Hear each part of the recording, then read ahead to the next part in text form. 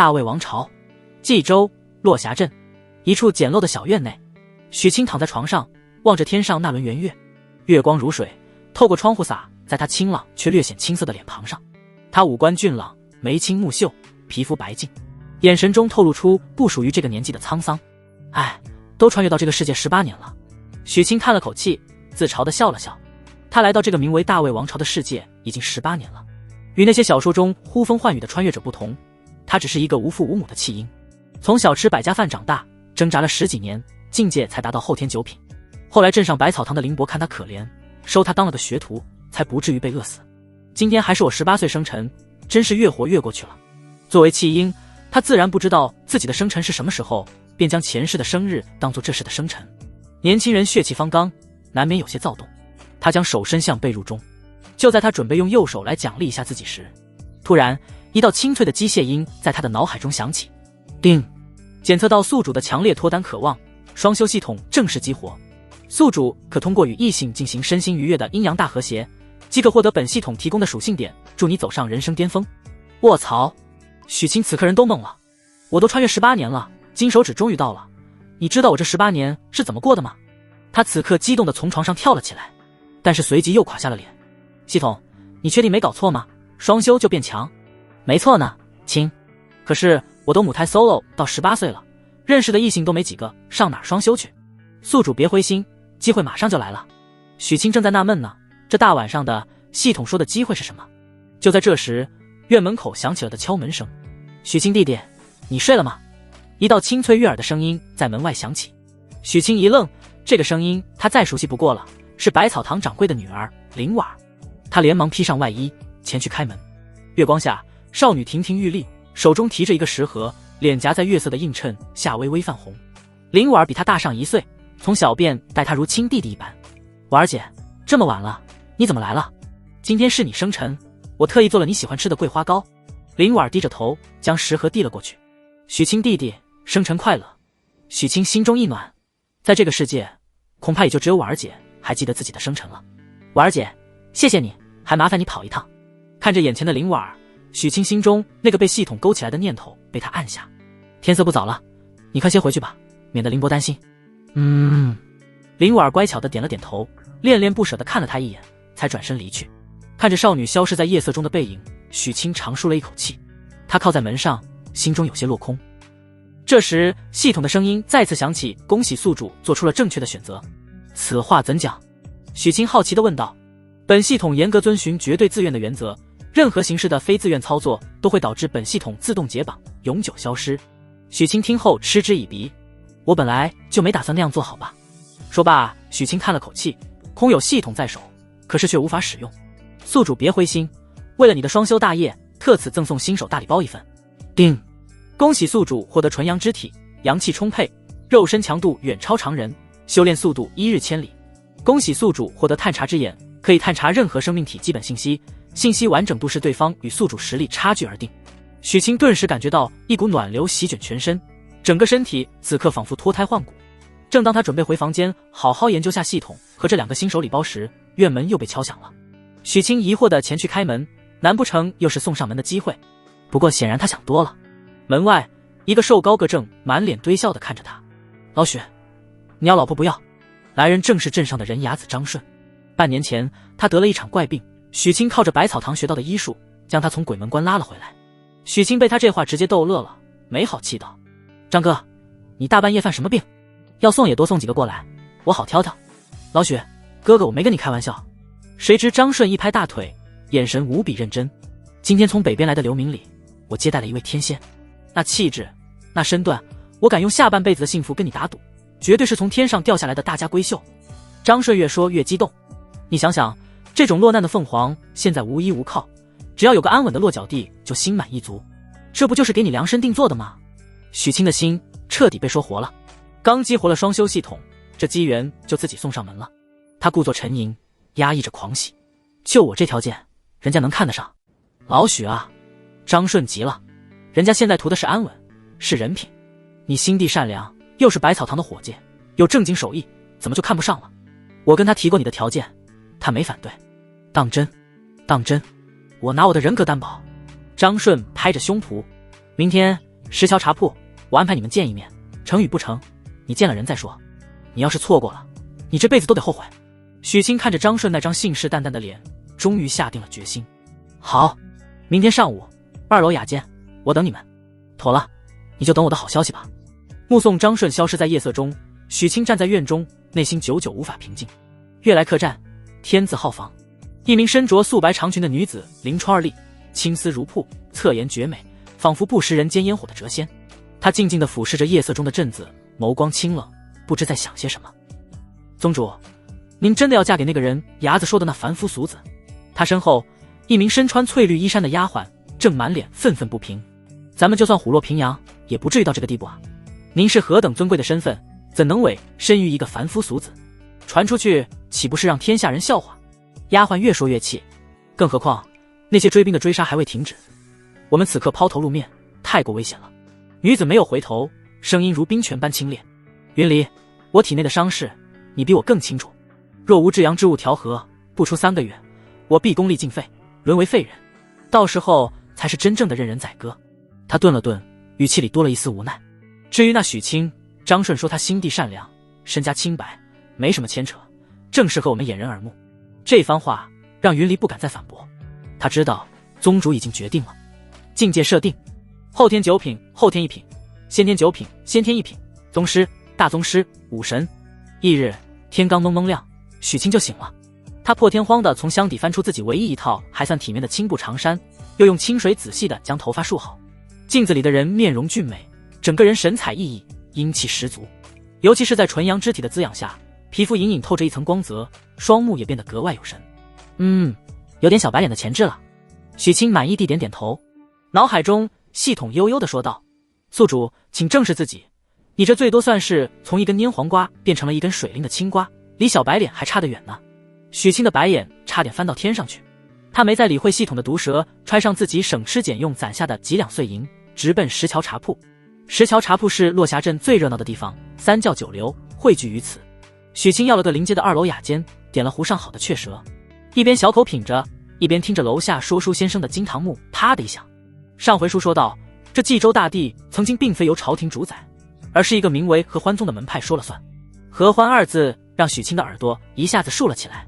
只听那说书先生抑扬顿挫地讲道：想当年合欢宗何等风光，宗门之内并非世人所想的淫邪之地，反而门规森严，弟子皆是风华绝代之人。可惜啊，木秀于林，风必摧之。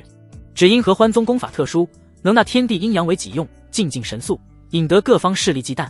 3年前，正魔两道连同那朝廷的鹰犬联手围攻合欢宗，那一战打的是天昏地暗，血流成河。最终合欢宗虽未覆灭，却也元气大伤，被迫退守幽州苦寒之地。自那以后，世人便给合欢宗打上了魔宗的标签，宗门弟子更是人人得而诛之的妖女。许清听得津津有味，心中感慨万千。这不就是妥妥的赢家通吃，历史由胜利者书写吗？咚咚咚，雅间的门被敲响，张顺那张笑成菊花的老脸探了进来。老许，人我给你带来了。许清心中一凛，连忙起身。只见张顺身后跟着2名女子，当先一人身着最朴素的麻布衣裙，洗得都有些发白了，头上也只用一根木簪挽着青丝。可即便如此，当许清看到她容貌的刹那，还是瞬间忘了呼吸。那是一张怎样的脸？眉如远山，眸若秋水，琼鼻阴唇，仿佛中天地之灵秀。但最令人心折的是她那股与生俱来的清冷气质，宛如雪山之巅一株孤傲的寒梅，拒人于千里之外，却又让人忍不住心生向往，想要靠近，想要采撷。在她身旁则是一个面容清秀，但眼神却异常警惕的丫鬟。老许，这位就是叶秋荷，叶姑娘。张顺搓着手，满脸都是快夸我的表情。许清回过神，深吸一口气，心中默念：探查之眼开。姓名：叶秋荷，年龄21，体质冰焰圣体，境界后天9品初期。综合评价：此女乃是 SS2 中的战斗机 T0 级别的天选之人。宿主别犹豫了，倾家荡产也要把她娶回家。系统在许清脑子里发出了土拨鼠般的尖叫。许清表面稳如老狗，内心早已掀起惊涛骇浪。这种绝世仙女，自己这是走了什么狗屎运？叶姑娘，许清有礼了。她拱了拱手，尽量让自己的声音听起来沉稳。那丫鬟云离却抢先一步，横眉冷对：我家小姐身体不适，有什么话快说。他看许清的眼神，就像在看一头想吃天鹅肉的癞蛤蟆。叶秋荷清冷的目光扫了许清一眼，淡淡开口，声音如玉珠落盘，清脆又疏离。云离，不得无礼。说罢，他便率先走进了雅间。许清做了个请的手势，云离却一步不让，也跟着挤了进去，显然是要全程监视。许清不以为意，张顺则识趣地守在门外。雅间内一时陷入沉默。许清主动开口，简单介绍了自己的情况，无非就是孤儿一个，在百草堂当差，有一处自己的小院云云。而在他开口的瞬间，叶秋荷那双古井无波的眸子里骤然闪过一丝难以置信的金光。眼前这个看似平平无奇的男人，体内竟蕴藏着一股他梦寐以求的至阳至纯的气息。纯阳之体，竟然是传说中万中无一的纯阳之体。他本已心若死灰，只是抱着万一的希望去人崖子那里登记，找个老实人当幌子，慢慢疗伤，却万万没想到竟能在这里碰到堪称神药的纯阳之体。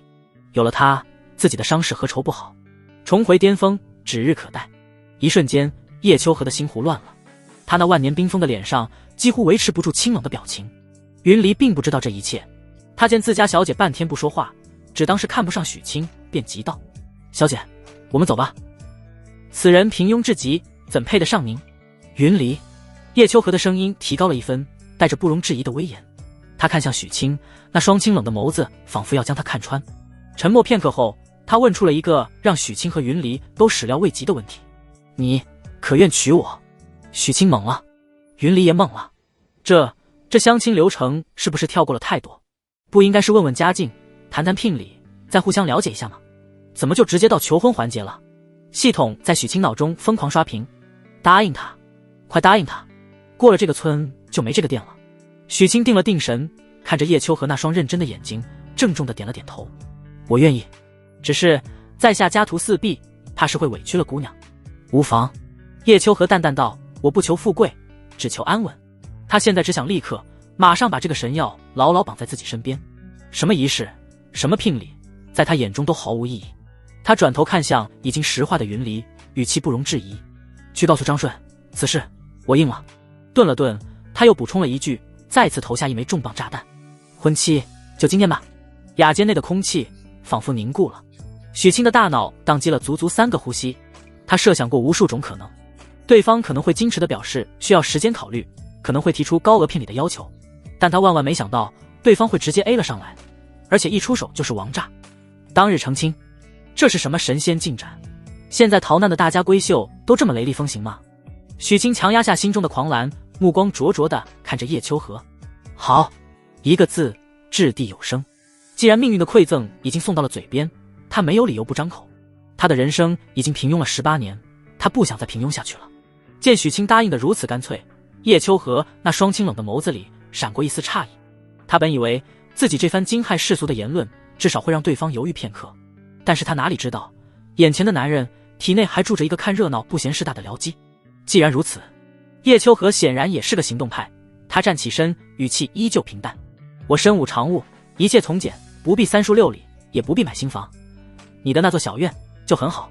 1个时辰后，许清手里攥着张顺帮忙办好的婚书，人还是猛的。他看着身边依旧清冷如仙，只是默默跟着他走的叶秋荷，感觉自己仿佛在梦里。没有3书6礼，没有八抬大轿，甚至连一套像样的新衣服都没有，他就这样娶到了一位仙女。老许，你小子真是祖坟着了啊！张顺用力拍了拍他的肩膀，激动得满脸通红。我张顺做了一辈子媒，就没见过这么利索的亲事。傍晚时分，许清的小院从未如此热闹过。他没有大操大办，只是在院子里摆了2桌子，宴请了平日里关系不错的街坊四邻，以及百草堂的几位伙计人们，围着新人，道贺声、恭维声不绝于耳。许清，恭喜啊！啥时候让我们看看新娘子？就是藏得这么严实，是不是貌若天仙啊？许清端着酒碗，来者不拒，脸上挂着憨厚的笑，内心却在和系统疯狂交流。系统，我感觉怎么这么不真实呢？他到底图我什么啊？图你穷，图你长得一般，宿主自信点，他就是图你身子，图你那阳气冲天的纯阳之体。好吧，这个理由很强大。酒过3巡，一个身影出现在了院门口，让喧闹的气氛为之一静。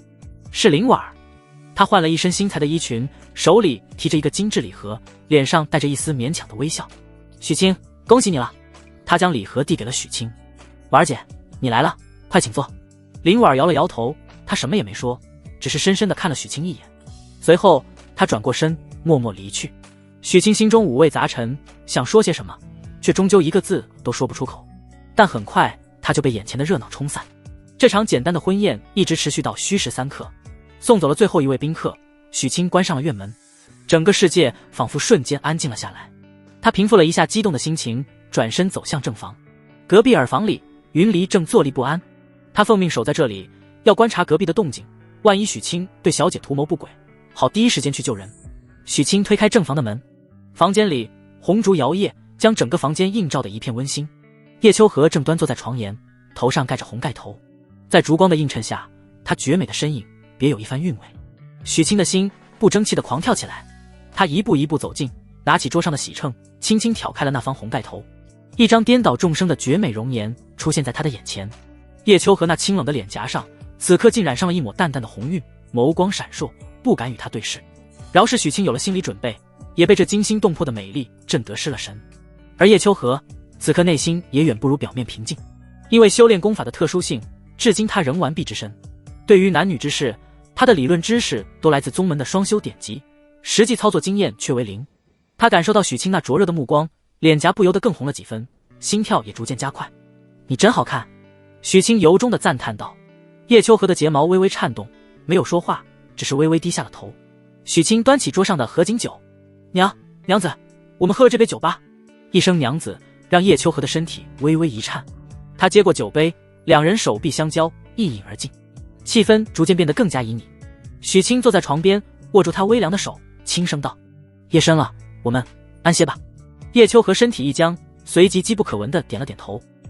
红烛的烛泪一滴滴滑落，窗幔被轻轻放下，遮住了满屋春光，只留下一对交颈相拥的影子在烛光中摇曳融合。不知过了多久，就在许清感觉自己灵魂都快要出窍的时刻，脑海中冰冷的系统面板终于浮现。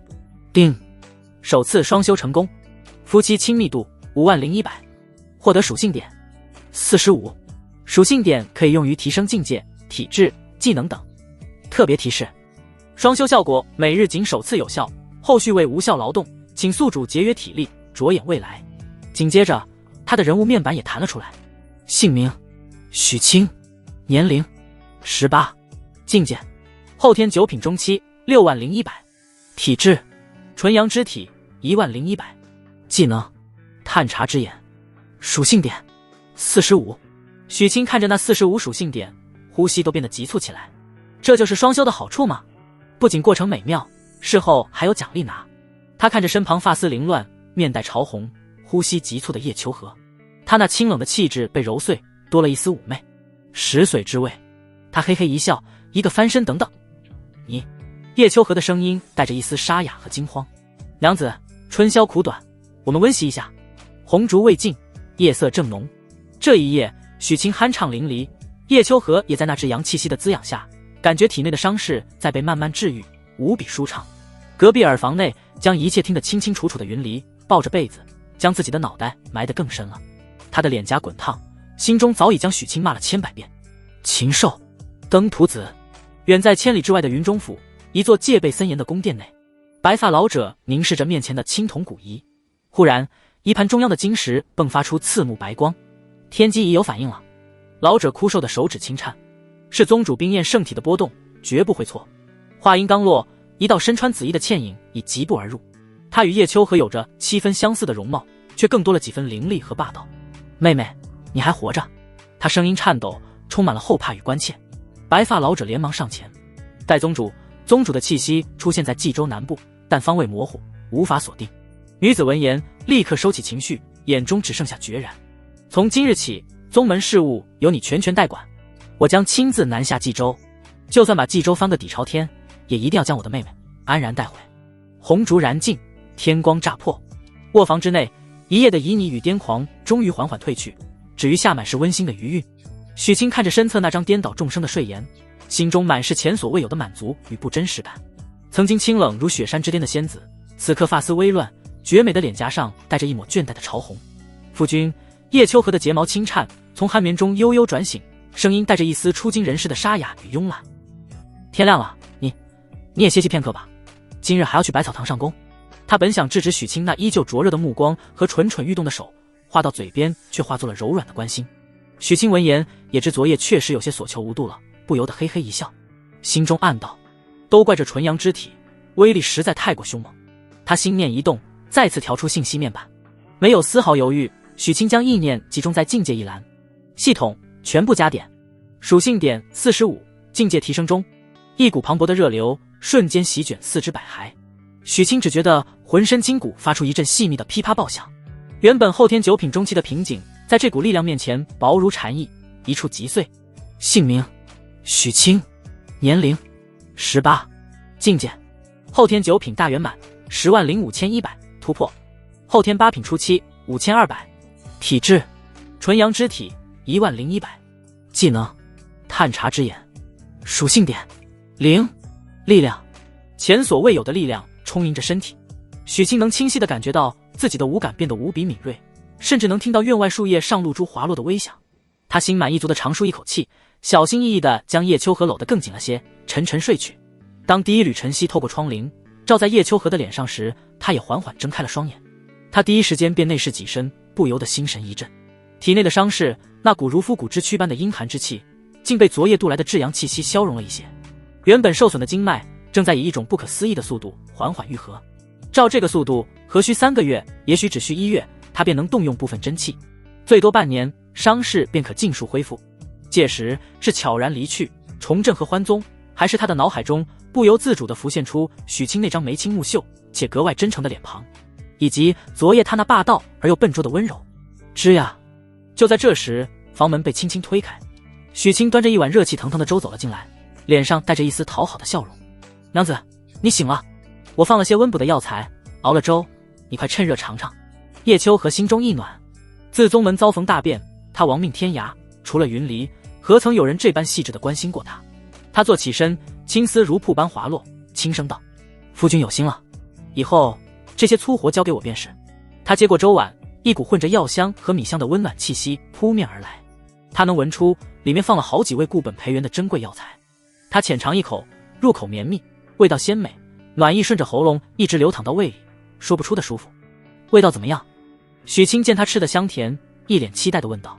很好。叶秋荷抬起头，认真地看着他，是我这3年来吃过最好吃的东西。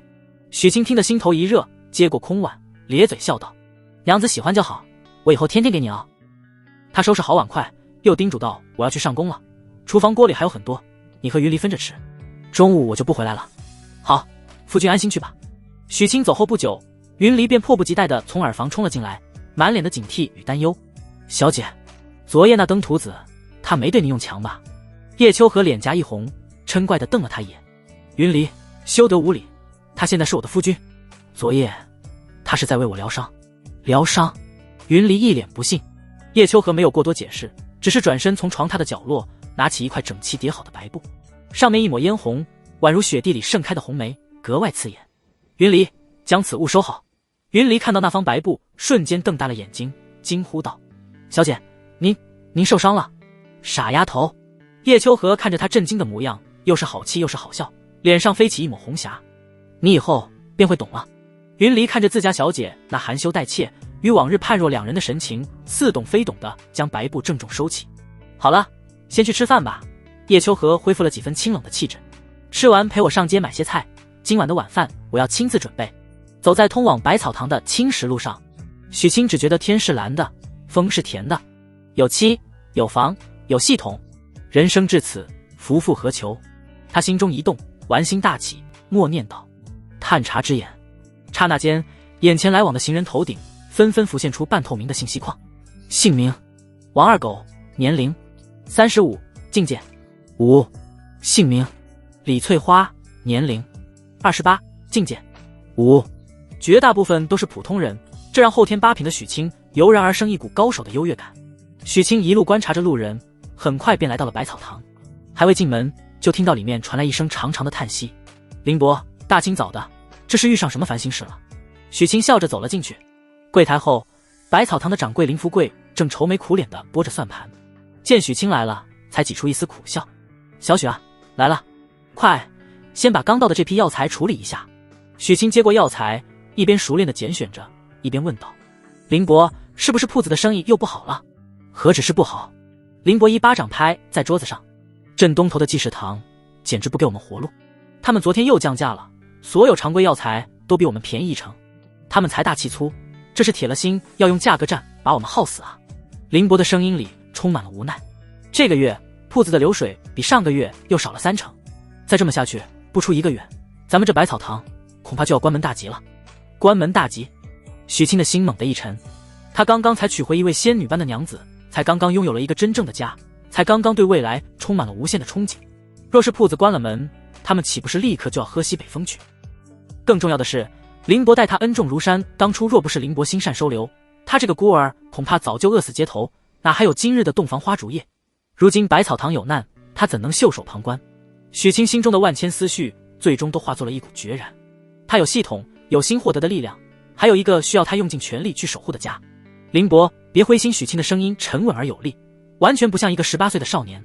天无绝人之路，办法总比困难多。林福贵抬起眼睛，苦涩一笑，能有什么办法？济世堂财大气粗，咱们胳膊拧不过大腿的。许清深吸一口气，眼神坚定。林伯，你相信我，给我一点时间，我肯定会想到办法的。林福贵看着许清坚定的眼神，愣住了。只是1天没见，许清突然间就像变了个人似的，曾经那个自卑和懦弱的少年不见了，取而代之的是一种自信和从容。他怔了怔，也只是摇了摇头。先干活吧，此事还需从长计议。好。许清点了点头，不再多言，捧着药材走向后院。来到后院中，其他的几个伙计开始打趣许清：新郎官舍得来上工了。许清，你小子可以啊，昨天你没来，积压了不少活计呢。新娘子咋没把你榨干，让你下不来床？许清笑着回应道：我这身体好得很呢。倒是你们也都老大不小了，赶紧找个婆娘才是正事。他一边跟伙计们打趣，一边撸起袖子走向巨大的石磨旁。曾经得2个人合力才能推动的磨盘，现在许清一个人推动起来都觉得十分轻松。他内力运转，清晰地感受到了后天8品和9品的天壤之别。只是在干活的间隙，他才注意到今天竟然一直都没有看到林婉。趁着中午休息的时候，他来到前堂，向林伯问道：林伯，今天怎么没看到婉儿姐？林福贵迟疑了一下，眼神有些躲闪。婉儿她有些事情，回老家去了，要待一段时间才回来。许清心中闪过一丝异样，不过也没多说什么，与林伯辞别后便离开了。下工后，许清便第一个收拾好东西，迫不及待地准备回家。快看快看，许清这小子屁股跟长了钉子似的，这是着急回家想娘子了吧？身后的伙计们又是一阵善意的起哄。许清也不反驳，只是嘿嘿笑着冲他们摆了摆手，快步走出了百草堂。他心里惦记着叶秋荷，便径直来到菜市场的肉铺，咬牙买了1斤羊肉，准备回去给叶秋荷好好补一下身体。当许清回到家中后，看着烟雾弥漫的厨房，暗道不妙，他连忙放下东西后冲进厨房。只见厨房里烟雾弥漫，以及手足无措的主仆2人。他哭笑不得地将2人拽出了厨房，对叶秋荷说道：娘子，你们这是干什么？做饭这种事儿交给我来就行。叶秋荷有些脸红，小声辩解道：这不是想让你下工后就能直接吃上饭吗？谁知道。一旁的云离更是无助，看了看自家小姐，又偷偷瞥了眼许清，紧抿着嘴唇不说话。好了，你们快去擦洗一下，晚饭交给我。叶秋荷和云离对视一眼，只好乖乖听从。许清接手厨房后，不过半个时辰，一清二浊，一荤一素2道菜便已出锅。清炒韭菜碧绿生青，红烧羊肉酱香浓郁，那霸道的香气很快便驱散了满屋的焦糊，换上了诱人的味道。此时叶秋荷与云离也已梳洗完毕，换了一身干净的罗裙，袅袅挪挪地走了出来，只是发梢眉宇间还残留着方才的狼狈。娘子，云离，饭做好了，咱们吃饭吧。许清招呼道。饭桌上，云离本还想端着架子板着个小脸，可闻到那诱人的饭菜香味，肚子却不争气地咕咕叫了起来，让他顿时霞飞双颊。叶秋荷小心翼翼地夹起一块红烧羊肉，伸手轻点送入口中，他眼前一亮，由衷地赞叹道：夫君的厨艺真好，比银仙居的大厨都厉害。明天也教教我可好？好啊。许清笑着给他夹了1筷子羊肉。明天晚上我下工回来，你我2人一起做饭。来，你身子弱，多吃一些。云离坐在一旁，看着2人一块我一块，言语间尽是腻歪，只觉得这饭菜都有些难以下咽。等许清和叶秋荷吃完后，他主动提出收拾碗筷，毕竟自己现在的角色还是丫鬟，总得有丫鬟的样子。许清倒是没那么多架子，说到我来收拾吧，便夺过了云离手中的活计，前往厨房。这时叶秋和说道：“我和许清已是正式夫妻，你以后不得没大没小的，要改口叫姑爷。”云离心头一颤，虽然万般不情愿，但看着小姐那不容置喙的眼神，也只能低下头，小声应道：“是，小姐。”许清收拾完厨房回到房间时，叶秋和已在灯下等候。他看着他眉宇间那一丝若有若无的愁绪，轻声问道：“夫君可是遇到烦心事了？什么都瞒不过娘子？”许清苦笑一声，也没隐瞒，将百草堂如今面临的困境原原本本的说了出来。他本意也只是倾诉，并未指望叶秋和能有什么办法。然而听完他的话，叶秋和却只是淡淡的问了一句：“夫君在百草堂一年的进项有多少？省吃俭用，大概能存下20多两银子吧？”许清老实回答：“太少了。”叶秋和轻轻摇头，他需要许清，需要他那至阳至纯的纯阳之体作为神药来疗伤。他绝不允许自己的夫君为了这区区几十两银子的柴米油盐之事分心劳神。叶秋和站起身，从窗帘下的暗格中取出一个沉甸甸的布袋，递到许清面前：“夫君，这点钱你先拿着。与其为他人做嫁衣，不如自己开一间铺子，釜底抽薪。”他见许清发愣，又补充了一句：“白日里闲来无事，我让云离将一些不打眼的首饰拿去当铺典当了，换了些银钱。”许清将信将疑地接过布袋，打开一看，瞬间倒吸一口凉气。布袋之中赫然是10锭黄澄澄的金子，在烛光下闪烁着耀眼的光芒。10锭金子，足足10两，这对他而言是一笔做梦都不敢想象的巨款。娘子，这太贵重了，我不能收。许清连忙将布袋推了回去。随便几件首饰便能换来10两黄金，他这位便宜娘子的身世果然深不可测。你我夫妻一体，何分彼此？叶秋和将布袋重新按在许清手中，语气不容置疑。见许清依旧犹豫，他清冷的脸上浮现出一抹若有似无的笑意，凑到他耳边吐气如兰：“再者说，夫君若是赚了大钱，我岂不是也能跟着享福？”叶秋和温热的气息避过耳畔，许清只觉得半边身子都酥了。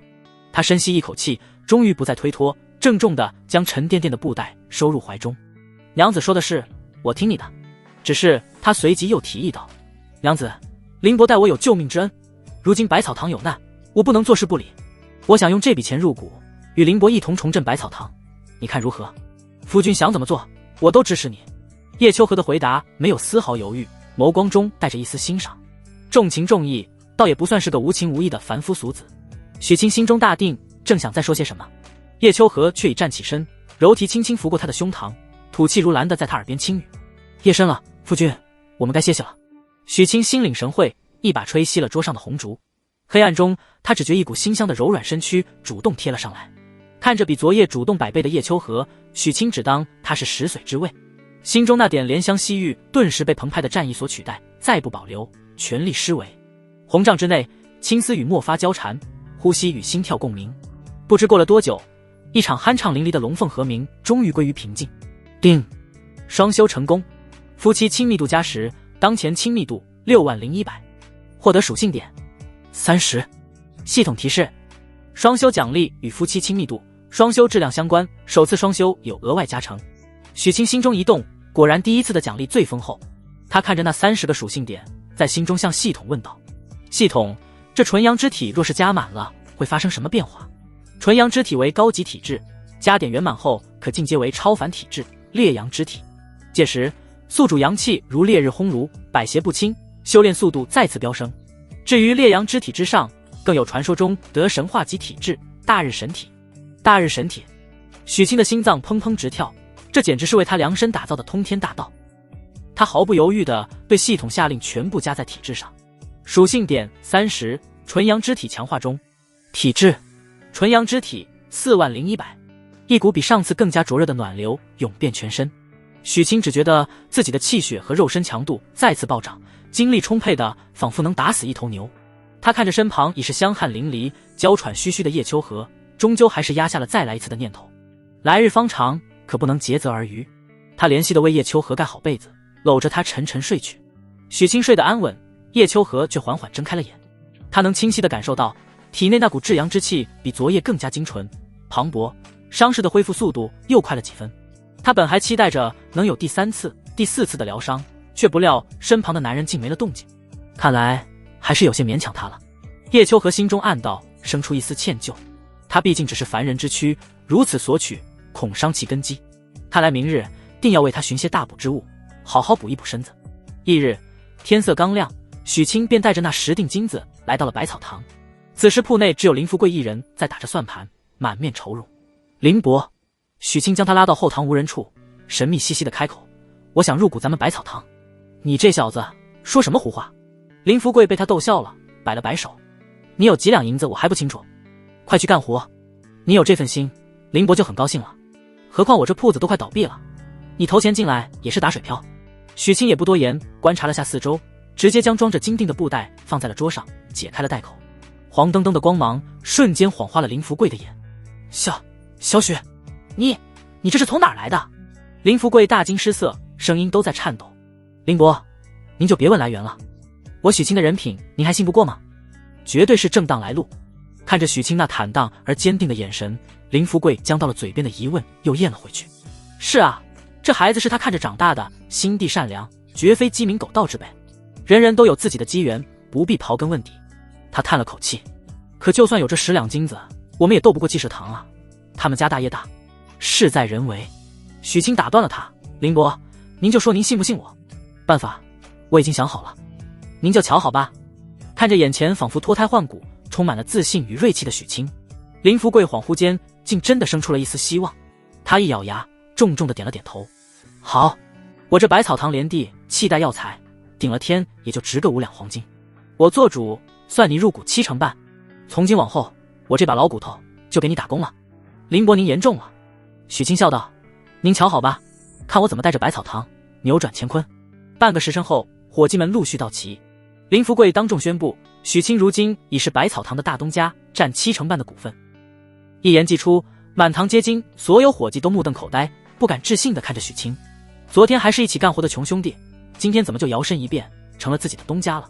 面对众人惊疑不定的目光，许清只是笑呵呵地说道：“诸位兄弟，如今济世堂打压铺子的情况大家也清楚，但我许清在此承诺，只要大家齐心协力，不出1个月，我必将带领百草堂做大做强，再创辉煌。”豪言壮语并未打消众人的疑虑，他们只当是新东家画大饼。许清知道，行动永远比语言更有力。林凡，你跟我来。他点了平日里关系最好的伙计林凡。许哥，哦不，东家。林凡还有些不适应，叫许哥就行。许清拍了拍他的肩膀，带着他直奔仓库，从角落里翻出几箱积压了许久都卖不出去的烫伤膏。他要结合前世的知识，对这药膏进行改良，将其打造成百草堂反击的第1张王牌。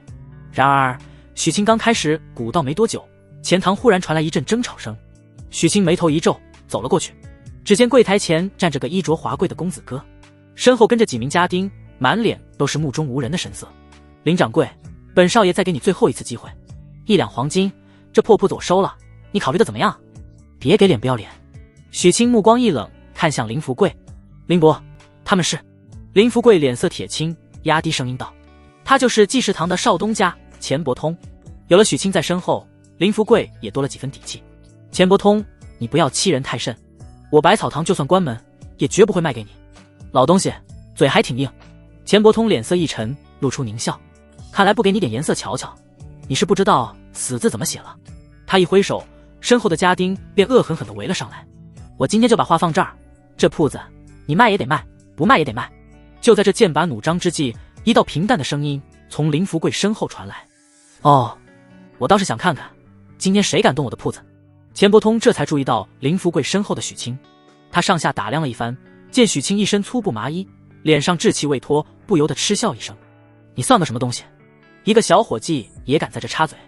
滚一边去，我再跟你家掌柜的谈正事。”不等许清开口，旁边一个年轻伙计再也忍不住，站出来力挺到许清：“钱伯通，你睁大你的狗眼看清楚了，这位是我们百草堂的新东家，你要买铺子，得问我们东家同不同意。”此言一出，满堂皆静。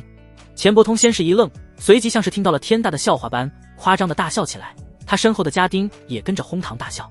就他一个毛都没长齐的小子也配当东家？钱伯通笑的眼泪都快出来了。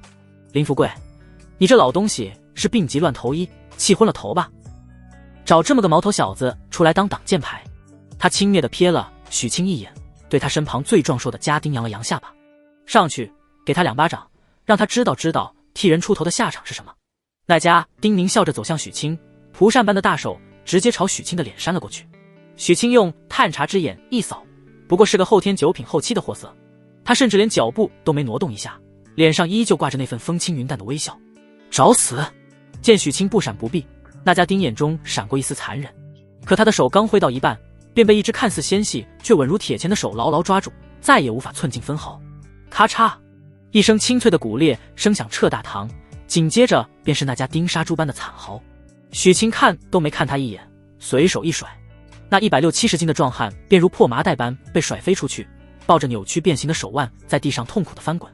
整个大堂瞬间死寂，百草堂的伙计们都惊呆了。他们印象中那个老实巴交甚至有些懦弱的许清，何时变得如此果决狠辣？钱伯通脸上的笑容僵住了，取而代之的是惊骇与愤怒。你敢打我的人！你完了！都给我上，把他的腿打断！剩下的几个家丁虽然心中惊惧，但仗着人多，还是壮着胆子一步步向许清逼近。许清依旧不恼，这几个不过后天9品中期，后期的家丁在他这个8品高手眼中与土鸡瓦狗无异。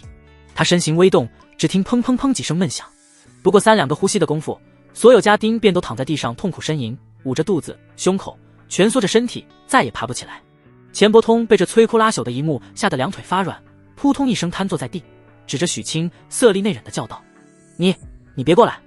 我爹是钱万三，你敢动我，济世堂绝不会放过你。”许清缓步走到他面前，居高临下的看着他，脸上却露出一丝玩味的笑容。他居高临下的看着钱伯通，心中却并无动手的打算。打一个废物，只会脏了自己的手，还会让事情彻底激化，彻底撕破脸皮。他有更好的办法。他再次动用探查之眼，姓名钱伯通，年龄19，境界后天9品后期，状态气血亏空，酒色过度，肾气虚浮，根基不稳。许清心中了然，他非但没有动怒，反而用一种悲天悯人的语气悠悠开口：“钱公子，我看你印堂发黑，眼窝深陷，双目无神，脚步虚浮，此乃肾气严重亏空之象啊！”瘫坐在地的钱伯通仿佛被一道惊雷劈中，瞬间忘了恐惧，目瞪口呆地看着许清。门外看热闹的街坊和百草堂的伙计们闻言，先是一愣，随即爆发出一阵压抑不住的议论声，一道道恍然大悟的目光齐刷刷地投向钱伯通。许清仿佛没看到众人的反应，继续摇头叹息道：“年轻人要懂得节制啊！你这症状乃是阳伏于外，内里早已空虚，仗着年轻胡作非为，根基已损。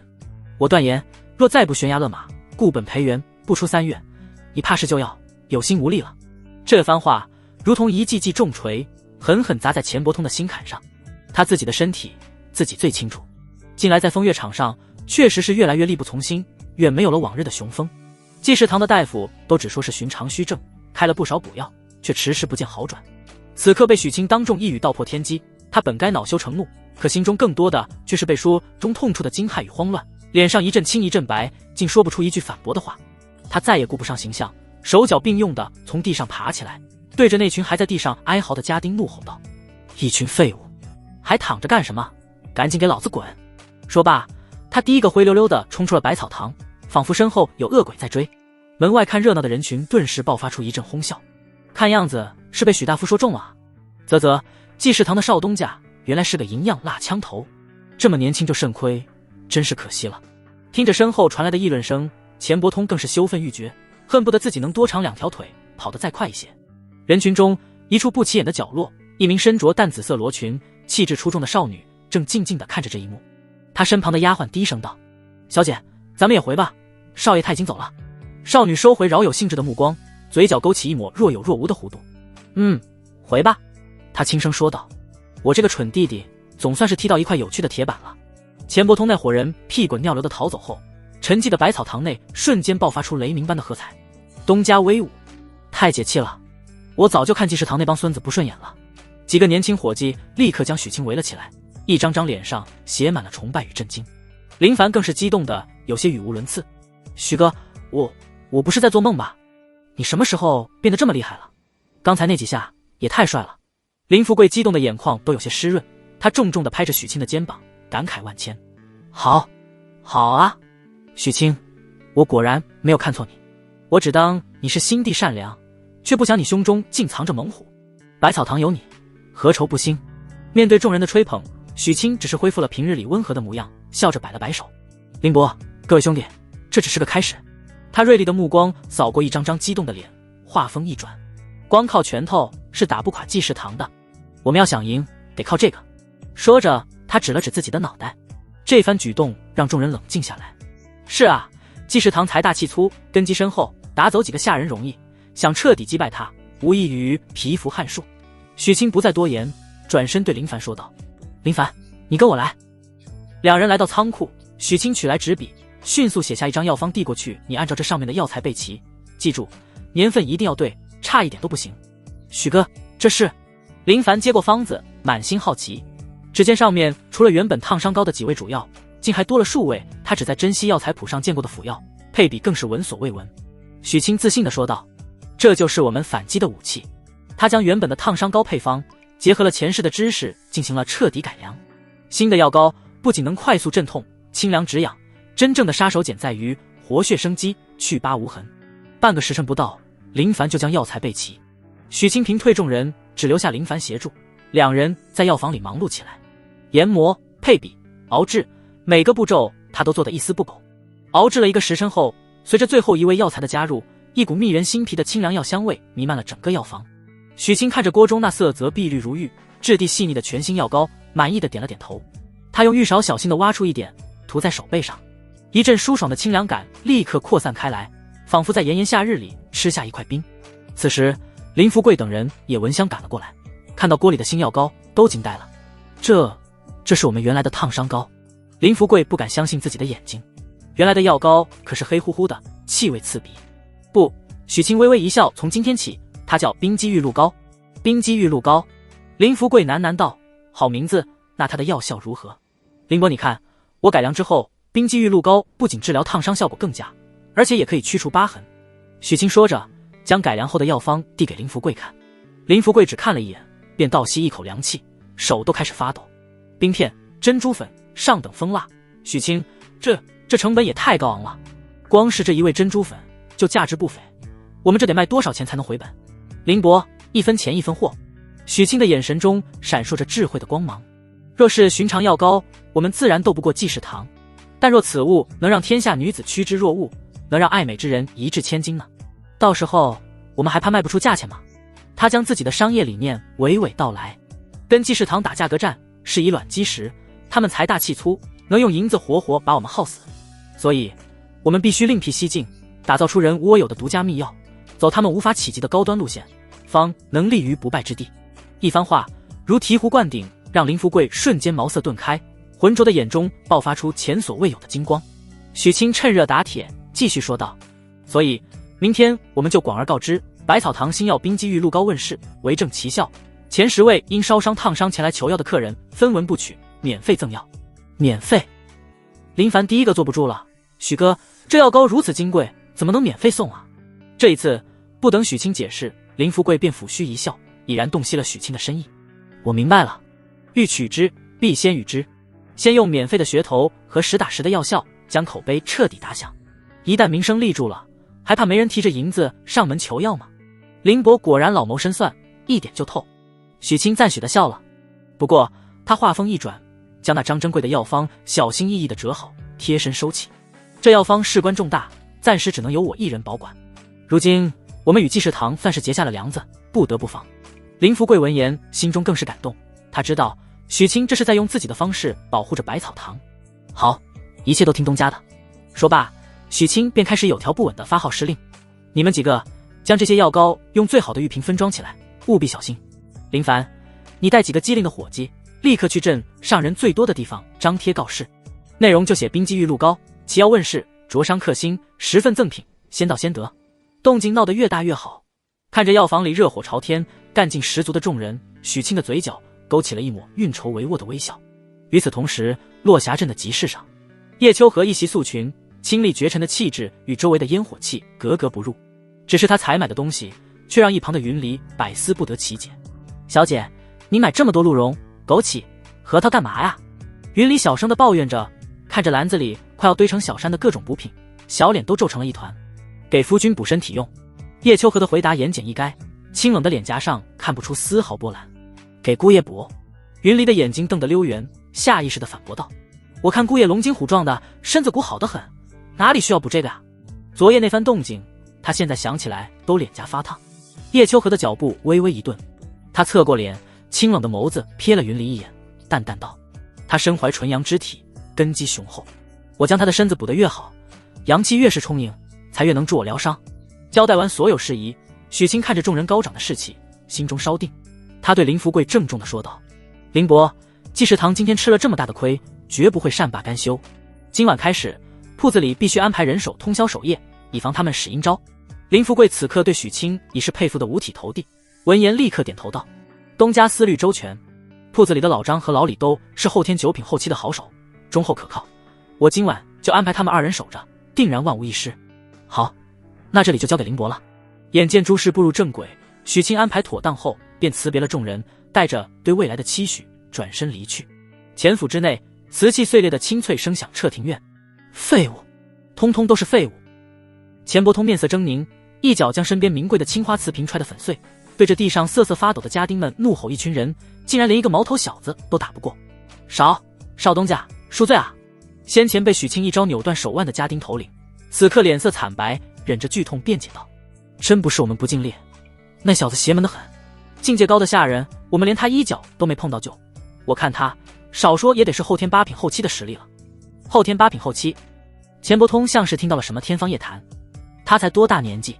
这小小的落霞镇什么时候出了这等少年天才？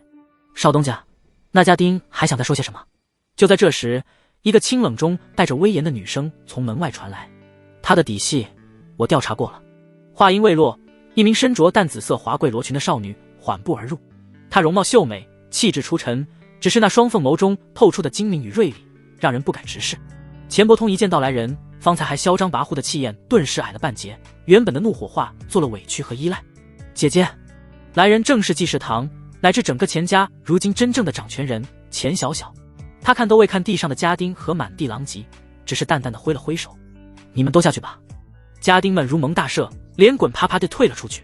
钱伯通这才急忙问道：姐姐，那叫许清的小子到底是什么来头？为何以前从未听说过？此人我已托人查过。钱小小的声音平静无波，他之前不过是百草堂一个后天9品中期的学徒，挣扎10几年都未曾突破，可就在这几日，却不知得了什么奇遇，实力暴涨，判若两人。奇遇？钱伯通眼中闪过一丝狠厉，管他什么奇遇，姐姐，不如我们去县城里花钱请风雨楼的杀手。他说着比了个抹脖子的手势。糊涂！钱小小凤目一瞪，毫不客气地打断了他：你这脑子里除了打打杀杀，还能不能有点别的东西？这种短时间内实力暴涨的人，你敢断定他背后没有高人指点？你敢保证他身上没有我们惹不起的背景？动用杀手那是下策，一旦失手，引来的麻烦可能比一个百草堂要大上100倍。钱伯通被训得哑口无言，呐道：那姐姐你说该怎么办？钱小小嘴角勾起一抹蜘蛛在握的弧度，对付这种人不能用强，要动脑子。他不是要卖药吗？那就让他卖，我倒要看看他一个穷小子能翻出什么浪花来。他瞥了一眼自己这个不成器的弟弟，语气不容置疑：此事我已有决断，你无需再插手，从今天起你就老老实实待在府里，哪儿也不许去，免得给我节外生枝。许清走在回家的路上，心情无比舒畅。路过肉铺时，想到家中娇妻，他再次割了一斤上好的羊肉，刚推开院门，就看到叶秋和与云离正坐在院中石凳上，似乎在专门等他。见到许清，叶秋和清冷的脸上立刻绽放出一抹动人的笑意，主动迎了上来，自然而然地接过他手中的羊肉和药材。夫君回来了。他的声音温柔似水。许清心中一暖，看着他道：今天没在厨房里胡闹吧？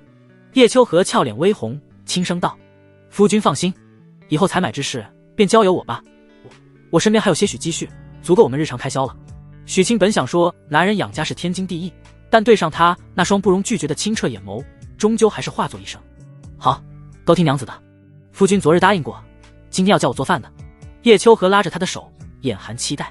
好啊，许清自然是求之不得。云离，你也一起来学。哦。云离不情愿地应了一声，心里却在疯狂吐槽：完了，又要看着你们俩撒狗粮了。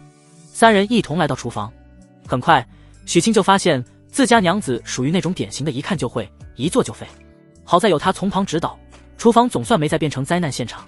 忙活了近1个时辰，几道家常小菜终于出锅，而砂锅里正咕噜咕噜地炖着一锅汤，浓郁霸道的药材香气几乎要冲破房顶。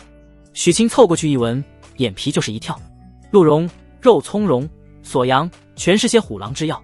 他哭笑不得地看着那锅被叶秋荷命名为龙虎交泰羹的浓汤，心中暗道：这哪里是晚饭，分明是为晚上的修炼准备的战前动员。饭桌上那锅汤的香气馋得云离直咽口水，他刚拿起汤勺想给自己盛一碗。等等，叶秋荷清冷的声音响起，他用一种不容商量的语气说道：这汤是特意为你家姑爷熬的，用来固本培元，你不能喝。云离顿时委屈地瘪了瘪嘴，可是小姐，这么大一锅，姑爷一个人也喝不完呀。喝不完就留到明天再喝。叶秋荷淡淡道：总之你一滴都不许碰。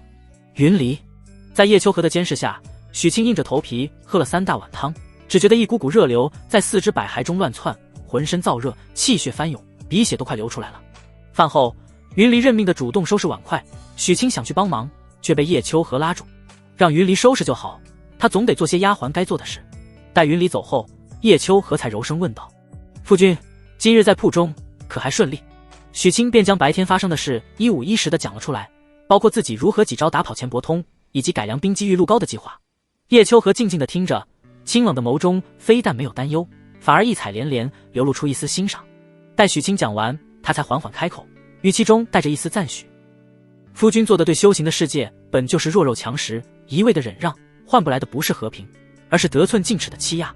你今日展露锋芒，才能为自己也为我们争来一片安稳的立足之地。他的话让许清心中大为触动，他正想再说些什么，叶秋荷却已站起身。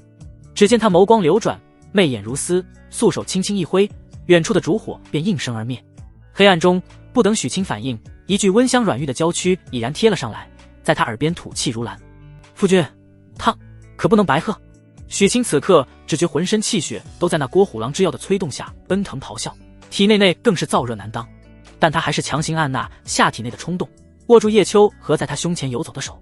娘子，我们能先聊聊吗？黑暗中，叶秋荷的动作微微一顿，该来的终究还是来了，不过他早已准备好了说辞。夫君想聊些什么呢？他的声音恢复了一丝清冷，仿佛方才那个主动的妖精只是许清的幻觉。娘子，你我成婚已有3日，却还未曾真正敞开心扉。许清斟酌片刻，还是说了出来：娘子，我想了结你的过去。叶秋荷的身体略微僵了一下，随即放松下来，叹了口气，仿佛陷入了痛苦的回忆。我本是真定府人士。叶秋荷继续说道：我家曾是真定府有名的绸缎商，3年前朝廷围剿合欢、围剿魔宗时战火连天，我家便在那场战乱中被波及。说到此处，他声音微颤，陷入沉默。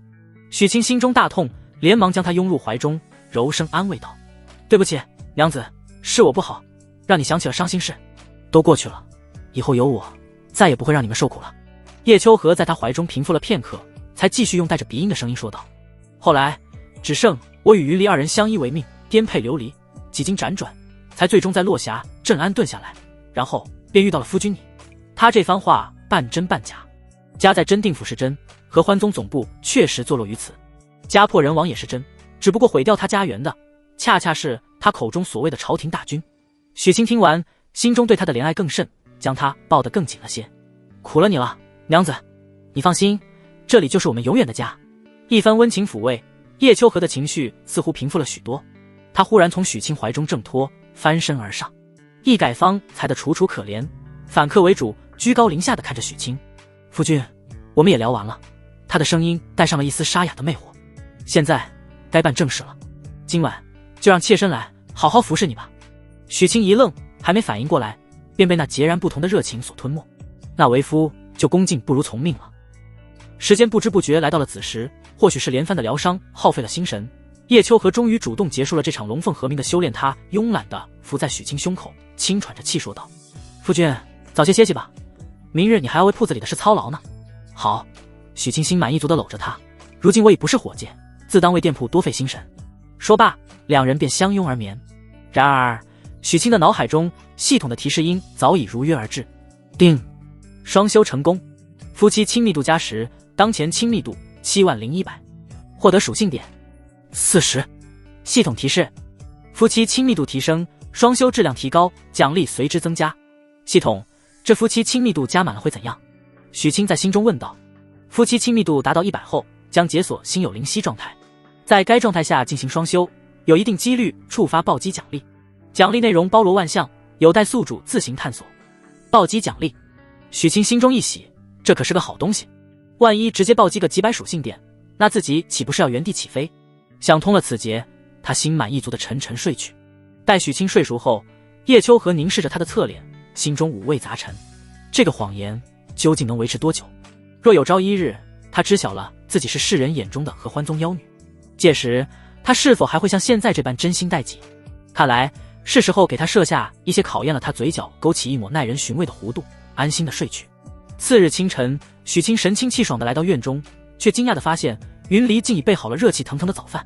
姑爷，以后家里洒扫做饭这些杂活都交给我便是。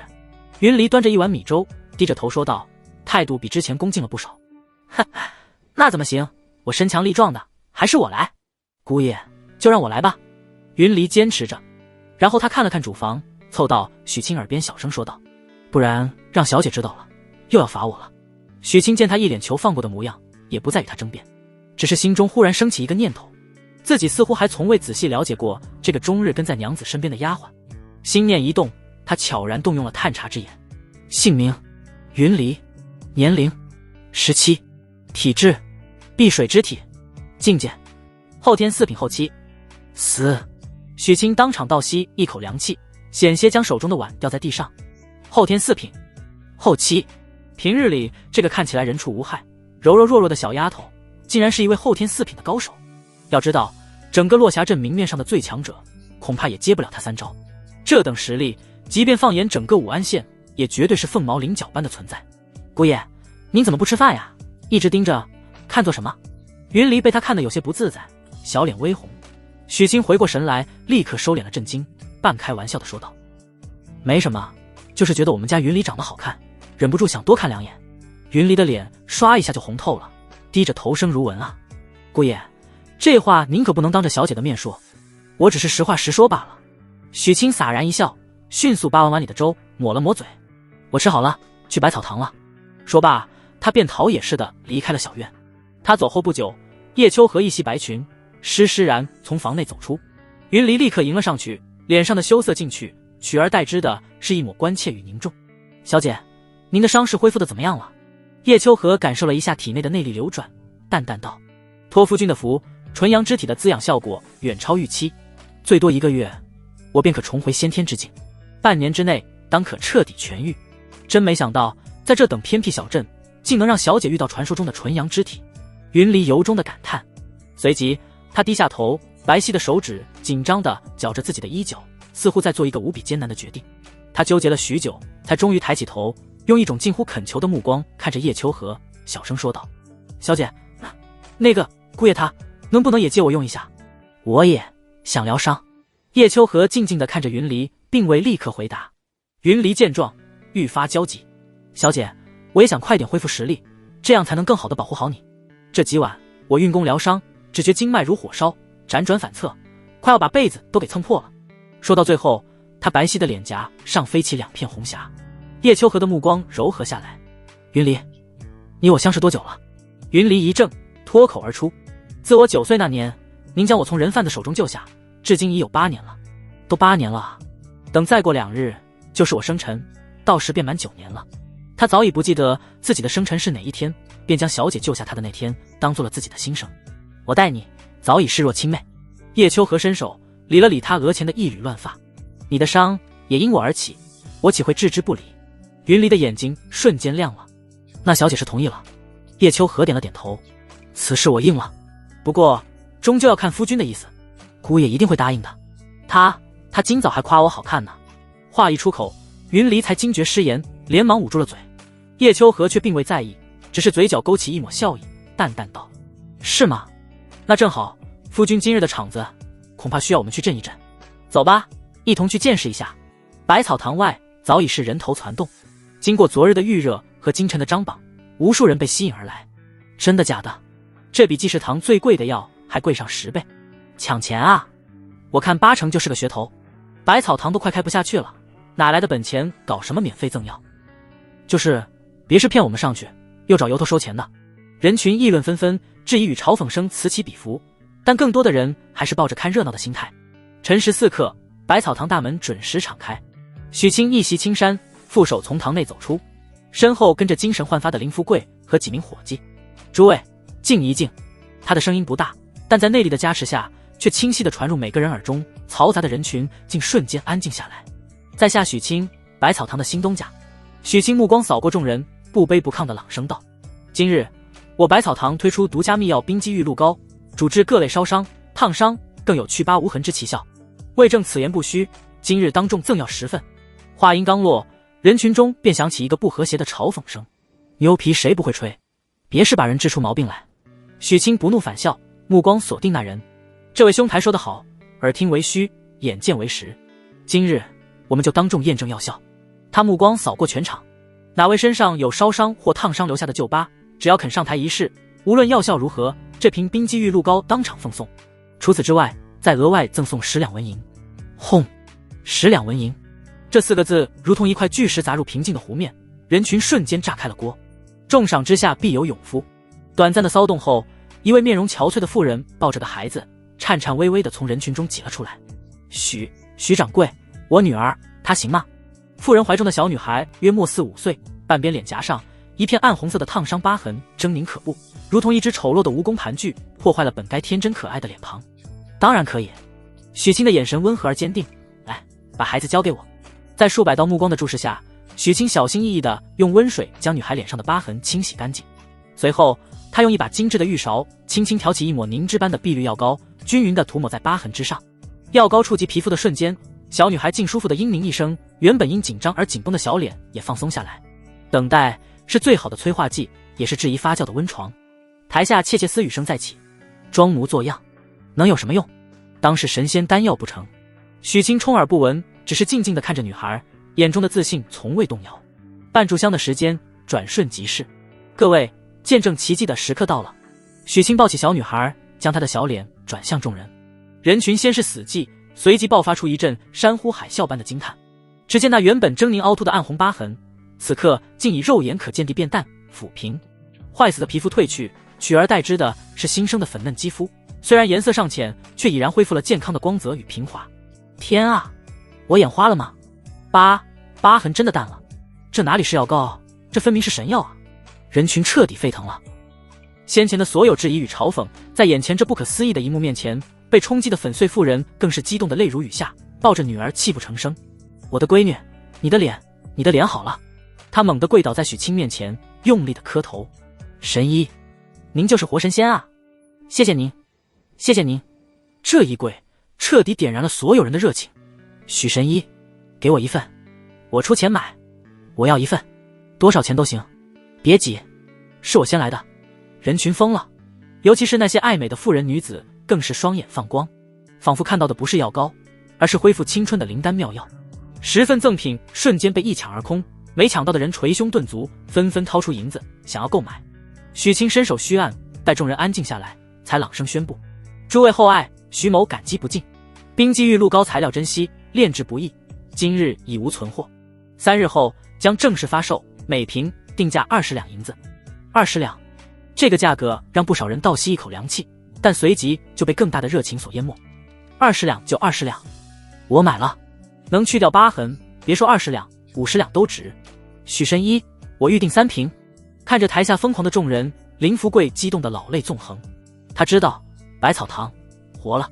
钱府，钱小端坐于书房，手中端着一杯香茗，静静地听着手下的汇报。小姐，那百草堂的药膏确有奇效，只用了半炷香，便将一个女童脸上的旧疤去掉了7、8成。如今百草堂的名声已经在镇上彻底打响了。哦，钱小的手指在杯沿上轻轻抹撒，脸上非但没有怒意，反而流露出一丝感兴趣的神色。倒是小看他了，不仅实力暴涨，还能拿出这等神奇的药方，有点意思。他嘴角勾起一抹冰冷的弧度，既然不能力敌，那便智取。他不是要卖药吗？那就让他卖。传我的话下去，他淡淡道，派人去查清他所有药材的进货渠道，我要百草堂日后一株药都买不到。百草堂门前鼎沸的人声几乎要将牌匾掀翻。许清好不容易才安抚住激动的人群，承诺3日后必定开售，众人这才不舍得散去。东家威武，许哥，你就是我的神！大门一关，百草堂内瞬间爆发出雷鸣般的欢呼。林凡第一个冲了上来，激动得满脸通红。许哥，我还以为我得卷铺盖走人了，没想到咱们百草堂还能有今天，你真是太厉害了！一旁的林福贵更是激动得老泪纵横。好啊，我林福贵这辈子做的最对的一件事，就是把百草堂交给了你。有你的带领，百草堂垮不了啊！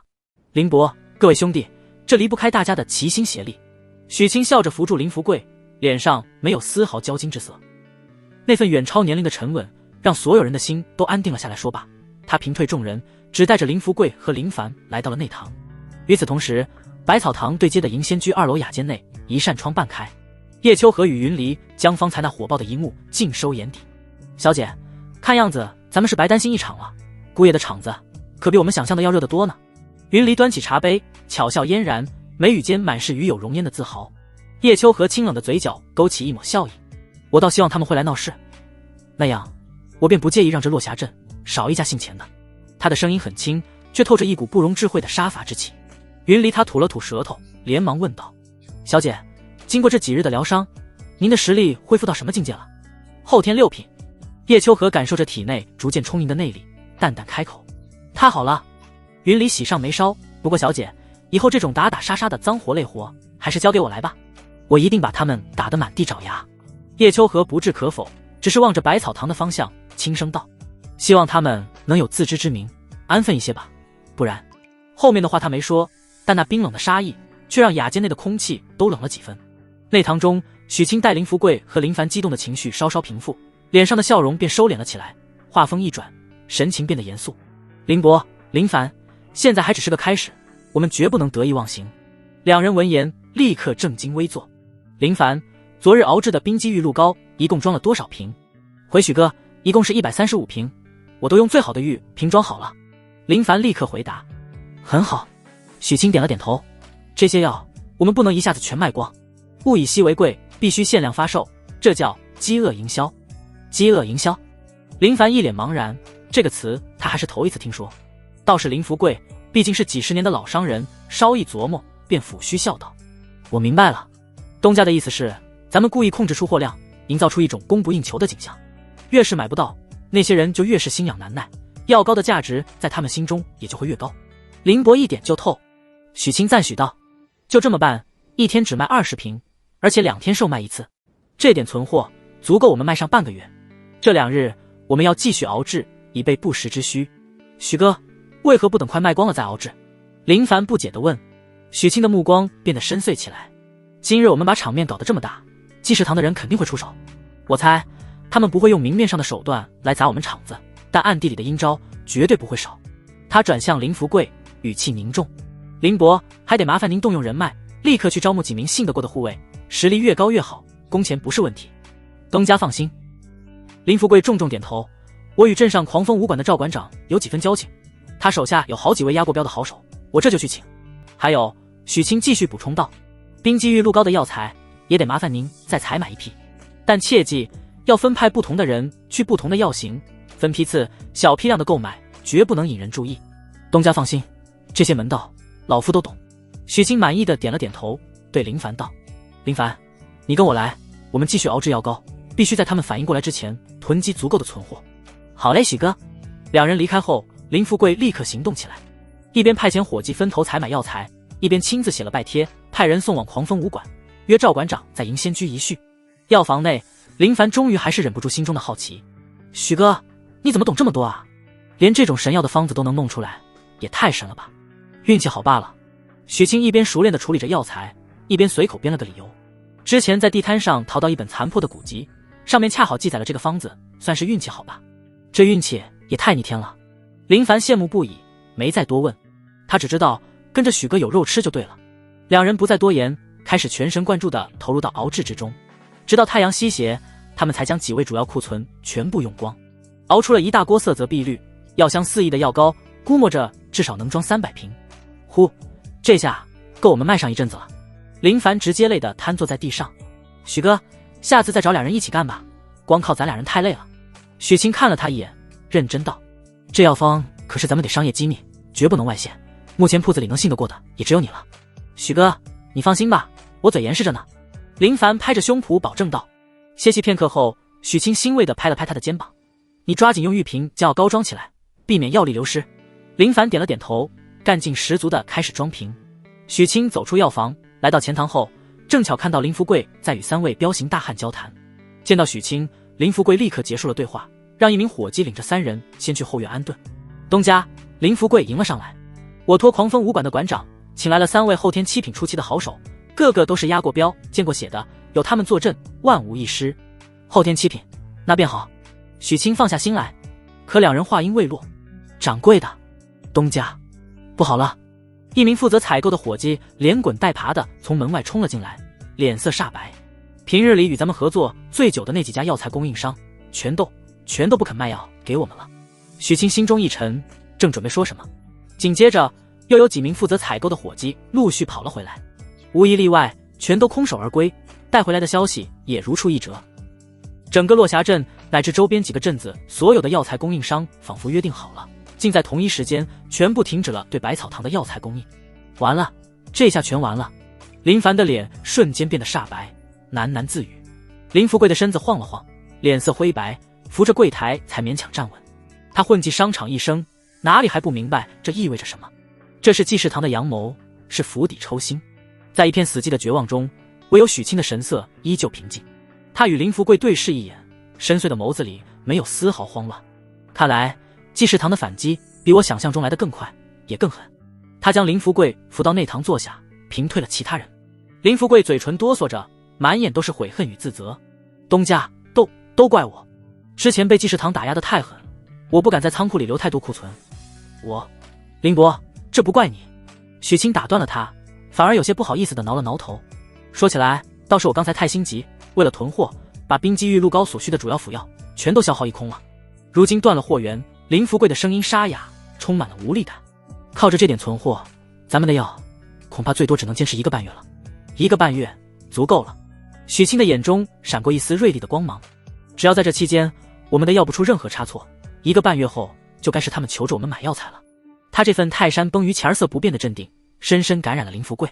老掌柜看着眼前这个仿佛脱胎换骨的年轻人，心中的绝望竟真的被驱散了几分。看来3名护卫还是少了。林福贵担忧道。够用了。许清胸有成竹。3位高手都安排在夜间，明面上谁也不知。白天有我在铺子里，加上镇上的巡检司也不是摆设，让他们不敢在光天化日之下乱来。林福贵点了点头，重新燃起了斗志。好，货源的事我豁出这张老脸再去奔走一趟。有些几10年的老交情，我不信他们真能做得这么绝，连面都不见。那就有劳林伯了。你这小子怎么跟我还客气起来了？林福贵瞪了他一眼，随即又欣慰地笑道。放心吧，百草堂也是我的家。见老掌柜振作起来，许清也放下心来。林伯，那我去后院看看您请来的高手。来到后院，只见3位新来的护卫正在帮伙计们收拾一间闲置的库房，准备用作临时的宿舍。许清走上前对几位伙计说道，去采买家具和被褥，不要省钱，挑最好的买，一切都记在铺子账上。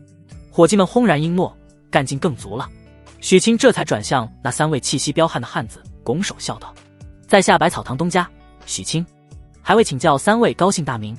为首那名身材魁梧、面容刚毅的汉子连忙回礼，声音洪亮，东家客气了，我们都是粗人，我叫杨大龙，这是我2弟杨二山，3弟杨三虎。许清与3人一一见礼，态度谦和，没有半分东家的架子。想必林伯已经跟3位交代过了，百草堂如今正与济世堂竞争，前路艰险，可能会有些不太平。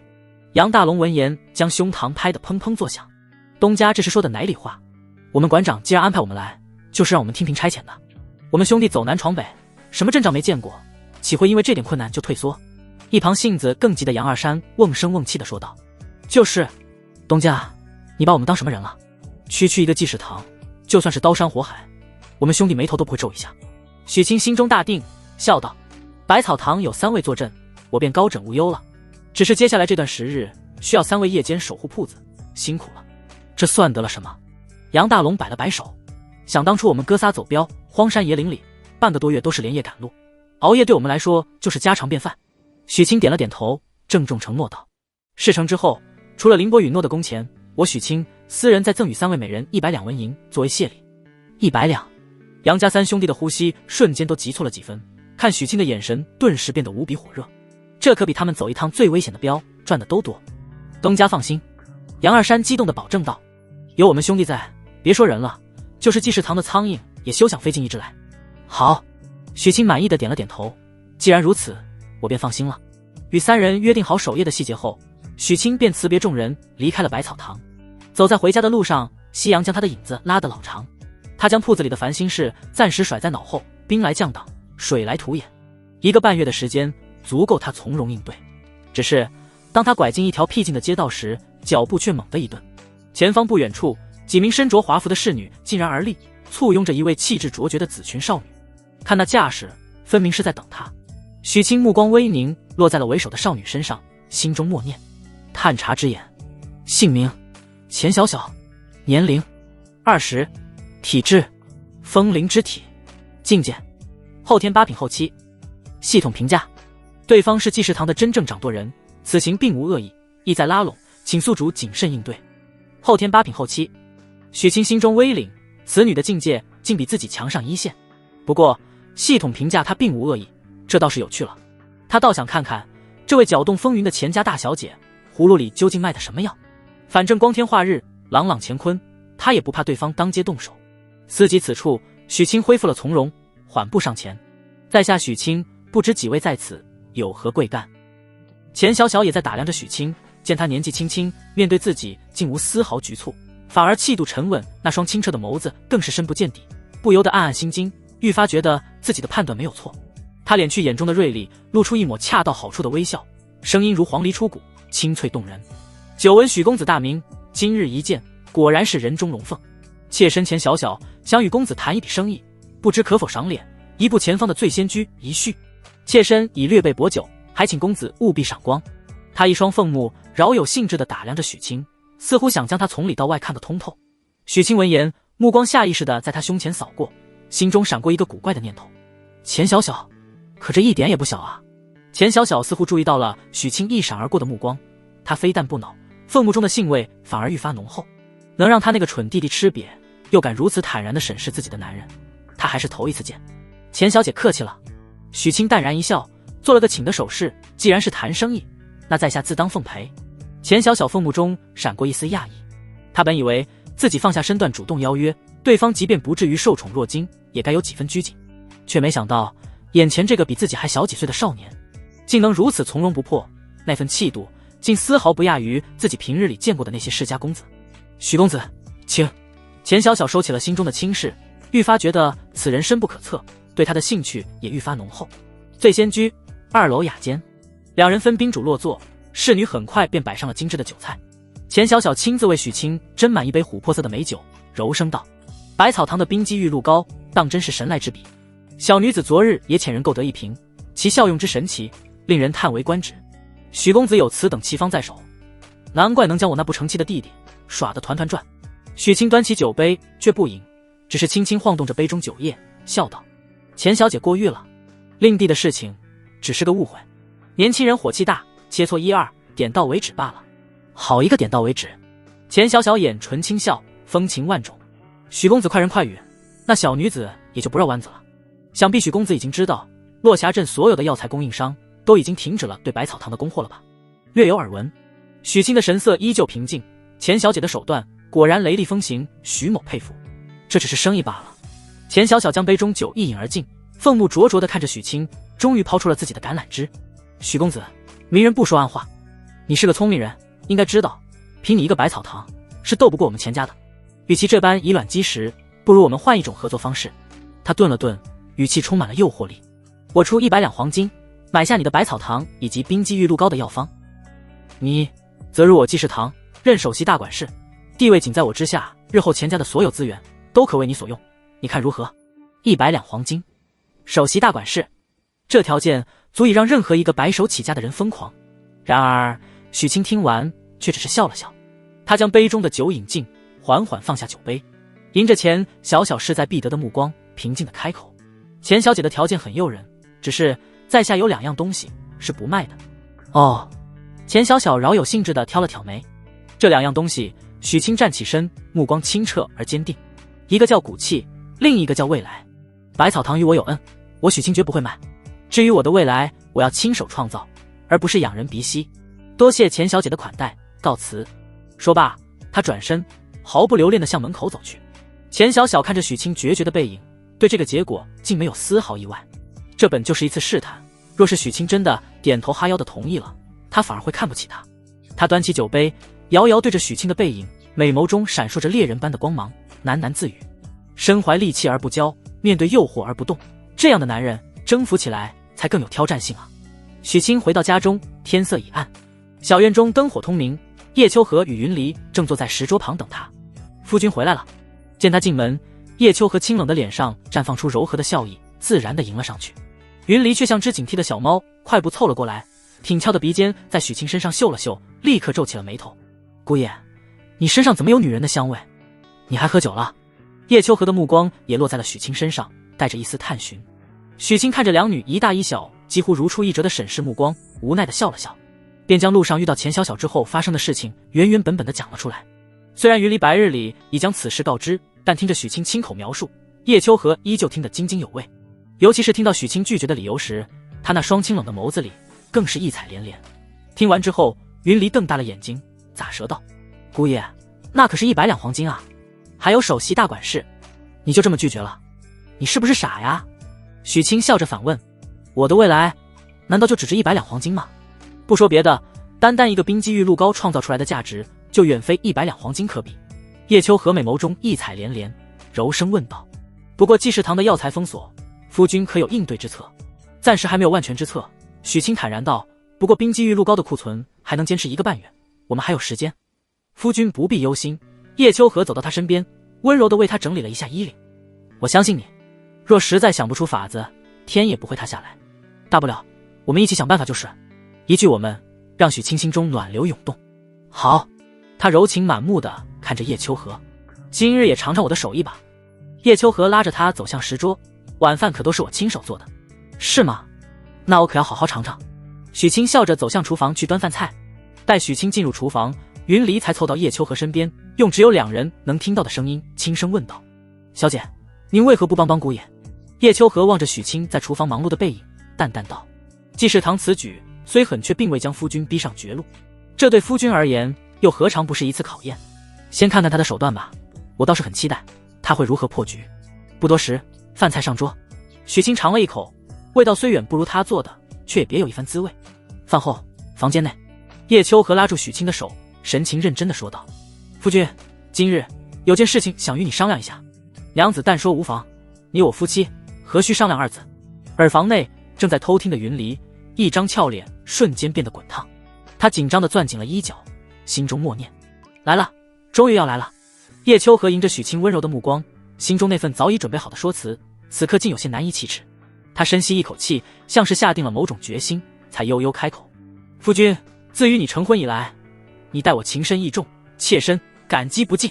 见许清要开口，叶秋荷抢先继续说道：只是有件事我一直瞒着夫君。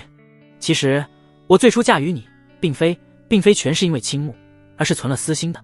他垂下眼帘，声音里带上了一丝愧疚与脆弱。夫君有所不知，约莫1年前，我与云离在南下途中，所乘的船只不幸倾覆，我与云离双双落水。虽侥幸生还，却也自那以后落下了病根，染上了一种极其霸道的寒症。他抬眼看向许清，见他脸上满是关切与心疼，并无半分责怪之意，心中稍安，继续说道：起初这寒症症状并不明显，只是偶尔会畏寒，可就在半月前，寒症突然加剧，每到夜里便如坠冰窟，痛苦不堪，寻遍名医都束手无策。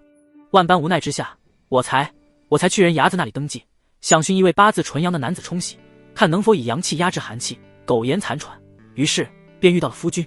许清听到此处，心中只剩下疼惜，哪里还有半分被利用的感觉。他一把将叶秋荷揽入怀中，轻抚着她的秀发，柔声道：傻娘子，竟受了这般苦楚，为何不早些告诉我？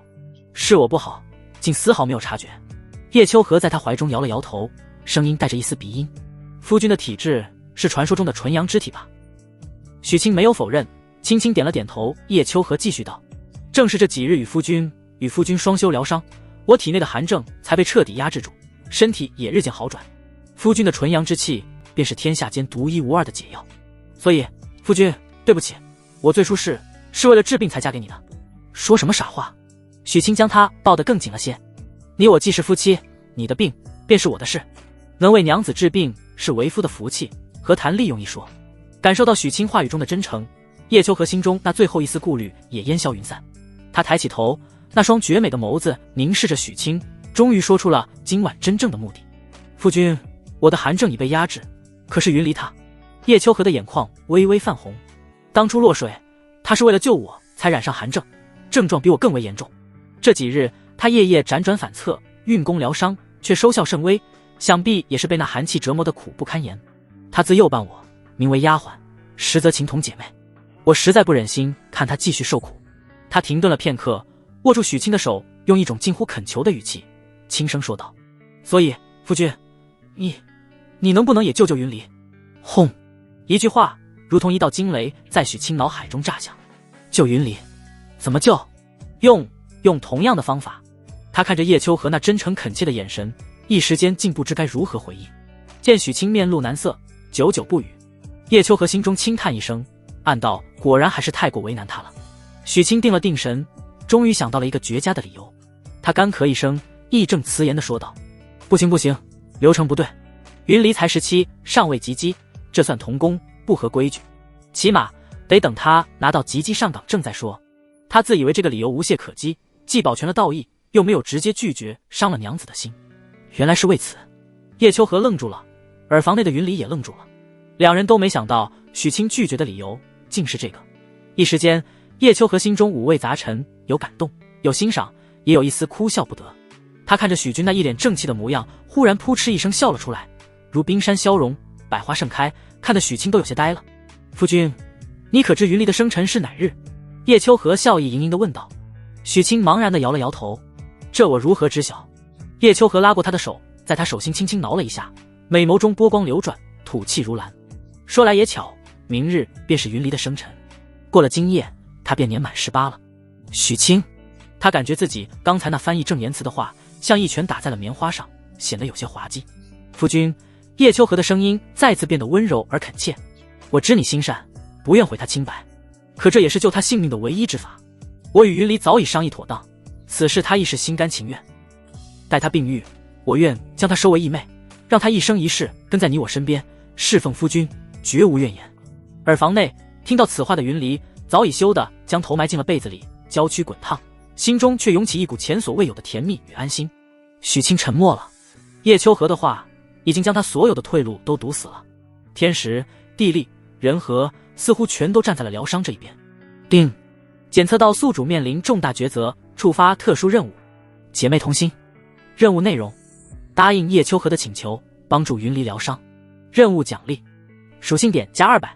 脑海中系统的提示音如同一记重磅炸弹，彻底击溃了许清最后的心理防线。200点属性，这可是能让他直接从后天8品初期飙升到7品境界的巨额奖励。此事当真非我不可，非夫君不可。叶秋荷的回答不容置疑。许清长长的叹了口气，直接一把将叶秋荷揽得更紧了些，在他耳边低声笑道：好吧，我若再推辞，倒显得我假正经了。不过我丑话说在前面，必须是他自己心甘情愿，若是半推半就，我可不保证这疗伤的效果啊。夫君放心。叶秋荷笑意更浓，他比你我都心急呢。说罢，他再不给许清反悔的机会，素手一挥，吹熄了红烛。黑暗中温香软玉入怀。夫君，夜深了，我们先歇息吧。至于云离的事，明日自有分晓。许清看着叶秋和那双仿佛能洞悉人心的清澈眼眸，心中微动，笑着将他揽入怀中。娘子，你日后都不必再费心为我熬那龙虎交泰羹了。他感受着怀中玉人的柔软，声音温柔而自信。为夫的体质本就是纯阳之体，不仅阳气充沛，我感觉此等体质还会随着你我双修而自行增强。叶秋荷闻言，长长的睫毛微微颤动，从他怀中抬起头，似嗔似怨地问道：哦，既是如此，那夫君前日为何中途便停下了？那不是怕娘子你的身体吃不消吗？许清一脸无辜：你也不早些说，害得妾身还以为是夫君你身体不行了呢。一句话让许清瞬间哭笑不得。男子汉大丈夫，什么都可以被质疑，唯独此事不行。许清只觉一股热血直冲头顶，他被自家娘子这番话彻底点燃了战意，一把将她横抱而起，向着床榻走去，口中带着一丝被冤枉的恶狠狠。娘子，这你可就大错特错了。魏夫痕不行，你今夜试过便知。这一夜，许清再次感受到了自家娘子的热情似火，那不再是单纯为了疗伤的迎合，而是带着一丝考验、一丝挑衅，以及一丝心甘情愿的沉沦。而他不知道的是，叶秋荷心中却是在为明日之事做着一场心照不宣的预演。红烛摇曳，春色无边。不知过了多久之后，当一切归于平静，系统的提示因材姗姗来迟，丁，双修成功，夫妻亲密度加20，当前亲密度90100，获得属性点50。许清看着这笔不菲的收入，在感受着怀中娇妻满足的睡颜，心中再无半点纠结。救人一命，胜造7级浮屠，更何况自己救的还是2个倾国倾城的绝色佳人。我许清真是个舍己为人的大善人啊！他心安理得地接受了系统的奖励，随即调出自己的信息面板。姓名：许清，年龄18，境界后天8品初期25200，体质纯阳之体40100，技能探查之眼，属性点90。纯阳之体果然名不虚传，许清心中暗忖。不过2日未曾加点，境界经验就自行涨了20点。他看着那足足90点的巨额属性，心中立刻有了决断。与其将属性点零散的加在境界上，不如孤注一掷，先将根本的体质提升到极致。他想亲眼见识一下，这纯阳之体彻底圆满后，究竟会发生何等惊人的蜕变。而且更高级的体质必然会带来更丰厚的双修回报，这是长远投资。系统分配属性点：体质加60，境界加30，属性点90，境界提升中，体质强化中。刹那间，一股前所未有的灼热感自许清丹田轰然爆发，瞬间席卷全身。如果说之前的暖流是温泉，那此刻他便仿佛被直接投入了熊熊燃烧的熔炉之中，周身骨骼发出一阵噼里啪啦的爆响，血肉、经脉乃至每一寸肌肤都在这股霸道无匹的力量下被寸寸碾碎，又在瞬息间重组新生。体质纯阳之体100100，瓶颈突破，体质进化中。恭喜宿主，体质成功进化为超凡级烈阳之体0500，境界后天8品初期55200。一股远比之前更加磅礴、更加精纯的力量充盈着四肢百骸。许清能清晰地感觉到自己的肉身强度暴涨了数倍不止，浑身气血如烘炉烈日，旺盛的不可思议。他甚至产生一种错觉，只要自己愿意，一拳便能轰他一堵墙。就在他沉浸在这力量带来的极致快感中时，身旁的叶秋荷也悠悠转醒。他那双清冷的眸子里此刻写满了难以置信的震惊。他呆呆地看着许清，感受着从他身上散发出的那股炽烈如骄阳般的至阳气息，喃喃自语：这不是纯阳之体，这股气息仿佛能焚尽世间一切阴寒。夫君，你……许清睁开双眼，眸中金光一闪而逝。他看着叶秋和震惊的模样，咧嘴一笑，将他再次拥入怀中。娘子，现在你该相信为夫是真的行了吧？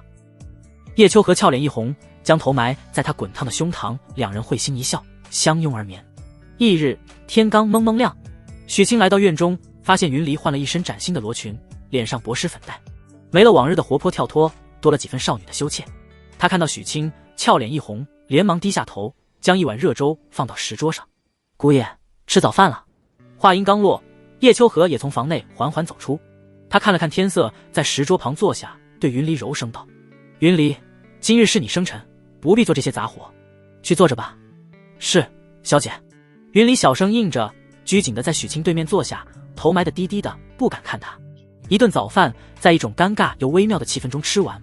饭后，叶秋荷站起身，很自然地说道：夫君，今日是云离的生辰，也是他的吉机之日，我准备带他上街添置些新衣和首饰，顺便逛逛，午饭我们便在外面吃了。许清点了点头，理应如此，是该好好庆祝一番。铺子里还有事，我就先过去了。叶秋荷拉着云离的手，对许清莞尔一笑，便带着他转身离去。看着两道亮丽的背影消失在门口，许清心中有些感慨。曾几何时，他只是个挣扎在温饱线上的孤儿，如今却娇妻在怀，甚至即将有第二个。这个世界三妻四妾本是常态，自己或许也该慢慢习惯了。他摇了摇头，将这些旖旎的心思甩出脑海。不想了，该去百草堂了。也不知道林伯想到药材的购买渠道了没有。来到百草堂，林福贵早已在柜台后等着，眉头紧锁，显然是一夜未眠。林伯，药材的购买渠道，不知道你解决的怎么样了？许清开门见山地问道。林福贵长叹一声，神色疲惫。哎，昨日我拜访了几位老朋友，软磨硬泡，也只有一位还愿意看在往日的情分上，卖一批药材给我们，其他的都避而不见。林伯，那你可知济世堂是用了什么办法，让他们对我们停止收药了？还能有什么办法？林福贵苦涩道。济世堂财大气粗，直接将那些药型未来一季的产出全都预定了下来。许清目光一闪，全都预定了？他们能吃得下这么多的药材吗？那自然是不能的。林福贵压低了声音。我那位老友偷偷告诉我，济世堂现在只付了30%定金，说是剩下尾款3个月后再付。这分明就是想用银子活活把我们拖死啊！原来如此，许清心中瞬间了然。这不是阳谋，这是豪赌。济世堂在赌百草堂撑不过去，一旦百草堂倒了，他们就可以轻松毁约，用30%定金便搅乱了整个市场，还产出了心腹大患。这就好办了。许清心中冷笑，只要我们能熬过这3个月，等济世堂付不出尾款，信誉破产，那些被断了财路的药材商会反过来把济世堂生吞活剥了。到那时便是咱们彻底翻身的日子。林福贵又叹了口气。我那位朋友在隔壁青石镇，他说等手里的这批药材全卖给咱们后，他便金盆洗手回乡养老了，估计也是担心济世堂报复吧。希望济世堂不会做得太绝。许清的眼中闪过一丝寒芒，否则我昨日就安排了信得过的伙计前去进货了。林福贵像是想起了什么，精神稍振。我还特意加钱请了狂风武馆的人帮忙押送，想来今天上午应该就到了。青石镇吗？沿途都是官道，又有狂风武馆护送，想来应该不会出什么事。许清点了点头，心中的一块大石落了地。我去清点下仓库库存，等新药材一到，就立刻开始制药。落霞镇最繁华的朱雀大街上，人来人往，川流不息。叶秋荷与云离漫步其中，立刻变成了最引人注目的一道风景。一个清冷如月中谪仙，一个娇俏如出水芙蓉，引得路人频频侧目。云离的心思却全然不在那些琳琅满目的商品上，他低着头，小脸红扑扑的，脑子里全是昨夜小姐对他说的话。夫君他心善，已应下了。过了今夜你便18，是大人了。一想到今晚，他便觉得浑身发烫，心中既有小鹿乱撞的羞涩，又有一丝说不清道不明的期待与激动。在想什么呢？叶秋和清冷的声音自身旁传来。没什么。云离吓了一跳，连忙摆手。叶秋和看他那副含羞带怯的模样，哪还不知他的小心思，嘴角勾起一抹笑意，也不点破。就在两人准备走进一家绸缎庄时，几个穿着流里流气，一看就不是善茬的年轻男子傲慢地走了过来。为首那人长着一张刀疤脸，一双贼眼在看到叶秋和和云离的瞬间，顿时放出贪婪的光芒。哟，两位小娘子，瞧着面生啊，是外地来的吧？刀疤脸带着几个跟班，嬉皮笑脸地围了上来，言语轻佻。云离立刻护在叶秋和身前，杏眼圆睁，怒斥道：光天化日，朗朗乾坤，你们想做什么？赶紧滚开！哎呦，小辣椒，性子还挺烈。刀疤脸非但不怕，反而笑得更欢了，伸出脏手就要去摸云离的脸蛋。哥哥，我就喜欢你这样的。叶秋和清冷的眸子里杀机一闪而过，但他还未出手，身前的云离已经动了。找死！只听一声娇斥，云离的身影快如鬼魅，在那刀疤脸的手即将触碰到自己的前一刹那，右手化掌为刀，精准地切在他的手腕上。咔嚓一声清脆的骨裂声响起，紧接着云离一记干净利落的鞭腿狠狠踹在刀疤脸的小腹上。砰！那刀疤脸壮硕的身子顿时如断了线的风筝般倒飞出去，撞翻了一个水果摊，抱着扭曲的手腕在地上杀猪般的惨嚎起来。剩下几个地痞全都看傻了，他们怎么也想不到，这个看起来娇滴滴的小丫鬟动起手来竟如此狠辣。臭娘们，你敢动手？兄弟们，给我上！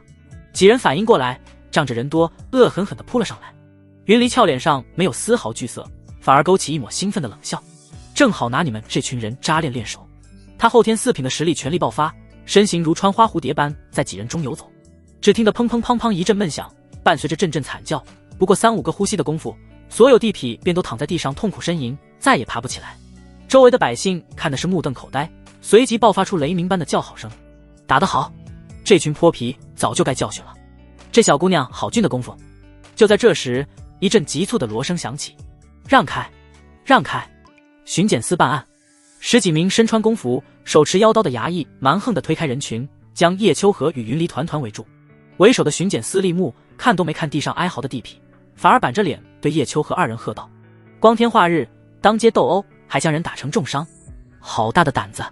来人，把这2个凶徒给我拿下，带回衙门审问。百草堂后院，许清正指挥着伙计们将一箱箱从青石镇运来的珍贵药材搬入库房。东家，东家，不好了！一名伙计气喘吁吁地从前堂冲了进来，脸上满是惊慌之色。许清心中一沉，停下手里的活计。怎么了？慢慢说。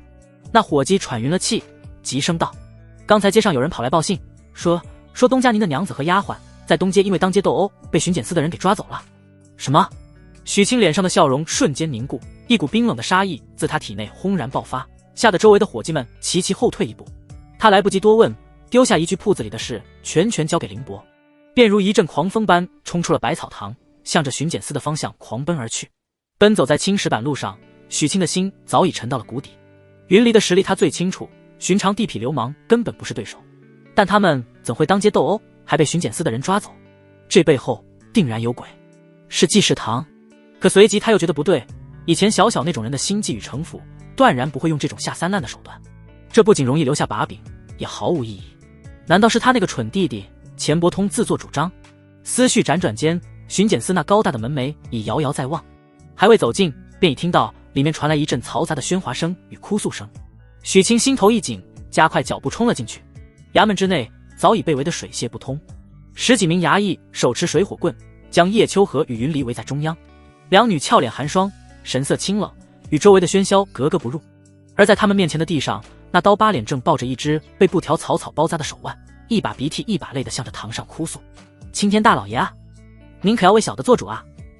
就是这两个蛇蝎心肠的毒妇，光天化日之下出手伤人，将小人的手都给打断了啊！堂上一名獐头鼠目、留着8字胡的立木孙德才正一脸官威地拍着金堂木，厉声喝道：大胆刁妇，人证物证俱在，你们还有何话可说？来人啊，给我上家棍，我倒要看看是你们的骨头硬，还是我这衙门的刑具硬。你敢！云离杏眼圆睁，内力已在掌心悄然凝聚。小姐何等尊贵，岂容这等阿杂之辈折辱？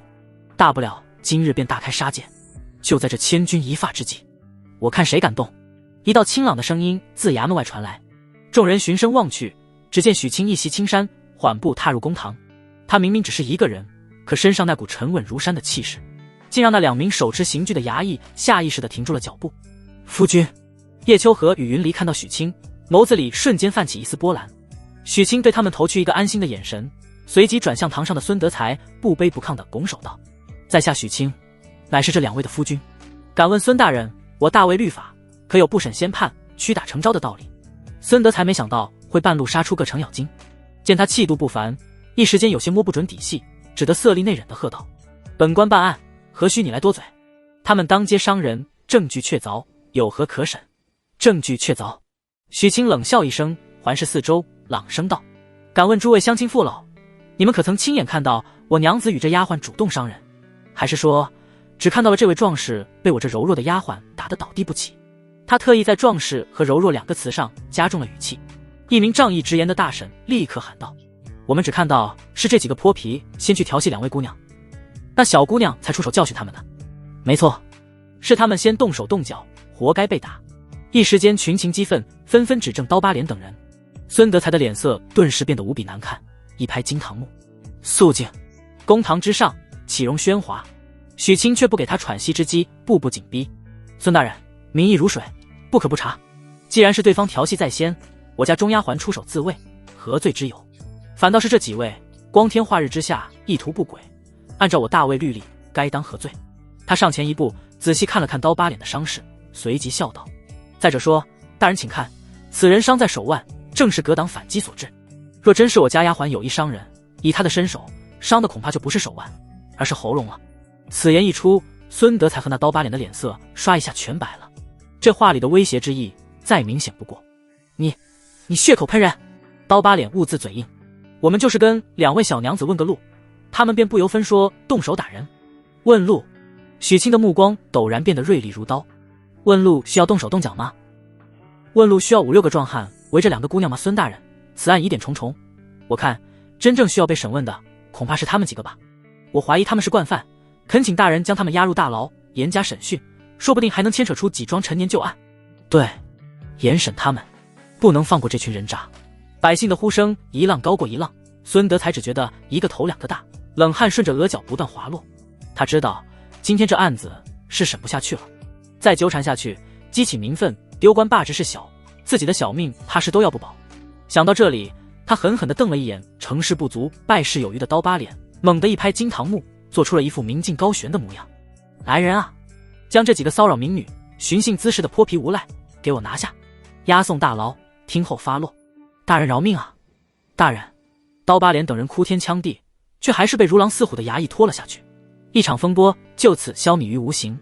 许清再次拱手：“大人英明。”孙德才此刻哪还有半分官威，擦了擦冷汗，只想赶紧把这尊瘟神送走，不耐烦地挥了挥手：“既然是一场误会，你们也走吧，以后切记不可再当街斗殴。”说罢，便逃也似的退回了后堂。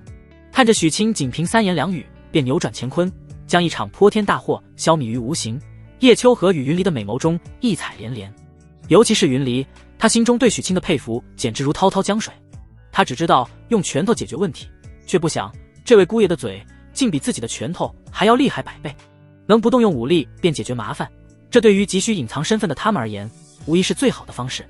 走出巡检司，呼吸着外面自由的空气，云离才后怕地拍了拍胸口：“吓死我了，姑爷，幸亏你来得及时，不然我今天非把那衙门给拆了不可。”叶秋荷也是柔声问道：“夫君，今日铺子里可有要紧事？”今日倒是无妨。许清看着两女，心中满是柔情。新买的药材已经入库，明日才正式售卖药膏，时间充裕得很。太好了！叶秋荷清冷的脸上绽放出一抹动人的笑意，主动牵起许清的手：“那正好，夫君今日便陪我们好好逛逛吧，可不能因为那几个无赖扫了我们云离的生辰之喜。”许清闻言，心中一动：“是啊，药膏晚一天熬制也无妨，1个半月的存货足够了。但家人的生辰1年可就一次。”他反手握住叶秋荷的柔提，又看了看一旁满脸期待的云离，笑着点头：“好，都听娘子的。”于是三人便开始了这场难得的共同游玩之旅，将方才的阴霾彻底抛在了脑后。与此同时，钱府之内，啪！一只名贵的白玉茶杯被狠狠摔在地上，粉身碎骨。我有没有告诉过你，让你老老实实的待在府里，不要节外生枝？钱小小俏脸含煞，凤目中的怒火几乎要喷薄而出。你倒好，竟敢派人去调戏许清的夫人，你是嫌我们济世堂的麻烦还不够多吗？钱伯通缩着脖子，一脸委屈地辩解道：“姐姐，这怎么能怪我？我只是让中间人找了几个地痞，想给他个教训，恶心他罢了。他们绝对不知道是我指使的，笨蛋！”钱小小气地指着他的鼻子骂道：“这个节骨眼上，落霞镇除了我们，还有谁会去找他的麻烦？他许清是傻子吗？就算没有证据，他用脚趾头想也知道是我们干的。他想到又怎样？”钱伯通不服气地梗着脖子：“没证据，他能奈我何？蠢货，你这叫打草惊蛇！”钱小小恨铁不成钢地看着他：“你以为他还是以前那个任人拿捏的穷小子吗？他现在是落霞镇的风云人物，你这次出手不仅没能伤到他分毫，反而让他有了防备，更让他看清了我们济世堂的手段。你这是在把他彻底推向我们的对立面。”他深吸一口气，语气不容置疑：“从今天起，你给我禁足在府里，没有我的允许，一步都不准踏出房门，否则别怪我打断你的腿。”解决了巡检司的麻烦后，笼罩在三人头顶的阴霾一扫而空。许清看着身旁2位国色天香的家人，一大一小，一冷一俏，心中豪情万丈。他大手一挥，颇有几分财大气粗的意味：“走，今日云离生辰，夫君带你们去买些首饰，喜欢什么便买什么，不必为我省钱。”云离的眼睛瞬间就亮了，闪烁着小星星，满脸都是期待。叶秋荷清冷的脸上也浮现出一抹无奈又宠溺的笑意，并未拒绝。三人走着走着，叶秋荷突然好奇地问道：“夫君，今日街上的人似乎比前2日多了不少，这是为何？”哈哈，娘子一看以前就是个深居闺阁、不问世事的仙子。许清笑着刮了下他小巧的琼鼻：“今天可是休沐日，附近州县但凡有闲的，都喜欢来咱们冀州游玩。”哦，叶秋荷有些不解，休沐日来冀州游玩，这其中可有什么说法？当然有。许清故作神秘地清了清嗓子：“娘子有所不知，这大魏自古便流传着一句话，叫做近在咫尺风光秀，休沐且赴冀州游。这倒是第一次听闻。其实不止大魏呢，据说连更西边的外邦之地都对冀州的风光有所耳闻，只是路途实在太过遥远，他们不便到达罢了。”许清补充道。叶秋荷若有所思地点了点头。三人边走边聊，不知不觉间，很快便来到了镇上最大的珍宝阁。“哎呦，这不是百草堂的许神医吗？快请进，快请进！”珍宝阁的掌柜是个八面玲珑的中年人，眼力劲十足，一眼便认出了如今在落霞镇风头正劲的许清，连忙满脸堆笑地迎了上来，给这两位姑娘挑些最好的首饰。许清言简意赅：“好嘞。”掌柜的眼睛毒辣，一眼就看出叶秋荷与云离气质不凡，不敢有丝毫怠慢，立刻将压箱底的精品全都取了出来。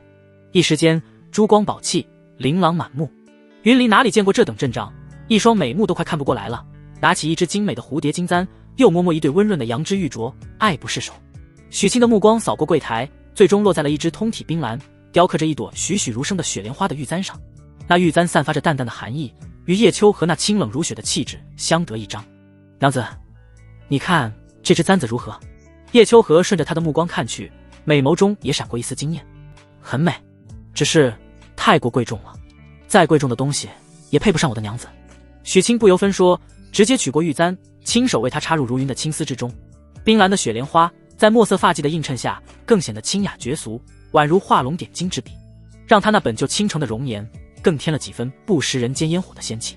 真好看，许清由衷的赞叹。叶秋和看着铜镜中的自己，又感受着许清那发自真心的赞美，一向古井无波的心湖泛起了圈圈莲。小姐，你看我这个。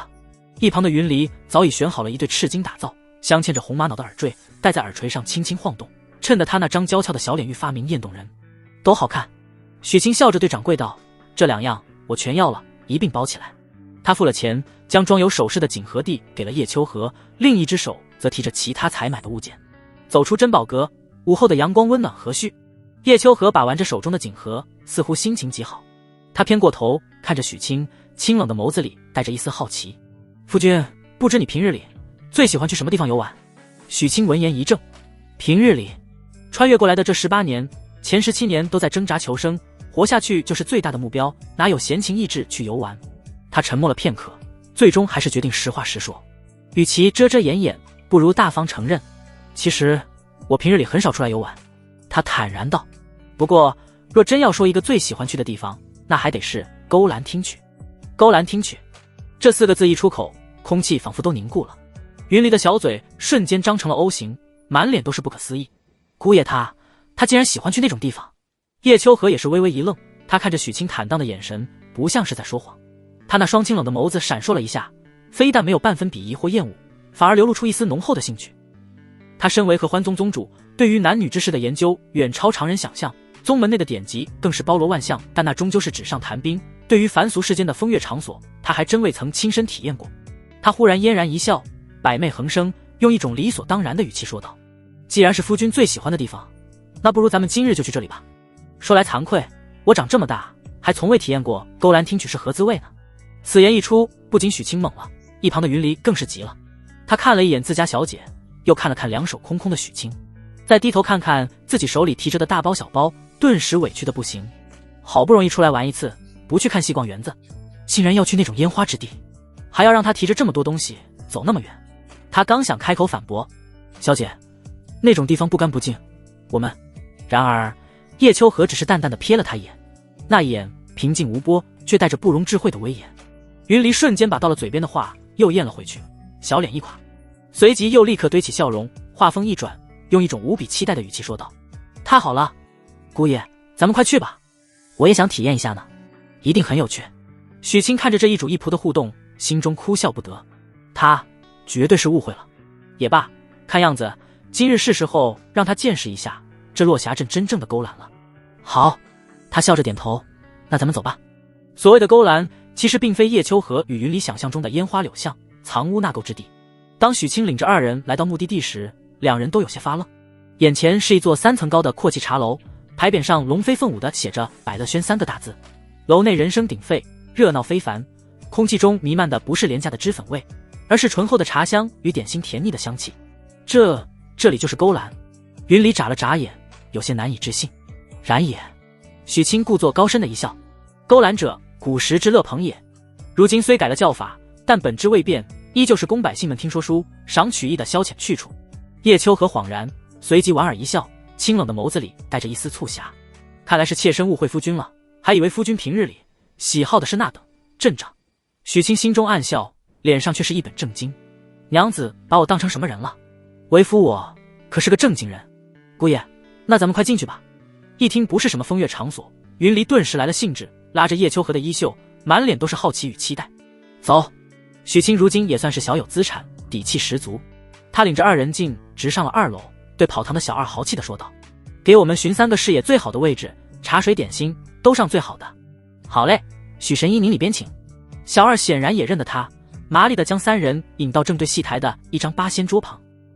许清一咬牙，直接丢出去一定足有2两的碎银子，倒不必找了。这番豪爽让云离看他的眼神里又多了几分崇拜。3人刚刚落座，戏台上的表演便开始了。开场的是几个耍杂技的翻腾跳跃，引得满堂喝彩。紧接着便是一位说书先生，一袭长衫，一块醒目，讲的正是近日里在冀州城内流传最广的段子和欢宗秘闻。上回书说到，那和欢宗宗主夏初雪虽为魔道妖女，却生得一副仙子容貌，一手冰焰掌使的是出神入化。噗！正端着茶杯小口品茗的叶秋荷听到这个名字，险些将一口茶水喷出来。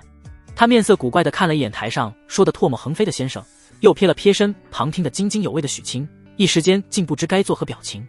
云离更是忍俊不禁，凑到叶秋荷耳边，用只有2人能听到的声音轻笑道：“小姐，他们把你编排的还挺像那么回事的。”许清倒是没注意到身旁2女的异样，他听得入神，还不住地点头评判。这说书先生的功力不行，还没石桥茶铺那位的嘴皮子利索。一段书说完，接下来便是些民间小调，曲调欢快，倒也悦耳。云离彻底放下了矜持，抓着一把瓜子嗑得不亦乐乎。看到精彩处，还跟着众人一同拍手叫好，俨然已经完全融入了这热闹的氛围之中。时间在欢声笑语中缓缓流逝。很快，夜幕降临，华灯初上，压轴戏终于要登场了。只见一位身段妖娆、怀抱琵琶的红衣女子，在万众期待中袅袅挪挪地走上戏台。她朱唇轻启，婉转的歌声伴随着铮铮的琵琶声，瞬间传遍了整个茶楼。奴家闺房里，寂寞锁深闺，盼君来采撷，莫待花无期。这曲子正是艳曲，但正如许清所想，其歌词虽大胆露骨，曲调却缠绵悱恻，被那女子唱出来，非但不让人觉得淫邪，反而透着一股子求而不得的幽怨与惹人怜爱的娇媚，艳而不俗，俗中带雅。台下的男人们听的是如痴如醉，一个个伸长了脖子，恨不得自己就是曲中的那个君。云离一张俏脸早已红得能滴出血来，他一手捂着眼睛，指缝却张得大大的，又羞又好奇地偷看着。许清倒是坦然，一边欣赏着表演，一边饶有兴致地观察着叶秋荷的反应。他本以为自家这位仙子般的娘子会面露不适，或是羞涩避让，却不想叶秋荷竟听得十分认真，那双清冷的眸子里非但没有半分嫌恶，反而带着一丝专业的审视与评判。一曲终了，余音绕梁，叶秋荷才放下茶杯，淡淡地评价了一句：“虽有其形，未得其神。琵琶技艺尚可惜气息不稳，对媚之一字的理解终究是流于表面了。”许清听得一愣一愣的，自家娘子这评价怎么听着比那台上的歌姬还专业？表演散场，3人随着人流走出百乐轩，夜风习习，吹散了白日的暑气。叶秋荷走在许清身侧，忽然偏过头，清冷的眸子里带着一丝戏谑的笑意，调侃道：“夫君，今日这压轴戏可还看得尽兴？尚可，尚可。”许清摸了摸鼻子，他知道娘子这是在打趣自己，他非但不觉尴尬，反而坦然一笑，迎着他的目光道：“正所谓食色性也，我辈俗人自然无法免俗。不过比起这台上的曲子，我还是更喜欢家里的。”这句一语双关的情话，让叶秋荷的脸颊上飞起一抹动人的红霞。他轻啐一口，嗔道：“油嘴滑舌。”一旁的云离看看这个，又看看那个，只觉得今晚的狗粮比往日里更甜，也更成人。3人说说笑笑，气氛温馨而融洽。当他们走过一条僻静的街角，正准备回家时，前方的路旁一道熟悉的身影却让许清的脚步微微一顿。钱小小一袭华贵的紫裙，在几名侍女的簇拥下悄然而立，仿佛一朵在夜色中悄然绽放的紫色郁金香，高贵而神秘。看那样子，分明是在专程等候。见到许清一行人，钱小小非但没有半分敌意，反而主动迎了上来，脸上带着热情而又恰到好处的微笑，声音清脆如莺啼：“许公子，我们又见面了。这位想必就是许夫人吧？今日一见，方知仙子下凡4字，所言非虚。”钱小小的出现让原本温馨的气氛瞬间多了一丝微妙的紧张。云离几乎是下意识地往前站了一步，将叶秋荷护在身后，一双美目警惕地盯着眼前这位不速之客，掌心已悄然有内力流转。倒是叶秋荷依旧神色清冷，只是那双古井无波的眸子饶有兴致地打量着钱小小。钱小姐深夜在此等候，不知有何见教。许清脸上挂着礼貌而疏离的微笑，率先开口打破了沉默。他虽然不知道对方葫芦里卖的什么药，但气势上绝不能输。钱小小并未在意云离的敌意，他的目光越过许清，落在云离身上，笑道：“这位妹妹也好俊的功夫，想必就是白天在巡检司让几名地痞吃瘪的那位吧？”不等许清开口，他便盈盈一拂，姿态放得极低，语气更是诚恳无比：“许公子，许夫人，今日之事是小女子管教无方，让我那不成器的弟弟冲撞了夫人和这位妹妹，给你们添了天大的麻烦。我在这里代他向二位赔罪了。”说罢，他身后的侍女立刻捧上一个精致的紫檀木锦盒，区区薄礼不成敬意，还望夫人与这位妹妹能看在小女子的薄面上，不要与我那蠢弟弟一般见识。许清心中微凛，光是看这紫檀木锦盒，这份礼可称得上是重礼了。他没有立刻去接，而是下意识地看向身旁的叶秋和。他很清楚，今日之事真正受了委屈的是他们二人，收与不收理应由他们决定。叶秋和仿佛没有看到那价值不菲的礼物，他只是静静地看着钱小小，那双清冷的眸子仿佛能洞穿人心。半晌，他才对许清急不可闻地微微颔首。许清心领神会，好了，赔礼我们收下了。许清将云离护在身后，目光重新变得锐利起来，直视着钱小小。我希望日后我们百草堂与济世堂的竞争能摆在明面上，无论是价格战还是药效比拼，我许清都奉陪到底。但若是再有今日这般下三滥的手段，休怪我许清不讲情面。他的声音不高，却字字铿锵，带着一股不容置喙的威严。许公子说的是。钱小小立刻点头，脸上露出深以为然的表情。商场如战场，自然要凭真本事说话。你放心，此事我已严厉申斥过家弟，并对他施以禁足之罚，日后绝不会再有类似的事情发生。他话锋一转，美眸中再次流露出浓厚的兴趣与欣赏。只是小小还是之前的那个提议，许公子这等惊天伟地之才，屈居于一个小小的百草堂，实在是大材小用了。只要你肯来我济世堂，条件任你开，我们联手，不出3年，定能将钱家的生意做到整个冀州乃至整个大魏王朝。他的话语充满了煽动性，描绘出一幅宏伟的蓝图。然而许清只是摇了摇头，笑了。多谢钱小姐抬爱，只是道不同，不相为谋。他拉起叶秋和与云离的手，转身便走，只留给钱小小一个决绝的背影。告辞。看着三人消失在夜色中的背影，钱小小脸上的笑容缓缓收敛，取而代之的是一抹志在必得的金光。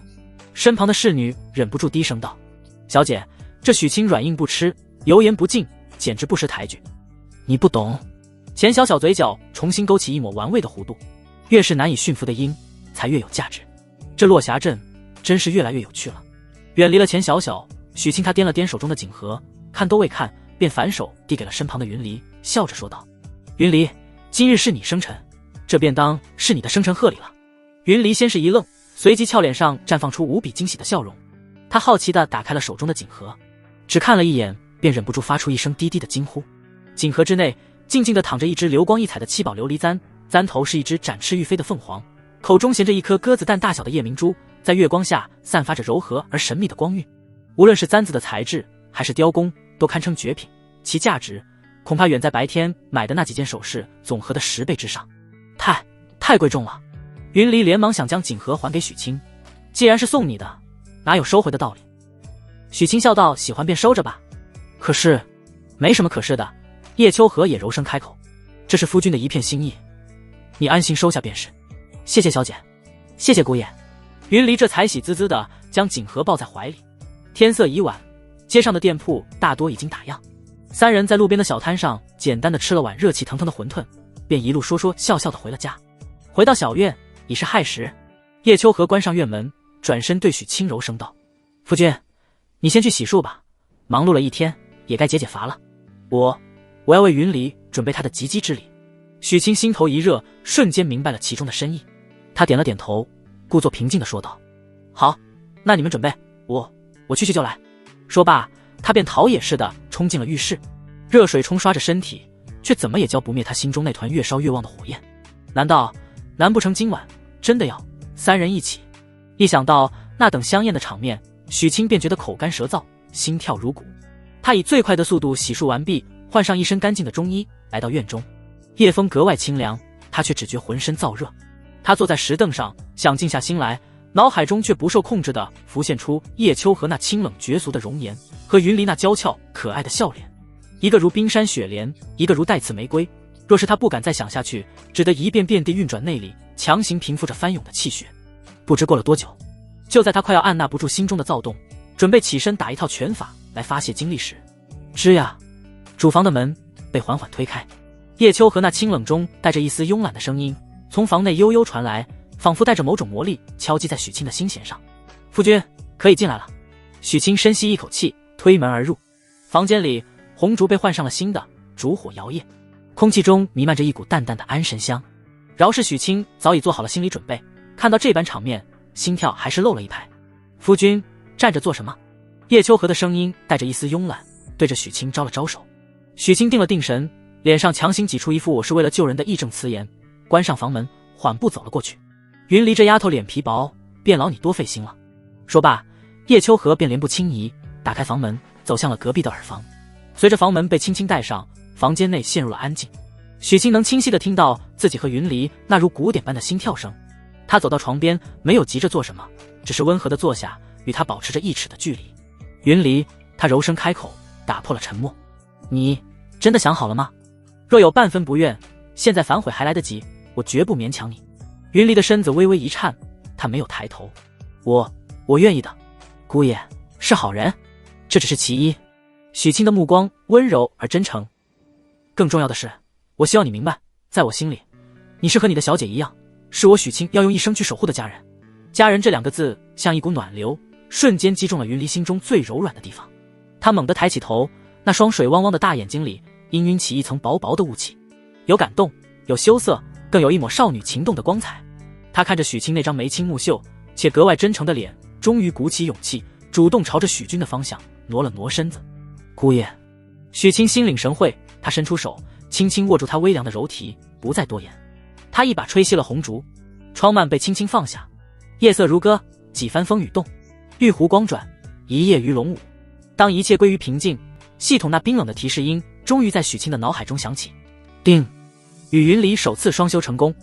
任务，姐妹同心已完成，获得属性点60，任务额外奖励200。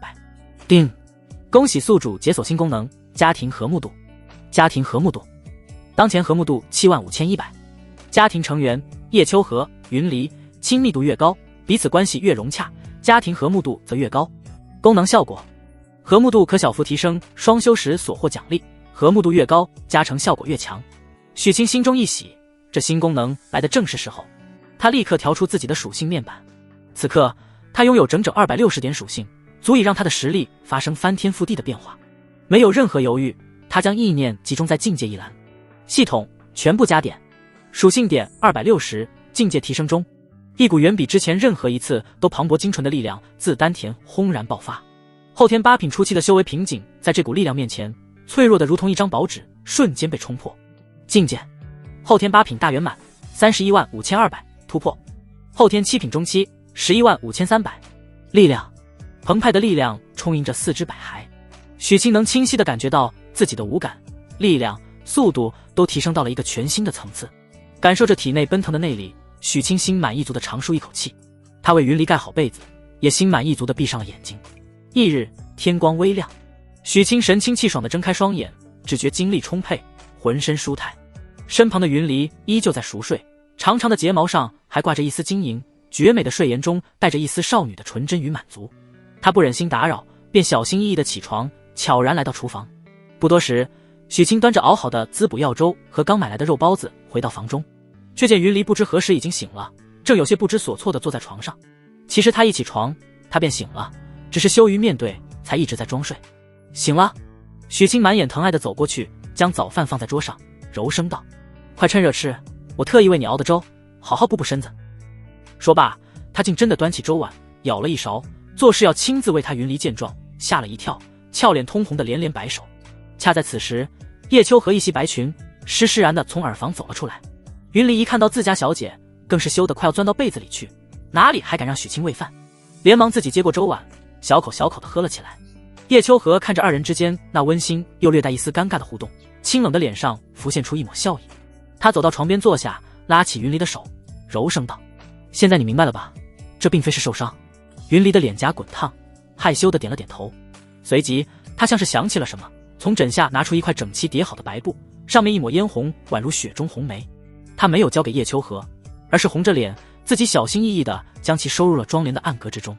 许清看着这一幕，心中一片柔软。他将早饭摆好，说道：娘子，云离，今天是冰肌玉露膏首销的日子，我得去铺子里盯着点。夫君放心去吧，家里的事有我。叶秋荷温柔地点了点头。许清应了一声，又疼爱地看了云离一眼，这才转身离开了小院。待他走后，叶秋荷才重新看向云离，神情变得认真起来。云离，如今你与夫君已有了夫妻之实，日后对我和夫君也该换个称呼了。换个称呼？那我该叫你和姑爷什么？叶秋荷轻理了李云离额前的一缕秀发。你我虽名为主仆，实则情同姐妹，如今又共侍一夫，这小姐二字未免太过生分。日后私下里，你便唤我一声姐姐吧，也称她为夫君吧。姐姐这两个字像一道暖流，瞬间涌入云离的心田。他眼眶一热，鼻头泛酸。这么多年来，小姐一直待他极好，但他从未敢逾越主仆的界限。姐姐。云离试探着声色地喊了一声，声音虽小，却充满了如沐与激动。叶秋荷温柔地应了一声，脸上绽放出一抹发自内心的笑意。我们之间本就该如此。他顿了顿，话锋一转，神情又恢复了几分肃然。只是你我身份特殊，不得不防。日后在外人面前，你仍需称我为小姐，称他为姑爷，以免引来不必要的麻烦。你可明白？云离明白。云离重重地点了点头，他知道事情的轻重缓急。叶秋荷满意的点了点头，这才关切地问道：你的伤势如何了？昨夜夫君可有帮你好好疗伤？一提到昨夜，云离的脸刷一下又红透了。他连忙闭目内视，感受着体内的变化，片刻后脸上露出无比惊喜的神色。姐姐，伤势好像被彻底压制住了，经脉里暖洋洋的，像是泡在温泉里，好舒服，比我过去1个月疗伤的效果都好。那便好。叶秋荷松了口气，随即眸光中闪过一丝复杂与惊叹。夫君本是纯阳之体，已是万中无一，但他昨日与我说，他的体质似乎能够自行进化，如今恐怕已是传说中100年难遇的烈阳之体了。什么？烈阳之体？云离满脸都是不可思议。纯阳之体本就是凤毛麟角，体质还能升级，这简直闻所未闻。是啊，叶秋荷的目光望向窗外，夫君身上的秘密还不少呢。他悠悠地说道。第一次在茶馆相见时，他不过是后天9品中期的境界，可如今不过短短5日而已，他已经是后天7品的高手了。死！这个消息比烈阳之体带来的冲击还要巨大，云离当场倒吸一口凉气。5日，跨越了整整2个小境界。他结结巴巴地说道：想当初咱们和欢宗里天赋最高的那位圣女，从9品修炼到7品，也足足用了3个月啊。夫君这是什么修炼速度？每个人都有自己的机缘与秘密。叶秋荷的嘴角勾起一抹耐人寻味的弧度。我们又何尝不是隐瞒着夫君呢？只要他的心向着我们，那便足够了。云离若有所思地点了点头，心中对许清的崇拜与爱慕愈发浓烈。当许清来到百草堂时，林福贵和林凡早已在门口翘首以盼。一见到他，林福贵便满脸红光地迎了上来，激动地一把握住许清的手。东家，你可算来了。昨日你那番舌战公堂，以一己之力博得巡检司哑口无言的英勇事迹，我们可都听说了，真是大快人心啊。一旁的林凡更是双眼放光，满脸都是崇拜的小星星。是啊，许哥，你现在可是咱们落霞镇的大名人了。行了，你小子，就你嘴贫。许清哭笑不得地拍了下他的后脑勺，心中却是一暖。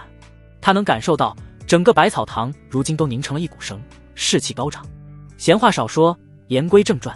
许清收敛了笑容，神情变得严肃起来。今天是冰肌玉露膏首销的日子，也是检验咱们成果的时刻，更是我们对济世堂宣战的第一枪。此战只许胜，不许败。是，东家。众人齐声应和，声震屋瓦。很快，3人便开始指挥伙计们忙碌起来。他们在百草堂门前最显眼的位置搭起了一座高高的销售台，铺上了崭新的红布，却并未急着将药膏摆出来，吊足了众人的胃口。可即便如此，仅仅是台子一搭起来，闻讯赶来的百姓便自发地在台前排起了长龙。那阵仗比起3日前免费赠药时还要有过之而无不及。队伍从街头一直排到了街尾，黑压压的一片，将整条街道堵得水泄不通。快开售啊！我的银子早就等不及了。许神医呢？怎么还不出来？20两一瓶是吧？给我来5瓶。我这张老脸可就指望他了。40正，吉时已到。在万众瞩目之下，许清一袭青衫，在一众伙计的簇拥下，缓步登上了销售台。诸位乡亲，感谢厚爱。许清对着台下黑压压的人群拱手朗声道，内力到处，声音清晰地传入每个人耳中。今日冰肌玉露膏正式发售，但因药材珍稀，炼制不易，今日只备下20瓶，每人限购1瓶，售完即止，还请大家排好队，莫要拥挤。话音刚落，早已等候多时的人群便如潮水般向着高台涌来。我先来，这是20两银子，给我1瓶。许神医，给我留1瓶啊！别急，谁踩我脚了？场面一度有些失控，好在许清早有准备，铺子里所有的伙计全都下场维持秩序，这才没有发生踩踏事件。20个装着药膏的玉瓶被摆上长桌，几乎是在瞬间便被一只只攥着银子的手抢走。不过一炷香的功夫，20瓶药膏便被抢购一空，入账足足400两纹银。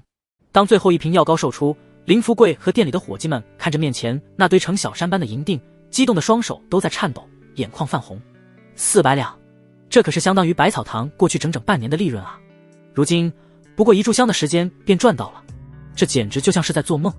没抢到药膏的人们捶胸顿足，懊悔不已，纷纷围着许清，恳求他明日能多卖些。许清再次拱手，笑着安抚众人：“诸位乡亲莫急。”许某在此承诺，为了保证药效，冰肌玉露膏日后会每隔2日销售一次，每次依旧是20瓶。只要大家想要，我百草堂的药就绝不会断。后天辰时，我们不见不散。听到这个承诺，众人这才心满意足地渐渐散去。然而，买药膏的人潮虽然退去，另一波人潮却又涌了进来。冰肌玉露膏的火爆销售，为百草堂带来了前所未有的巨大客流量。许多原本只是来看热闹的百姓，见识到百草堂的实力后，也纷纷进店抓药问诊。一时间，整个百草堂内人满为患，许清和所有伙计都忙的是脚不沾地，不亦乐乎。林福贵更是亲自坐镇柜台，一边拨着算盘，一边笑得合不拢嘴。这一波疯狂的销售一直持续到正午时分，店里的人流量才渐渐少了下去，众人这才终于能喘上一口气。林福贵抱着账本，激动的手都在抖，脸上的皱纹笑成了一朵灿烂的菊花。东家，你快看，这一上午的营业额加上这400两，足足抵得上咱们过去半年了。不过狂喜过后，他又犯起了愁，脸上的笑容也垮了下来。只是照这个势头下去，铺子里的常规药材恐怕坚持不了10日就要售罄了。许清眉头微蹙，昨日咱们从青石镇采购的那批药材呢？算上了。林福贵的语气愈发苦涩。要是没有那批药材，恐怕7日就要见底济世堂这一招釜底抽薪，实在是太狠了。许清犯了难。冰肌玉露膏是暴利，但终究是奢侈品。百草堂要想长久的做下去，真正走量的还是那些关系到民生的常规药材。思索片刻后，许清带着林福贵来到内堂，神情凝重。林伯，我想到一个主意。东家快说。林福贵立刻来了精神。现在济世堂把所有药行的货源都吃下了，但他们总不能把镇上那些靠山吃饭、零散采药的散户手里的药材也全都吃下吧？林福贵眼前一亮，但随即又摇了摇头。可是散户手中的药材数量有限，种类也不齐全，而且挨家挨户的去收集，耗时耗力，实在是太困难了。若是咱们高价收购呢？许清的眼中闪烁着智慧的光芒。林福贵一愣，高价收购？没错。许清斩钉截铁道，咱们落霞镇本就背靠深山，山中药材资源丰富，只要咱们放出话去，以高于市价2成的价格收购药材，我就不信镇上那些散户和猎户们会不动心。重赏之下必有勇夫，他们肯定会漫山遍野的为我们采药。好主意。林福贵一拍大腿，但随即又担忧道，只是如此一来，成本会高出不少，而且也要小心济世堂的报复，他们怕是会派人从中作梗。这只是权宜之计，解燃眉之急。许清的目光望向远方，显得深邃而长远。暂时先过渡一下，我准备过几天就亲自去一趟县城。济世堂的手再长，也绝对伸不到武安县去。去县城？林福贵怔住了。没错。许清点了点头，语气坚定。我们不能总被动挨打，必须主动出击，建立属于我们自己的稳定的供货渠道。好，东家有此魄力，我这把老骨头就陪你疯一把。林福贵被许清的豪情壮志所感染，浑浊的眼中重新燃起了熊熊的斗志。就这么定了。许清拍板道，林伯，你先在钱塘继续看店，立刻就发布消息，就说百草堂高价收购各类药材，有多少要多少。我去将昨天那批药材再制一批冰肌玉露膏出来，以备不时之需。东家放心，我这就去办。目送林福贵斗志昂扬的离去，许清转身再次带着林凡前往药房。林凡，还是那些药材，你再去仓库取来吧。好嘞，许哥。那些药材我都记得滚瓜烂熟了。林凡应了一声，便兴冲冲地跑向仓库。许清看着他的背影，心中暗道：其实之前给林凡的药方，药材是对的，但配比却是错的。他倒不是信不过林凡，这孩子忠厚可靠，绝不会主动泄密。但人心险恶，他不得不防。万一济世堂狗急跳墙，将林凡掳走，在严刑逼供之下，再坚定的汉子也难免会吐露实情。这错漏的配比，便是他留下的最后一道保险。不多时，林凡就将药材一一取来。许哥，昨天这批药材不多，估计也就够咱们做个100多瓶的。够用了，许清笑道。熬完这一批，咱俩就能歇一歇了。太好了。说实话，这活儿虽然赚钱，但也真累人。林凡一边擦汗一边憨笑。两人随即开始制药。这一次，许清依旧格外谨慎，每到调配比例、控制火候等最关键的步骤时，他都会寻个由头将林凡支开。在没有彻底解决济世堂的威胁之前，这核心机密绝不能让第二个人知晓。有了之前的经验，这次制药两人已是轻车熟路。不过2个多时辰，一锅药香4亿的碧绿药膏便已熬制成功。你继续用玉瓶将药膏装起来吧，务必小心，一滴都不能浪费。许清对林凡吩咐道。说罢，他便擦了擦手，前往前堂。刚来到柜台，便见到林福贵正抱着账本和算盘，笑得见牙不见眼。林伯，什么事儿让你高兴成这样？东家。林福贵激动地站起身。你快看，加上刚才的流水，今日咱们的营业额已经赶得上往常5天的了。5天啊，这说明我这个路子是行得通的。许清心中大定，笑道：用冰肌玉露膏这种高端奇药打开市场，打响名气，自然就能带动其他常规药材的销量。是啊是啊。林福贵连连点头，随即又问道：收购药材的消息我已经放出去了，可响应的人并不多，只有零星几个散户送了些不值钱的草药过来。只要有就行。许清胸有成竹。万事开头难，下次开售冰肌玉露膏的时候，我再当众表演一波，保管让那些人心甘情愿地为我们上山采药。好，我等着看东家的大显身手。与此同时，钱府之内，书房中，钱小小手持一枚玉勺，正小心翼翼地将一抹碧绿的药膏涂抹在一名老管家手臂狰狞的旧疤上。半炷香后，他用温水将药膏洗去，看着那明显淡化平滑了许多的疤痕，清冷的凤目中也不由得露出一丝惊叹。此药却有化腐朽为神奇之效，那许清倒真是个奇人。这时，一名家丁快步而入，躬身禀报道：小姐，百草堂他们开始面向镇上的散户高价收购药材了。意料之中。钱小小放下玉勺，嘴角勾起一抹置诸在握的冷笑。他能想到的，我自然也能想到。昨日我便已派人将镇上那些可能有存货的散户手里的药材，以高出市价3成的价格提前收购一空了。所以家丁的脸上也露出得意的笑容。今天我盯了一天，前往百草堂卖药的人寥寥无几，送去的也都是些不值钱的玩意儿。这就对了。钱小小的声音里带着一丝猫捉老鼠般的戏谑，断其粮草，绝其源头。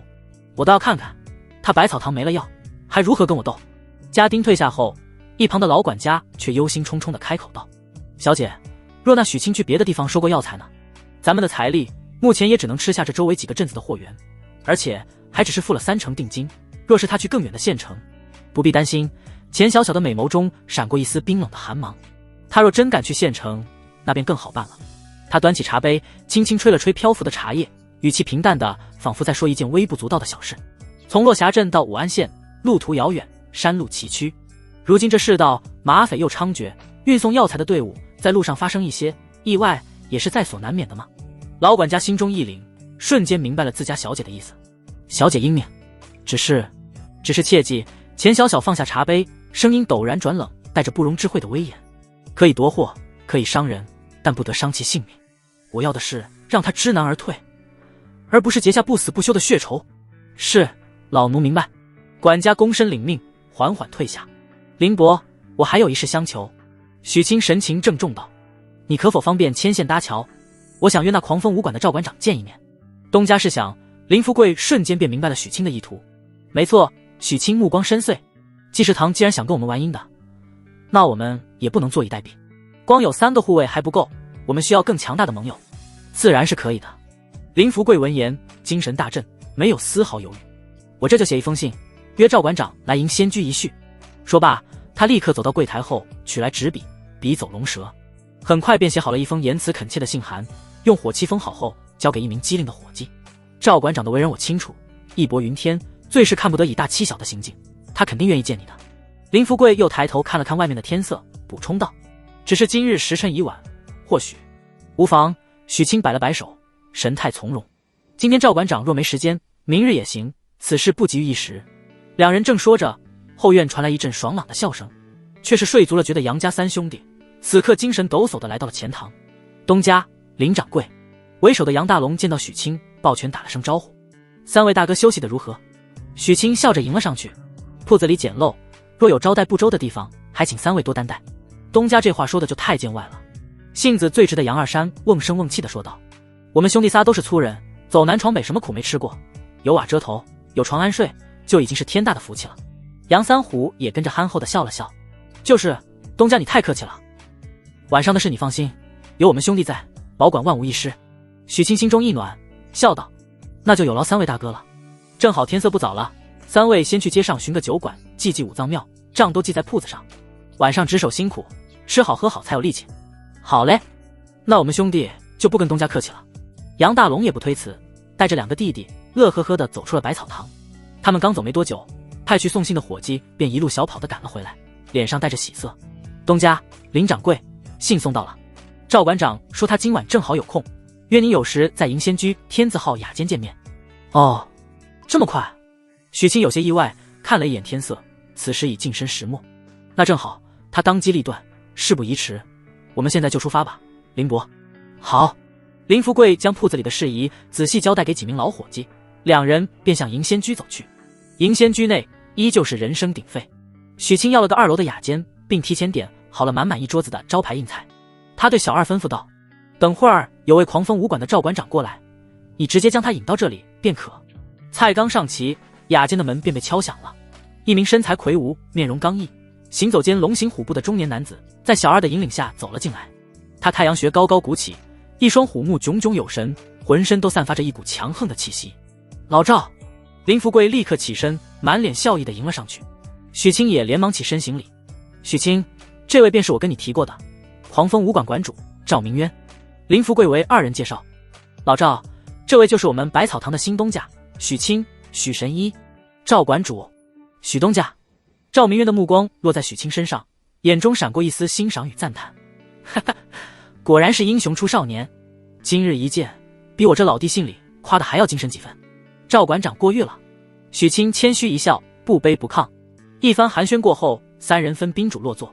赵明渊率先端起酒杯，爽朗笑道：许兄弟，不，我也托大，叫你一声许老弟吧。你那冰肌玉露膏，我婆娘也托人买了一瓶，效果是真没得说。我先敬你一杯，谢你为我们落霞镇的女子们谋了这么大的福音。赵馆长客气。许清举杯相碰：您才是咱们落霞镇的定海神针，若无狂风武馆镇着，咱们哪有这么安稳的日子？酒过三巡，气氛也热络起来。许清放下酒杯，终于切入了正题：赵馆长，想必林伯之前在信中也跟您提过了，我们百草堂如今正与济世堂明争暗斗。赵明渊点了点头，神色也严肃了些：略有耳闻。实不相瞒，许清沉声道：如今济世堂已对我们实施了全面的药材断供，我这百草堂看似风光，实则已是无米之炊，朝不保夕。他将目前的困境与自己准备高价收购散户药材，以及未来前往县城开拓渠道的计划，原本的和盘托出。听完之后，赵明渊陷入了沉默，手指有节奏地敲击着桌面。林福贵见状，连忙开口道：赵大哥，你我相交20余载，我的为人你最清楚。如今我这百草堂，也是我这老弟的百草堂，正是生死存亡之际。当年若不是你出手相助，我恐怕早就……老弟，说这些做什么？赵明渊摆了摆手，打断了他，目光灼灼地看向许清：许老弟，你的计划风险很大，济世堂的钱家在县里也是有头有脸的，你这是在虎口夺食啊！富贵险中求。许清的眼神坚定如铁：我许清从不打无准备之仗，我需要狂风武馆的力量，成为我最坚实的后盾。我希望赵馆长能与我百草堂结成攻守同盟。他看着赵明渊，抛出了自己的条件：我愿出300两白银，聘请狂风武馆为我百草堂独家护卫，日后无论是收购药材还是运送货物，都由贵馆全权负责。除此之外，我百草堂每年的净利润，赵馆长你战一成。一成敬礼。这个条件让赵明渊的呼吸都为之一滞，他猛地站起身，在雅间内来回踱步，显然内心正在天人交战。许清也不催促，只是静静地为他斟满一杯酒。半晌，赵明渊终于停下脚步，他看了一眼满脸恳切的林福贵，又看了一眼气度沉稳、眼神坚毅的许清，最终一拳砸在桌子上。好，这桩生意我狂风武馆接了。他看着许清，一字一句道：我赵明渊不是为了钱，是信得过我这老弟，更是看好你许清的未来。我狂风武馆上下，后天8品武者50余人，后天7品30余人，后天6品11人，后天5品5人，我本人不才，后天4品出7，从今日起都任你调遣。多谢赵馆长。许清大喜过望，郑重举杯。我保证，今日的选择将是您此生最明智的决定。三人一饮而尽，相视大笑，气氛达到了顶点。酒足饭饱，已是月上中天。三人告别，林福贵与赵明渊显然还有许多就要续，便并肩向着另一条街道走去。许清独自一人走在回家的路上，晚风拂面，带着一丝凉意，却吹不散他心中的火热。一切都在向好的方向发展，百草堂的危机已解了一半。他抬头望了望天上的圆月，脚步不由得轻快了几分。只是今晚回到家中，又会是怎样一番光景？是清冷如仙的叶秋荷，还是娇俏可人的云离？一想到那温香软玉在怀的旖旎，许清的心便忍不住火热起来。许清怀着激动与期待，脚步轻快地回到家中。然而迎接他的却是一片漆黑与死寂。主房和耳房的灯都未点亮，石桌旁也空无一人。他的心瞬间沉了下去。娘子云离。许清的声音带着一丝颤抖，快步走进院中。他将主房和耳房的门都推开看了一遍，里面空空如也。一股强烈的不安瞬间笼罩了他的心头。难道是济世堂的人贼心不死，趁他不在将他们掳走了？一想到这个可能，一股狂暴的杀意自他体内轰然升起。谁？就在他准备冲出院门杀向前府之时，两道倩影忽然从院墙的阴影处闪了出来。夫君，我们在这儿呢。你刚才的样子好凶哦。许清那即将暴走的气势瞬间烟消云散。他怔怔地看着眼前巧笑嫣然的叶秋荷与云离，一时间竟没反应过来。叶秋荷走到他身边，看着他那副又急又气的模样，眸子里满是笑意。只是与夫君开个玩笑，看你急的。许清这才明白过来，自己是被耍了。他非但没生气，反而长长的松了口气，一把将两人都揽入怀中，有些后怕的说道：你们真是吓死我了，我还以为……感受到他那强有力的心跳，叶秋荷与云离脸上的笑容也收敛了些，心中流过一阵暖意。玩笑过后，许清才发现石桌上空空如也，不由得问道：你们还没吃晚饭？他看向叶秋荷，柔声道：娘子。随即目光又落在一旁娇俏的云离身上，一时竟不知该如何称呼。他顿了顿，才正色道：以后若是我天黑了还未回来，你们不必等我，先吃便是，莫要饿坏了身子。知道了，夫君。叶秋荷温柔地应着，清冷的眸光在烛火下显得格外动人。他看了看天色，随即对许清莞尔一笑：你先回房等着吧，我们吃完饭便来寻你。许清的心猛地一跳：我们？娘子说的是我们？他只觉得一股热血直冲头顶，压下心中的狂喜，故作平静地点了点头，转身回房。躺在床上听着院中两人吃饭时偶尔传来的低声笑语，许清的心早已飞到了九霄云外。他满怀期待地等候着，脑海中不断预演着等会儿可能发生的场面。只是不知为何，今天似乎格外疲倦，鼻尖好像还萦绕着一股若有若无的花香，似蓝非蓝，似射非射。他还想再坚持片刻，眼皮却越来越沉重。意识模糊间，他仿佛听到了房门被推开的声音。叶秋荷与云离的说话声传入耳中，却怎么也听不清内容。叮，检测到。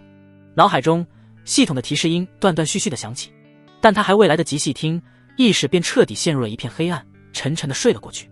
主房之内，叶秋荷与云离看着在安神香的作用下已经彻底熟睡过去的许清，相视一笑。看样子夫君是彻底睡熟了。太好了。云离满脸兴奋，两人对视一眼，都从对方眼中看到了跃跃欲试的光芒。次日清晨，当第一缕阳光透过窗棂洒在脸上，许清缓缓睁开了双眼。他只觉得神清气爽，浑身舒泰。昨夜那一觉是他穿越以来睡得最沉最香甜的一次，整个人的精神和身体都得到了前所未有的放松与滋养。等等，昨晚……他猛地坐起身，回想起昨夜的种种，自己怎么会无缘无故就睡着了？而且他清楚地记得，在意识彻底模糊前听到了系统的提示音。他心念一动，立刻调出自己的信息面板。姓名：许清，年龄18，境界后天7品中期，12万0300，体质烈阳之体5500，技能探查之眼，属性点80。死！许清当场倒吸一口凉气，直接凭空多出了整整80点属性点，烈阳之体的经验也涨了5点。好家伙，昨晚绝对发生了什么了不得的大事！系统，昨晚究竟发生了什么？他迫不及待地在心中问道。本系统已将昨晚画面全程录制，请宿主自行查看。下一刻，一段清晰无比的画面直接在他脑海中开始播放。饶是许清自诩见多识广，有了心理准备，也被脑海中那美艳绝伦的画面震的是目瞪口呆。他怎么也想不到，清冷如仙的叶秋荷与娇俏可人的云离竟是如此的大胆。怪不得能一次性奖励80点属性。他正聚精会神地欣赏着那疯狂的画面时，吱呀，房门被推开，叶秋荷与云离一前一后地走了进来。许清吓了一跳，连忙切断了脑海中的画面，做贼心虚地看向二人。娘子，云离，你们……他一时竟有些语无伦次。叶秋荷看着他那副惊慌失措的模样，似笑非笑地调侃道：“看来夫君昨夜休息得很好，不得不说，夫君的身体可真是强壮了。”许清的老脸瞬间涨得通红，他哪里听不出这话里的深意。云离更是掩着嘴扑哧一声笑了出来，一双美目水汪汪地看着他，满是崇拜与娇羞。许清只觉自己一世英名竟毁于一旦，他轻咳一声，连忙从床上跳下来，胡乱地穿着衣服，丢下一句铺子里还有事，我先走了，便逃也似的冲出了小院。看着他落荒而逃的背影，房内的两女笑得花枝乱颤。笑声过后，云离脸上的笑容却渐渐淡去，他看向叶秋荷，轻声问道：“姐姐，若是你的伤势痊愈了，你会离开这里吗？”叶秋荷脸上的笑容也凝固了，她陷入了长久的沉默，清冷的眸子里闪过一丝复杂与迷茫。是啊，若是伤好了，自己该何去何从？重振宗门，报仇雪恨？还是见他不语，云离咬了咬嘴唇，鼓起勇气道：“姐姐，若是你将来要离开，可不可以把我留下？我不想让他一个人难过。”叶秋荷的心猛地一颤，他看着云离那认真的眼神，许久之后才缓缓地点了点头。好，一个字却仿佛用尽了他全身的力气得到这个答案。云离心中的一块大石落了地，他不想再让气氛这般沉重，话锋一转，笑嘻嘻地说道：“姐姐，咱们今天去重新买张床吧，这张太小了。”叶秋霍闻言深以为然地点了点头，脸上也重新浮现出一抹笑意。走吧，是该换张大的了。许清桃也似的冲出家门，清晨的凉风拂面，却吹不散他脸颊上的滚烫。直到百草堂那熟悉的匾额映入眼帘，他一路狂跳的心才稍稍平复。昨夜之事虽说过程匪夷所思，但结果却是喜人的，不仅白得了80点属性，实力大增，更重要的是他感受到了叶秋荷与云离那发自内心的接纳。他不再只是一个疗伤的药引，而是这个家中真正的一家之主。东家，您来了。林福贵红光满面的迎了上来，手里拿着一本账簿，脸上的褶子笑得比菊花还灿烂。您真是神了！自从咱们高价收购药材的消息放出去后，虽然来卖的散户不多，但今天一早，咱们铺子里的常规药材销量又涨了2成，好多人都是冲着冰肌玉露膏的名头来的，随便就在咱们这抓药了。许清心中大定，这正是他想要的结果。林伯，光是这样还不够。许清的眼中闪烁着自信的光芒。季世堂想跟我们玩釜底抽薪，那我们就跟他玩一手火上浇油，把这把火烧得再旺些。火上浇油！林福贵立刻来了精神，东家又有何妙计？明日便是第2次销售冰肌玉露膏的日子。许清胸有成竹地说道，届时我们就在销售台旁边再搭一个台子，专门用来收购药材。我要当着全镇百姓的面，以远高于市价的价格，有多少收多少。林福贵眼睛一亮，一拍大腿，妙啊！借着冰肌玉露膏的人气，当众演绎出千金买马股。那些还在观望的散户和猎户看到真金白银，哪有不动心的道理？正是此理。许清笑道，季世堂不是想垄断货源吗？那我们就创造货源，我就不信他钱家还能把这方圆百里的深山都给包了不成。好，好，好！林福贵连道3声好，仿佛已经看到了季世堂气急败坏的模样。东家，您就瞧好吧。许清点了点头，那就辛苦林伯安派人手准备，明天就看我表演吧。说罢，两人便立刻投入到紧张的准备之中。整个百草堂都散发着一股昂扬的斗志。翌日天光乍亮，许清从那张足以躺下4、5个人的崭新大床上醒来，只觉得神清气爽。他回味着昨夜的温存与疯狂，以及脑海中再次多出的80点属性，嘴角的笑意便怎么也压不住。他来到百草堂时，着实被眼前的景象吓了一跳。只见店铺门前早已是人山人海，那队伍比上次还要夸张几分，黑压压的人头一眼望不到边，将整条主街堵得水泄不通。这阵仗也太吓人了。许清咂了咂舌，只得从后门悄悄溜了进去。4时正，及时到。在万众期待的目光中，2个高台同时亮相。左边的台子上，20瓶冰肌玉露膏在阳光下闪烁着碧绿的光泽，诱人无比。右边的台子上则摆放着一张长桌，桌后是一杆大秤和几个装着银锭的木箱，简单粗暴。许清登上左边的销售台，内力道处，朗声道：“诸位乡亲，感谢厚爱，规矩照旧，今日限售20瓶。不过，为了防止有人囤积居奇，恶意加价，从今日起，我们百草堂将实行实名登记，每人10日之内限购1瓶。”此言一出，人群先是一阵骚动，但随即爆发出更热烈的叫好声。许神医仁义啊，就该这样，不然全让那些药贩子买走了。说得对，我们自己用还不够呢。安抚住人群，销售正式开始，场面比上次更加火爆。20瓶药膏几乎是在半炷香内便被洗劫一空。而就在此时，许清走上了右边的收购台，声音再次响彻全场：“诸位乡亲，我百草堂的宗旨便是服务于民，利于百姓。如今有黑心商家意图垄断药材，打压我们，最终吃亏的还是咱们老百姓。我许清今天就把话放这儿，他济世堂不是有钱吗？那我就陪他玩到底。”他抓起一把银子，高高举起，声如洪钟：“从今天起，我百草堂面向全镇，高价收购各类药材，只要是山里长的，只要能入药，无论品相，我都要。价格永远比市价高2成，有多少收多少，现钱结算，绝不拖欠。”一番话说的是掷地有声，极具煽动性。台下的人群彻底沸腾了。许神医说的对，不能让济世堂那帮奸商得逞。我家后山就有一片甘草，我这就回去挖。我爹是老猎户，认识不少草药，我这就让他送来。原本还在观望的散户们，此刻再无半分犹豫，看着那白花花的银子，一个个眼睛都红了，纷纷掉头往家里跑，生怕去晚了自家的草药卖不上好价钱。整个下午，百草堂的收购台前都排着长龙，各种各样的药材被源源不断的送来。虽然大多是些常见药材，但积少成多，竟也解了燃眉之急。这一场声势浩大的销售与收购一直持续到日落西山，众人才拖着疲惫但却无比兴奋的身体结束了这疯狂的一天。趁着歇息的功夫，许清立刻写了一封信，用火漆封好。他准备明日去县城采购药材，约定赵馆长派护卫一同前往。林凡，你亲自跑一趟，将此信交给狂风武馆的赵馆长，务必亲手交给他。好嘞，许哥。半个时辰后，林凡气喘吁吁地跑了回来，带回了赵明渊的亲笔回信。许清展开信纸，只见上面只有寥寥数字，却写的是龙飞凤舞，力透纸背。明日卯时，武馆门口，我亲自带队，不见不散。看到亲自带队4个字，许清一直悬着的心终于彻底放了下来。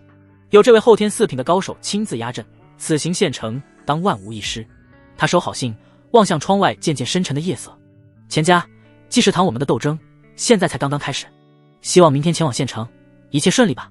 天色未亮，崭新而宽大的雕花大床终于结束了一夜的吱呀作响，归于平静。许清坐起身，叶秋和与云离便一左一右，带着一丝倦怠的满足，自然而然地为他更衣。叶秋和取过一件崭新的青色长衫为他穿上，柔声道：“夫君此去县城，路途遥远，万事小心。”他自装帘中取出一块通体温润的白玉佩，上面雕刻着繁复的云纹，亲手为他系在腰间。此玉佩乃是我家传之物，有静心凝神之效，夫君贴身佩戴，可保一路心神安宁。这玉佩触手温凉，一股清凉之意顺着肌肤渗入体内，让许清那略显浮躁的心绪瞬间平复下来。姐姐给了，我也不能落下。一旁的云离不甘示弱，将早已备好的一个包裹递了过来，小脸微红地说道：“夫君，这里面有换洗的衣物和一些我亲手做的点心，你路上饿了就吃。”许清心中暖流涌动，他一手一个将2位娇妻拥入怀中，郑重地点了点头：“放心吧，等我回来。”一番温存之后，许清终于告别了2人，转身离开了小院。待他的身影彻底消失在巷口，叶秋和脸上的温柔才渐渐敛去。云离，我们也准备一下，等下悄悄跟上去。啊！云离一愣，有些担忧：“姐姐，夫君是去办正事，我们跟着会不会暴露身份，给他添麻烦呀？”叶秋和嘴角勾起一抹狡黠的弧度，从庄帘的暗格中取出2粒蜡封的药丸。这是易容丹。叶秋荷将其中1粒递给云离，服下后可维持2日的易容效果，便是宗师高手也未必能看穿。我们只是远远跟着，以防万一。他顿了顿，清冷的脸上飞起一抹促狭的红晕，故意说道：再者说，县城里繁华似锦，我总得亲自盯着，免得他被外面的野花迷了眼。云离扑哧一声笑了出来，接过药丸一口吞下，心中却在甜蜜地嘀咕着：姐姐啊姐姐，你嘴上说的厉害，心里分明就是担心夫君。当许清来到狂风武馆门口时，赵明渊早已带着30名气息彪悍的精锐在此等候。他一见到许清，虎目顿时一亮，爽朗大笑，亲自迎了上来。许老弟，你可算来了，哥哥我可是把家底都给你带来了。赵大哥。许清抱拳回礼，目光扫过那30名精锐，他们个个眼神锐利，气息沉稳，腰间的兵刃都带着一丝若有若无的煞气。许清能感受到，这是一支真正见过血的队伍，绝非寻常家丁护院可比。有赵大哥亲自压阵，此行必当马到功成。哈哈，那是自然。出发！赵明渊一声令下，一行人数辆马车浩浩荡荡地向着武安县城的方向进发。许清本想图个安逸，坐在马车上，赵明渊却非说大丈夫岂能无坐骑，硬是拉着他，手把手地教他骑马。出乎所有人意料的是，许清的悟性高得吓人。不过才走出去2里地，他便已能稳稳地骑在马背上，虽还做不到策马奔腾，但随着队伍一同前行，已是毫无障碍。许老弟，你这天赋当真是练武奇才啊！赵明渊策马与他并行，啧啧称奇。不知道你如今境界到了何等地步？许清挠了挠头，谦虚道：也就随便练练，强身健体罢了，境界也不高，后天7品而已。什么？后天7品？饶是赵明渊有了心理准备，也被这个数字惊得眼珠子都快瞪出来了。他像是看怪物一样看着许清。许老弟，你今年才18岁吧？是啊，前不久刚过完生辰。赵明渊倒吸一口凉气，看向许清的眼神彻底变了，那是一种前辈看到绝世璞玉时的狂喜与激动。18岁的后天7品，你这天赋若不走武道，简直是暴殄天物，太可惜了。若是后面有机会，我定向赵大哥讨教1、2。许清笑道：还叫什么赵大哥，太见外了。赵明渊用力一拍他的肩膀：以后你就叫我赵哥，我吃长你几岁就托大，叫你一声许老弟。说罢，他竟真的从怀中掏出2本线装的泛黄书籍，塞到许清手中。许老弟，这是我狂风武馆的入门武学，虽不入流，但胜在根基扎实，你先拿去看看，就当是哥哥我给你的见面礼了。许清接过一看，只见一本封面上写着狂风拳法，另一本则是清平步。武学功法共分天地玄黄4个品阶。赵明渊解释道：这2本都是黄阶中品，对于后天5品之下的武者而言已是够用了。老弟你先练着，日后若有机缘再寻更高阶的武学不迟。多谢赵哥。许清郑重地将2本武学收入怀中，安顿下来后，他便在马背上翻阅起来。书上的每个字他都认得，可连在一起却玄之又玄，看得他一头雾水。就在这时，他忽然想到了自己的系统面板。系统武学会不会也显示在技能栏里？他心念一动，调出自己的信息面板。姓名许清，年龄18，境界后天7品中期，120300，体质烈阳之体5500，技能探查之眼狂风拳法050，清平步050，属性点160。果然在。许清心中狂喜，如同发现了新大陆。他毫不犹豫将意念集中在狂风拳法之上。系统加10点，属性点10，狂风拳法入门中。刹那间，一股庞大的信息洪流涌入许清的脑海。狂风拳法的每一式变化、发力技巧乃至修炼心得，都仿佛变成了他自己的记忆，被瞬间融会贯通。他下意识地坐在马背上，对着空气嘘嘘打出2拳，拳风呼啸，竟隐隐带着风雷之声。他能清晰地感觉到，这套拳法与自己的烈阳之体无比契合，霸道的拳法配上至阳的内力，威力倍增。他甚至有信心，仅凭这一套拳法，便能一拳轰杀一名后天6品的对手。这一旁的赵明渊眼珠子都直了，嘴巴张得能塞下一个鸡蛋，满脸都是活见鬼的表情。他刚才看到了什么？这小子拿到秘籍才多久？半个时辰都不到吧，竟然就已经掌握了狂风拳法的精髓。那拳风分明是已将拳法练至小成的标志啊！许老弟，赵明渊的声音都有些结巴了。你以前莫不是偷偷学过这套拳法？没有啊，许清一脸无辜的收拳：“我这不是刚跟赵哥你学的吗？刚学就学会了。”许清看着他那副震惊的模样，想了想，用一种理所当然的语气说道：“武学不就是这样吗？看完一遍不就应该会了吗？”噗！赵明渊只觉得一口老血险些喷出来，周围那几名偷听的武馆精锐更是险些集体从马背上栽下来，一个个用看神仙般的眼神看着许清，哑口无言。看完一遍就会了，这说的是人话吗？想当初他们为了练成这套拳法，哪个不是冬练3九夏练3伏，苦熬了好几年才初窥门径？人比人，真是气死人啊！赵明渊看着许清那张真诚中带着一丝无辜的脸，半晌才从牙缝里挤出一句话：“许老弟，当真是英雄出少年啊！”许清知道自己这逼装的有点过了，再继续下去恐怕会把这位刚认的大哥刺激到。他连忙自谦的笑了笑，岔开话题道：“赵哥过奖了，咱们还是快些赶路吧，争取中午之前能赶到县城。”“对，赶路，赶路！”赵明渊如梦初醒，连忙大声吆喝着队伍，只是看向许清的眼神已然带上了深深的敬畏。马蹄声声，车轮滚滚，经过半日的奔波，临近中午时分，一座远比落霞镇宏伟壮阔的城池轮廓终于出现在了地平线上。武安县城到了。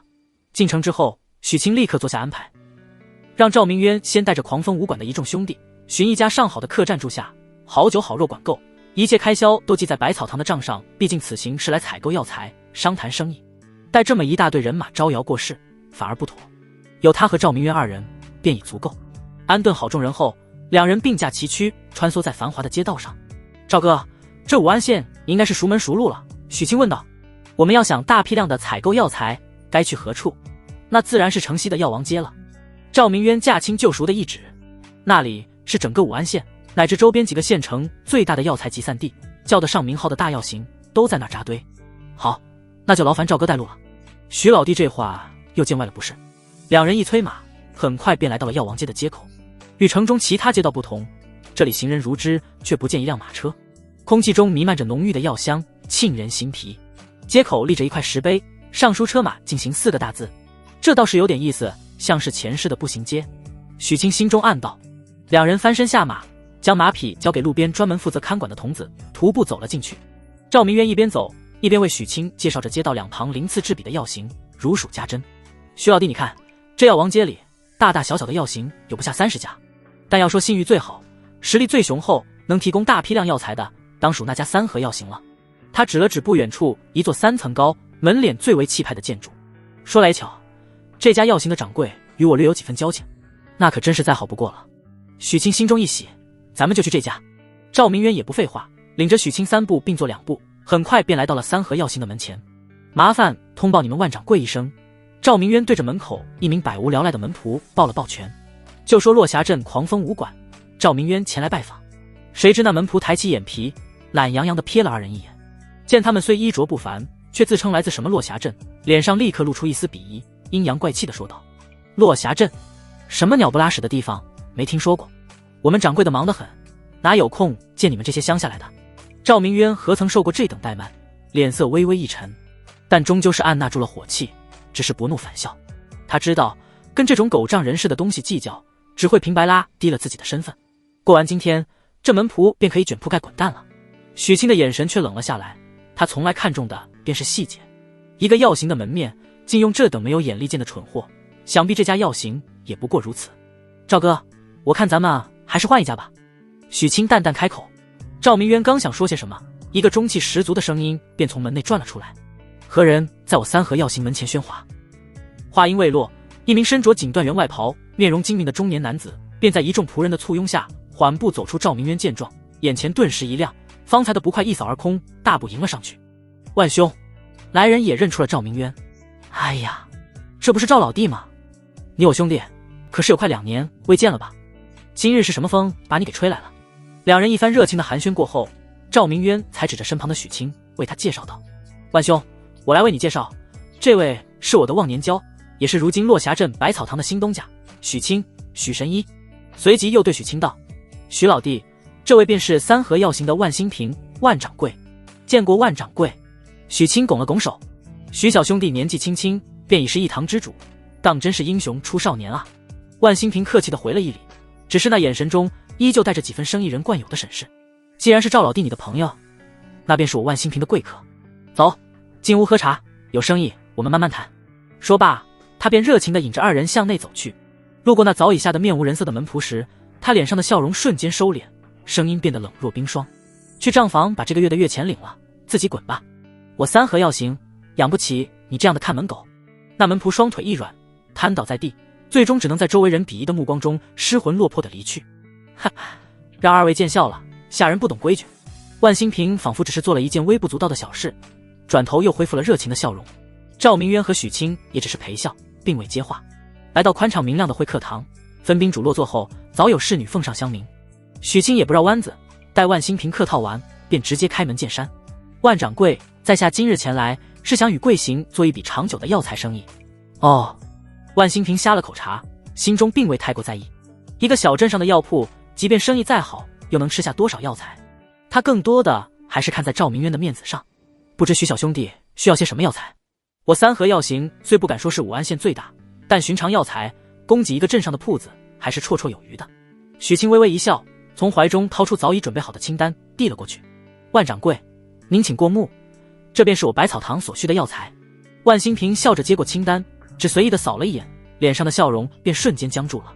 他猛地坐直了身子，将清单凑到眼前，宰的从头到尾又看了一遍。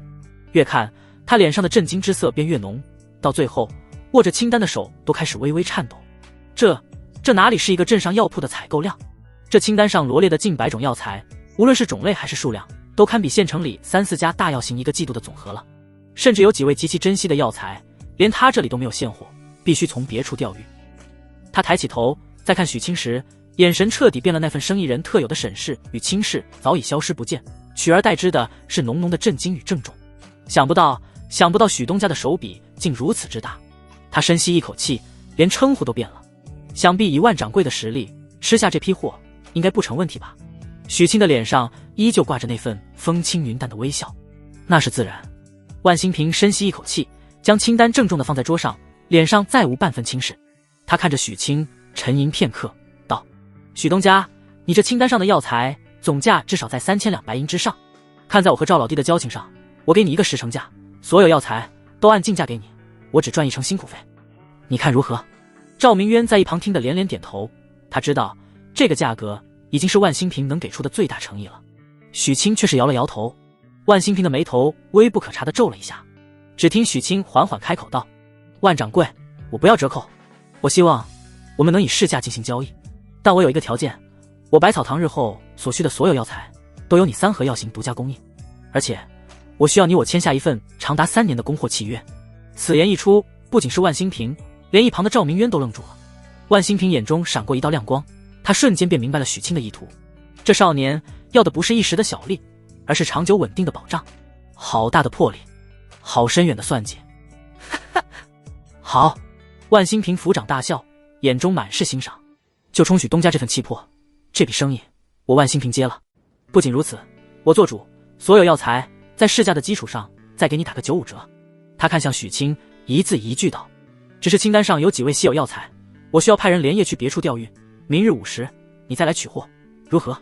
一言为定。许清站起身，郑重地伸出手：合作愉快，合作愉快。2只手紧紧地握在了一起。许清当场交付了500两纹银的定金，约定好明日取货的细节后，便与赵明渊一同告辞离去。走出三合药行，赵明渊看着许清，眼神复杂，感慨万千。许老弟，你真是让哥哥我大开眼界啊！这番手段，怕是那些在商场里摸爬滚打了几10年的老狐狸，都未必有你这份心计和魄力。赵哥过奖了。许清洒然一笑：走，老弟的事情办妥了，心中大石落地，哥哥我带你在这县城里好好逛逛，见识见识真正的风月。赵明渊一把揽住许清的肩膀，挤眉弄眼的嘿嘿笑道：哦，不知赵哥说的是何处？嘿嘿。赵明渊脸上露出一抹男人都懂的笑容，一把揽住许清的肩膀，就往另一条街走。醉春楼，那可是咱们武安县最有名的销金窟，里面的姑娘个个水灵。许清一听这名字便知不是什么正经地方，刚想开口拒绝，却已被兴致勃勃的赵明渊不由分说地拖了过去。在他们身后不远处，一处茶楼的2楼窗边，2道身影将这一幕尽收眼底。云离的脸颊气鼓鼓的，他拉着叶秋荷的衣袖，急道：姐姐，那个赵馆长一看就不是好人，他要带夫君去那种地方，我们要不要去制止夫君啊？叶秋荷望着许清被拉走的背影，清冷的眸子里闪过一丝玩味的光芒。无妨，他端起茶杯，轻轻抿了一口。我们跟上去看看，我倒是想瞧瞧，夫君他究竟有几分定力。醉春楼，醉春楼不愧是武安县最大的销金窟，雕梁画栋，飞檐斗拱，3层高的楼阁灯火通明，将半边夜空都映照得一片迷离。空气中弥漫着上等熏香与韭菜的香气，丝竹之声不绝于耳，夹杂着男人的高声谈笑与女子的吴侬软语，一派纸醉金迷的景象。怎么样，徐老弟，哥哥我没骗你吧？赵明渊显然是此地常客，熟门熟路地揽着许清的肩膀，一脸快夸我的表情。许清心中无奈，脸上却不动声色地点了点头。他知道这等场合越是表现的局促，反而越容易被看清。赵哥，这地方确实气派。那是自然。赵明渊哈哈一笑，对着闻声迎上来的半老徐娘豪气的一挥手：洪妈妈，把你们这最好的雅间给老子备上，再把你这的头牌红袖姑娘请来为我徐老弟弹上一曲。哎呦，是赵大爷来了。那被称为洪妈妈的半老徐娘眼光毒辣，一见赵明渊便笑得花枝乱颤。再看他身旁气度沉稳、样貌清秀的许清，更是心中了然，连忙扭着水蛇腰在前面引路：二位爷里面请。红袖姑娘今日刚好有空，奴家这就去请。两人被引至3楼一处临江的雅间，视野极佳，可以将楼下大堂的热闹与窗外江上的夜景尽收眼底。酒菜很快流水般送了上来。赵明渊为许清满上一杯价值不菲的女儿红，嘿嘿笑道：徐老弟，先满饮此杯，为你我今日生意谈成庆贺。许清却抬手挡住了酒杯，歉然一笑：赵哥，不是小弟不给面子，只是明日还要押运药材，事关重大，小弟想保持头脑清醒，这酒便以茶代之吧。赵明渊一愣，随即哈哈大笑，重重地拍了拍许清的肩膀，眼中满是赞许：好，好啊，成大事者不拘小节，更要严于律己，是哥哥我梦忘了。来，喝茶。两人正说着，一阵淡雅的幽香随着敲门声飘入。二位爷，红袖献丑了。门被推开，一位身着大红罗裙的女子怀抱琵琶缓步而入。她身段婀娜，眉眼如画，最动人的不是她的美貌，而是那份从骨子里透出的慵懒与妩媚，一颦一笑都仿佛能勾走人的魂魄。在他们身后不远处，一处不起眼的角落，云离气得腮帮子都鼓了起来。他死死地攥着叶秋荷的衣袖，压低声音，咬牙切齿道：姐姐，你看那个狐狸精，眼睛都快长到夫君身上去了。不行，我要过去把他那张脸给划花。叶秋荷按住他蠢蠢欲动的手，清冷的眸子一顺不顺地盯着雅间的方向，声音平静无波：别急，看着，我也想知道咱们的夫君在温柔乡里究竟有几分定力。话虽如此，那放在桌下早已被捏得发白的指节却暴露了他内心的不平静。雅间内，红袖袅袅挪挪地坐下，一双媚眼如丝落在许清身上。这位想必就是许官人吧？瞧着可真俊。他素手执壶就要为许清斟酒。姑娘客气了。许清微微颔首，再次婉拒，在下不善饮酒。红袖的眼中闪过一丝讶异。他见过形形色色的男人，有故作正经的，有急色如狼的，却从未见过像许清这般目光清澈，态度温和，却又带着一丝疏离的。他非但不恼，反而被勾起了兴趣，眼唇轻笑道：官人真是有趣，那奴家便为官人弹上一曲吧。说罢，他玉指轻挑，铮铮的琵琶声便如流水般倾泻而出，曲调缠绵，歌词更是大胆露骨，诉说着闺中寂寞，春情难耐。赵明渊听的是如痴如醉，唯有许清始终神色平静地品着茶，仿佛在欣赏一幅画，而不是在聆听一首艳曲。一曲终了，红袖的额角已见了香汗，他看着许清，悠悠一叹：官人似乎对奴家的曲子不甚满意。曲是好曲，姑娘的技艺也是上乘。许清放下茶杯，认真地评价道：只是姑娘似乎心事重重，气息有几分郁结，未能将曲中真意尽数展现。恕我冒昧，我看姑娘面色略有潮红，眼下微青，想必是近来夜间常有咳嗽，难以安眠吧。红袖的笑容僵在了脸上，她呆呆地看着许清，满眼都是不可思议。自己的身体状况，连醉春楼里最好的大夫都只说是寻常风寒，他竟只看了一眼便说得分毫不差。就在他准备开口请教之时，砰！雅间的门被人一脚粗暴地踹开，一名满身酒气、衣着华贵、脚步虚浮的锦衣公子在家丁的簇拥下闯了进来，指着红袖便骂：好你个贱人，本少爷叫了你半天，你竟敢躲在这里陪这两个乡巴佬。他色眯眯地走向红袖，伸手就要去抓他的手腕。快，跟本少爷走，今晚你就是我的人了。放肆！赵明渊勃然大怒，一拍桌子便要起身，许清却伸手按住了他，摇了摇头。他看向那锦衣公子，脸上依旧没什么表情，只是淡淡开口：“这位公子，凡事都有个先来后到。红袖姑娘正在为我们担曲，你这般强闯，未免太失风度。你算个什么东西，也敢教训本少爷？”锦衣公子鄙夷地瞥了许清一眼：“滚开，不然连你一起打。”两名恶奴立刻狞笑着围了上来，雅间内的气氛瞬间剑拔弩张。就在这千钧一发之际，一个威严的声音自门口响起：“住手！”洪妈妈领着两名气息沉稳的护卫快步而入，她先是狠狠瞪了一眼那锦衣公子，脸上却不敢有太多怒意，显然是认得对方的身份。正当他准备上前打个圆场时，目光却无意间扫过了安然端坐的许清。当他的视线落在许清腰间那块白玉佩上时，整个人如遭雷击，脸色唰的一下变得惨白。那是……他不敢相信自己的眼睛，又仔细看了看那繁复的云纹，那独一无二的样式，错不了，绝对是那个标记。洪妈妈脸上的血色瞬间褪尽，她再也顾不上一旁的锦衣公子，竟是两腿一软，扑通一声直直地跪在了许清面前，声音颤抖，带着无尽的恐惧与敬畏：“奴婢有眼不识泰山，不知贵客驾临，冲撞了贵客，还请贵客恕罪。”这一跪让整个雅间瞬间死寂。锦衣公子傻了，赵明渊懵了，雅间内的空气仿佛在瞬间凝固，时间在这一刻被无限放慢。那不可一世的锦衣公子脸上的狞笑僵住了，取而代之的是一片茫然与错愕。赵明渊刚准备拍案而起的身形也顿住了，他看着跪在地上的洪妈妈，虎目中满是难以置信。这醉春楼的洪妈妈在武安县也算是个长袖善舞、八面玲珑的人物，背后势力错综复杂，便是他平日里见了也要客气3分。可现在他竟然对着许老弟跪下了。许清自己也懵了，他下意识地看了一眼自己的衣着，又摸了摸脸，完全不明白发生了什么。这洪妈妈怕不是认错人了吧？洪妈妈，你这是做什么？那锦衣公子最先反应过来，色厉内荏地喝道：“你跪这个乡巴佬干什么？疯了不成？你给我闭嘴！”洪妈妈猛地回头，那张保养得宜的脸上再无半分媚态，取而代之的是一种深入骨髓的恐惧与凌厉。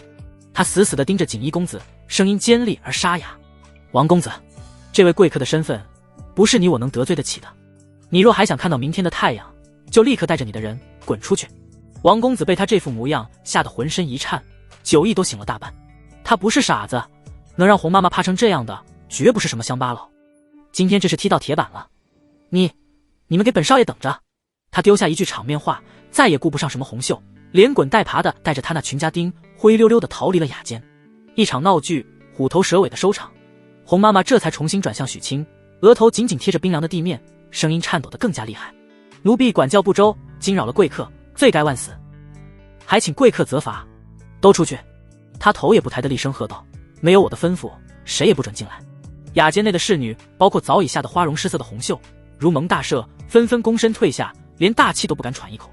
雅间内只剩下了跪在地上的洪妈妈，以及面面相觑的许清与赵明渊。“那个妈妈，你是不是认错人了？”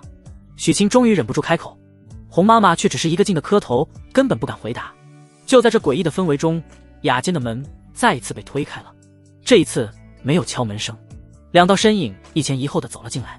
为首的是一名身着黑衣、面容普通的女子，但她身段婀娜，气质清冷，一双眸子更是锐利如鹰，仿佛能洞穿人心。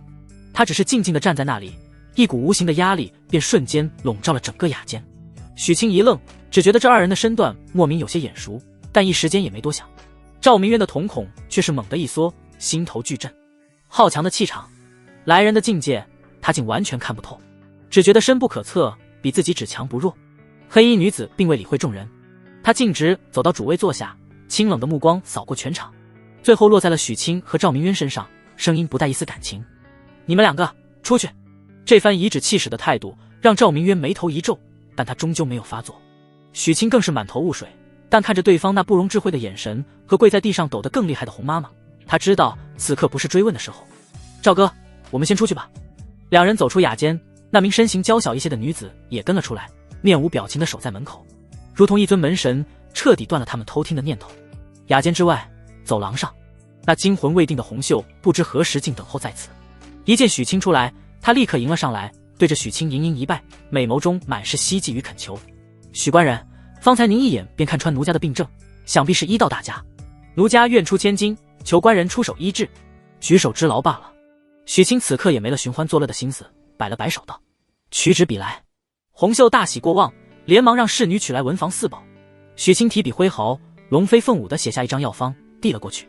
姑娘按照此方抓药，每日一副，3碗水煎成1碗，晚间睡前温服，半月之内当可痊愈。洪秀如获至宝般接过药方，从怀中掏出1张100两的银票，就要硬塞给许清。区区诊金，不成敬意。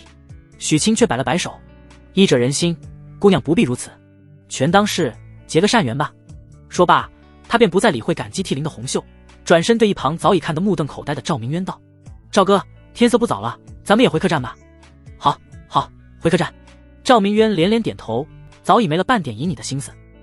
他跟在许清身后，看着他的背影，眼神复杂无比，终于还是忍不住问到许老弟：“你老实告诉哥哥，你到底是什么身份？”“赵哥，你信不信我比你还糊涂？”许清苦笑着摊了摊手。赵明渊见他不说，只当是他不愿透露，也不再追问，只是心中的敬畏又深了几分。两人去药王街取回马匹，并肩消失在夜色之中。与此同时，醉春楼的雅间内，黑衣女子背对着洪妈妈，林川立，月光将她的影子拉得修长。抬起头来，她淡淡开口。洪妈妈战战兢兢地抬起头，却依旧不敢直视。“敢问阁下可是合欢宗的人？”黑衣女子没有回答。“那阁下在宗内是何等身份？”洪妈妈的声音愈发恭敬。黑衣女子依旧沉默，她只是缓缓转过身，从怀中取出了一枚通体漆黑、雕刻着一朵盛放的血色莲花的玉佩。看到这枚玉佩的瞬间，洪妈妈脸上的所有血色尽数褪去，取而代之的是无尽的骇然与狂热。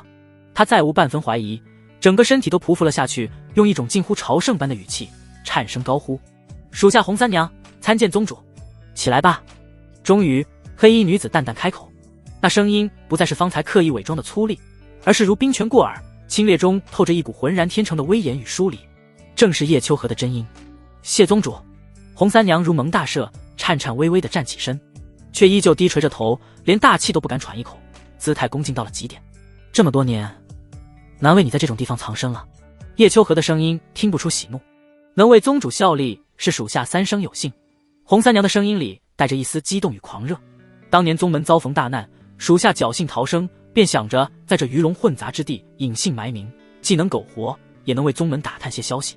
只恨属下无能，这么多年也未能寻到宗主您的下落。”“你做得很好。”叶秋荷终于给了他一句肯定。他抬起头，那张经过易容的普通脸庞上，一双清冷的凤目却仿佛能洞穿人心。“我今日来只问你一件事，我不在的这3年，宗门现在是谁在主事？”洪三娘身子一颤，眼中闪过一丝复杂与愤恨，压低声音道：“回宗主，是您的亲姐姐。”叶秋荷的瞳孔猛地一缩，端着茶杯的手微微一顿。洪三娘继续道：“3年前那一战，您为掩护众人断后，不幸坠崖，生死未卜。你姐姐便以代宗主之名收拢残部，退守幽州。只是她行事狠辣，与您当年的怀柔之道大相径庭。这3年来，宗内许多老人都……”他没有再说下去，但其中的意思已不言而喻。“我知道了。”叶秋荷打断了他，脸上依旧没什么表情。“这玉佩，你可知其来历？”洪三娘连忙道：“属下当然知晓，此乃云隐佩，是老宗主当年亲手为您打造，天下间独一无二，更是您亲信部中的信物。”“很好。”叶秋荷点了点头。“记住，今日你没见过我，也没见过这块玉佩。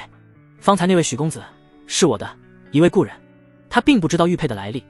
你日后若是再见到他，切不可在他面前露出任何马脚。”“属下明白。”洪三娘毫不犹豫地应下。“我如今有要事在身，不便暴露身份。”叶秋荷重新恢复了那副粗粝的嗓音：“你继续在此潜伏，静候我的消息。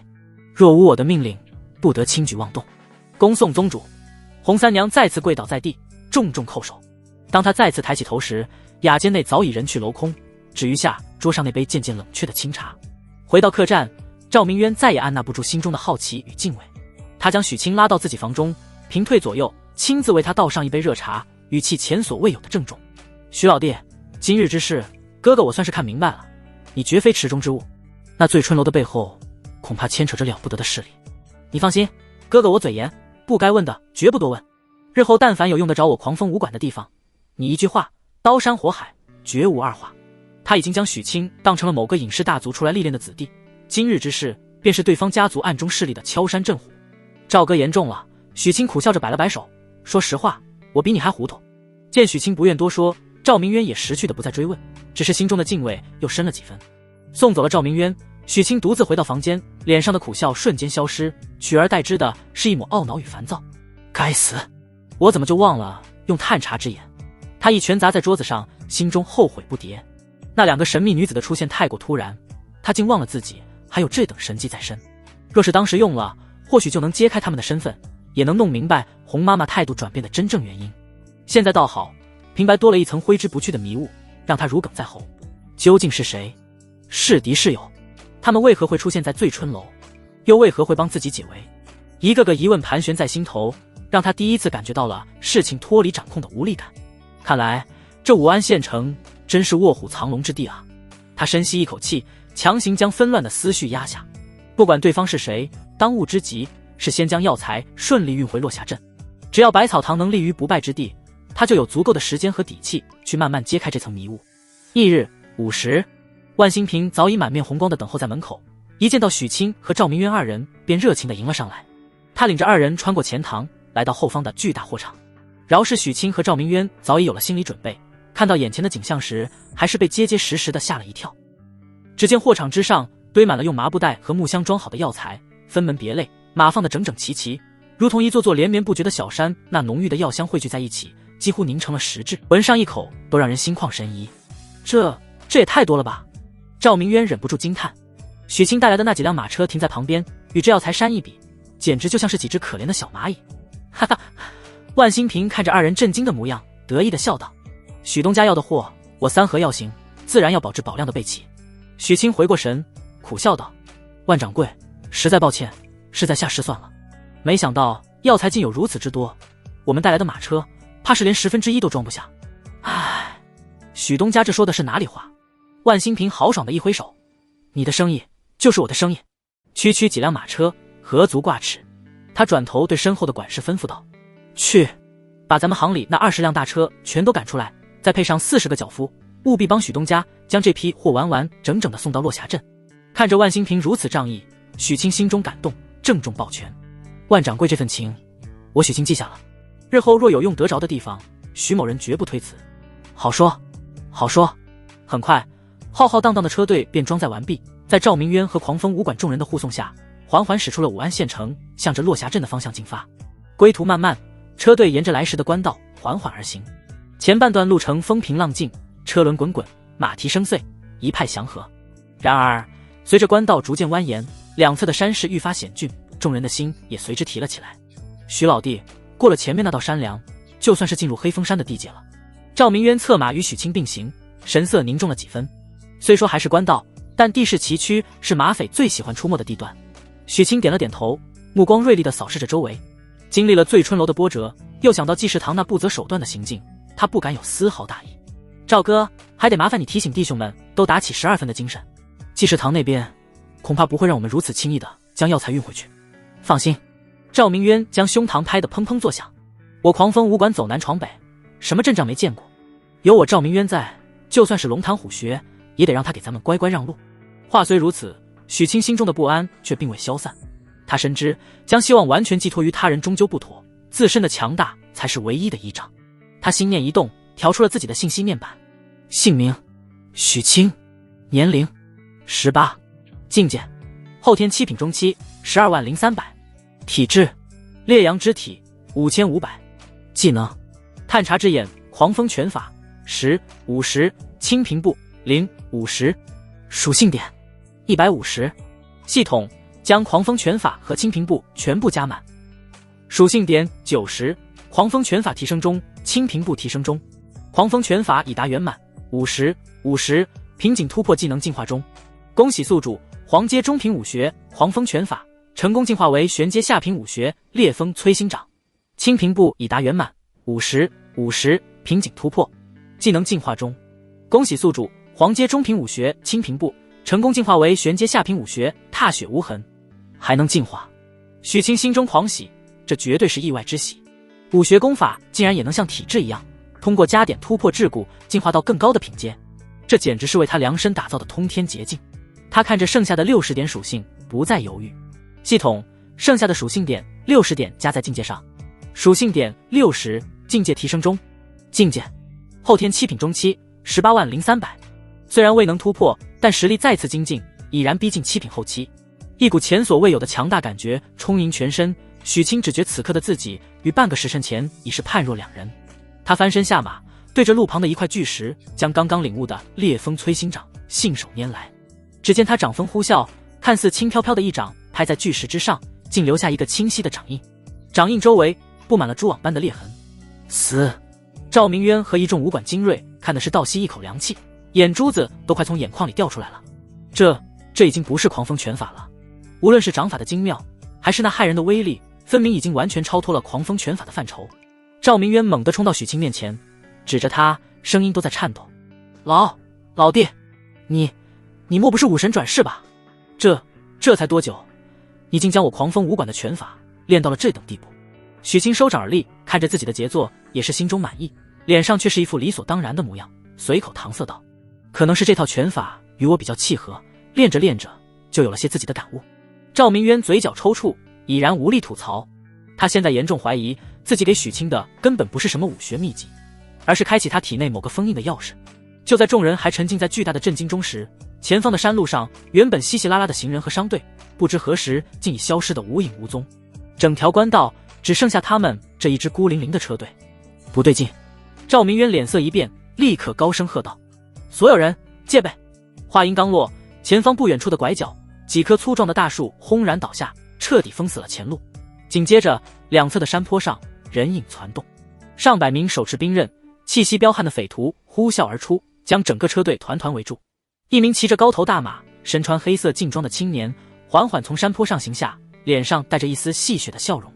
赵明渊看清来人，瞳孔猛地一缩。叶云！那青年勒住马缰，隔着10数丈的距离，对着赵明渊抱了抱拳，懒洋洋地笑道：“赵老哥，别来无恙啊？怎么不在你那武馆里享清福，跑来干这趟苦差事？”哼！叶云，你当初嫌我狂风武馆的工钱少，不辞而别，我只当你是良禽择木而栖，却不想你竟自甘堕落，与这等匪类为伍。赵明渊怒喝道：“赵老哥说笑了，良禽择木，良臣择主吗？”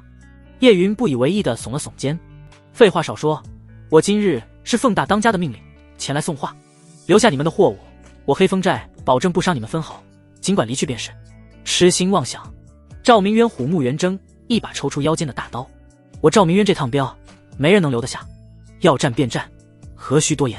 既然如此，那便没什么好谈的了。”叶云也不废话，调转马头，身影很快便引入了山林之中。弟兄们，抄家伙！赵明渊将大刀一横，声如洪钟，杀！上百名匪徒如潮水般涌了上来，喊杀声震天动地。来得好！狂风武馆的众人毫无惧色，纷纷拔出兵刃，结成战阵，迎了上去。就在此时，一道鬼魅般的身影自匪徒中杀出，快如闪电，直扑赵明渊。那人手持一对判官笔，招式狠辣诡异，竟是一位后天4品的高手。鼠辈，我来会你！赵明渊大喝一声，挥舞着9环大刀，毫不畏惧地迎了上去。两大高手瞬间战作一团。与此同时，5名气息皆在后天6品的匪徒头目，成合围之势，将许清死死锁定。小子，我们大当家说了，要活的。为首那人狞笑一声：“你若是束手就擒，还能少吃些苦头。活捉我！”许清的嘴角勾起一抹冰冷的弧度。若是在1天前，面对5名后天6品高手的围攻，他或许还会感到棘手。但是现在嘛，聒噪。他甚至懒得拔剑，身形一晃，踏雪无痕发动，整个人如鬼魅般消失在原地。下一刻，他已出现在一名匪徒头目的身后。烈风摧心掌，看似轻飘飘的一掌印在那人后心。那匪徒甚至没来得及发出一声惨叫，护体内力便被瞬间击溃，整个人如断了线的风筝般飞出，口中鲜血狂喷，已是出气多进气少。一掌秒杀。剩下4人见状，害的是肝胆俱裂，哪里还敢有半点轻视？但一切都晚了。许清的身影在4人之间游走，掌风呼啸，不过3、5个呼吸的功夫，5名后天6品的头目便尽数倒地，生死不知。他拍了拍手上根本不存在的灰尘，目光投向正与赵明渊酣战的那名4品高手，正准备上前支援，一道阴冷的气息却自身后悄然袭来。小子，你的对手是我！一名手持长剑、面容阴鸷的中年男子，不知何时出现在他身后，将他牢牢锁定。后天5品，又是一个外援。许清的眼神终于彻底冷了下来。来人的目光阴冷如毒蛇，一身黑色劲装干练利落，与周围那些衣衫杂乱的匪徒格格不入。在下王仁，收人钱财，替人消灾。他打量着许清，嘴角勾起一抹残忍的弧度，显然并未将这个看起来不过后天7品的少年放在眼里。只是没想到，目标竟然是你这种废物，平白让我多费一番手脚。废话真多。许清冷哼一声，懒得与他多言。管他是谁派来的，今日都得死。找死！见许清如此轻视自己，王仁勃然大怒。他身为后天5品的高手，何时被一个7品的小辈如此羞辱过？他脚下一动，身形如电，手中长剑挽起一朵剑花，化作一道凌厉的寒芒，直刺许清的咽喉。这一剑快、准、狠。面对这夺命一剑，许清却是不闪不避。他将新领悟的踏雪无痕发挥到了极致，身形如鬼魅般向侧方一滑，以一个不可思议的角度避开了剑锋。与此同时，他右手成掌，掌心烈阳内力勃然喷发，不退反进，竟是迎着那锋利的剑身一掌拍了上去。螳臂当车，不自量力。王仁见状，眼中闪过一丝不屑。掌锋未到，那股灼热的气浪便已扑面而来，让王仁的呼吸都为之抑制。他想也不想，立刻回剑格挡。咔嚓一声清脆的令王仁肝胆剧烈的声响传来，他那柄引以为傲的长剑在与许清肉掌接触的瞬间，竟如朽木般被一掌拍断。断裂的剑尖旋转着飞出，深深地插入了旁边的一棵大树，兀自嗡嗡作响。王仁握着半截断剑，噔噔噔连退数步，看向许清的眼神终于带上了前所未有的凝重与惊恐。这哪里是后天7品，这掌力的霸道分明是6品，不，甚至已经摸到了5品的门槛。情报有误，现在轮到我了。许清的身影再次趋近，这一次他放弃了掌法，而是直接挥起了拳头。你别过来！巨大的恐惧瞬间吞噬了王仁的理智，他将断剑当成匕首，用尽全身的力气朝着许清的心脏捅了过去，状若疯魔。许清眼中闪过一丝不屑，他身形微晃，踏雪无痕不发动，轻松躲过这亡命一击，如鬼魅般贴近王仁身侧。烈风摧心掌，他一掌印在王仁的后心，掌力吞吐，狂暴的内力瞬间摧毁了对方的软甲，涌入其5脏6腑。噗！王仁如遭重锤，一口鲜血混合着内脏碎片狂喷而出，整个人像一滩烂泥般瘫倒在地，浑身筋骨尽断，再无半点反抗之力。我说，王仁的眼中充满了对死亡的恐惧，他艰难地喘息着，用尽最后一丝力气求饶。我是县城王家的护卫，王仁，我只是奉我家少爷的命令，让我来活捉你，求你饶我一命。王家。许清的目光更冷了，是那个在醉春楼遇到的王家公子所在的王家。放了你，让你回去报信，然后引来王家无穷无尽的报复吗？许清居高临下的看着他，声音不带一丝感情。王仁还想再说些什么，许清却已懒得再听他废话。他抬起脚，干脆利落地踩断了对方的喉咙。斩草就要除根，他不是什么心慈手软的圣人，对待想要自己性命的敌人，他从不会给予对方第2次机会，彻底了结了这个后患。与此同时，另一边的战场，赵明渊虽勇猛无匹，但毕竟双拳难敌4手。他在黑风寨大当家的全力猛攻，以及周围数名匪徒的围攻之下，早已是险象环生，身上添了好几道血口，全凭一股悍不畏死的意志在苦苦支撑。杜山，你这背信弃义的小人！赵明渊怒吼连连，刀法愈发狂猛，却也破绽百出。赵馆长，识时务者为俊杰，你又何必为了这点死物搭上自己兄弟的性命呢？杜山手持一对判官笔，招式阴险毒辣，不断在赵明渊身上留下伤口。就在赵明渊一口气接不上来，即将被杜山一笔点中胸口大穴的危急时刻，一道青色的身影如流光般掠过，掌风呼啸，瞬间便将围攻赵明渊的那几名匪徒尽数轰飞。正是及时赶到的许清。赵哥，我来助你。赵明渊压力骤减，精神大振，定睛一看，见许清已将来犯之敌尽数解决，不由得又惊又喜。杜山见到许清，瞳孔却是猛地一缩。王仁呢？那个后天5品的高手呢？他心中升起一股强烈的不安。杜山，你的死期到了！许清暴喝一声，与赵明渊形成左右夹击之势，向着杜山攻了过去。烈风摧心掌霸道绝伦，9环大刀是大力沉。杜山瞬间便落入了下风，应付的手忙脚乱。许清的掌法虽然不如赵明渊的刀法老辣，但那股灼热霸道的内力却让他忌惮不已。撤！杜山虚晃一招，逼退赵明渊，没有丝毫犹豫，转身便施展轻功，向着山林深处亡命奔逃。大当家的跑了！其余的匪徒见状，顿时军心大乱，再无半分战意，纷纷丢盔弃甲，作鸟兽散。穷寇莫追。许清刚想追上去，却被赵明渊一把拉住。只见赵明渊捂着手臂上的伤口，喘着粗气道：这些匪徒熟悉地形，追上去恐有埋伏，况且弟兄们也都受了伤，还是先整顿要紧。许清看了看周围那些虽胜犹疲，不少人都挂了彩的武馆精锐，终究还是压下了追击的念头。也罢，一个后天4品的匪首而已，等自己回到落霞镇，再潜心修炼个10天半月，届时杀他不过一掌之事。然而许清不知道的是，在他放弃追击的瞬间，远处山林的2棵大树之后，2道身影悄然滑落。姐姐，夫君他放跑了那个坏蛋。云离有些不甘。夫君有他的考量。叶秋荷的声音清冷如月，但我们有我们的规矩。他看着杜山消失的方向，清冷的眸子里杀机一闪而过。想动我的人，就要有拿命来偿的觉悟。话音未落，2人身形一晃，如2只最矫健的猎豹，悄无声息地引入了密林之中。密林深处，林影斑驳。杜山捂着隐隐作痛的胸口，在林间亡命穿行，一边奔跑，一边不住地回头张望。确认无人追来后，他才扶着一棵粗壮的古树，大口喘着粗气，脸上满是劫后余生的庆幸与怨毒。妈的，这次真是阴沟里翻船，认栽了。他啐出一口带血的唾沫，眼中凶光毕露。一个毛都没长齐的小子，竟有如此身手。还有那个赵明渊，拼起命来跟疯狗一样。小子，你给我等着，此仇不报，我杜山誓不为人。他话音未落，一道清脆悦耳却又带着几分戏谑的娇俏女声忽然自身后悠悠响起。哦，你还想报仇？恐怕你没有这个机会了。杜山浑身的汗毛瞬间倒竖，他猛地回头，只见身后不远处的树荫下，不知何时竟悄无声息地站着2道绝美的身影，一黑一白，一冷一俏，宛如从林间雾气中走出的鬼魅。你们是？杜山瞳孔骤缩，心脏狂跳。这2人绝不在方才那支队伍之中，他们是什么时候跟上来的？自己竟没有丝毫察觉。取你性命的人。云离笑嘻嘻地走了出来，一边掰着自己纤细的手指，发出一阵咔吧脆响，一边用看猎物般的眼神打量着杜山。就你这种货色，也配当什么黑风寨的大当家？刚才隔着老远看你跟我家夫君交手，跟个3岁娃娃似的，真是丢人现眼。你家夫君？杜山一愣，随即反应过来，脸上露出狰狞的狞笑。原来是那小子的相好。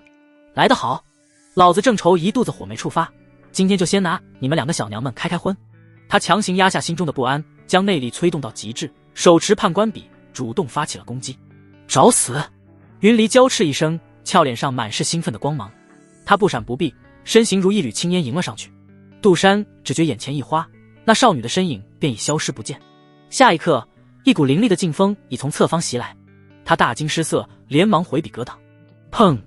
一声闷响，杜山只觉得一股沛然墨玉的巨力自笔杆上传来，虎口瞬间被震裂，鲜血直流，整个人更是被一脚踹得倒飞出去，狠狠撞在树干上，喉头一甜，喷出一口鲜血。怎么可能？后天4品？不，你是后期。杜山满眼都是骇然与惊恐，他终于明白自己究竟招惹了何等恐怖的存在。云离却不给他任何喘息之机，如影随形般欺近，一双粉拳如雨点般落下，拳拳到肉。就这点本事，也敢打我夫君的主意？我让你嚣张，我让你跑。不过10几个呼吸的功夫，方才还不可一世的黑风寨大当家便已鼻青脸肿，浑身筋骨不知断了多少根，像一滩烂泥般瘫倒在地，只剩下出的气没了劲的气。姐姐，我把他打成重伤了，接下来该怎么办？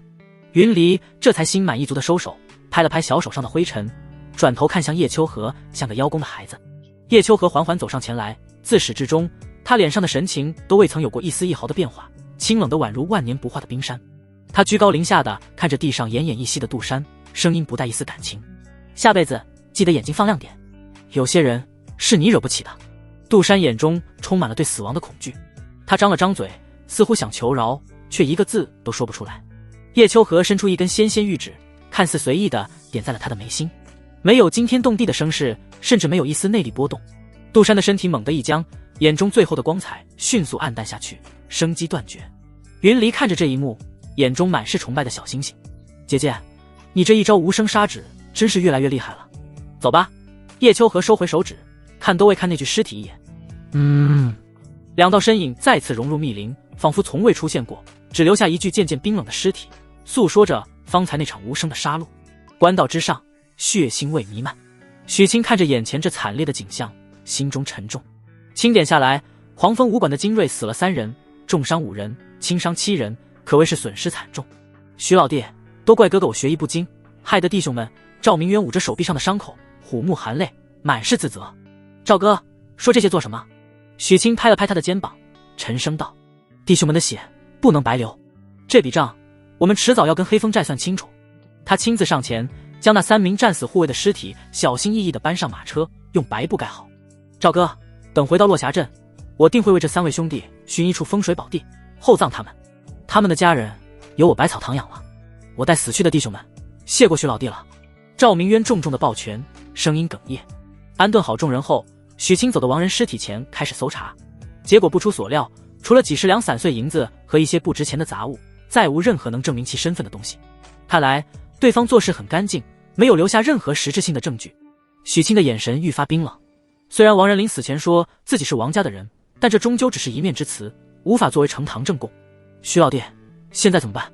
赵明渊问道。许清转身对着一众武馆精锐朗声道：诸位兄弟，今日之仇我们暂且记下，待回到落霞镇休养7日。7日之后，我许清将亲自带队踏平黑风寨，为死去的弟兄报仇雪恨。此言一出，所有人的血性瞬间被点燃。报仇，踏平黑风寨，压抑的悲愤化作了冲天的怒吼，在山谷间久久回荡。车队再次启程，只是气氛已与来时截然不同。悲伤与仇恨将这支队伍淬炼得如同一柄出鞘的利刃，锋芒毕露。当落霞镇的轮廓出现在夕阳下时，许清那颗紧绷的心才稍稍放松。当那浩浩荡荡却又带着几分狼狈的车队缓缓驶入落霞镇时，整个镇子都轰动了。快看，是百草堂的车队，他们回来了。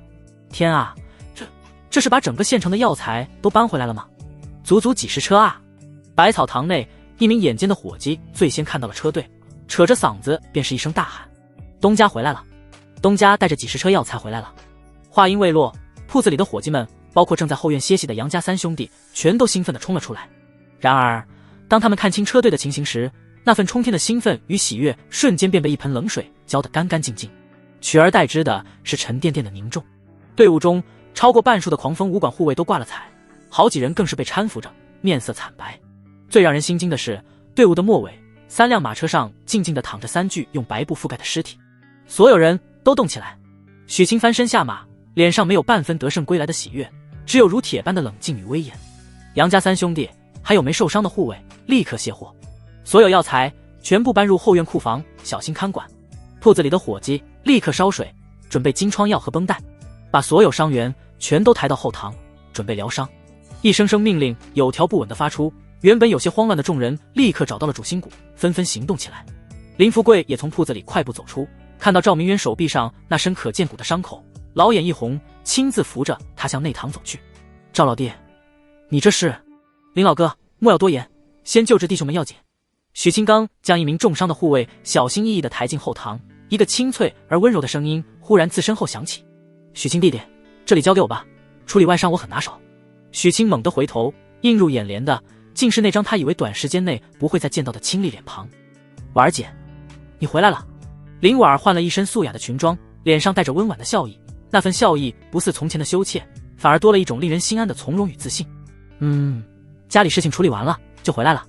他自然地从许清手中接过伤员，动作娴熟地开始检查伤势，一边检查一边说道：前几日便听闻了你的事迹，弟弟你如今可真是了不得呢。他的手法专一而老道，甚至比百草堂里的一些老师傅还要高明几分。许清看着他那判若两人的模样，心中闪过一丝异样，却也来不及多想，那就拜托婉儿姐了。放心吧，有林婉儿这位外援的加入，后院的伤员很快便都得到了妥善的安置，哀嚎声也渐渐平息。处理完所有伤者，许清与赵明渊、杨家3兄弟一起将那3名战死的护卫安葬在了镇外一处风景秀丽的山坡上。没有过多的言语，3座新坟，3杯烈酒，敬的是袍泽义气，许下的是血债血偿的诺言。赵哥，你先带弟兄们好生休养，7日之后我必给你一个交代。我信你。与赵明渊告别后，许清独自一人走在回家的路上。许清弟弟，林婉儿不知何时追了上来，他几步跑到许清面前，他似乎有很多话想说，明亮的眸子里闪烁着复杂的光芒，但最终千言万语也只化作了一句温柔的叮嘱：今天辛苦了，早些回去休息吧。说罢，他便对着许清挥了挥手，转身消失在了巷弄的阴影里。许清望着他的背影，眉头微蹙，却终究没有多问，转身离去。他没有发现的是，不远处一棵大树的树冠上，2道身影将这一幕尽收眼底。姐姐，那个林婉儿好像对夫君有意思呢。云里小声嘀咕着，语气里带着一丝不易察觉的警惕。叶秋荷的目光却很平静，他对林婉儿的家世知之甚详，淡淡道：她是林福贵的女儿，与夫君青梅竹马，有情谊倒也正常。只是我观此女气质大变，眼神中多了几分不属于这个年纪的沉稳，倒是个有意思的人。前府书房，小姐，许清的车队回来了，毫发无损，带回来的药材足足有20多车。一名下人连滚带爬地冲进来禀报。什么？正在练字的钱小小手腕一抖，一滴浓墨毁了整张宣纸。他俏脸含煞，眼中满是不可思议。黑风寨那群废物，还有王仁，我给了他们那么高的价钱，竟然连一个许清都拿不下。他心中的震惊无以复加。就在这时，另一名黑衣劲装的男子悄无声息地闪入房内，单膝跪地，声音沙哑：小姐，黑风寨的探子密报说，许清的真实实力远在情报之上，疑似已达后天5品，王仁是被他单独击杀。什么？并且他与狂风武馆馆主赵明渊联手，正面逼退了黑风寨大当家杜山。一连串的消息如同一记记重锤，狠狠砸在钱小小的心头。饶是他心性沉稳，智计百出，此刻也彻底乱了阵脚。5天前他还只是个后天7品，今天就能力毙5品高手了。这种成长速度已经不能用天才来形容，这分明就是个怪物。他第一次感觉到事情超出了自己的掌控，一股强烈的危机感涌上心头。不能再留着他了。他眼中杀机毕露，一股狠戾之色浮现，既然生擒不得，那就毁掉。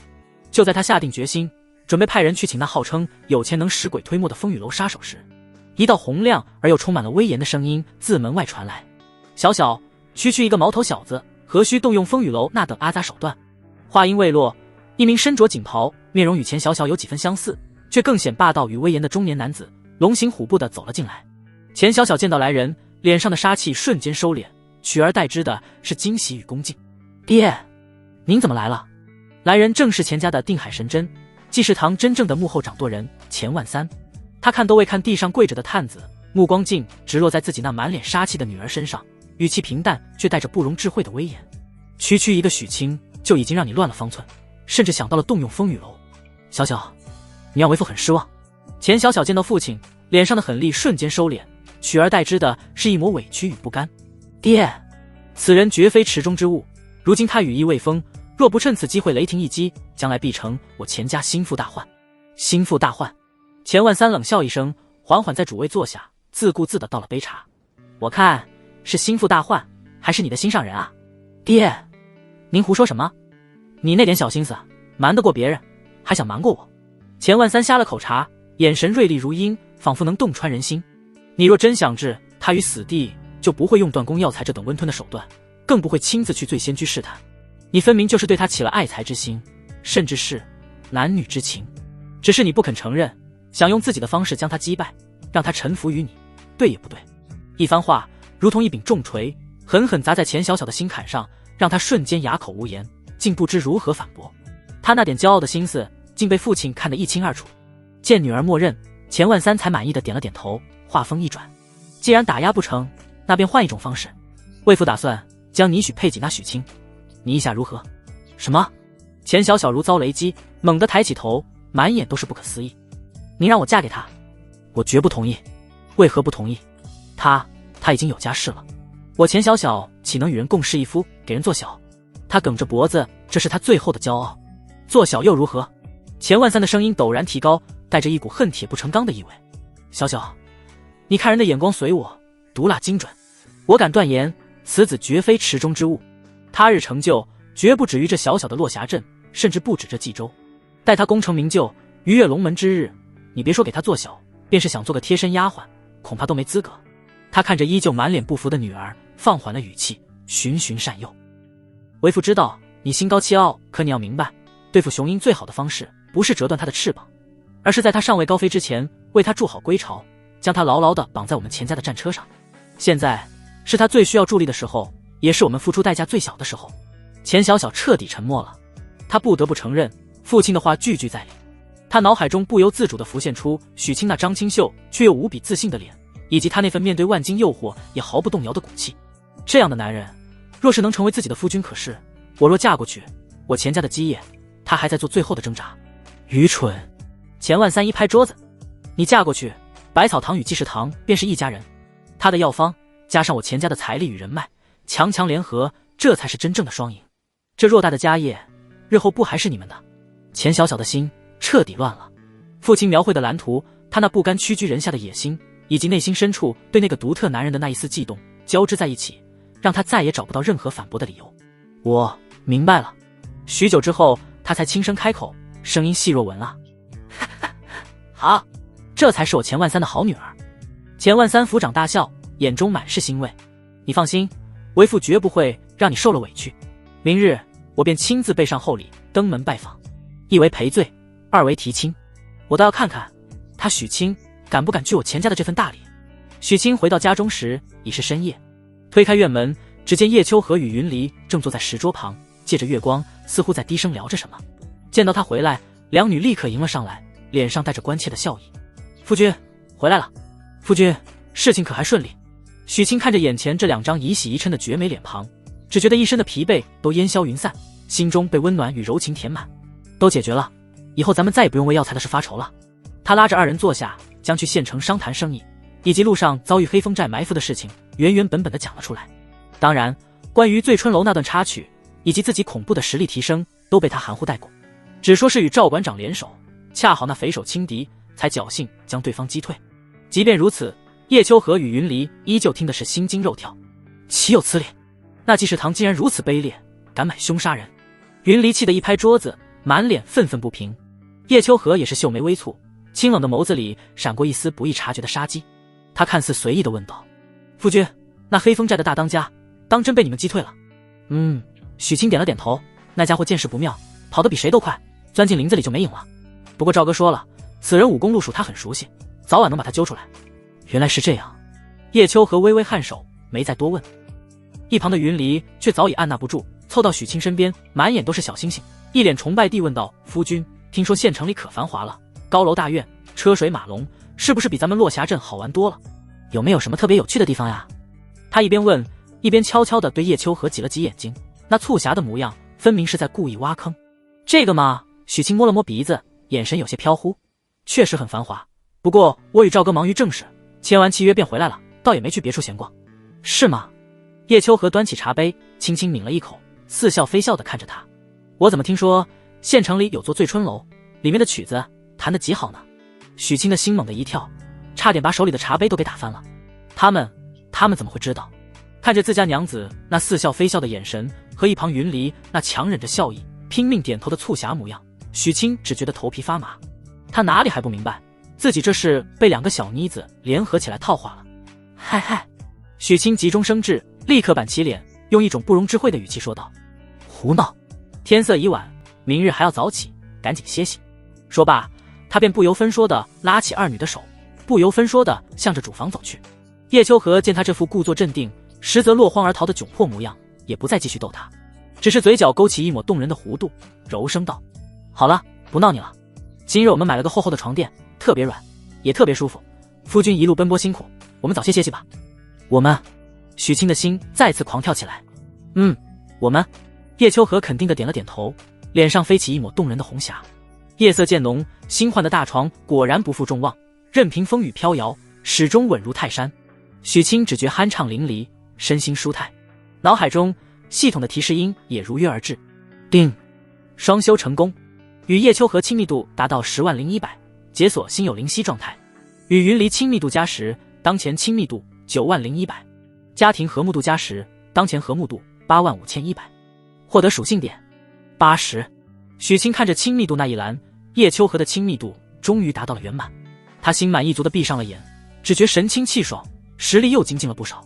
次日，许清神清气爽地来到百草堂，林福贵立刻满脸惊疑地迎了上来。东家，怪事，真是怪事，何事让林伯如此惊讶？济世堂对咱们的药材封锁，今天一早突然就解除了。林福贵的声音里充满了难以置信。之前那些对我们避之不及的药材商，今天跟约好了似的，一个个又主动上门，说是愿意继续给我们供货。哦，许清眉头一挑，心中同样升起一丝疑窦。以钱家那睚眦必报的行事风格，怎么会如此轻易的认输？难道是知道封锁不住咱们，准备破罐子破摔了？不过他转念一想，暂时也懒得去理会济世堂葫芦里卖的什么药。如今百草堂库房充盈，单是县城运回来的那批药材就足够卖上2个月了，主动权已经牢牢掌握在了自己手中。兵来将挡，水来土掩，不必理会他们。许清淡然道：咱们如今药材充足，正好将新招的几个伙计好好指导一下，把铺子的根基打牢。东家说的是。林福贵点了点头，心中的疑虑也被许清的镇定所冲淡。正午时分，就在许清和林福贵在前堂指导新来的伙计辨认药材时，外面的街道上突然变得更加热闹起来，一阵阵惊呼声由远及近。快看，是济世堂的钱老板！我的天，这是什么阵仗？许清闻声抬头向外望去，瞳孔也是微微一缩。只见街道之上，一支由数十人组成的队伍正浩浩荡荡地向百草堂走来，为首的是一名身着锦袍、气度威严的中年男子，他身后跟着的正是钱小小。而队伍的后方，10几名壮汉抬着一个个沉甸甸的朱漆礼箱，那夸张的阵仗瞬间吸引了全镇人的目光。许清不认识为首的男子，但林福贵在看到他的瞬间，瞳孔却是猛地一缩，失声道：钱万三，他怎么亲自来了？钱万三，济世堂真正的掌舵人，在落霞镇都是一个传说般的人物。他已有近10年未曾在落霞镇公开露面，今日竟摆出如此大的阵仗，所有人都被惊得摸不着头脑。许清心中微凛，不动声色地开启了探查之眼。姓名：钱万三，年龄43，境界后天5品初期，状态气血充盈，内力深厚，当前情绪真诚欣赏，势在必得。系统评价：此人城府极深，乃一代枭雄。今日此行赔礼是真，但另有图谋，请宿主谨慎应对。果然另有目的。许清心中了然，却也有些好奇，对方究竟想做什么。在数百道目光的注视下，钱万三的队伍停在了百草堂门前。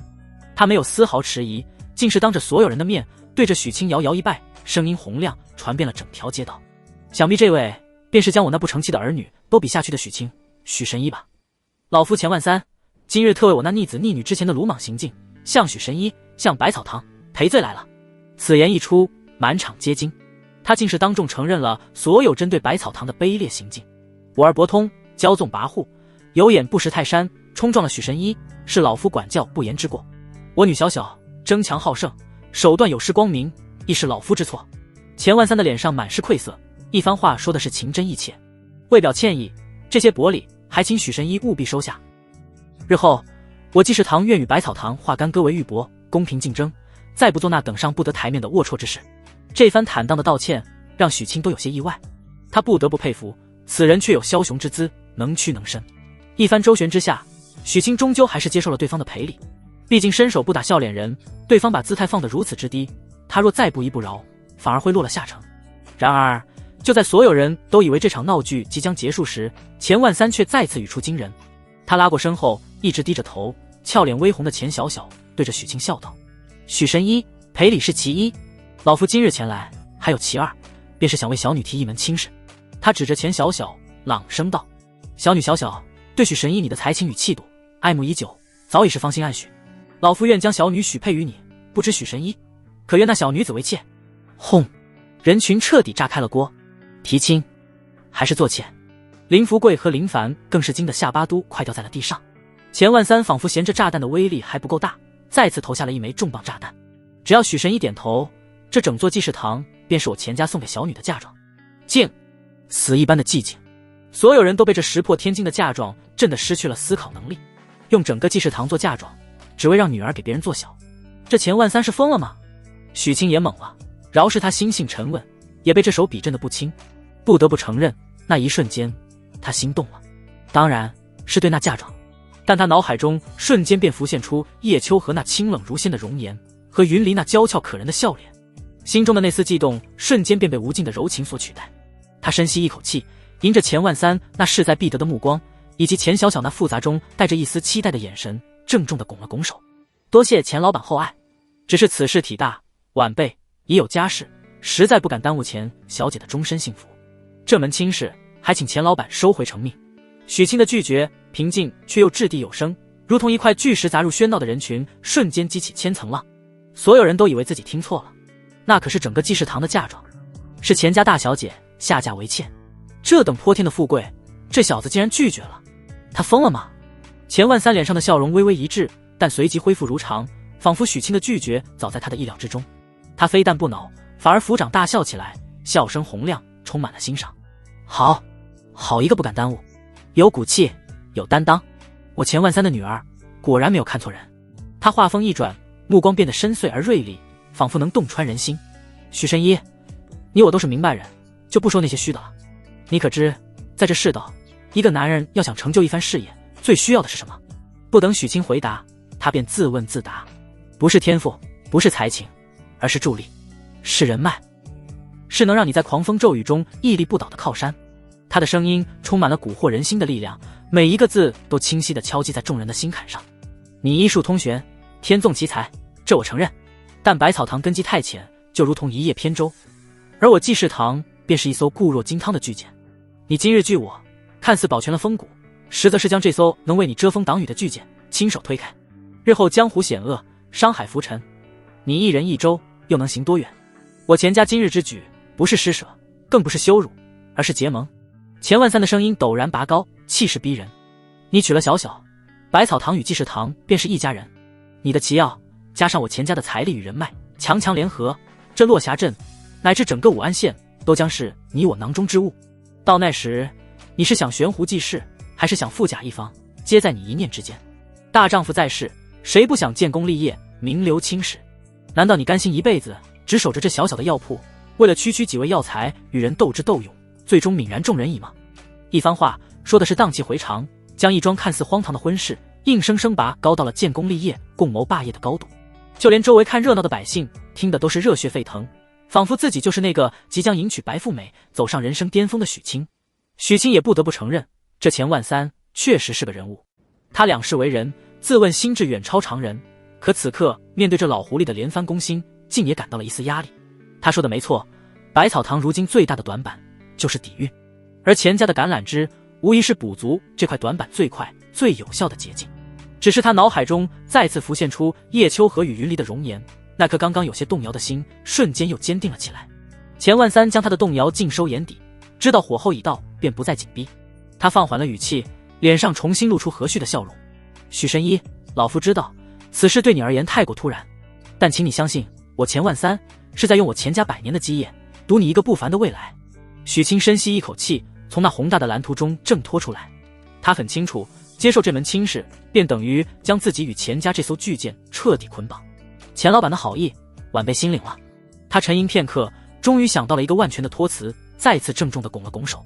只是婚姻大事非同儿戏，此事兹事体大，不仅关乎你我两家，更关乎我家中娘子的感受，还请钱老板给晚辈一些时日，容我从长计议。这个回答既没有当场回绝，也给自己留下了足够的余地。好，钱万三等的就是这句话。他知道以许清的智慧，只要他肯记忆，就必然能想通其中的厉害。英雄配美人本就是天作之合，我相信许神一定会做出最明智的选择。他满意的大笑一声，对着身后众人一挥手，将赔礼留下，我们走。说罢，他便带着一众家丁浩浩荡荡地转身离去，只留下那10几个沉甸甸的礼香和满街的震撼。钱小小走在最后，经过许清身边时，他脚步微顿，偏过头，那双骄傲的凤目深深地看了许清一眼，那眼神复杂无比，有不甘，有好奇，有挑战，更有一丝他自己都未曾察觉的期许，仿佛在说，我钱小小看上的男人，你逃不掉的。许清望着他窈窕的背影，心中忽然一动。之前查看叶秋荷与云离的信息时，他们的面板上都有体质这一栏，冰焰圣体、碧水之体，听起来就非同凡响。这个钱小小似乎也有。他心念急转，不动声色地开启了探查之眼。姓名：钱小小，年龄20，体质：风灵之体，亲和风元素，可大幅提升身法速度与招式灵巧度，与此等体质者双修，可少量提升宿主敏捷与身法悟性。境界：后天8品后期。系统评价：此女心高气傲，志气百出，若能真心降服，必将成为宿主的一大助力。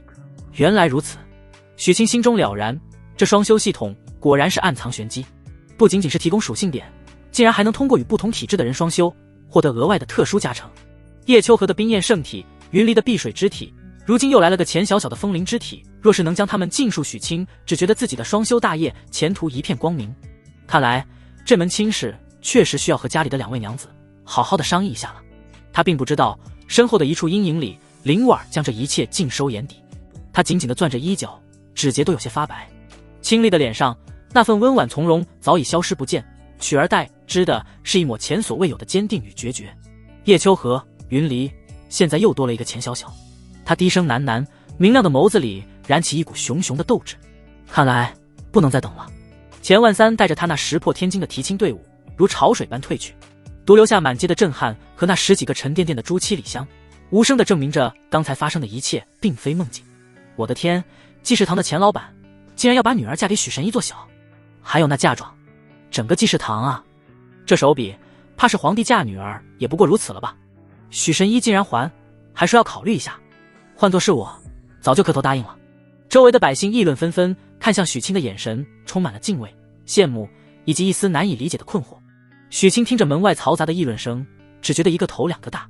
他挥了挥手，示意伙计们将那10几箱沉甸甸的赔礼全都抬进后院库房，自己则拉着依旧有些失神的林福贵走进了内堂。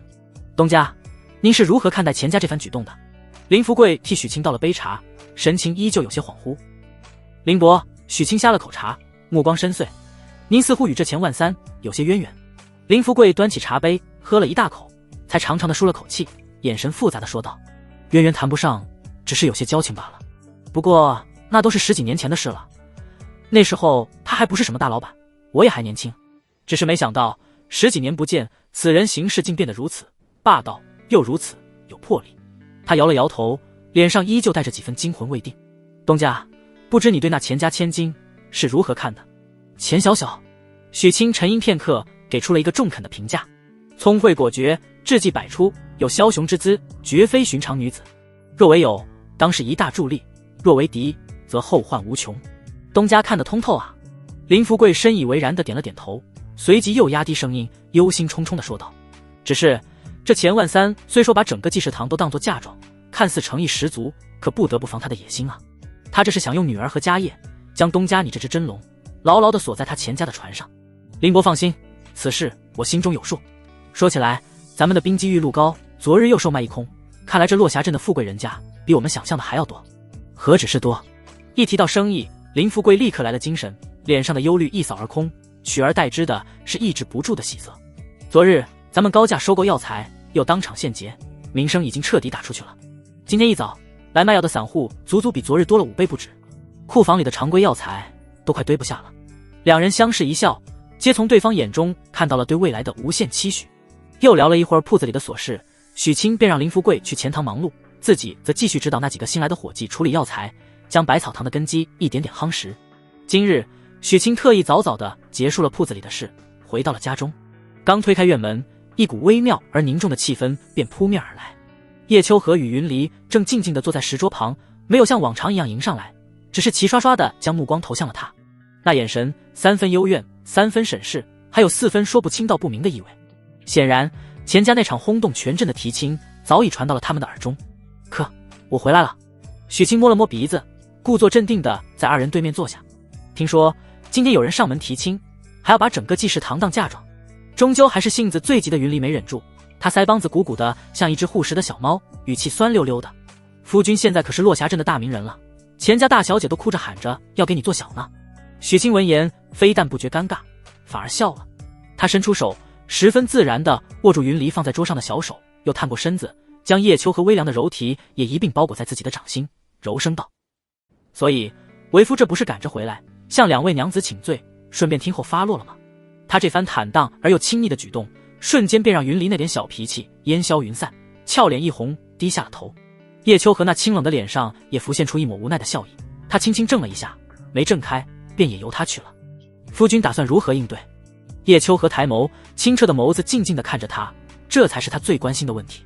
我当场便想回绝，只是那钱万三是个人物，把话说到那个份上，我若直接拒绝，反而显得小家子气，也容易彻底激怒钱家。许清坦然道：所以我便用了个缓兵之计，说是要回来与你们商议。听到这话，云离的眼睛瞬间亮了，猛地抬起头，满眼都是期待。那夫君的意思是不娶她？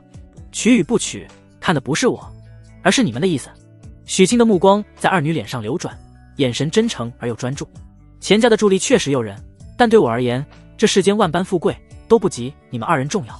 这个家的安宁与和睦，才是我最看重的东西。若你们不愿，我明日便去回绝了那钱家，哪怕与他季世堂拼个鱼死网破，也在所不惜。一番话掷地有声，让叶秋荷和云离的心都狠狠地颤动了一下。云离的眼眶瞬间就红了，心中那最后一丝芥蒂也烟消云散，只剩下满满的甜蜜与感动。叶秋荷凝视着许清，许久之后才悠悠一叹，声音里带着一丝他自己都未曾察觉的柔情。夫君，你可知似你这般想法，在这世间是何等的另类？他顿了顿，话锋一转，脸上恢复了那份清冷的理智。不过此事倒也并非全无好处，钱家的财力与人脉确实能为我们省去诸多麻烦。那钱小小我也见过，是个有野心有手段的女人，若能为我们所用。姐姐，云离急了，你真同意让那个女人进门啊？为何不同意？叶秋荷反问，嘴角勾起一抹玩味的弧度。我们姐妹二人还怕她一个不成？她看向许清，清冷的眸子里闪过一丝狡黠。夫君若是真想娶她，我们姐妹也不是那等不明事理之人。只是她故意拉长了语调，直到把许清和云离的胃口都吊了起来，才慢悠悠地说道：凡事总得有个先来后到，长幼尊卑。她钱小小要进我许家的门，可以，但只能做小。日后见了我和云离，都得知情识趣，恭恭敬敬地叫一声姐姐。夫君，你说对也不对？许清看着自家娘子那副正宫气场全开的模样，心中大定，连忙点头如捣蒜。对，娘子说的都对，一切都听娘子的。一场潜在的家庭风波便在这般奇妙的氛围中消弭于无形。看着天色尚早，叶秋荷忽然站起身，对许清说道：夫君，今日天色尚早，闲来无事，不如让云离指导你一些武学招式吧。好啊！许清正愁一身精力无处发泄，闻言立刻来了兴致。那云离妹妹，请多指教了。哼！云离从他怀中挣脱，俏生生地站到院中，对着他勾了勾手指，脸上满是跃跃欲试的兴奋。夫君，你可要小心了，我可不会手下留情的哦。云离将袖子往上一捋，露出一截雪白皓腕，对着许清勾了勾手指，娇俏的脸蛋上满是跃跃欲试的兴奋。一旁的叶秋荷端着一杯清茶，清冷的脸上带着一丝饶有兴致的笑意，准备观战。来吧！许清拉开架势，神情也变得专注起来。云离妹妹，请多指教了。云离轻哼一声，也不客气，脚尖在地面轻轻一点，身形便如一只穿花的蝴蝶，轻盈地飘向许清。夫君，看好了，我教你的这套落花穿银掌，是我们是我家传的武学，最讲究以柔克刚，借力打力。说话间，他那双看似柔弱无骨的玉手已化作两道幻影，一招一式如行云流水，变化莫测。许清不敢怠慢，立刻凝神观看。只见云离的身法飘忽不定，掌法更是精妙绝伦，时而如灵蛇吐信，刁钻狠辣，时而如弱柳扶风，绵里藏针。一套完整的落花穿银掌演练下来，不过短短1炷香的功夫，许清却已是看得眼花缭乱，只记住了3、4成的招式变化。怎么样，夫君，记住了多少？云离收势而立，额角沁出细密的香汗，一脸得意地问道。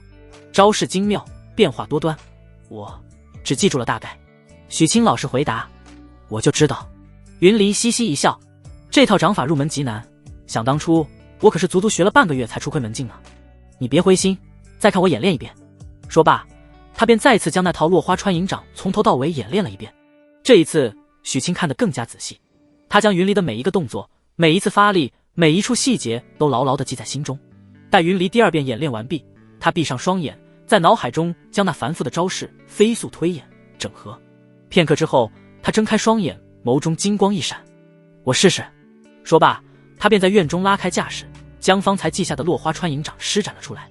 起初几招他还略显生涩，但越往后他的动作便越是流畅，到最后竟是将整套掌法使得有模有样。虽然神韵上还差了几分火候，但招式却已是分毫不差。这怎么可能？云离的一双美目瞪得溜圆，满脸都是活见鬼的表情，只看2遍就全学会了。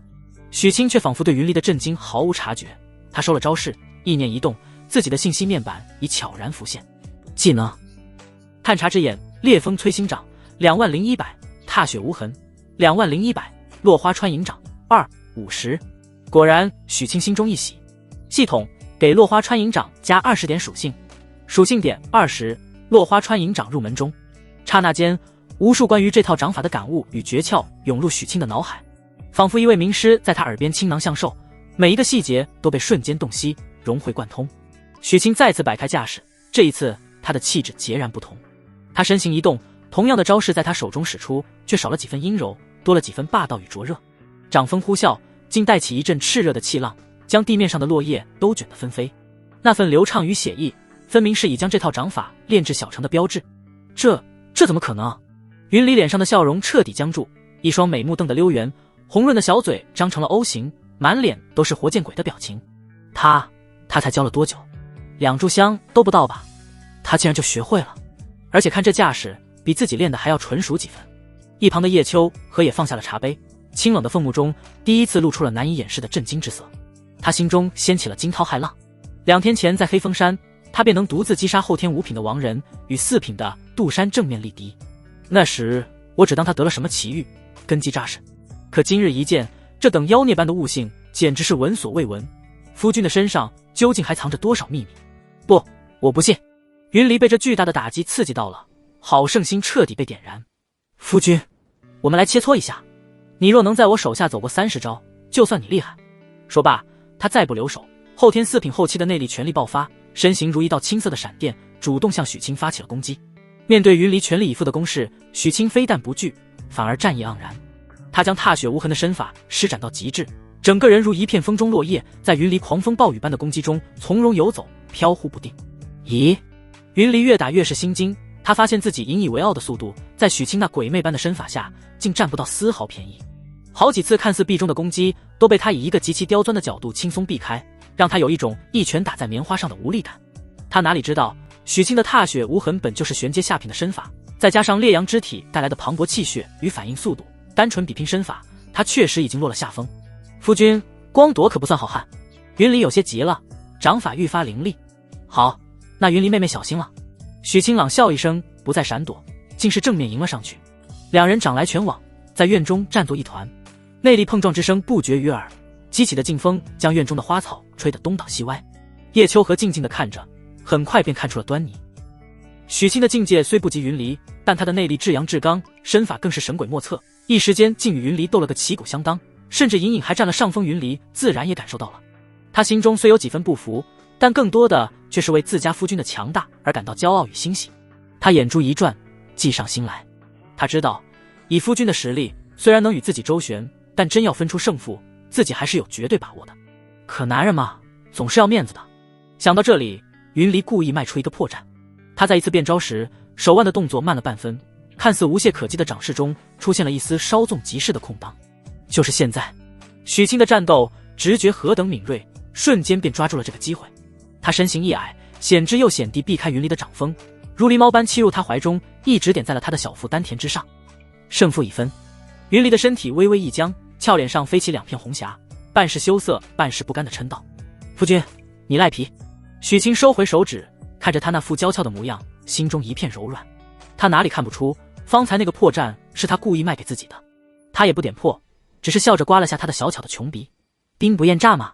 2人相视一笑，一切尽在不言中。一旁的叶秋和看着院中这对打情骂俏的鄙人，清冷的脸上也不由得浮现出一抹温柔的笑意。切磋完毕，太阳也已悄然西斜，将3人的影子拉得老长。好了，不打了。许沁伸了个懒腰，豪气的一挥手，今天让你们见识见识，什么才叫真正的技术。晚饭我包了。许沁一头扎进厨房，系上围裙，便开始了个人表演。切菜如风，颠勺似火，精湛的刀工与火候掌控，看得跟进来帮忙的云离眼花缭乱，只能在一旁打下手，递个盘子，加点柴火。1个多时辰后，当3盘色香味俱全的家常小炒被端上石桌时，天色已经彻底暗了下来，一轮明月悄然挂上梢头。红烧羊肉酱香浓郁，清炒时蔬碧绿生青，还有一锅菌菇鸡汤，散发着诱人的鲜香。哇，好香啊！云离深吸一口气，满脸陶醉，拿起筷子便迫不及待地夹了一块羊肉塞进嘴里，幸福的眼睛都眯了起来。好吃，夫君，你的厨艺真是越来越好了，喜欢就多吃点。许沁笑着给叶秋和也夹了一筷子，叶秋和浅尝一口，清冷的脸上也露出一抹满足的笑意。他看着许沁，柔声道：“夫君辛苦了。”一顿饭在温馨而又融洽的气氛中结束。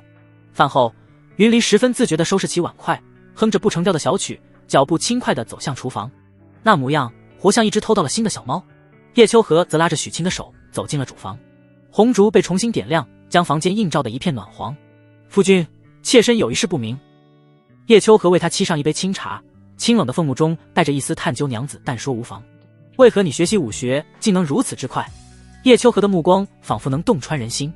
常人需苦练数月乃至数年才能掌握的精妙武学，你竟只看2遍便已融会贯通，甚至青出于蓝，这等悟性未免太过骇人听闻。许清心中一凛，知道该来的总会来，他早已想好了说辞，面上不动声色地端起茶杯，轻呷一口，才缓缓开口。或许是我这体质的缘故吧。他看着叶秋荷，眼神真诚。我也不知为何，那些武学招式在我脑海中看过一遍，便会自动演练拆解，仿佛与生俱来一般，很快就能熟练掌握。这个解释半真半假，既点明了自己的不凡，又将一切归功于那神秘的体质，让叶秋荷无从深究。原来如此。叶秋荷若有所思地点了点头，没有再继续追问。他知道每个人都有自己的秘密，正如他自己一般，只要他的心向着这个家，那便足够了。原来如此，夫君当真是天纵奇才。他微微颔首，算是接受了这个说法。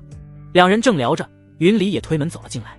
他俏皮地走到桌前，一口吹熄了摇曳的蜡烛，房间瞬间陷入一片旖旎的黑暗。黑暗中，他挤到二人中间，带着一丝撒娇的意味，对叶秋荷说道：姐姐，今晚可要多分我一些时间，前几日大头都被你占了。叶秋荷轻啐一口，脸上飞起红霞，却也没有反驳。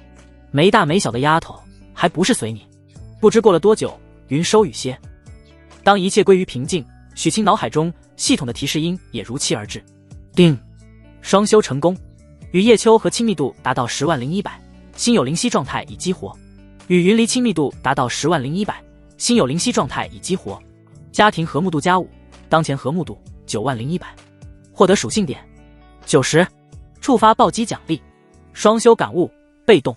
双修时有极小几率从对方身上领悟其功法或武学的一丝神韵，并融入己身。双修感悟，许清心中狂喜，这奖励简直是神迹。他看着自己积攒下来的150点属性，不再犹豫。系统将150点属性全部加在境界上，属性点150，境界提升中。境界后天7品大圆满，340300突破。后天6品初期40400。一股远比之前任何一次都磅礴的内力洪流在体内爆发，经脉被拓宽，浑身上下的力量感提升到了一个全新的层次。后天6品与7品果然是天壤之别。许清感受着体内奔腾的力量，心念一动，悄然开启了探查之眼，看向身旁的2位枕边人。姓名：叶秋荷，年龄21，体质：冰焰圣体，境界：后天2品中期。姓名：云离，年龄18，体质：碧水之体，境界：后天3品中期。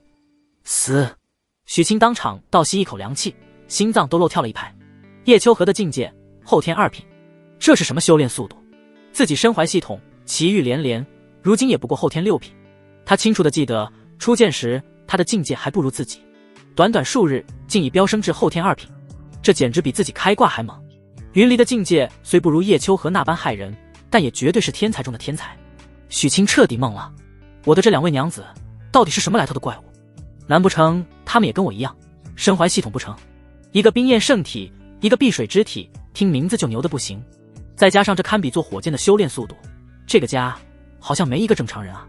他看着身旁2张颠倒众生的睡颜，心中五味杂陈，既有震撼，也有一丝哭笑不得的荒诞感。想着想着，一股倦意袭来，许清搂着2位怪物娘子沉沉睡去。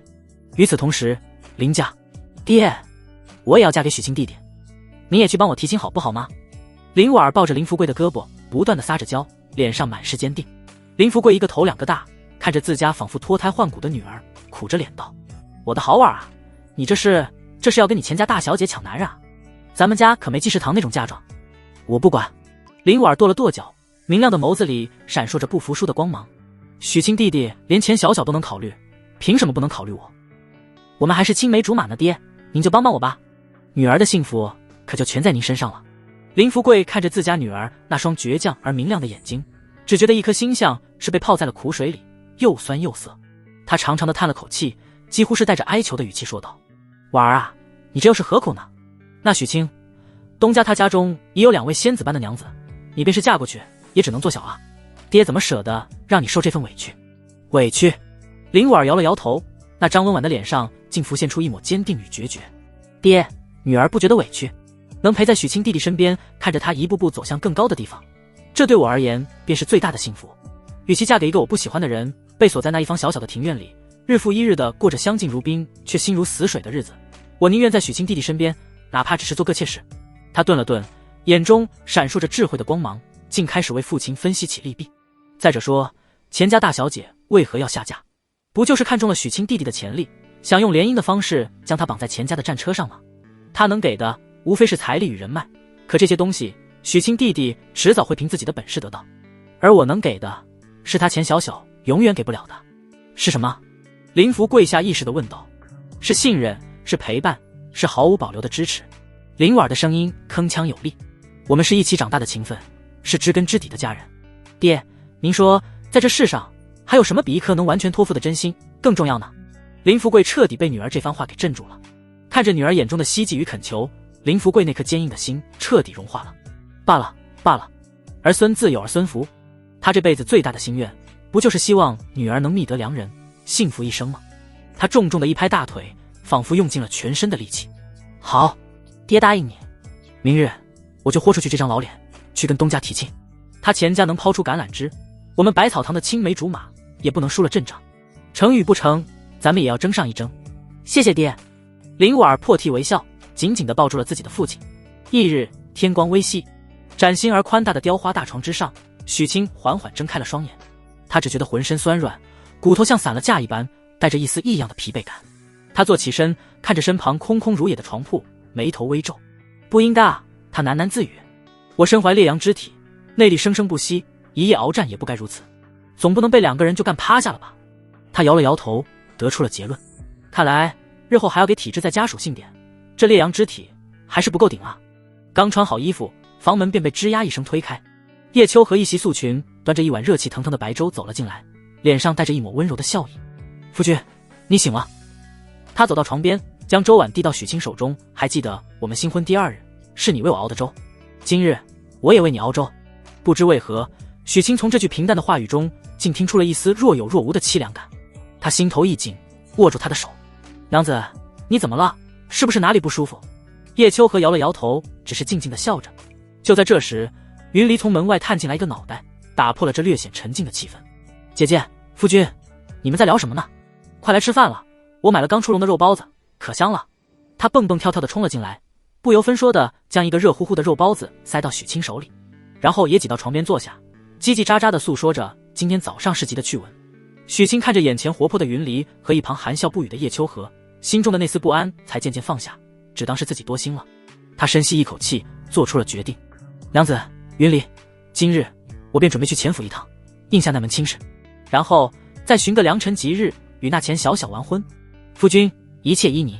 叶秋和的回答没有丝毫波澜。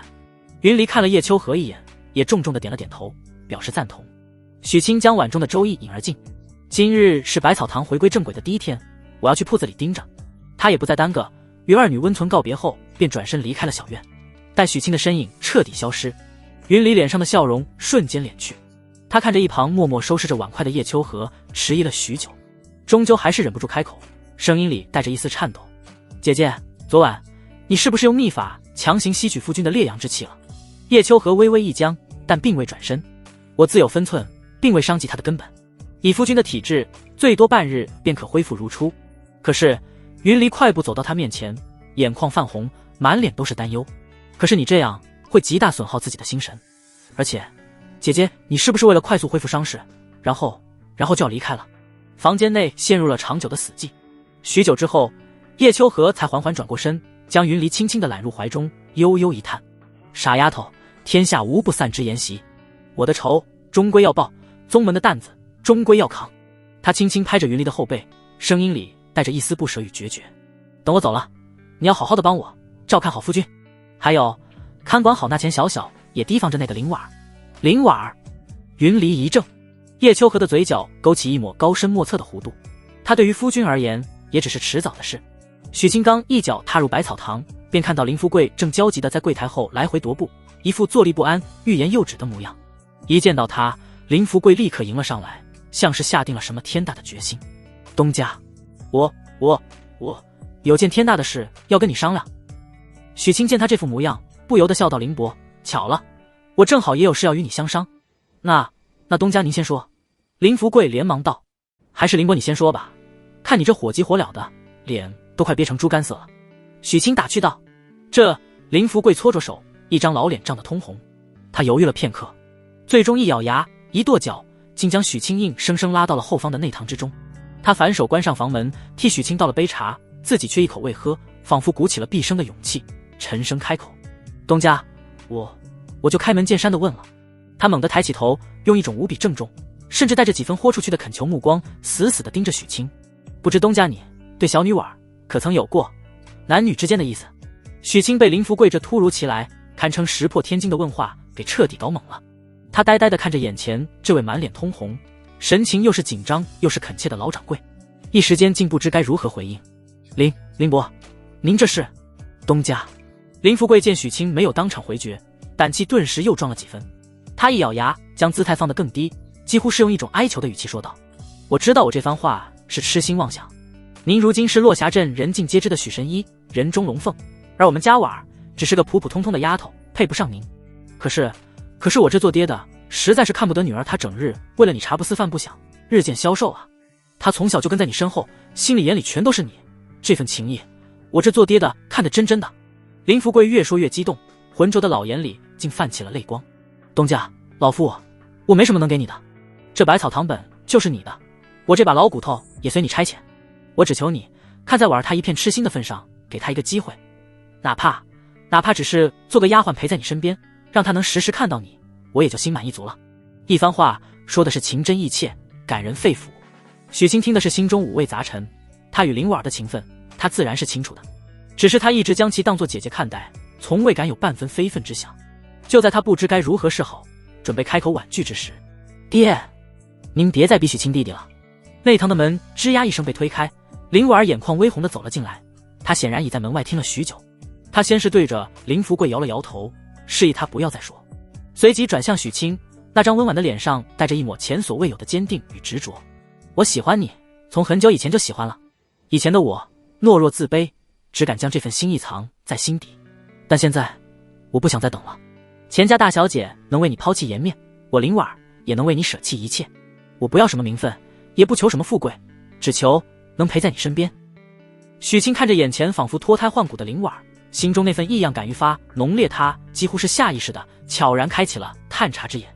姓名林婉儿，年龄19，体质百草灵体，与生俱来便亲和万千草木，身负精纯的生命之气，与此等体质者双修，可大幅增强宿主的恢复力，疗伤效果。境界后天9品初期。综合评价：宿主捡到宝了，此女乃是天生的贤内助，居家旅行，杀人越货，可是悬壶济世、发家致富的必备伴侣。其百草灵体若能与你的烈阳之体结合，对你日后炼制高级丹药将有不可估量的裨益。冲了他！死！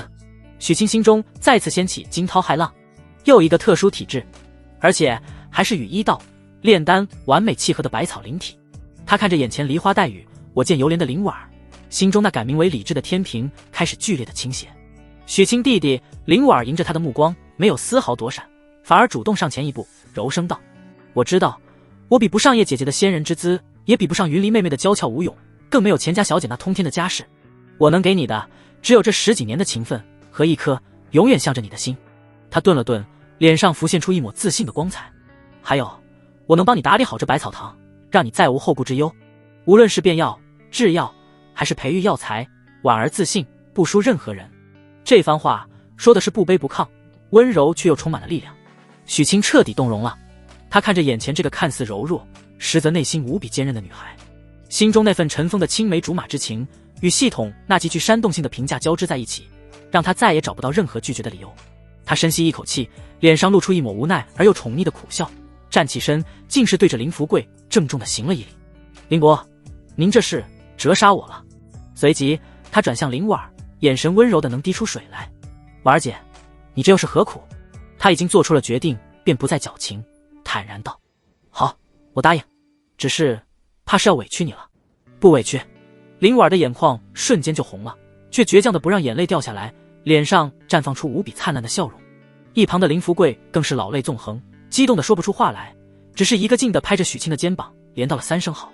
眼看着装青梅竹马的亲事就此敲定，许清定了定神，才说出了自己原本的打算。林伯、婉儿姐，还有一事，我也要与你们坦白。他将自己准备正式应下钱家提亲、迎娶钱小小过门的事情原原本本的说了出来。他本以为二人会惊讶或是担忧，却不想林福贵与林婉对视一眼，竟都露出了果然如此的表情。东家，此事我们早有预料。林福贵擦了擦眼泪，恢复了精明商人的本色。钱家那只老狐狸既然摆出了那么大的阵仗，就绝不会轻易放弃。联姻对你我而言确实是当下最好的选择，如此一来，落霞镇便再无人能与我们抗衡，东家你的根基才算真正稳了。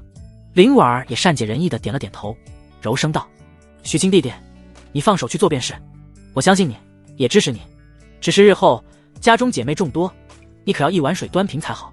说到最后，他的声音里带上了一丝小女儿家的娇嗔。许清闻言心中大定，豪情万丈。他看着眼前的父女二人，心中暗道：看样子今日是得把两门亲事都定下来了。叶秋荷与云离能接受钱小小，想必也不会拒绝婉儿姐这个知根知底的自己人。我许清何德何能，竟能得如此多的红颜知己青睐？罢了，不想了，一并娶了便是。大丈夫在世，3妻4妾本是寻常。许清看着林福贵和林婉那副既已阴郁便再无他求的模样，心中豪情万丈。他深吸一口气，索性将心中那个大胆的想法和盘托出。林伯、婉儿姐，既然话都说到这个份上了，我还有个不情之请。他看着二人，眼中闪烁着一抹前所未有的光芒。我准备寻一个良辰吉日，将婉儿姐与钱家小姐一并娶进家门，你们看如何？什么？一并娶了？林福贵惊的眼珠子都快瞪出来了，但转念一想，这似乎还真是个不错的主意。他一拍大腿，脸上竟露出喜色。妙啊！东家此举既给了钱家面子，又全了婉儿的心意，两头都是喜事，合在一起办，省钱又省事，我看行。林婉那张本就绯红的俏脸，此刻更是红得快要滴出血来。同一天嫁给许清弟弟，那岂不是说晚上也要他不敢再想下去，只觉得一颗心扑通扑通的快要跳出胸膛，整个人都晕乎乎的。婉儿，莫非你不愿意吗？林福贵见女儿低头不语，还以为她有什么顾虑。我愿意，我愿意。林婉被父亲一问，如梦初醒，急忙连连点头，声音细若蚊啊。能与许清弟弟成婚，是婉儿的福分。说完，他再也承受不住这般羞人的场面，娇嗔的跺了跺脚，转身便跑出了内堂，只留下一道倩丽的背影。哈哈，东家，你别见怪。林福贵看着女儿落荒而逃的模样，脸上满是欣慰的笑容。婉儿她从小就脸皮薄，这骤然定了亲事，一时半会儿还缓不过来。日后你可要多担待一些。那是自然。许清郑重的点了点头。林伯放心，我绝不负他。事情谈妥，许清和林福贵便开始着手准备今日冰肌玉露糕的售卖。果不其然，这一次依旧是被闻讯赶来的百姓抢购一空，待人群渐渐散去。林福贵抱着账本，一边拨着算盘，一边说道：东家，下次售卖的时候，我们要不要增加下药膏的数量？已经有不少人来找我吐槽说药膏太少，排了好几次队都没买到。可以。许清点了点头。如今百草堂已无需与济世堂在货源上竞争，自然不必再搞什么饥饿营销。咱们如今药材充足，多卖点也无妨。从明日起增加到30瓶，而且改成每日售卖吧。那好，今天我便贴出告示去。林福贵闻言大喜。许清看着人来人往、生意兴隆的百草堂，心中大定，对林福贵道：林伯，铺子里的事就先交给你了，我这就去钱府一趟，应下那门亲事。好，东家您尽管去，铺子里有我。许清独自一人离开了百草堂，向着钱府的方向走去。走在路上，他能清晰地感觉到昨夜那丝疲惫感已在烈阳之体的自行恢复下消散无踪。看样子自己的体质恢复起来是真快，若是日后能与婉儿姐的百草灵体双修，这恢复力恐怕还会更进一步。他心中暗自期待，不多时便已来到了钱府那气派的朱红大门前。有了上次在三河药行的经历，许清下意识地打量了一眼门口的2名门仆，看样子是那钱万三与门仆都交代过了，要不然按照钱家的性子，怎么会如此友善？他走上前，对着其中一名门仆拱了拱手，客气道：烦请通传，就说百草堂许清前来拜访，与你家主人有要事相商。原来是许神医，那门仆显然是认得他的，态度恭敬无比。您在此稍等片刻，我这就去禀告主人。许清心中了然，这钱万三果然治家有方。门仆进去后没多久，后方便传来一道阴阳怪气的声音：哟，我当是谁呢？这不是咱们落霞镇的乘龙快婿许大神医吗？许清回头，只见钱伯通正带着几名家丁从后方走了出来，脸上满是不屑与挑衅。其中一名家丁更是生得5大3粗，膀大腰圆，一双眼睛透着凶光，一看便知是练家子。钱伯通对自己父亲要将姐姐嫁给许清做小一事，心中早已是憋了1万个不服。此刻见许清孤身前来，自然是要找回些场子。许清却懒得与他计较，只是淡淡的瞥了他一眼，便将目光移开。钱公子，若是无事，还请让路，我与你父亲有要事相商，跟我爹商量。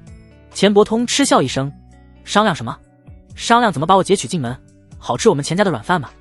许清闻言非但不怒，反而露出一抹玩味的笑容，悠悠开口：软饭硬吃那也是本事，倒是不知钱公子的身体调理得如何了，可莫要因小失大，坏了根基才是。毕竟男人嘛，那方面若是不行，可比吃软饭要丢人多了。你此言一出，如同一记响亮的耳光，狠狠抽在钱伯通的脸上。他自从那日在百草堂吃瘪后，便痛改前非，日日以虎狼之药滋补，好不容易才在前2日重振了雄风。此刻被许清当着这么多家丁的面再次揭开伤疤，羞辱至此，他哪里还忍得住？杜二！钱伯通面色涨红，指着许清，状若疯狂地怒吼道：给我上！给我废了这个不知天高地厚的小子，让他知道知道，在我钱家门口撒野是个什么下场。那名5大3粗的家丁应声而出，掰着手腕，发出一阵咔吧脆响，狞笑着走向许清。许清目光微凝，探查之眼悄然开启。姓名：杜二，境界：后天6品中期。后天6品中期。许清嘴角勾起一抹冷笑，正好，拿你来试试我新进的实力。他正准备摆开架势，让对方知道什么叫一力降10会时，住手！混账东西！一道充满了威严与怒火的暴喝自府内传来。钱万三龙行虎步地走出，他看都未看许清，一双虎目死死地盯着自己的儿子，脸色铁青。我钱家的脸都快被你这个逆子给丢尽了，还不快滚过来给许神医赔罪！钱万三的暴喝如平地惊雷，震得钱府门前一众家丁心惊胆战，连大气都不敢再喘一口。钱伯通更是吓得浑身一哆嗦，方才还嚣张跋扈的气焰瞬间熄灭，看着父亲那张铁青的脸，结结巴巴道：爹，我就是想替姐姐出口气。出气！钱万三怒极反笑，他几步上前，竟是当着所有人的面，一记响亮的耳光狠狠抽在钱伯通的脸上。啪！清脆的声响让所有人都倒吸一口凉气。你这个逆子，我钱家的脸都快被你给丢尽了！钱万三指着他的鼻子，气得浑身发抖。许神医乃是我钱家未来的乘龙快婿，是你未来的姐夫，你竟敢在自家门前对自家人刀兵相向，你这脑子里装的都是浆糊吗？他转头看向那早已吓得面无人色的杜二，眼神瞬间冷若冰霜。至于你，身为护院，不思劝阻，反而助纣为虐。来人，在！2名护卫立刻上前，拖下去，打断他一条腿，逐出钱府。我钱家不养这等没有眼力见的恶犬。老爷饶命！老爷饶命啊！杜二闻言，瞬间魂飞魄散，哭天抢地地求饶，却还是被那2名护卫如拖死狗一般拖了下去。很快便止于下阵阵凄厉的惨嚎。钱伯通捂着红肿的脸，看着杜二的下场，吓得是两股战战，再也不敢有半分不服。还有你！钱万三指着他，余怒未消。从今天起，给我禁足在房中，没有我的允许，不准踏出房门半步。什么时候想明白了，什么时候再出来。说罢，他便对身旁的管家一挥手带下去。这番高高举起，轻轻放下的处罚，做的是滴水不漏，既震慑了下人，又给了许清一个天大的面子。许清自始至终都只是静静地看着，脸上带着一丝玩味的笑意。这老狐狸演的一出好戏。待钱伯通被带走，钱万三才换上一副歉疚的表情，对着许清长长一揖：许神医，让你见笑了。都怪老夫教子无方，才养出这等逆子，冲撞了神医，实在是惭愧，惭愧啊！钱老板言重了。许清摆了摆手，神态从容。年轻人火气大，可以理解。我们还是谈正事吧。对，谈正事。钱万三见他不再追究，心中大定，连忙热情地做了个请的手势。许神医，里面请，我们到会客堂详谈。宽敞的会客堂内，侍女奉上香茗，袅袅的茶香中，气氛也缓和下来。钱老板，昨日的提亲之事，晚辈已深思熟虑。许清放下茶杯，也不绕弯子，开门见山道：“我愿应下这门亲事。”好，好啊！钱万三闻言，抚掌大笑，眼中满是得偿所愿的喜色。然而，许清接下来的话却让他脸上的笑容微微一顿。只是，晚辈还有一事相告。许清的语气依旧平静：“我已与百草堂的林掌柜定下，要迎娶妻女林婉儿，并且我打算在迎娶小小姑娘的同一日，将婉儿也一并娶进家门。”一言既出，满堂皆静。钱万三脸上的笑容凝固了片刻，他深深地看着许清，似乎想从他脸上看出些什么。许清却只是坦然地与他对视，目光清澈，没有半分退让。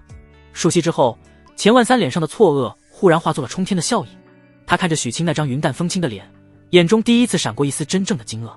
他设想过许清可能会提出各种各样的条件，或是要钱，或是要权，却唯独没有想到对方竟会提出如此荒唐却又如此合情合理的要求。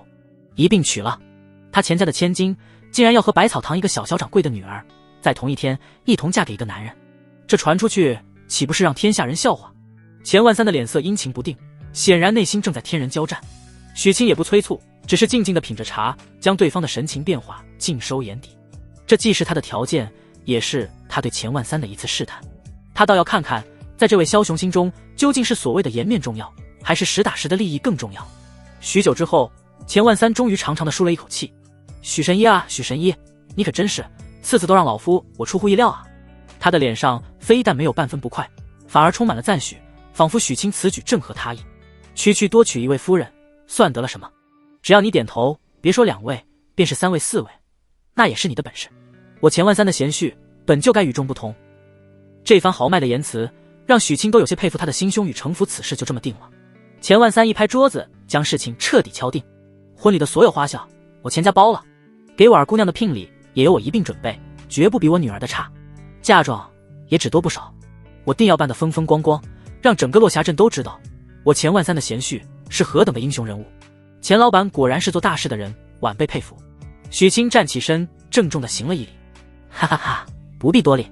钱万三心情大好，立刻对着门外喊道：“来人，去把小姐请来。”不多时，换上了一身淡雅长裙的钱小小，便在侍女的陪伴下，莲步轻移，缓缓走入堂中。她的脸上带着几分羞涩，几分矜持，更多的却是一种如释重负的轻松。她对着许清盈盈一拜，声音细若蚊啊：“见过许公子。”好了好了，你们年轻人自己聊。钱万三站起身，识趣的准备给二人留下独处的空间。我这就去后厨看看，让他们备上最好的酒席。今日我定要与我这未来的好女婿不醉不归。说罢，他便大笑着离去，只留下许清与钱小小二人在雅间内相对而坐。气氛一时间有些微妙，终究还是钱小小率先打破了沉默。他抬起眼，那双骄傲的凤目直视着许清，嘴角勾起一抹玩味的弧度。许公子，你倒是好大的手笔，一开口就要娶2个。许清闻言，非但不觉尴尬，反而坦然一笑。没办法，谁让钱小姐和婉儿姐都这般风华绝代，人间难寻。小孩子才做选择，我许清自然是全都要。他顿了顿，目光变得灼热了几分，直视着钱小小那双美眸，继续道：“更何况能得钱小姐这般奇女子青睐，是在下的3生福分。若是错过了，岂非要遗憾终身？如此良机，我自然要牢牢抓住。”这番话说的是滴水不漏，既带着几分少年人的狂气，又恰到好处的将钱小小吹捧了一番，让他有火也发不出来，油嘴滑舌。钱小小轻啐一口，脸颊上飞起一抹难以察觉的红晕。他心中暗道，这家伙的脸皮当真是比城墙还厚。不过不得不承认，他这番话听着倒也顺耳。他压下心中的那丝异样，重新恢复了那份高傲，嘴角一撇，继续试探道：“就怕许公子有这个心，没这个理。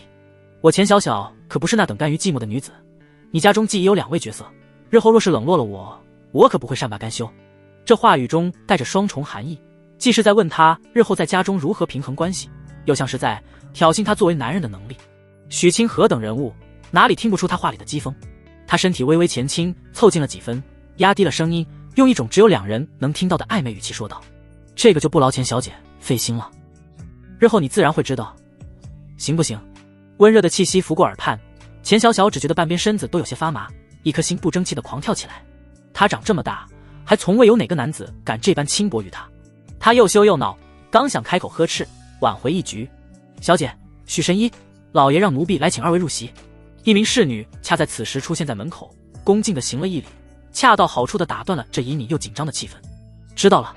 钱小小恢复了那副清冷的模样，不动声色地拉开了与许清的距离，站起身道：走吧，许公子，莫要让我爹等急了。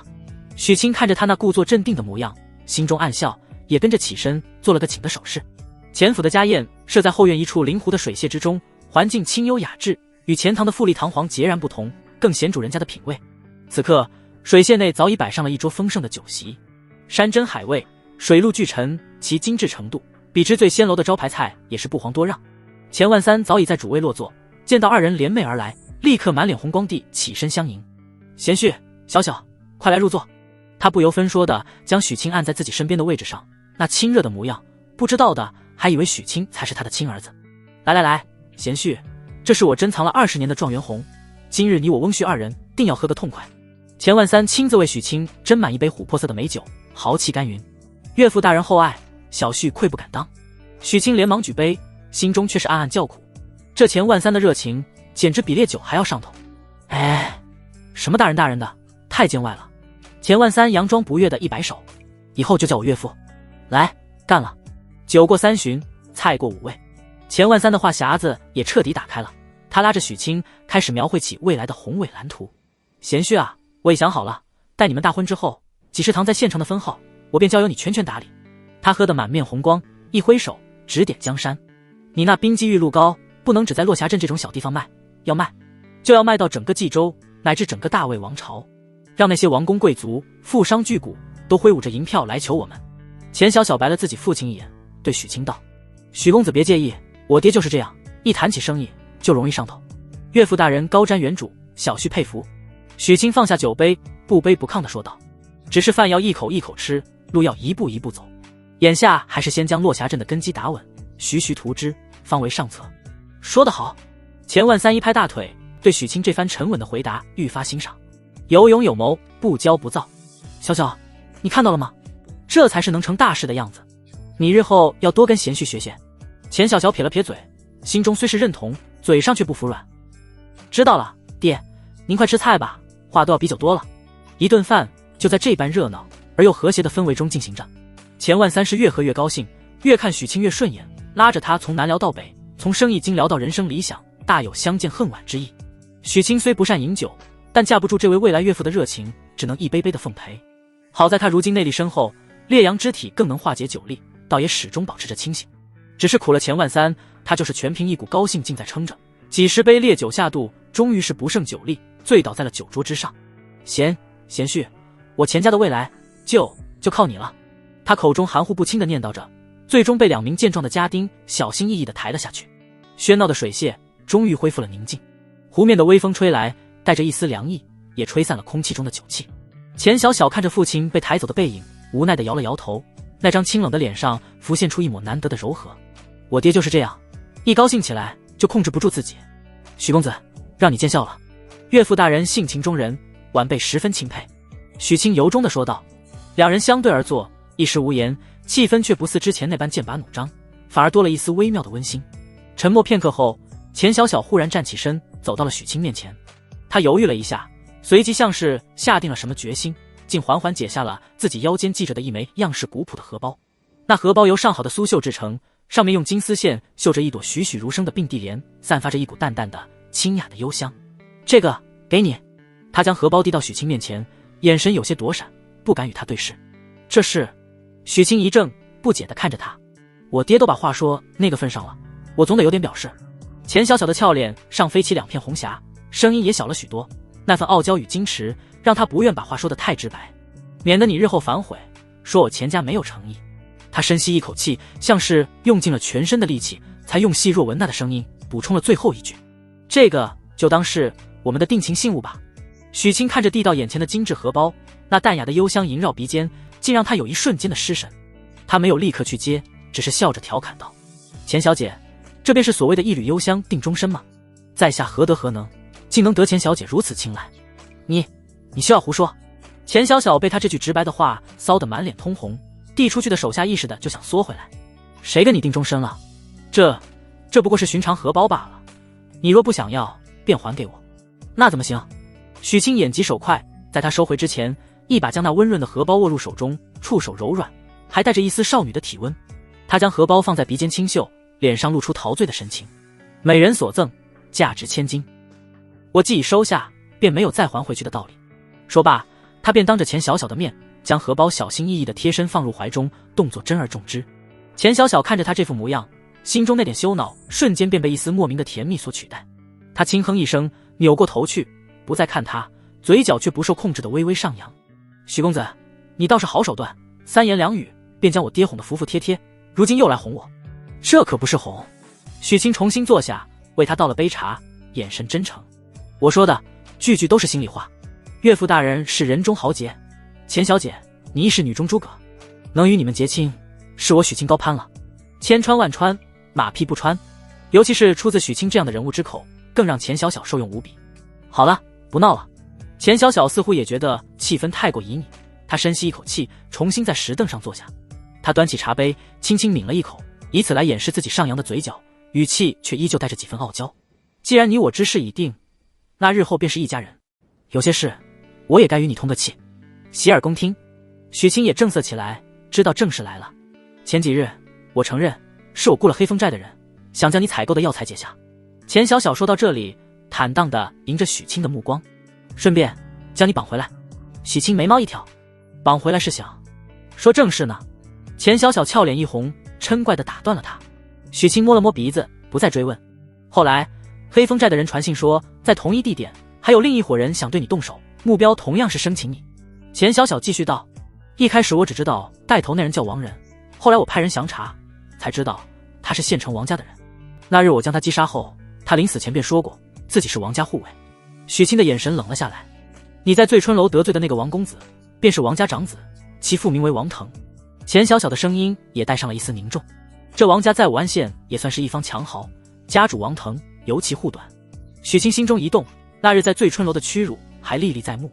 他内心不屑道，坏了，这下我的光辉形象怕是被这女人全看到了。他面色如常地问道，不知这王家家主王腾实力如何？我手头的情报是2年前的，那时他是后天三品初期。钱小小的凤目中闪过一丝思索，不过近几年他极少在人前出手，如今的境界恐怕只高不低。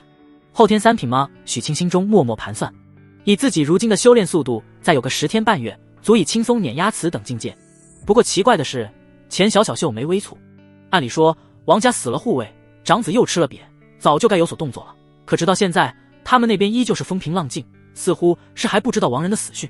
钱小小补充道，秀眉微蹙。许清也觉得有些稀，他疑惑到那黑风寨不是和王家有勾结吗？他们应该会通风报信吧。说来也奇怪，钱小小的脸上也浮现出一丝困惑。自从你们遭遇黑风寨的劫掠之后，我与黑风寨之间所有的联系便都断了。我派出去的探子回报说，黑风寨的山头如今已是人去楼空，仿佛凭空蒸发了一般。什么？都跑了？许清一愣，随即皱起了眉头。我还想着等过几日，带人去踏平了那黑风寨，为狂风武馆死去的弟兄们报仇呢。你放心。钱小小看着他，眼神中多了一丝柔和。明日我便加派人手去查探黑风寨的下落，同时我也会让人盯紧王家的一举一动，绝不让他们有可乘之机。这番话无疑是给许清吃了一颗定心丸。他看着眼前这个处处为自己着想的女子，心中一暖。小小，他第一次用如此亲昵的称呼叫她。有你真好。一声小小，让钱小小脸颊上刚刚褪去的红晕再次浮现，一直蔓延到耳根。他端起茶杯，假意饮茶来掩饰自己的失态，嘴上却依旧不饶人。别高兴得太早，我帮你也是在帮我自己。毕竟你若是被人打死了，我钱小小岂不是年纪轻轻就要守寡？许清被他这番话噎得半天说不出一个字来，只得苦笑着摇了摇头。两人又闲聊了一会儿，不知不觉日影西斜，天色不早了。钱小小站起身，竟是主动走到许清身前，为他整理了一下略显凌乱的衣领。那温柔的举动让许清的心都漏跳了一拍。明日我便会让爹请来城中最好的媒婆，备上厚礼，亲自去百草堂与林家一同商议婚期之事。你早些回去歇息吧。好。许清点了点头，深深地看了他一眼，转身离去。钱小小伫立在水榭之中，望着他渐渐远去的背影，久久未动。许清走在回家的路上，心情可谓是畅快无比。今日之事一波三折，却又收获满满。只是一想到怀中这枚散发着幽香的荷包，他又觉得有些头疼，不知该如何向家里的那2位解释自己又收了别的女人的定情信物。正走着，一道熟悉的身影忽然从前方的小巷中闪了出来。许清弟弟，正是林婉儿。婉儿姐，这么晚了，你怎么还未回去？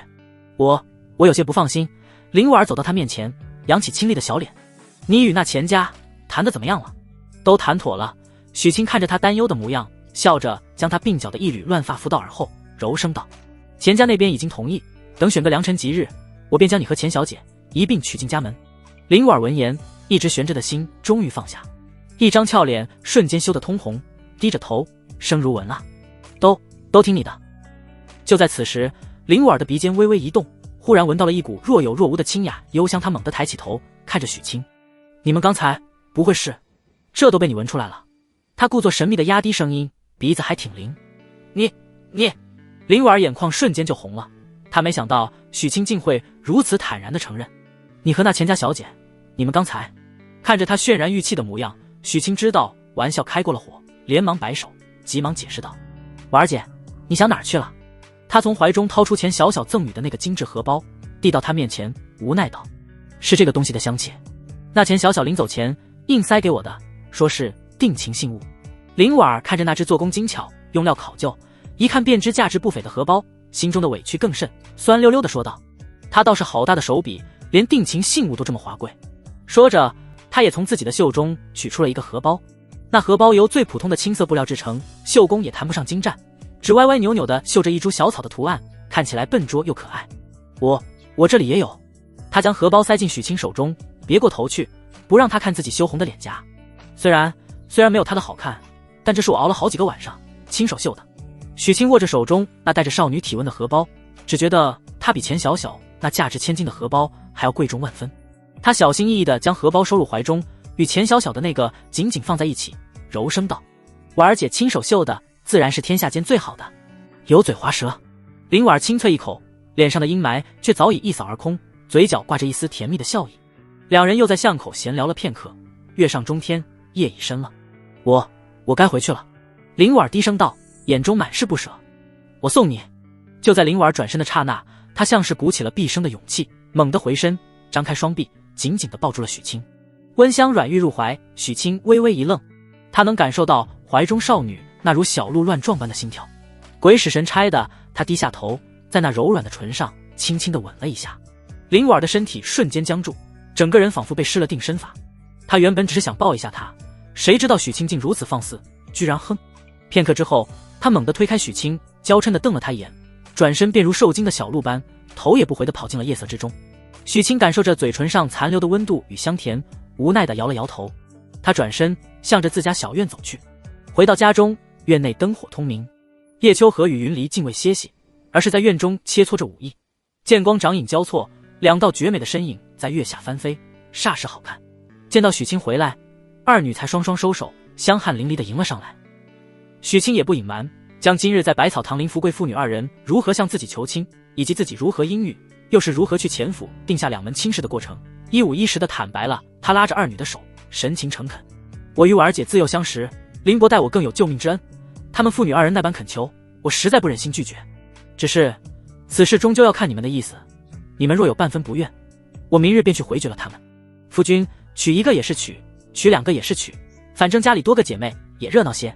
云离倒是想得开，他看了一眼叶秋荷，见他没有反对的意思，便笑嘻嘻地说道。叶秋荷只是静静地看着许清，清冷的眸子里看不出喜怒，许久之后才淡淡地点了点头。此事夫君自己决断便可。得到二女的应允，许清心中大定。就在他准备再说些什么时，正向他走来的云离忽然脚下一个踉跄，惊呼一声，竟直直地向他怀里撞了过来。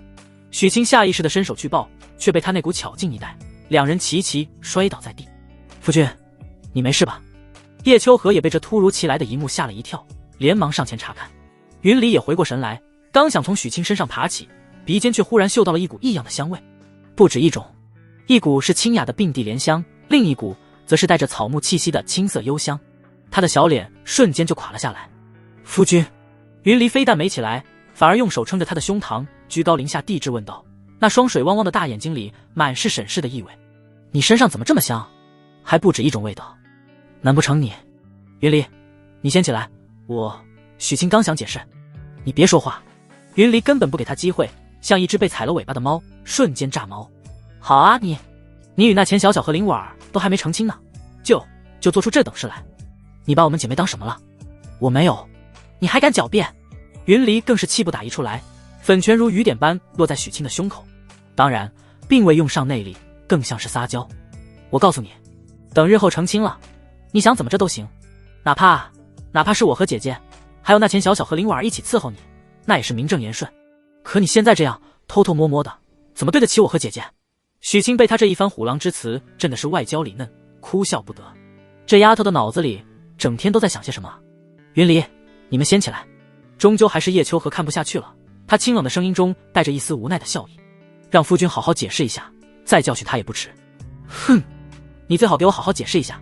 云离这才不情不愿地从许清身上爬了起来，双手叉腰，气鼓鼓地瞪着他。许清也连忙爬了起来，拍了拍身上的灰尘，看着眼前这一大一小两位审判官，无奈地叹了口气。他也不多言，直接从怀中将那2个承载着不同心意的荷包取了出来，诺：你们闻到的香味便是从这2个东西上传来的。他将钱小小与林婉儿赠送荷包以及其中缘由原原本本地说了一遍。云离听完，脸上的怒气这才渐渐消散，取而代之的是一抹不好意思的羞红。他凑上前，拿起2个荷包仔细闻了闻，又对比了一下，这才撇了撇嘴，小声嘀咕道：算你老实，不过还是婉儿姐姐绣的这个好看，有新意。叶秋荷拿起那个并蒂莲荷包，看着那精巧的绣工，清冷的眸子里闪过一丝不易察觉的赞许。看来这位钱家大小姐对夫君倒是用了真心的。他将荷包还给许清，随即又看了一眼云离，淡淡道：既然是误会，那此事便就此作罢。不过云离，你方才那番话我可都记下了。啊，哪番话？云离一愣，随即反应过来，俏脸刷一下红到了耳根，再不敢多言。见误会解开，叶秋荷这才出来打圆场。他走到许清身边，为他掸了掸身上的灰尘，清冷的脸上带着一丝促狭的笑意。好了，一场误会而已。夫君，你先去洗个澡吧，洗洗身上沾染的酒气和别人的香气。遵命，娘子。许清如蒙大赦，逃也似的向浴室跑去。快去快回哦！云离在他身后娇俏地喊了一声，脸上满是得意的笑。我和姐姐今晚给你准备了礼物。礼物？许清心中一荡，只觉得浑身的血液都瞬间沸腾了起来。他以平生最快的速度冲进浴室，滚烫的热水冲刷着身体，却怎么也浇不灭他心中那团熊熊火焰。等他换上一身干净的寝衣，满怀期待地推开房门时，眼前的景象让他瞬间忘记了呼吸。房间里红烛摇曳，光影朦胧。那张新换的宽大雕花床上，叶秋荷与云离并肩而坐，两人紧着一袭轻薄的丝绸肚肚，在烛光的映衬下勾勒出曼妙玲珑、颠倒众生的绝美动体。夫君还站着做什么？许清见状，只恨自己刚才洗澡为什么不能再快一点。他关上房门，几乎是同手同脚地走了过去。夫君，蜡烛还没灭，今晚就点着蜡烛吧。云离将头埋在被子里，声音细若蚊啊。夫君，今晚的礼物你可还喜欢？喜欢，太喜欢了。这一夜自然又是一番无边春色，红浪翻滚。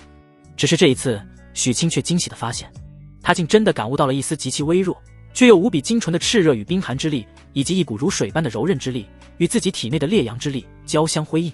双修感悟，这被动竟然真的触发了。这时系统的提示音也如约而响，叮，双修成功，家庭和睦度+5，当前和睦度95100，获得属性点100。看来暴击奖励不是每次都有的，许清心中暗道，却也十分满足。他毫不犹豫地将100属性点全加在了体质上。属性点100，体质强化中。体质烈阳之体105500。许清感受着体内再次暴涨的力量和那股新生的冰火水3种感悟，终究还是强行按捺下了再来一次的冲动。毕竟路要一步步走，饭要一口口吃，得保留一些实力留给将来的2位娘子。次日，许清醒后感受到身体是比昨日早上要好上一些了，看来体质的提升效果显著。他起床后吃完叶秋荷为他准备好的早饭，与二女告别后便直奔狂风武馆。武馆之内，赵明渊正在演武场上指点弟子。见许清前来，他立刻丢下弟子，满脸笑容地迎了上来。许老弟，你如今可是咱们落霞镇的大红人啊，听说连钱家大小姐都要下嫁给你做小，怎么有空来我这穷武馆了？赵哥就别取笑我了。许清苦笑着摆了摆手，随即神色一正。赵哥，我今日来是有一件蹊跷事要与你商议。那黑风寨如今已经人去楼空了。什么？赵明渊脸上的笑容瞬间消失，虎目圆睁。此话当真？前日一战，那杜山虽被我们联手击退，却并未受到致命伤，怎会如此干脆地放弃经营多年的老巢？消息是我那未来的娘子派人查探得知的，应该不会有假。许清坦然道：我总觉得此事处处透着古怪。当日那杜山都未曾受伤，但是如今却下落不明，很是蹊跷。钱家，赵明渊眼中闪过一丝了然，随即眉头紧锁。这就更奇怪了，以杜山那睚眦必报的性子，绝不可能就此罢休。事出反常必有妖，此事我们必须一探究竟。我也是这么想的。那事不宜迟，咱们这就去黑风寨一探究竟。赵明渊当机立断。好。赵明渊立刻点了3名武馆中最精锐的后天五品护卫，其中便有那日在山道上负责传话的肖战。5人不再耽搁，背上快马，一路向着黑风山疾驰而去。临近黑风寨的山脚下，5人下马徒步前行。还未靠近寨子，许清便凭借着远超常人的敏锐听觉，察觉到了不对劲。四周的山林安静的可怕，除了风声与鸟鸣，听不到任何人员活动的痕迹。寨子里怕是真的没人了。许清压低声音道。5人对视一眼，小心翼翼地摸上了山寨。寨门大开，里面空无一人，锅碗瓢盆散落一地，聚义厅的桌椅也东倒西歪，显然是走得十分匆忙，却没有任何打斗的痕迹。看着灶台的余温和食物的状况，他们应该是在2天前的夜里撤离的。赵明渊检查了一番后，神情愈发凝重。就在众人疑惑不解，准备扩大搜索范围时，负责在外围警戒的肖战忽然发出一声惊呼，从远处飞奔而来，脸上满是惊骇之色。馆主，许爷，你们快来看，我在寨子外面2里的山涧里发现了杜山的尸体。5人闻言心头巨震，立刻跟着肖战向山涧赶去。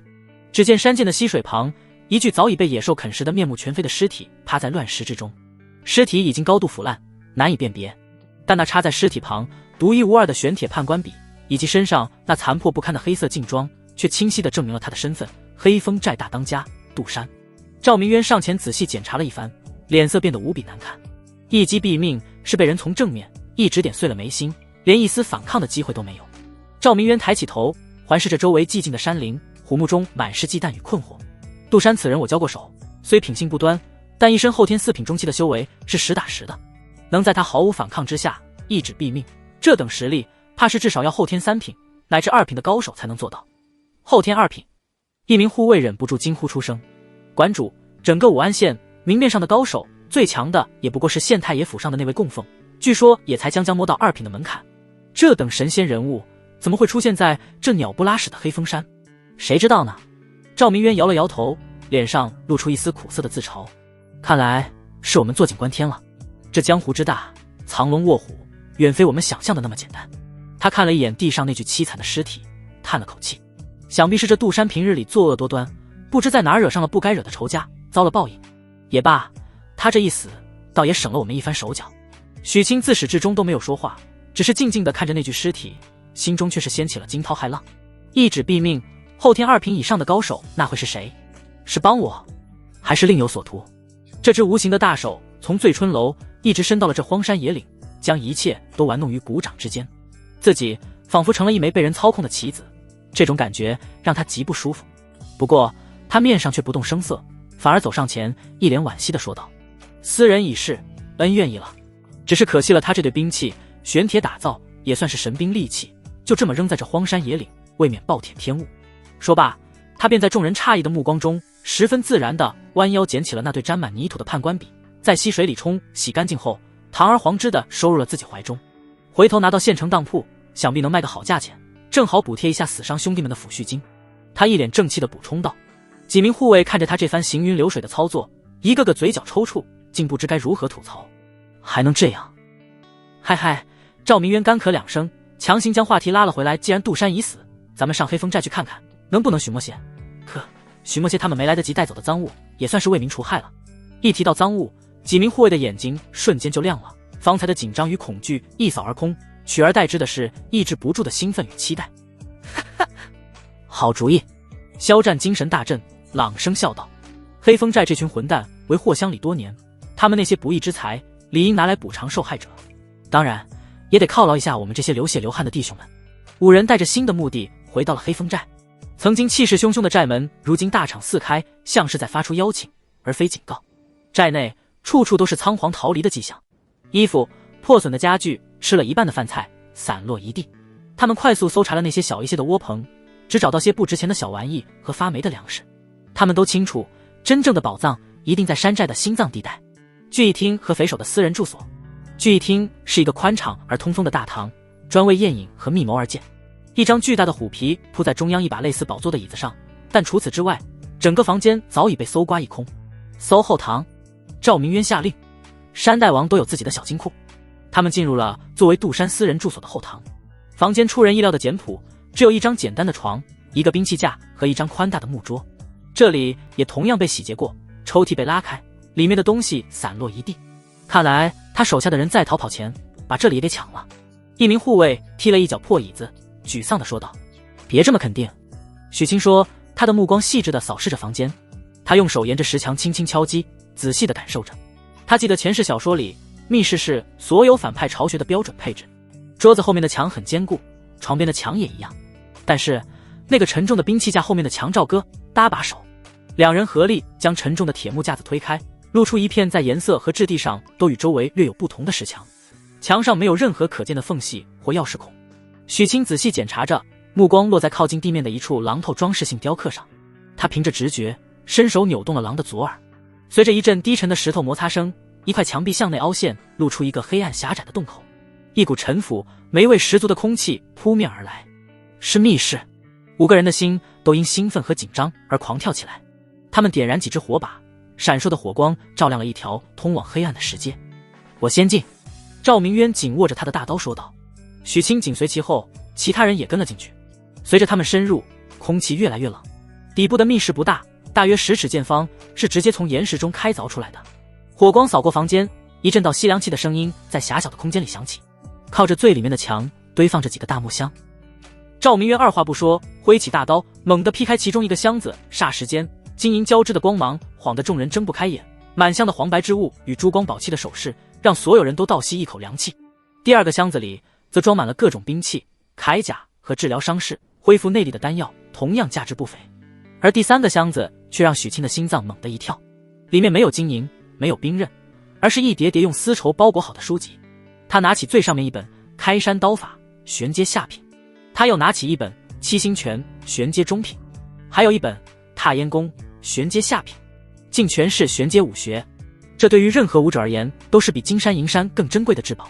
然而当他的手指处碰到箱底一本用柔软皮革包裹的书籍时，他的呼吸瞬间停滞了。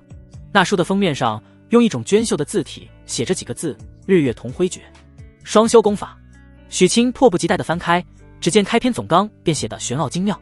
天地分阴阳，人体有乾坤，日月交替，龙凤和鸣。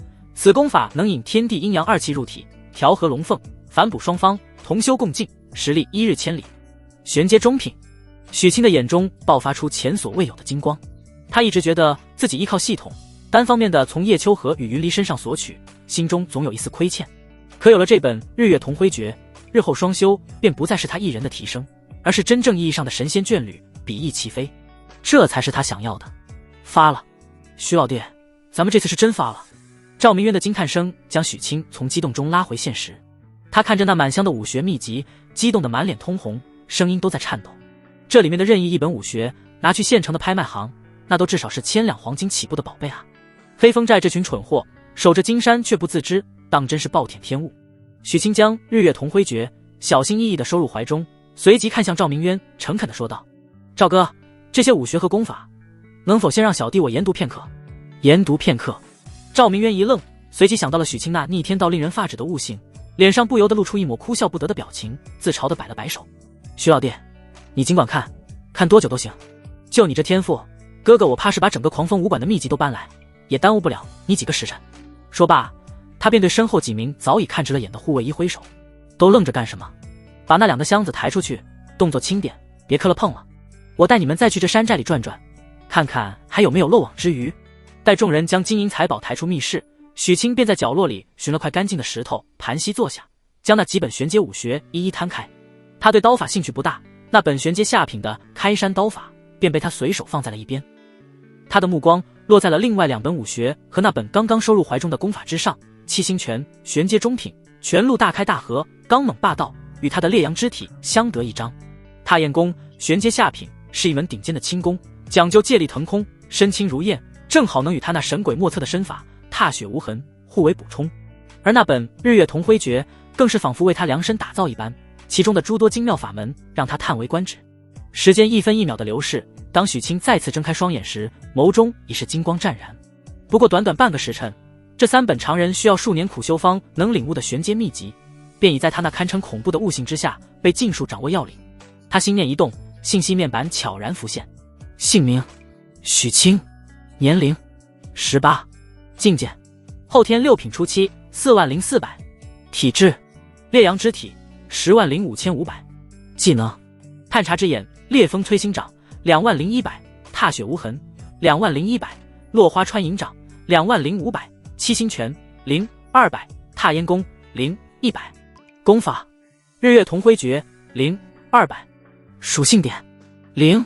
许清满意的将几本秘籍一一合上，虽然暂时没有属性点可以加，但他已将这几门武学的基本要领与运功路线牢牢记在心中，日后只需稍加练习，或是获得新的属性点，便能将其化为真正的战力。只是当他看到落花穿银掌那一栏时，心中却是一动，20500，这套掌法竟然是玄阶上品武学。他心中惊讶不已，云离那小妮子平日里看着活泼跳脱，没想到随手教自己的家传武学竟是如此高深的品阶。看来自己这2位娘子身上的秘密当真不少啊。不多时，赵明渊几人也重新回到了密室。怎么样，赵哥，可还有其他发现？许清站起身问道。赵明渊摇了摇头，脸上却无半分失望。他拍了拍身旁的2个大箱子，哈哈大笑道：没有了，不过光是这些就足够咱们发一笔横财了，这一趟没白来。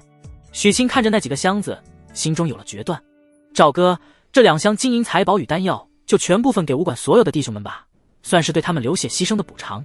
至于这箱武学，他将那几本武学功法重新放回箱中。赵明渊看着他的动作，眼珠子都快瞪出来了，试探着问道：徐老弟，这些你莫不是都已经掌握了？许清淡然地点了点头。死！赵明渊和周围几名护卫齐齐倒吸一口凉气，用看怪物般的眼神看着他。玄阶武学，你看一遍也能会？赵明渊的声音都有些结巴了。这还是人吗？几名护卫更是咂舌不已，看向许清的眼神已然从敬畏变成了狂热的崇拜。许清只是笑了笑，并未多做解释，一挥手道：时辰不早了，咱们也该回去了。对，回去。赵明渊如梦方醒，连忙招呼着众人，抬起3个沉甸甸的箱子，兴高采烈地离开了这片是非之地。他们前脚刚走，黑风寨一处不起眼的柴房内，一道阴冷的身影缓缓走出。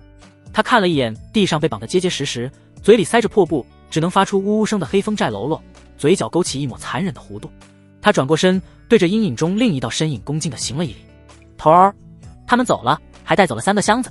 那被称为头儿的人缓缓从阴影中走出，竟是一名面容俊朗、气质阴柔的青年。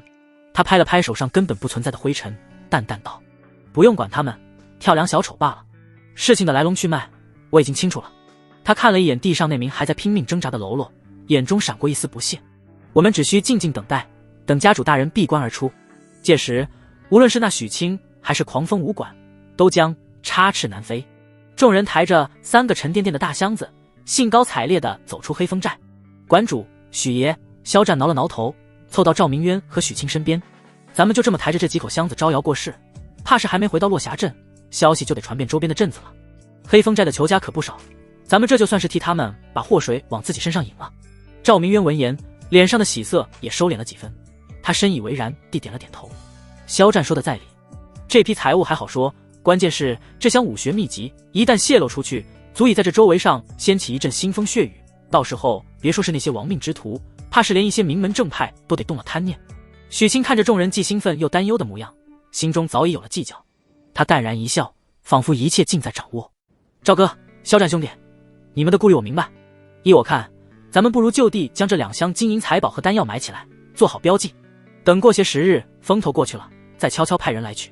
至于这箱武学，他顿了顿，将那口装着武学秘籍的箱子拍得砰砰作响，朗声道：就由赵哥你亲自揣着带回武馆，等时机成熟，咱们寻个大成的拍卖行，将这些用秘籍尽数拍卖掉，所得钱财我分文不取，全都用来抚恤死去的弟兄和犒劳此次随行的诸位。此言一出，满场皆静，所有狂风武馆的汉子都用一种不可思议的眼神看着许清，仿佛在看一个怪物。那可是一整箱的玄阶武学啊，价值连城的至宝，他竟然说不要就不要了。许老弟，这万万不可！赵明渊最先反应过来，急忙摆手，此次能有这番收获，全靠你啊！这批武学和功法，你至少要占大头，哥哥我岂能占你这么大的便宜？赵哥，许清的眼神变得无比真诚，他拍了拍赵明渊的肩膀，一字一句道：我与你结盟，看重的是你和狂风武馆这份义气，而非这些黄白之物。弟兄们为我百草堂流血牺牲，我若再与你们争利，那我许清成什么人了？他目光扫过一张张被感动与敬佩填满的脸庞，继续道：我只要那本日月同辉诀，其他的都归你们狂风武馆，这是你们应得的。好！赵明渊虎目一热，不再推辞，重重的一拳捶在自己胸口。徐老弟，你这个兄弟，我赵明渊认下了。从今往后，但凡你一句话，我狂风武馆上下刀山火海，在所不辞。馆主威武，许爷仁义。其余几人也纷纷振臂高呼，士气达到了顶峰。计议已定，众人立刻行动起来。他们寻了一处极其隐蔽的山坳，将那2箱财宝深埋地下，又仔细地伪装好地表，不留一丝痕迹。做完这一切后，一行人这才跨上快马，向着落霞镇的方向疾驰而去。回到落霞镇时，已是申时3刻。与赵明渊等人分别后，许清归心似箭，怀中那本日月同辉诀仿佛带着温度。一想到能与家中2位娇妻一同修炼这等奇妙的功法，他便觉得心中一阵火热，脚下的步伐也快了几分。然而他还没走出几步，一道焦急的身影便从不远处跌跌撞撞地跑了过来。许哥，许哥，可算找到你了。许清如今的听力何等敏锐，定睛一看，来人正是林凡。出什么事了？许清心中一紧，难不成铺子里出事了？不是铺子。林凡跑到他跟前，扶着膝盖，上气不接下气地说道：是你的事。钱万三今天带着他女儿钱小小还有好些个媒婆去林伯家里了，说是要跟林伯和婉儿姐一起商讨你们的婚期。你人又不在，我跑去你家，你家2位夫人也说不知道你去哪儿了。我这一下午在镇子里到处找你，腿都快跑断了。他们不知道。许清心中一动，暗道：我今早出门时明明跟娘子说过去黑风寨了，看来他们是不想暴露自己的行踪，连林家妇女都瞒着。他心中了然，也不点破，对林凡道：那事不宜迟，咱们现在就回去。说罢，他沉吟片刻，又补充道：你先过去通报一声，就说我马上就到，让他们稍等片刻。好嘞，许哥。林凡应了一声，转身便又向林家跑去。许清则抄了近道，几个起落间便回到了自家小院。他将今日在黑风寨的所见所闻，以及与钱家林家定下婚期的事情，简单的对叶秋和与云离说了一遍，随后道：如今他们都在林家等着，我一人前去总归不妥，你们与我同去吧。叶秋和与云离对视一眼，都从对方眼中看到了笑意，齐声应道：都听夫君的。林家后院，平日里清静的庭院，此刻却是宾客满座，气氛微妙。林富贵与钱万三这2位老冤家正相对而坐，有一搭没一搭的喝着茶，言语间客气，却又带着几分试探。钱小小与林婉儿则坐在一旁，一个清冷高傲，一个温婉娴静，2种截然不同的气质，竟也相处得颇为融洽，正低声聊着些女儿家的梯级话。就在这时，林凡一路小跑地冲了进来：林掌柜，钱老板，许哥回来了，让我通报一声。他随后就道。此言一出，在座的4人精神皆是一振。说曹操，曹操就到。院门外传来了沉稳的脚步声，许清一袭青衫，缓步踏入院中，脸上带着一丝歉意的微笑。让岳父大人和林伯久等了，还望恕罪。然而所有人的目光却都未曾落在他身上，而是齐刷刷地投向了他身后的那2道身影。一时间，整个庭院都陷入了死一般的寂静。只见许清身后2名女子并肩而立，左边一人白衣胜雪，青丝如瀑，不施粉黛的脸庞上是足以令天地失色的清冷绝艳。她只是静静地站在那里，便仿佛一世独立的雪山寒梅，清雅高洁，不可方物，让周遭的一切都黯然失色。右边一人则是一身翠绿罗裙，身姿娇俏，明眸皓齿，他脸上带着一丝天真烂漫的笑容，一双水汪汪的大眼睛好奇地打量着众人，宛如一朵沾着晨露的带刺玫瑰，明艳动人，又透着一股古灵精怪的娇憨。若说钱小小是一朵雍容华贵的紫色牡丹，林婉儿是一株温婉娴静的空谷幽兰，那此刻出现的这2位便是9天之上的谪仙与不染凡尘的精灵，根本不是一个层次的存在。林富贵手中的茶杯哐当一声掉在地上，摔得粉碎，他却浑然不觉，只是张着嘴，满眼都是骇然。林婉儿脸上的血色瞬间褪尽，他看着那仙子般的叶秋荷，一股前所未有的自卑感涌上心头，让他下意识地低下了头，不敢再看。钱万三那双阅人无数的眸子里，第一次露出了真正的震惊，他心中掀起了惊涛骇浪。这小子家中竟藏着这等绝色，难怪他对小小不屑一顾。此女的气质绝非凡俗，她背后到底站着何等恐怖的势力？就连一向自视甚高、以容貌为傲的钱小小，此刻也是俏脸煞白。他虽在夜里见过二人，却哪里看得真切？今日一见，他才明白什么叫云泥之别。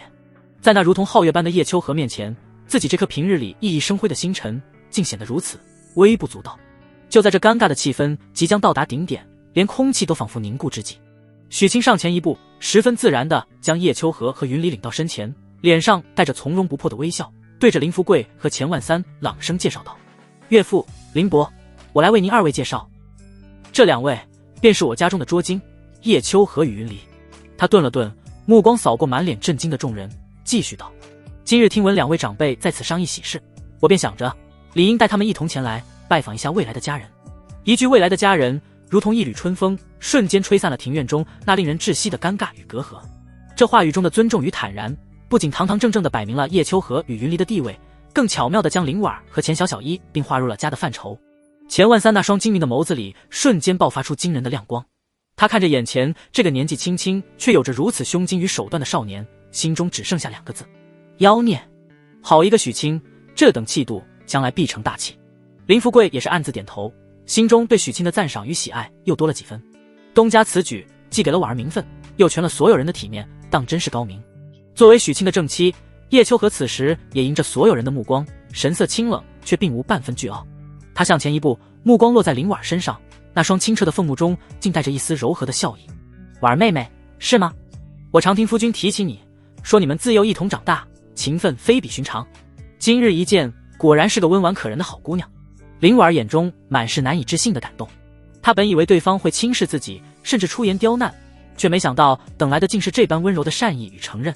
她只觉得鼻头一酸，眼眶瞬间就红了，声音带着一丝哽咽，怯生生地喊道：“叶姐姐。”叶秋荷温柔一笑，随即转向一旁的钱小小，清冷的脸上浮现出一抹恰到好处的欣赏。钱家小姐的大名，我亦是早有耳闻，小小年纪便能将偌大的济世堂打理得井井有条，这份才情与魄力，莫说女子，便是许多男子也自愧不如。夫君能得你青睐，是他的福气。叶姐姐过誉了。钱小小也非寻常女子，她迅速调整好心态，对着叶秋荷盈盈一拜，语气谦逊却不失风骨。姐姐仙人之姿，又与许公子情投意合，我能入许家门，伴在姐姐与夫君身侧，才是小妹的荣幸。两女三言两语之间，没有刀光剑影，却在无形中达成了某种默契，彼此都在试探，也都在表达善意，竟是英雄相惜。眼看着未来的一家子姐妹，竟在这短短几句话间便达成了和谐。一旁的云离眼珠一转，立刻蹦了出来，一手一个拉住钱小小和林婉，笑嘻嘻地说道：“太好了，太好了，以后咱们家可就热闹了。婉儿姐姐温婉可人，小小姐姐精明能干，正好。我早就想凑一桌麻将了，以后咱们四个正好一桌，谁也别想跑。”他这番古灵精怪的插科打诨，瞬间让庭院内那最后一丝隔阂也烟消云散。林婉儿与钱小小看着她那娇俏可爱的模样，都不由得莞尔一笑，先前的紧张与不安彻底化作了对未来姐妹生活的一丝期待。哈哈哈哈！好啊！钱万三看着眼前这其乐融融的一幕，终于爆发出冲天的笑意。他抚掌大笑，眼中满是得偿所愿的狂喜与激动。他知道自己这步棋走对了，不仅将许清这只潜力无限的真龙绑上了自家的战车，更是意外的与他背后那神秘而强大的家族建立了友善的关系。这简直是天大的意外之喜！亲家翁，钱万三红光满面的拉住林福贵的手，称呼都变了。咱们两家能同时将女儿嫁与许贤旭这等人中之龙，乃是天大的喜事。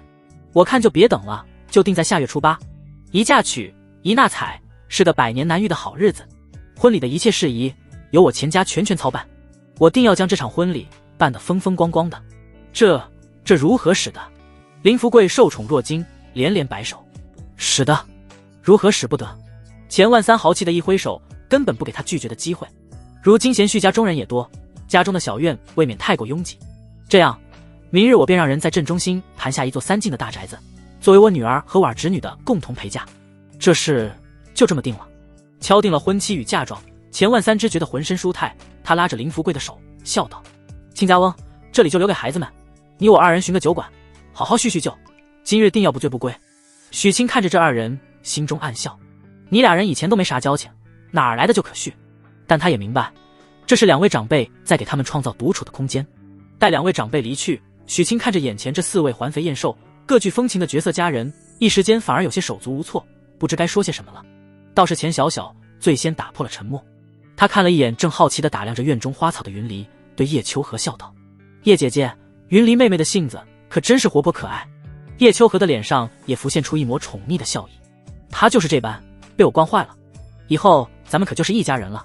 林婉儿也鼓起勇气，柔声开口：若是有什么需要我帮忙的，姐姐们尽管开口。四女很快便叽叽喳喳地聊了起来，从诗词歌赋聊到胭脂水粉，竟是将许清这个正主晾在了一边。许清看着眼前这和谐又美好的画面，脸上不由得露出了老父亲般的欣慰笑容。就在他准备插句话彰显一下自己一家之主的地位时，云离忽然回头对着他俏皮地吐了吐舌头，笑嘻嘻地说道：夫君，你先自己一边玩去吧，我和3位姐姐要商量一下以后打麻将的规矩，没你的事儿。云离那句话非但没让许清感到尴尬，反而让他心中涌起一股前所未有的满足与安宁。大丈夫当如是，家中红颜知己，和睦安康便是最大的福报。他真的退到一旁，寻了个石凳坐下，含笑看着眼前这幅足以让任何男人艳羡的画卷。夕阳的余晖将4位女子的身影镀上了一层柔和的金边，环肥燕瘦，各有千秋，此刻正围坐在一起，叽叽喳喳，竟是真的在商讨麻将的规则。我先说啊！云离抢先发言，像个小大人似的清了清嗓子：咱们这麻将可不能赌钱，太俗气，咱们就赌谁输了谁以后洗碗。这个我赞成。林婉温婉一笑，柔声附和。钱小小秀眉一挑，嘴角勾起一抹自信的弧度：彩头太小，未免无趣。依我看，不如再加上一条，谁若是连输3圈，就要答应您家一件无伤大雅的小事，如何？这个好，这个好。云离拍手称快，他已经开始盘算着赢了之后要让3位姐姐做什么了。叶秋荷只是静静地听着，清冷的脸上带着一丝宠溺的笑意，见众人都看向自己，才缓缓点了点头：我没意见，只是你们3个可不许和起火来欺负我。规矩一定，4女便真的不知从哪儿搬来一张方桌，兴致勃勃地搓起了麻将。一时间，庭院内只余下清脆的牌酒碰撞声和时不时的娇声笑语，气氛和谐的不可思议。打了2圈，云离的手气最差，撅着小嘴，一脸的不服气。眼看天色渐晚，他摸了摸自己早已咕咕叫的肚子，将牌一推：不打了不打了，我饿了。婉儿姐姐，你家有什么好吃的呀？你们稍坐片刻，晚饭我来准备。林婉儿站起身，笑着说道，自然而然地尽起了地主之谊。我来帮你吧，婉儿姐。许清立刻站起身，跟了过去。林家的厨房不大，却被林婉儿收拾得一尘不染，透着一股温馨的烟火气。许清系上围裙，熟练地开始处理食材，那精湛的刀工看得林婉儿眼波流转，异彩连连。他则在一旁为她添柴烧水，两人配合默契，仿佛早已演练过千百遍。许清弟弟，你还记得吗？小时候你最喜欢跟在我身后，我做什么你都学。林婉儿一边烧火，一边柔声回忆着过往。当然记得，许清笑道，那时候我就觉得婉儿姐做的饭是天下最好吃的东西。两人有一搭没一搭地聊着过往的趣事，那些青涩而美好的回忆仿佛就在昨天。厨房内气氛温馨而又甜蜜，而庭院中，云离本想凑过去偷听，却被叶秋荷一个眼神制止了。姐姐，你不担心吗？云离凑到叶秋荷身边，压低声音，小脸上满是警惕。他们俩看起来可比我们亲近多了，我担心的从来都不是这些。叶秋荷端起茶杯，目光悠远地望向厨房里那2道忙碌的身影，语气平静的没有一丝波澜。一旁的钱小小也难得的没有开口，他静静地看着，那双骄傲的凤目中闪烁着复杂的光芒，不知在想些什么。不多时，一桌虽不丰盛，却充满了家常味道的晚饭便已备好，清炒时蔬、嫩滑豆腐，还有一锅冒着热气的排骨汤，香气四溢，没有山珍海味，却让人馋涎欲滴。来，尝尝我做的排骨。席间，林婉为每个人都夹了一筷子排骨，脸上带着期待。好吃。云离尝了一口，眼睛顿时亮了。婉儿姐姐，你这手艺绝了，以后咱们家的厨房就归你管了。钱小小也浅尝了一口，矜持地点了点头，显然也是极为满意。他看向林婉的眼神中多了一丝不易察觉的认同。叶秋荷看着林婉，柔声道：妹妹有心了。许清更是赞不绝口，还是婉儿姐的手艺好，比我做的强多了。一顿饭吃的是宾主尽欢，也让4个原本还有些隔阂的女子在无形中拉近了距离。饭后夜色已深，钱小小有下人护送，先行告辞。许清则带着叶秋荷与云离与林婉告别。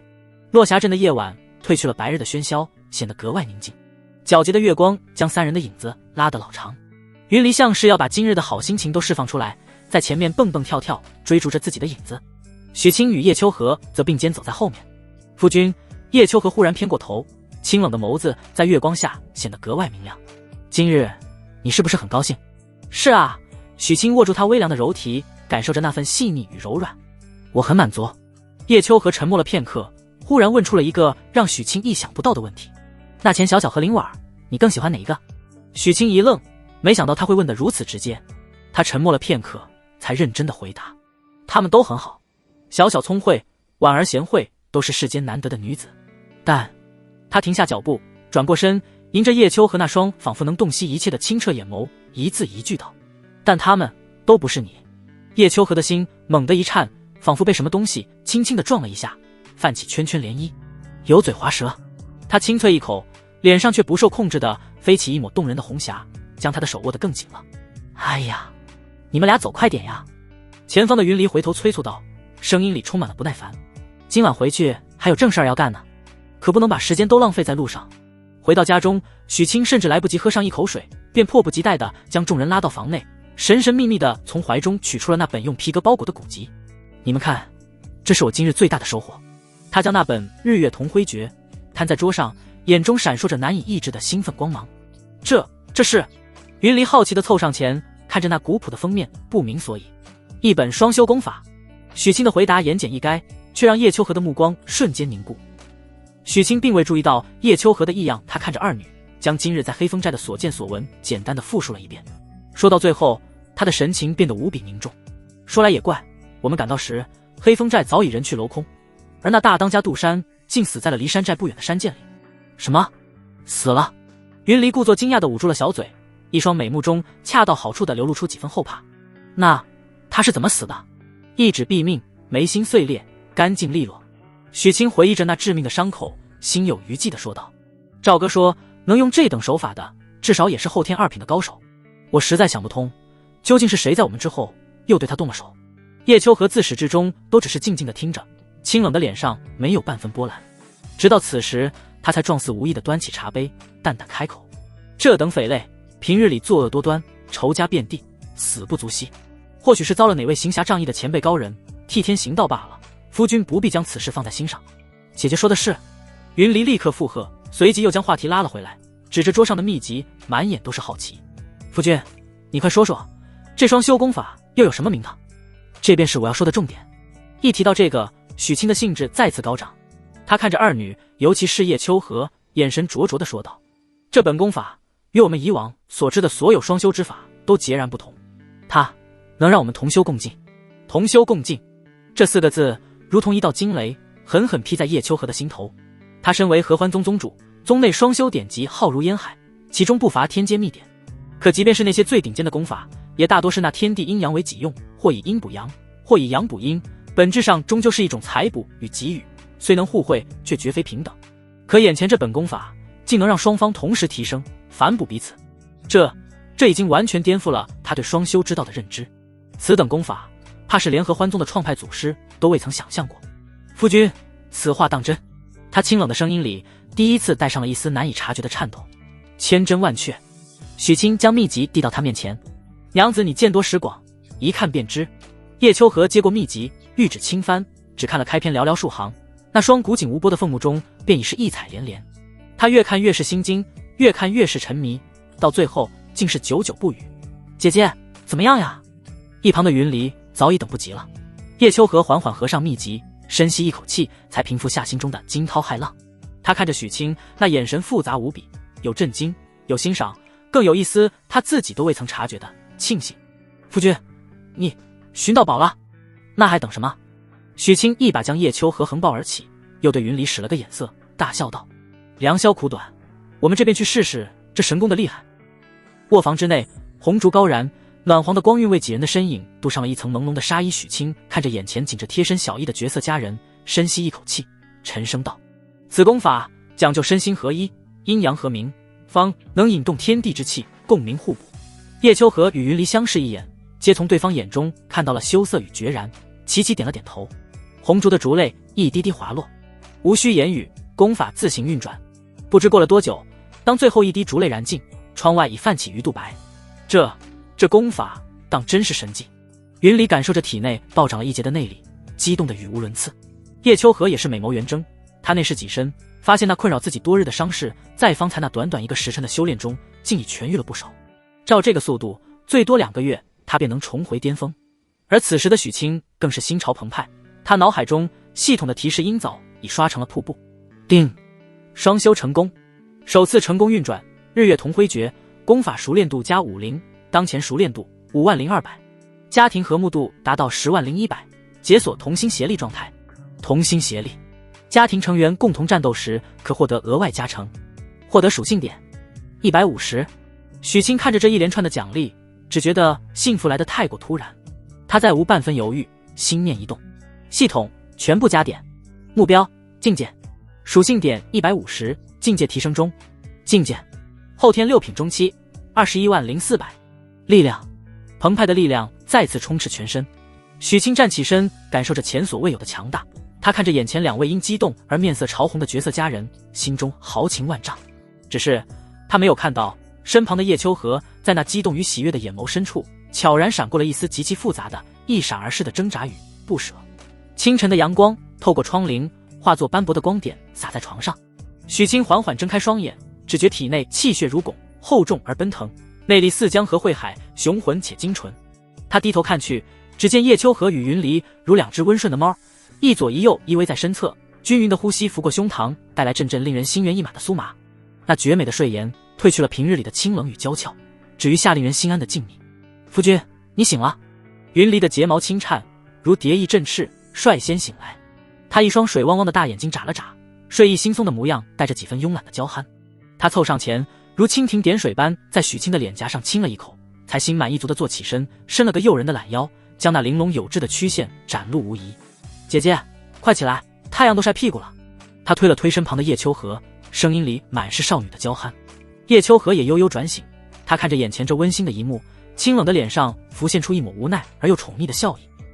她并未如往常般立刻起身，反而伸出雪白的玉臂，如灵蛇般将许清的脖颈环住，整个人贴了上来，在他耳边吐气如兰，声音带着一丝慵懒的沙哑。夫君，昨夜的神功，现在可否再温习一遍？这主动而大胆的邀约，让许清只觉一股热血直冲头顶。他正欲翻身再战，将这胆敢玩火的仙子就地正法。当当当，官府告示，闲人避让。院外一阵急促的铜锣声与官差的呵斥声忽然由远及近，打破了这满室的旖旎。真是扫兴。许清无奈地叹了口气，终究还是从那温柔乡中挣脱出来。被这般打扰，在意你的心思也消散了大半。他有些依依不舍地在叶秋荷的红唇上轻啄一口，才翻身下床。我去看看发生了何事。他披上外衣，推门而出，只见几名身穿工服的衙役在街道上张贴着一张巨大的告示，告示旁还跟着一队手持兵刃的官兵，一个个面色肃然，气势汹汹，显然不是落霞镇本地的巡检司可比。这是州府来的官兵。许清心中闪过一丝疑惑，缓步走了过去。他挤进围观的人群，抬头向那张告示看去。告示上用凌厉的笔锋写着一行大字：魔宗妖女合欢宗主夏初雪，悬赏黄金10000两，官升3级。而在那触目惊心的文字下方，则是一幅栩栩如生的人物画像。许清只看了一眼，呼吸便猛地一滞。画中女子一袭宫装，风华绝代，那张脸竟是找不出一丝一毫的瑕疵，眉如远山寒带，鼻若琼峰凝玉，唇点降露朱砂，完美的仿佛不似人间生灵。最令人心折的是她那双眼睛，明明是静态的画像，却仿佛蕴含着万千星辰，既有俯瞰众生的清冷孤高，又透着一丝悲天悯人的慈悲。神圣与妖冶这2种截然不同的气质，在他身上完美的融合，形成一种致命的吸引力。饶是许清家中已有2位角色，看惯了叶秋荷的仙人之姿，此刻也不由得被画中女子的容颜所震撼。乖乖，这世上竟真有如此绝色的女子，比之娘子，竟还要胜上3分。他下意识的喃喃自语。不过他也就是欣赏一下而已，心中并无半分涟漪。画上的人再美，终究是纸片人，哪有自家那温香软玉在怀的娘子来的真实？好在那队官兵来得快，去得也快，张贴完告示便纵马离去，并未在镇上引起太大的波澜。毕竟对这些终日为柴米油盐奔波的百姓而言，什么魔宗妖女都远不如明日的生计来得重要。他推开房门，却发现房内的气氛有些不对劲。云离正襟危坐，对着他挤眉弄眼，一脸你自求多福的表情，而叶秋荷则背对着他，正慢条斯理地梳理着自己的青丝，一言不发。只是那空气中却弥漫着一股淡淡的名为危险的气息。许清心中一个咯噔，他哪里知道，方才他那句无心的评价早已被听力远超常人的二女听得一清二楚。他还未意识到自己大难临头，竟是笑着走上前，好奇地问道：娘子，刚才官府张贴告示，通缉那合欢宗宗主夏初雪呢？你是真定府人士，可曾见过此女？他话音刚落，便感觉周围的温度仿佛骤降了10几度。叶秋荷缓缓转过身，那张清冷绝艳的脸上依旧没什么表情，只是那双清澈的凤目，此刻却像是2口深不见底的寒潭，看得许清心里直发毛。他没有回答他的问题，反而嘴角勾起一抹冰冷的弧度，悠悠开口：哦，怎么，夫君对那合欢宗妖女很感兴趣？没有的事，我就是好奇。许清连忙摆手：是吗？叶秋荷向前一步，逼近到他面前，一股清冽的幽香混合着危险的气息将他笼罩。我方才好像听人说，那夏初雪比我还要美上3分呢。夫君的眼光倒真是独特。许清的冷汗刷一下就下来了，他这才反应过来，自己刚才那句作死的低语怕是被听了去。娘子，你听我解释，我那是……解释什么？叶秋荷再次打断他，伸出一根纤纤玉指，轻轻点在他的胸膛，吐气如兰，声音却冷得像冰。夫君莫不是动了心思，想去寻那夏初雪，将他也一并收了，好亲身体会一下什么才叫真正的日月同辉。云离在一旁早已憋不住笑，却又不敢笑出声，只能拼命捂着嘴，肩膀一抖一抖的。许清只觉得头大，他现在终于明白什么叫修罗场。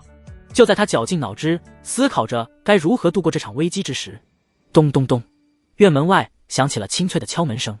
许公子、叶姐姐、云离妹妹，你们起身了吗？是钱小小和林婉的声音。许清如闻天籁，心中狂喜，这真是救苦救难的活菩萨啊！他逃也似的冲过去打开院门，脸上挤出热情的笑容。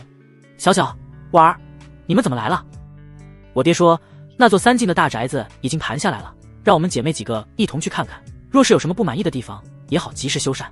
钱小小说着，目光却越过他，落在了屋内那气场冰冷的叶秋荷身上。他聪慧过人，瞬间便察觉到了气氛不对，不由得投去一个询问的眼神。叶秋荷看着门外这2位援军，清冷的脸上忽然绽放出一抹动人的笑意，那冰封的气场瞬间消散。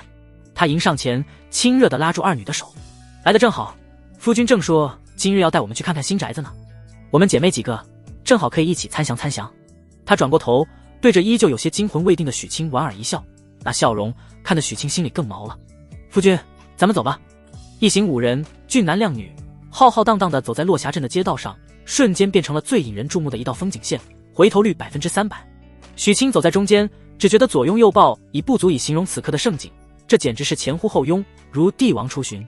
路过张贴告示的墙根时，那张悬赏夏初雪的画像依旧牢牢地贴在那里，引得不少路人驻足围观。咦？云离最先停下脚步，他指着那张通缉夏初雪的告示，对着身旁的叶秋荷挤了挤眼睛，那眼神仿佛在说：姐姐，快看，是你！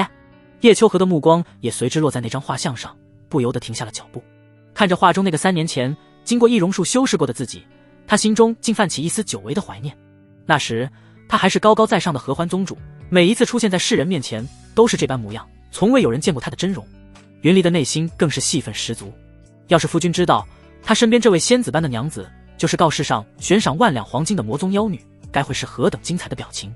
许清见二女驻足，也跟着看了过去，随即笑道：娘子，你看，这便是早上我与你说的那位合欢宗主。叶秋荷淡淡应了一声，清冷的目光扫过画像，又瞥了一眼身旁的钱小小和林婉，语气听不出喜怒的说道：画像画的倒是不错，难怪夫君会对此人评价如此之高。这夏初雪还真是个天生尤物。这话一出，空气中那股醋味儿似乎又飘了起来。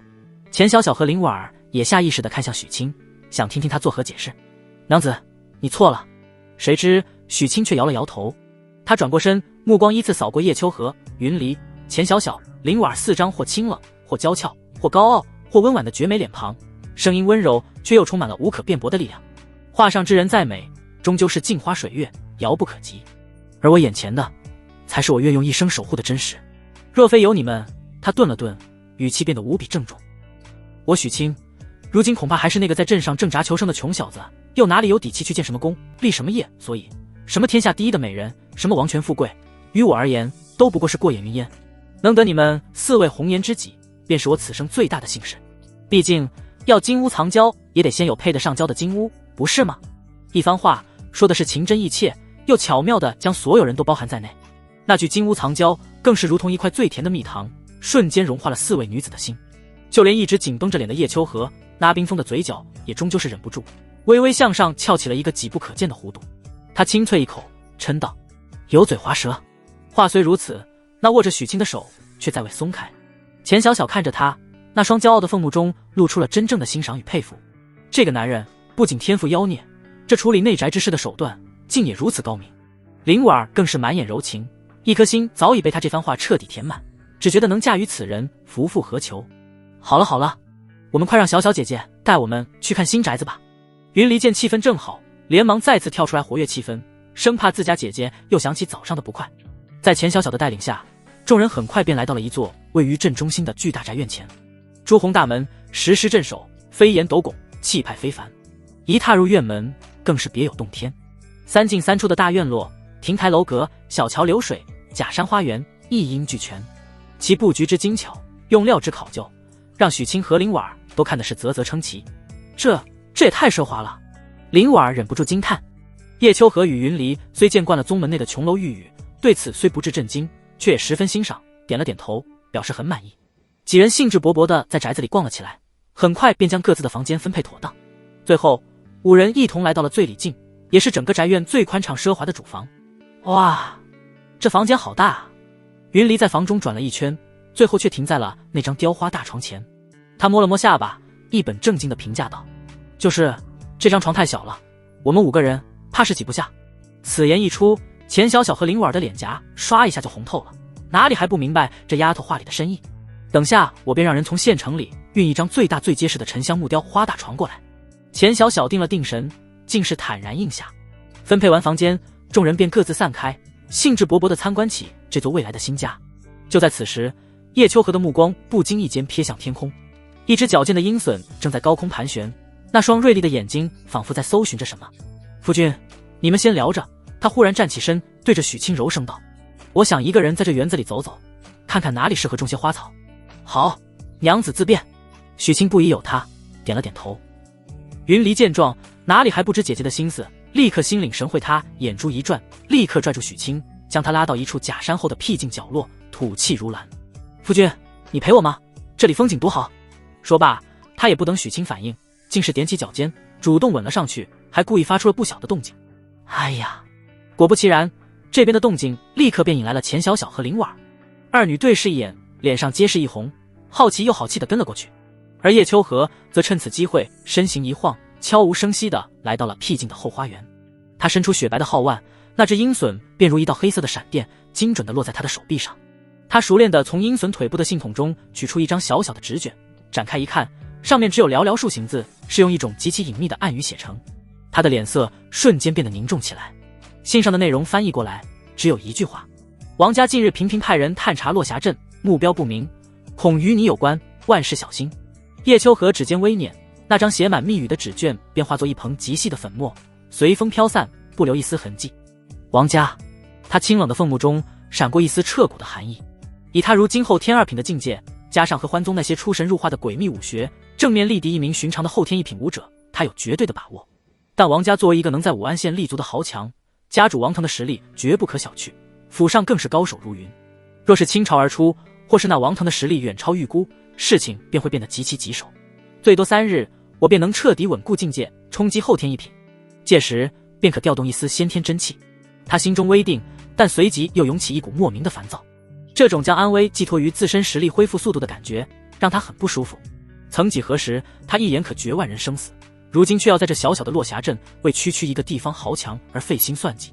他从怀中取出一支极为小巧的炭笔和一张特制的薄纸，笔走龙蛇，迅速写下一行暗语：彻查武安县王家底细，家主王腾实力、靠山以及近期所有动向，3日内回报。虽然他心中清楚，王家此举10有8九是冲着许清来的，不过无论目的是什么，结果都已注定。王家，既然你们自己找死，那就休怪我了。动我夫君者，死！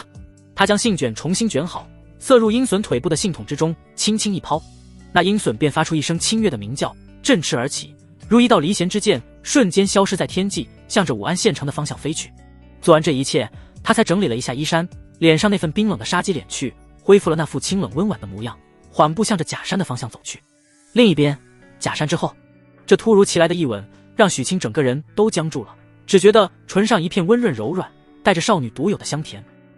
他哭笑不得地轻轻推开怀中这胆大包天的小妮子，无奈道：“你这丫头，光天化日之下也不知羞。我亲我自己的夫君，有什么好羞的？”云离挺了挺胸脯，一脸的理直气壮。他转过头，对着那闻声走近，正俏脸绯红的看着他们的钱小小和林婉做了个鬼脸，语气里满是炫耀与挑衅：“小小姐姐，婉儿姐姐，你们也别光看着啊，夫君的嘴可甜了，你们要不要也来尝尝？”他这番虎狼之词让钱小小和林婉的脸颊瞬间红得能滴出血来。没羞没臊的丫头！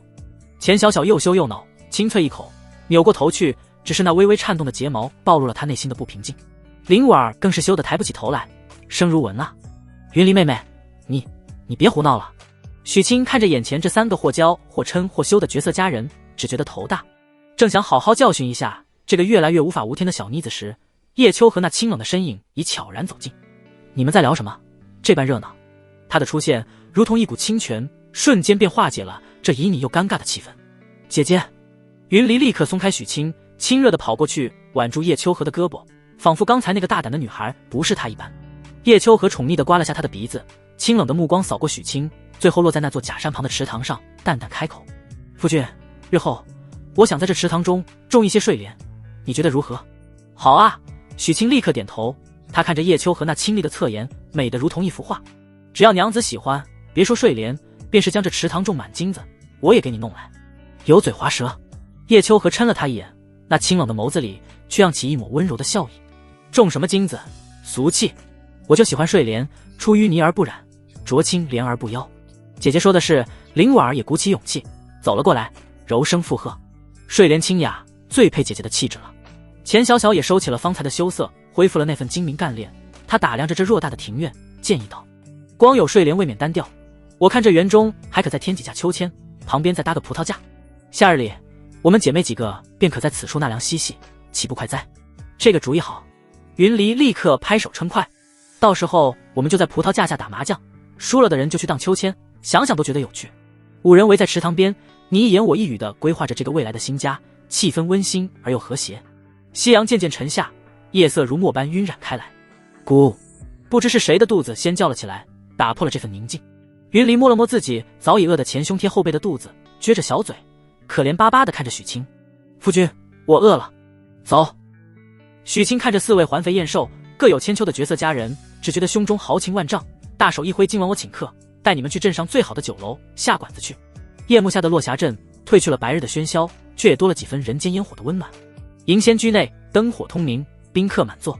许清如今在落霞镇也算是名人，掌柜的一见他带着四位仙子般的绝色佳人前来，立刻满脸堆笑的将他们引至2楼最好的雅间。一顿饭吃的是宾主尽欢，许清坐在中间，享受着四女无微不至的照顾。酒足饭饱后，钱小小有家丁护送，先行告辞。许清则坚持要先将林婉送回家，才带着叶秋和与云离一路说说笑笑的向着自家的新宅走去。当他们拐进那条熟悉的巷弄，远远的看到自家那小院时，许清的脚步却猛地一顿，他的眉头不经意地皱了起来。只见自家门前静静地站着一道身影，那人一袭黑衣，身形挺拔如枪，整个人仿佛与夜色融为了一体。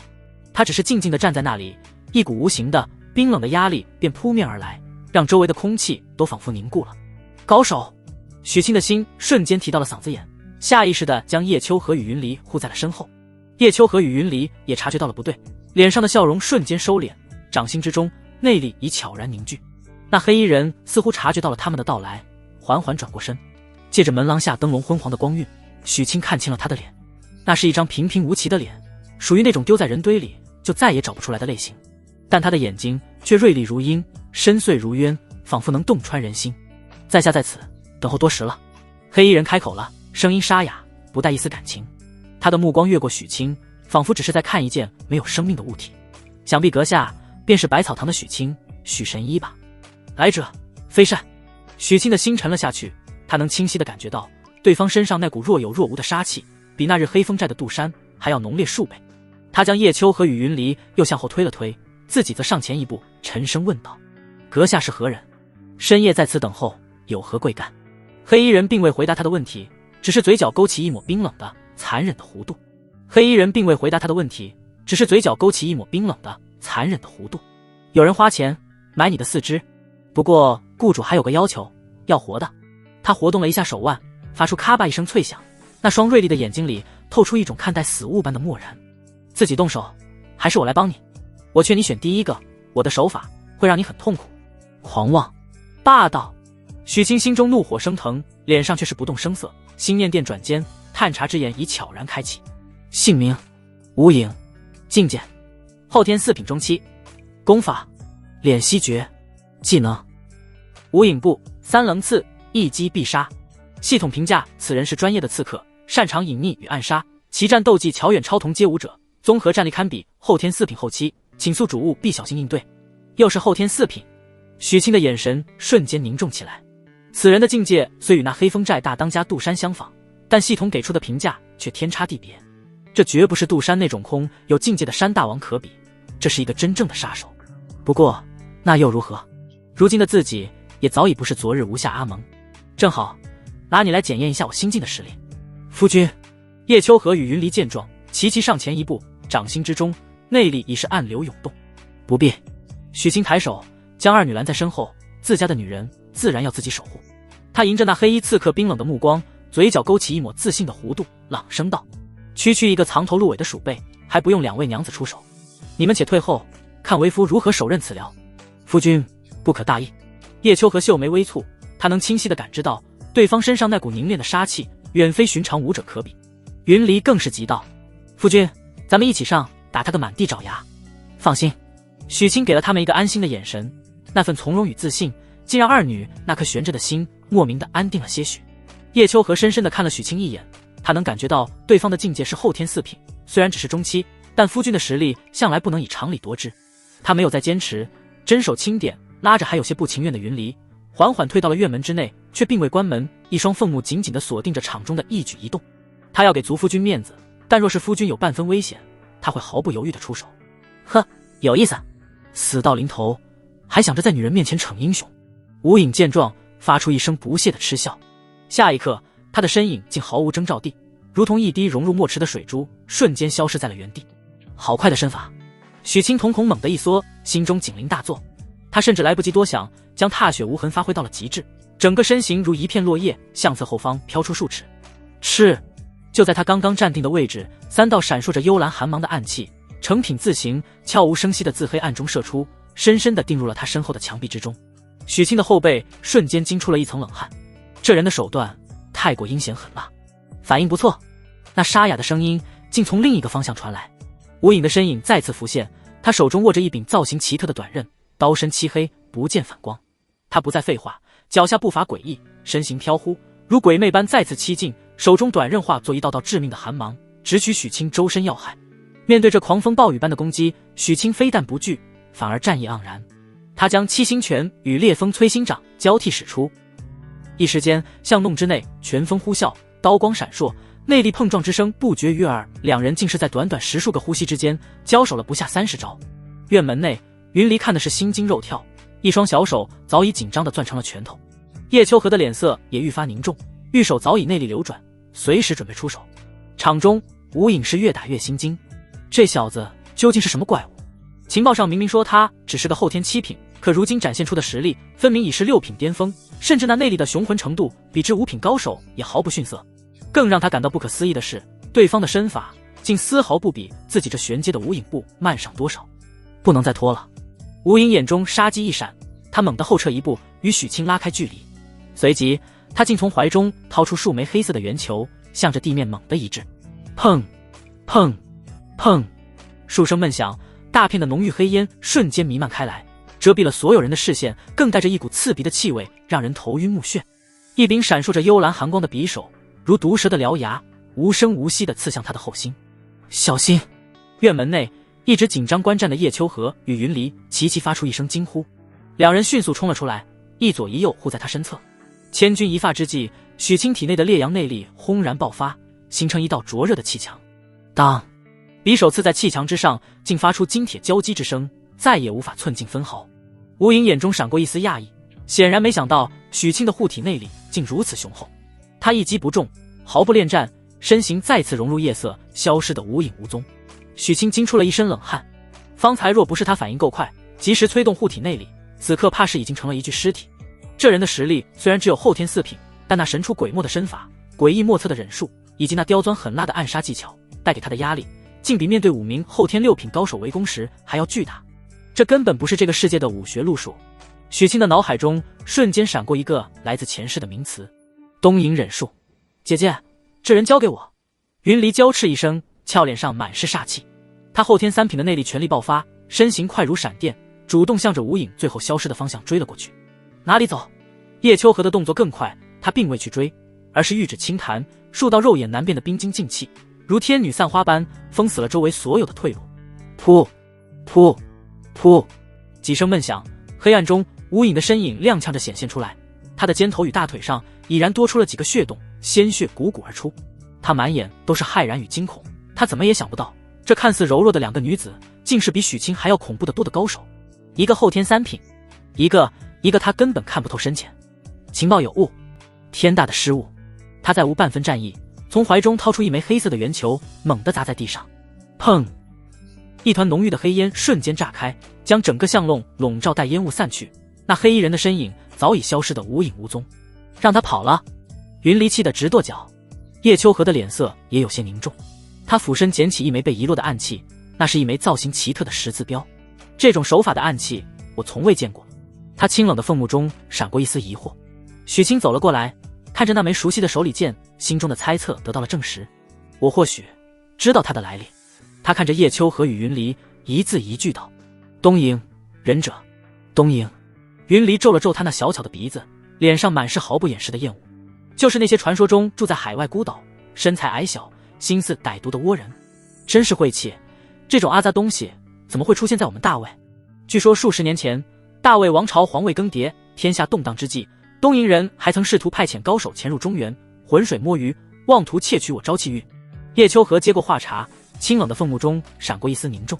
不过后来被中原各派联手击退，自那以后，他们便销声匿迹。想不到时隔多年，竟又敢踏足我大魏土地。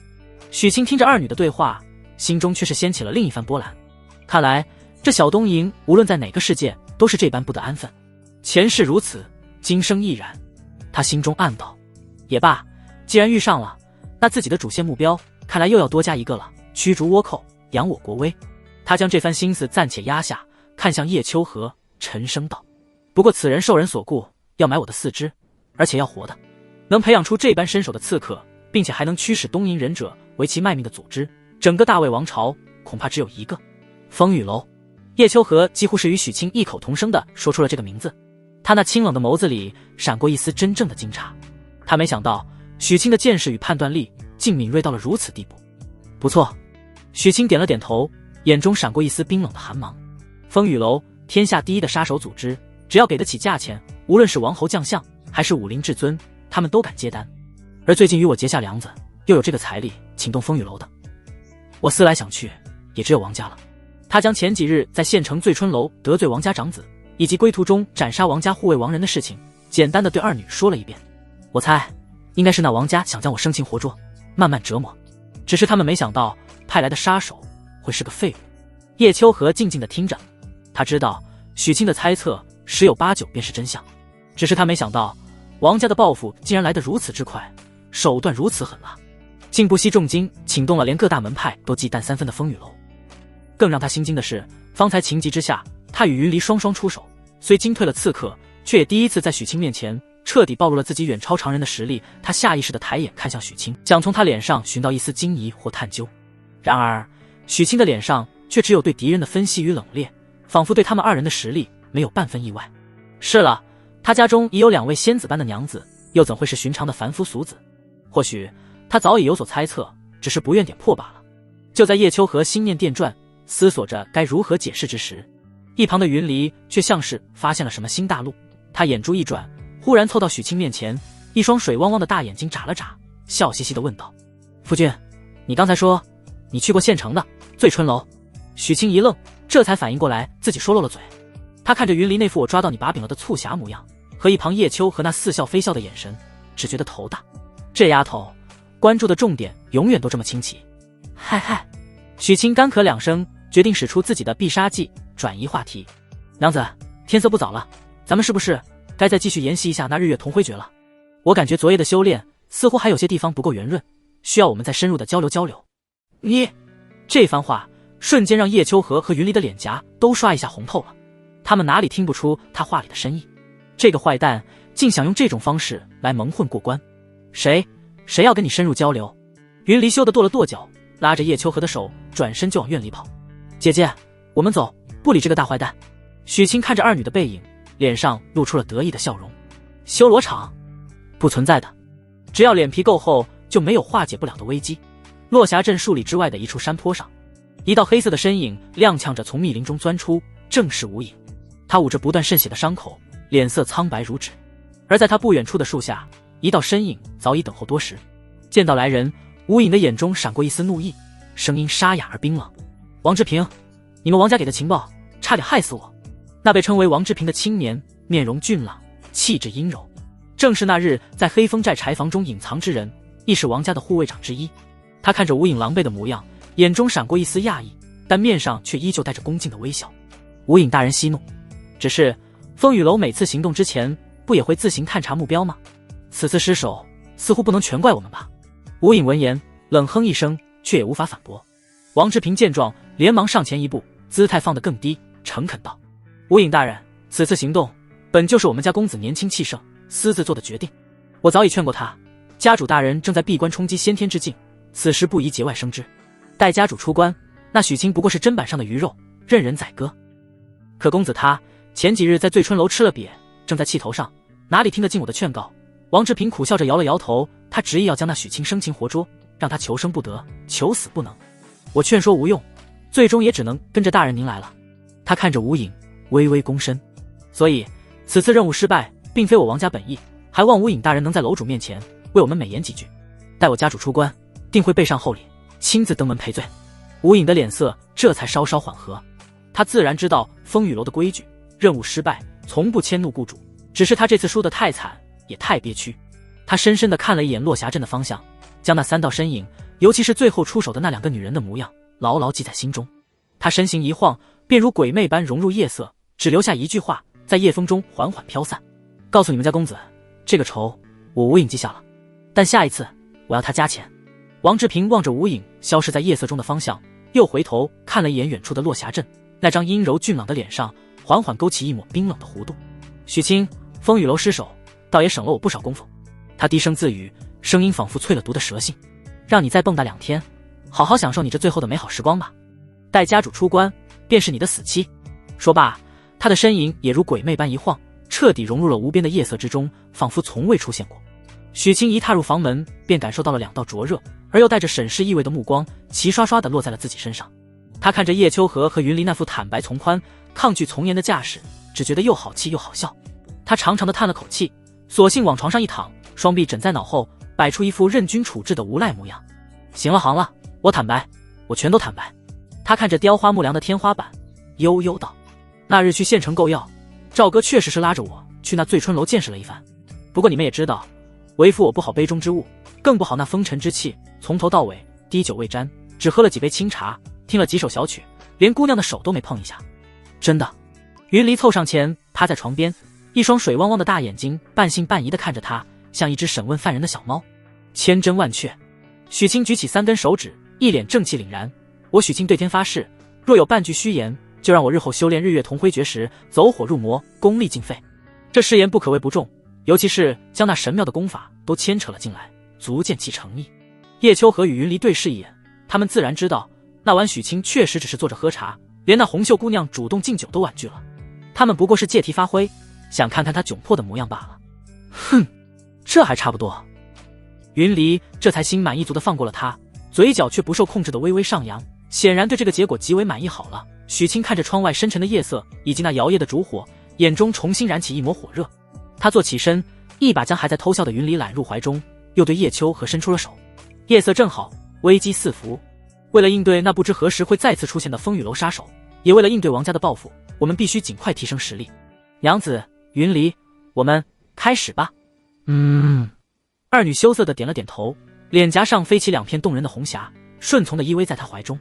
无需过多的言语，几人的心意早已相通。红烛摇曳，春色无边。不知过了多久，当最后一丝烛泪燃尽，卧房之内，一场酣畅淋漓的龙凤和鸣终于归于平静。许清只觉得浑身36000个毛孔都舒张开来，一股前所未有的满足感与力量感充斥着四肢百骸。脑海中冰冷的系统提示音如约而至，仿佛一场盛大的烟火表演。定，双修成功，获得属性点120，触发暴击奖励。恭喜宿主获得玄阶中品陶逆武学9天揽月步。9天揽月步，步法如鬼魅，身形似谪仙，炼制大成，可踏月而行，缩地成寸，乃是保命追敌之无上法门。双修感悟触发。恭喜宿主从叶秋荷身上感悟到玄阶下品防御武学冰魄玄光镜。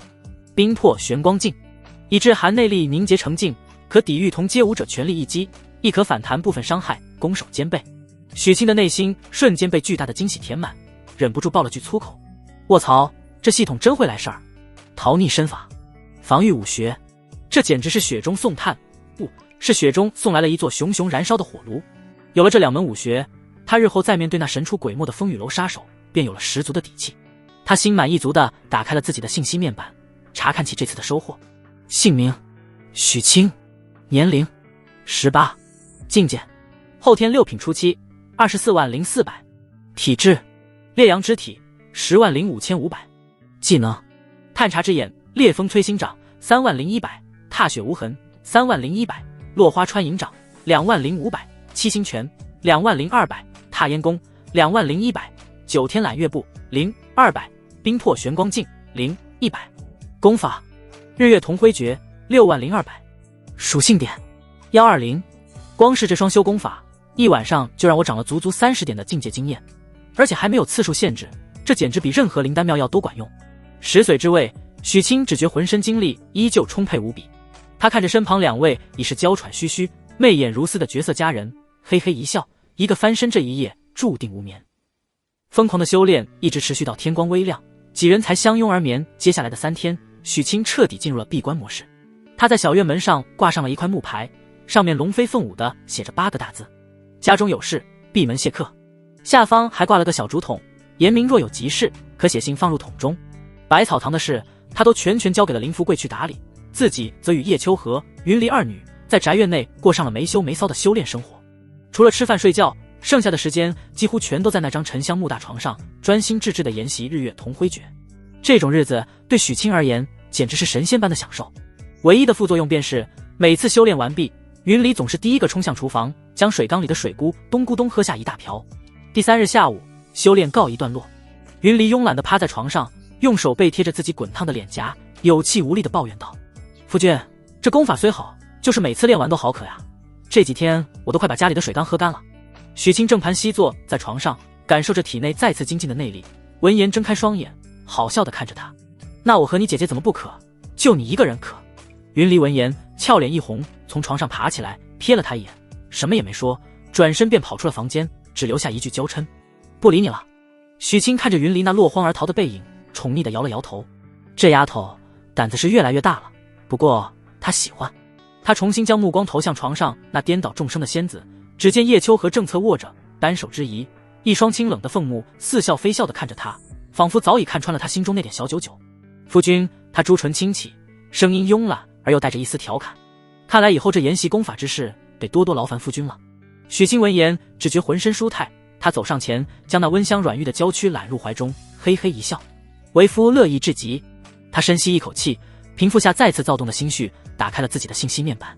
姓名：许清，年龄18，境界后天5品后期480500，体质烈阳之体140500，技能探查之眼烈风摧心掌30100，踏雪无痕30100，落花穿银掌20500，七星拳20200，踏烟功20100，九天揽月步0200，冰魄玄光镜0100，功法日月同辉诀120200，属性点500。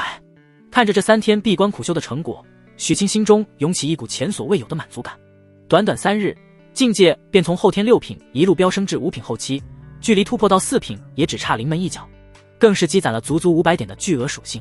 这等修炼速度，若是传出去，恐怕足以让整个大魏王朝的武林都为之震动。唯一美中不足的就是这暴击奖励和双修感悟，似乎不是每次都有。许清心中微微吐槽了一句，看来这等逆天机缘终究还是可遇不可求。不过他已经很满足了。他刚准备与娘子再温存片刻，院门外却隐隐传来了说话的声音。咦，这个时候会是谁来了？许清整理了一下略显凌乱的衣衫，心中带着几分好奇，信步向着院门走去。刚走到门口，便看到钱小小与林婉正俏生生地立在门外，手里还拿着一封信，看样子是准备塞进那小竹筒里。见到许清出来，二女皆是一愣。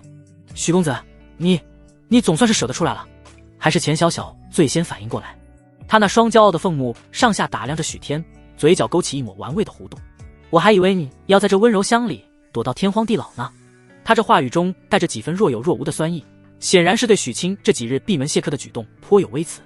许清弟弟一旁的林婉则是满脸关切，柔声道：再过2日便是爹爹和钱老板为你我选好的下聘吉日了，我们过来是想与你商议一下流程。我爹说聘礼他老人家已经全都备好了，连婉那一份也一并准备妥当。不过这下聘的礼数终究不能废，你还是得亲自走个形式。钱小小抢过话头，用一种不容置喙的语气说道，那份骨子里的骄傲让他不愿在林婉面前落了下风。许清闻言，眉头微不可察地皱了一下。那怎么行？我许清堂堂7尺男儿，难道连为自家娘子下聘的礼钱都出不起吗？钱小小似乎早就料到他会是这个反应，嘴角勾起一抹玩味的弧度，不急不缓地说道：许公子，你先别急着拒绝，这并非是我的意思，而是我爹他老人家的意思。他说，你如今正是事业的起步阶段，处处都需要用钱，而这聘礼之事不过是长辈对晚辈的一点心意，你若执意推辞，岂不是不给我爹也是你未来岳父这个面子？他这番话说的是滴水不漏，将一桩看似施舍的举动巧妙地转化成了长辈的关爱，让许清一时间竟找不到反驳的理由。是啊，许清弟弟。一旁的林婉也鼓起勇气，柔声劝道：钱伯父也是一番好意，我和爹爹都不在乎这些虚礼的，只要你心里有我，便比什么都重要。不行。许清的态度依旧坚决，他看着眼前的2位绝色佳人，眼神真诚而又灼热。婉儿姐，小小，你们听我说，此事与钱财无关，与虚礼无关，这关乎我作为一个男人，一个丈夫的尊严。我若连自己娘子的聘礼都要假手于人，那我日后还如何挺直腰杆，为你们撑起一片天？传出去，世人只会说我许清是个贪图富贵、仰仗岳家鼻息的无能之辈，这份羞辱我受不起，更不能让你们跟着我一同承受。一番话掷地有声，让钱小小和林婉都怔住了。他们看着眼前这个男人眼中那份不容动摇的执着与担当，心中那点小小的芥蒂与试探，瞬间便被一股名为感动与骄傲的情绪所取代。尤其是钱小小，他那双骄傲的凤目中露出了真正的毫不掩饰的欣赏与爱慕。这个男人果然没有让他看错。那依你的意思，该当如何？他深吸一口气，语气不自觉地软了下来。岳父大人的心意我心领了。许清沉吟片刻，终于想到了一个2全其美的办法。这样，聘礼的规格与价值就按岳父大人准备好的来，我绝无二话。但这采买聘礼的银子必须由我来出，若是我手头暂时周转不开，便算我向岳父大人借的，日后加倍奉还。此事关乎我许清的颜面，也关乎2位日后在许家的地位，绝无商量的余地。他的态度前所未有的强硬。钱小小看着他，许久之后才扑哧一声笑了出来，那笑容如冰山消融，百花盛开，看得许清都有些呆了。好，多依你。他点了点头，眼中满是笑意。我早就知道，想让你这头酱牛吃软饭，比登天还难。此事我会去与我爹分说，他老人家想必也会理解你的。多谢小小体谅。就在此时，院门吱呀一声被推开，叶秋荷与云离一前一后的走了出来。叶秋荷依旧是一袭白衣，清冷如仙，她只是静静地站在那里，一股无形的气场便瞬间笼罩了全场，让原本还有些旖旎的气氛瞬间变得庄重起来。夫君，既然是在商议家事，似乎也该知会我这做正妻的一声。他的话语很轻，却带着不容置喙的威严。钱小小与林婉见到他，皆是心头一凛，下意识的便站直了身子，对着他恭敬的行了一礼。见过叶姐姐。叶秋荷看着门外2位环肥燕瘦、各具风情的女子，清冷的脸上浮现出一抹恰到好处的柔和笑意。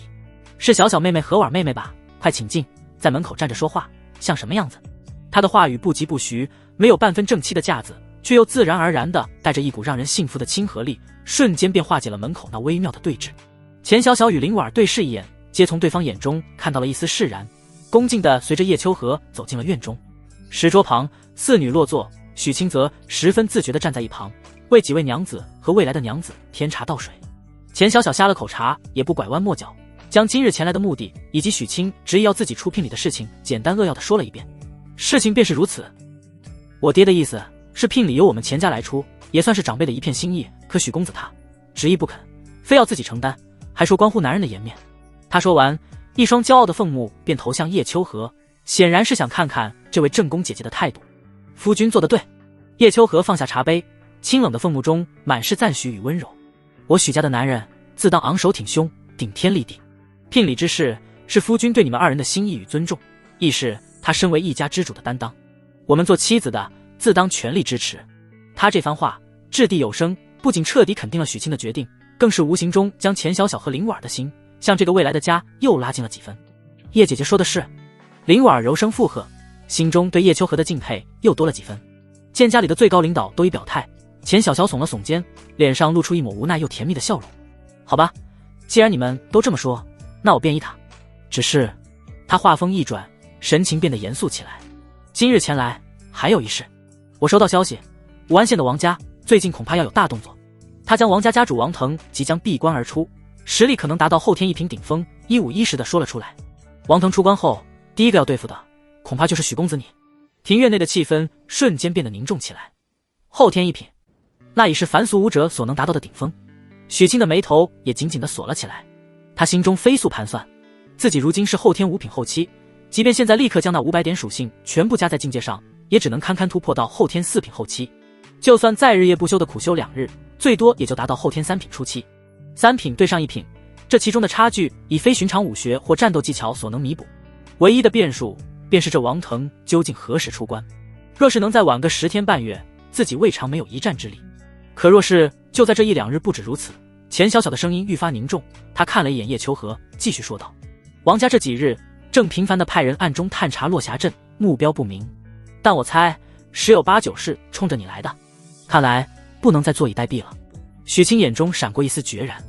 多谢小小告知此事，我稍后便去找赵明渊大哥，看看能否再邀请一些帮手，免得到时太过被动。帮手的事，许公子不必担心。钱小小看着他，脸上露出一抹自信的微笑。我爹昨日便已通过他的人脉，重金从大名府请来了一位客卿。那位前辈同样是后天1品的境界，有他坐镇，足以护得我们大婚周全。此言一出，许清和林婉皆是心中一震。钱家的能量果然深不可测。好了，不说这些烦心事了。钱小小站起身，脸上恢复了那份明媚的笑意。我和婉妹妹还要回去商量一下咱们婚礼的细节呢。今天可是初2，距离咱们的婚期可就只剩下6天了哦。对啊对啊。林婉也跟着站起身，俏脸上满是待嫁女儿的羞涩与期待。送别了2女，许清对叶秋荷道：我还是决定去找一趟赵哥，多一手准备总是好的。夫君去吧，万事小心。待许清的身影消失在院门外，云离才凑到叶秋荷身边，看着他那平静无波的侧颜，忍不住问道：姐姐，你好像一点都不担心。担心什么？叶秋荷转过头，担心那王家，还是担心夫君？都担心呀。叶秋荷摇了摇头。云离，你可知这几日的苦修和疗伤，我的境界恢复到了何等地步？他伸出一根纤纤玉指，一股若有若无却精纯至极的内力在指尖萦绕。后天1品，再有5、6日，我便可尝试冲击先天之境。区区一个王腾，我还不放在眼里。哇，姐姐，你太厉害了！云离的眼中瞬间冒起了小星星，但随即又疑惑道：那你为何不告诉夫君？这只是其一。叶秋荷负手而立，望向武安县的方向，声音变得清冷而笃定。3天前，红三娘便以飞鹰传书告知我，王家在频繁探查落霞镇，他的情报渠道可比那钱家要灵通得多。若是真有王腾即将出关这等大事，他绝不会只字不提。云离恍然大悟：姐姐，你的意思是？我猜测这所谓的王腾即将出关，不过是王家故意放出来的烟雾弹，目的就是为了麻痹我们，让我们自乱阵脚。叶秋荷的眼中闪烁着智慧的光芒，仿佛一切尽在掌握。他们真正的杀招绝不会这么简单。等着吧，等三娘的消息，看看这王家葫芦里究竟卖的什么药。与此同时，许清以大步流星地来到了狂风武馆。演武场上，赵明渊正赤着上身，挥舞着一柄数百斤的石锁，练的是热火朝天，浑身肌肉虬结，充满了爆炸性的力量。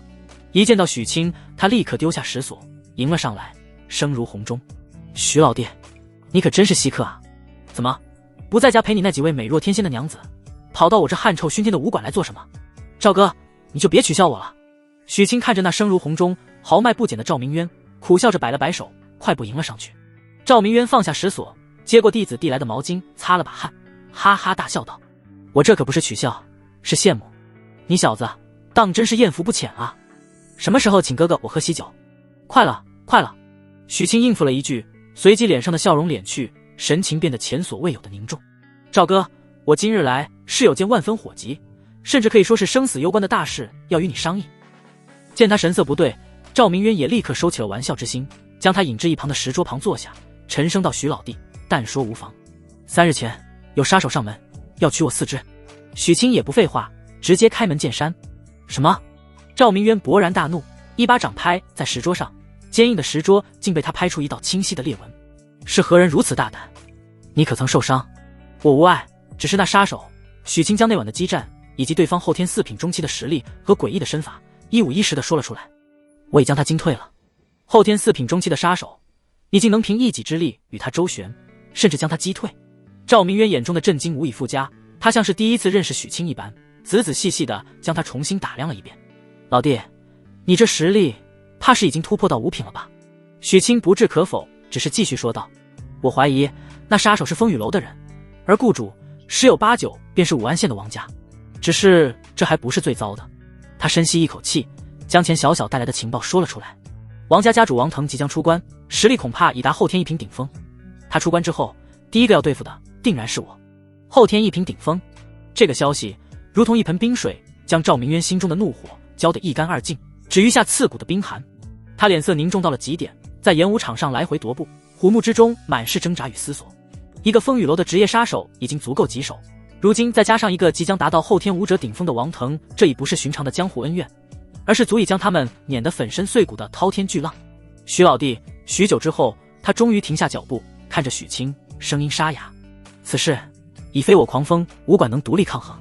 王家势大，王腾更是成名已久的老牌高手，我们怕是凶多吉少了。”许清看着他那满是凝重的脸，心中却是一暖。赵明渊说的虽是丧气话，但他自始至终都没有说过一个退字。“赵哥！”许清站起身，目光坚定：“我意已决，绝不会坐以待毙。大丈夫在世，岂能因强敌在前便束手待毙？”“好！”赵明渊看着许清眼中那不屈的战意，仿佛也被感染。他一咬牙，像是下定了什么天大的决心。“事到如今，我也只能豁出去这张老脸，去求一个人了。”他对着许清一招手：“老弟，你随我来。”说罢，他便带着许清穿过演武场，走进了武馆最深处的一间密室之中。密室不大，陈设简单，只有一张供桌，上面供奉着狂风武馆历代馆长的牌位。赵明渊从供桌下的暗格中取出一个尘封已久的紫檀木盒，他轻轻拂去上面的灰尘，眼中流露出一抹复杂无比的追忆之色。“老弟，不瞒你说，我赵明渊年轻时也曾有过一个过命的兄弟。”他打开木盒，里面只有一枚雕刻着红花的令牌和一封泛黄的信件。他叫萧晨，算起来还是如今馆内肖战的远房堂兄。当年我们一同闯荡江湖，快意恩仇，那才叫真正的日子。他的声音里带着几分向往，但很快便化作一声长叹。后来我们的志向不同，我厌倦了刀口舔血的日子，便带着一身伤病回到这落霞镇求个安稳。而他心比天高，去了大名府那等真正的龙潭虎穴，说要闯出一番自己的天地。那他做到了。他如今在大名府创立了一个帮派，名曰红花楼，麾下高手如云，在大名府的地下世界能稳稳排进前3，其实力绝非区区一个武安县王家可比。许清的眼睛瞬间亮了，只是赵明渊话锋一转，那份骄傲又化作了深深的忧虑。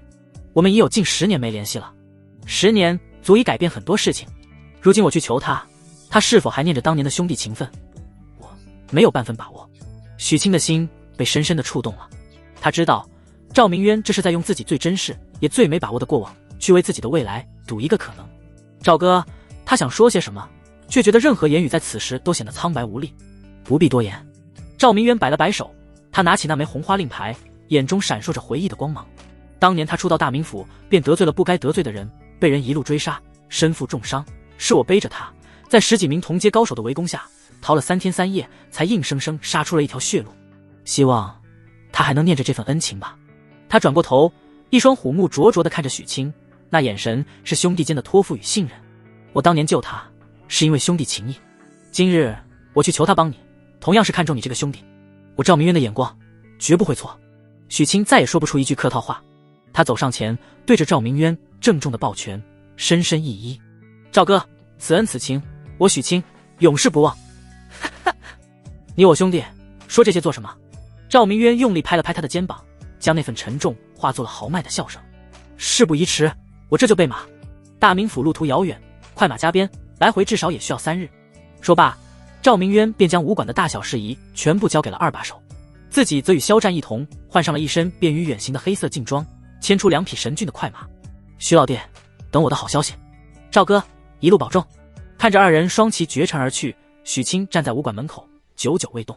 走在回家的路上，他的内心激荡难平。虽然今日用探查之眼看时，娘子叶秋荷的境界赫然已是后天一品初期，但他不想，也不能让自己的女人站在自己身前去面对风雨。身为男人，自当为他们撑起一片天，而不是躲在他们的身后寻求庇护者，是他的道。许清的小院中寂静无声，一只矫健的鹰隼自云层中俯冲而下，无声地落在叶秋和那雪白的皓腕之上。他熟练地取下信筒中的密信，展开一看，那张清冷绝艳的脸上瞬间附上了一层寒霜。王家家主王腾，最多5日便可出关，此次欲借外力强行冲击先天之境，并已召集大量江湖高手，意图在你。叶秋和只见内力微吐，信纸瞬间化作飞灰。先天境。他抬头望向武安县的方向，清冷的凤目中杀机毕露。之前的消息果然是烟雾弹，好一个王家，好深沉的算计。他迅速写下回信，让洪三娘动用一切力量继续探查王家此次请来的所有高手的详细情报。做完这一切，他将鹰隼放飞，独自一人站在院中，任由微风吹拂着他的裙摆与青丝。只是三娘，你还是猜错了，他王家的目标可不是我，而是我那看似毫无背景却总能创造奇迹的夫君啊。与赵明渊分别后，许清并未直接回家，他想到家中2位娇妻这几日的辛劳，脚下一转便来到了镇上最大的酒楼迎仙居。他特意打包了几样酒楼的招牌硬菜，又想起云离那丫头总是喊渴，便额外要了1大桶清热解暑的紫苏汤，用保温食盒装着，这才心满意足地向新宅走去。回到家中，只见叶秋和与云离正在院中摆弄着花草，见到他回来，二女立刻丢下手里的活计，笑着迎了上来。夫君，你回来了。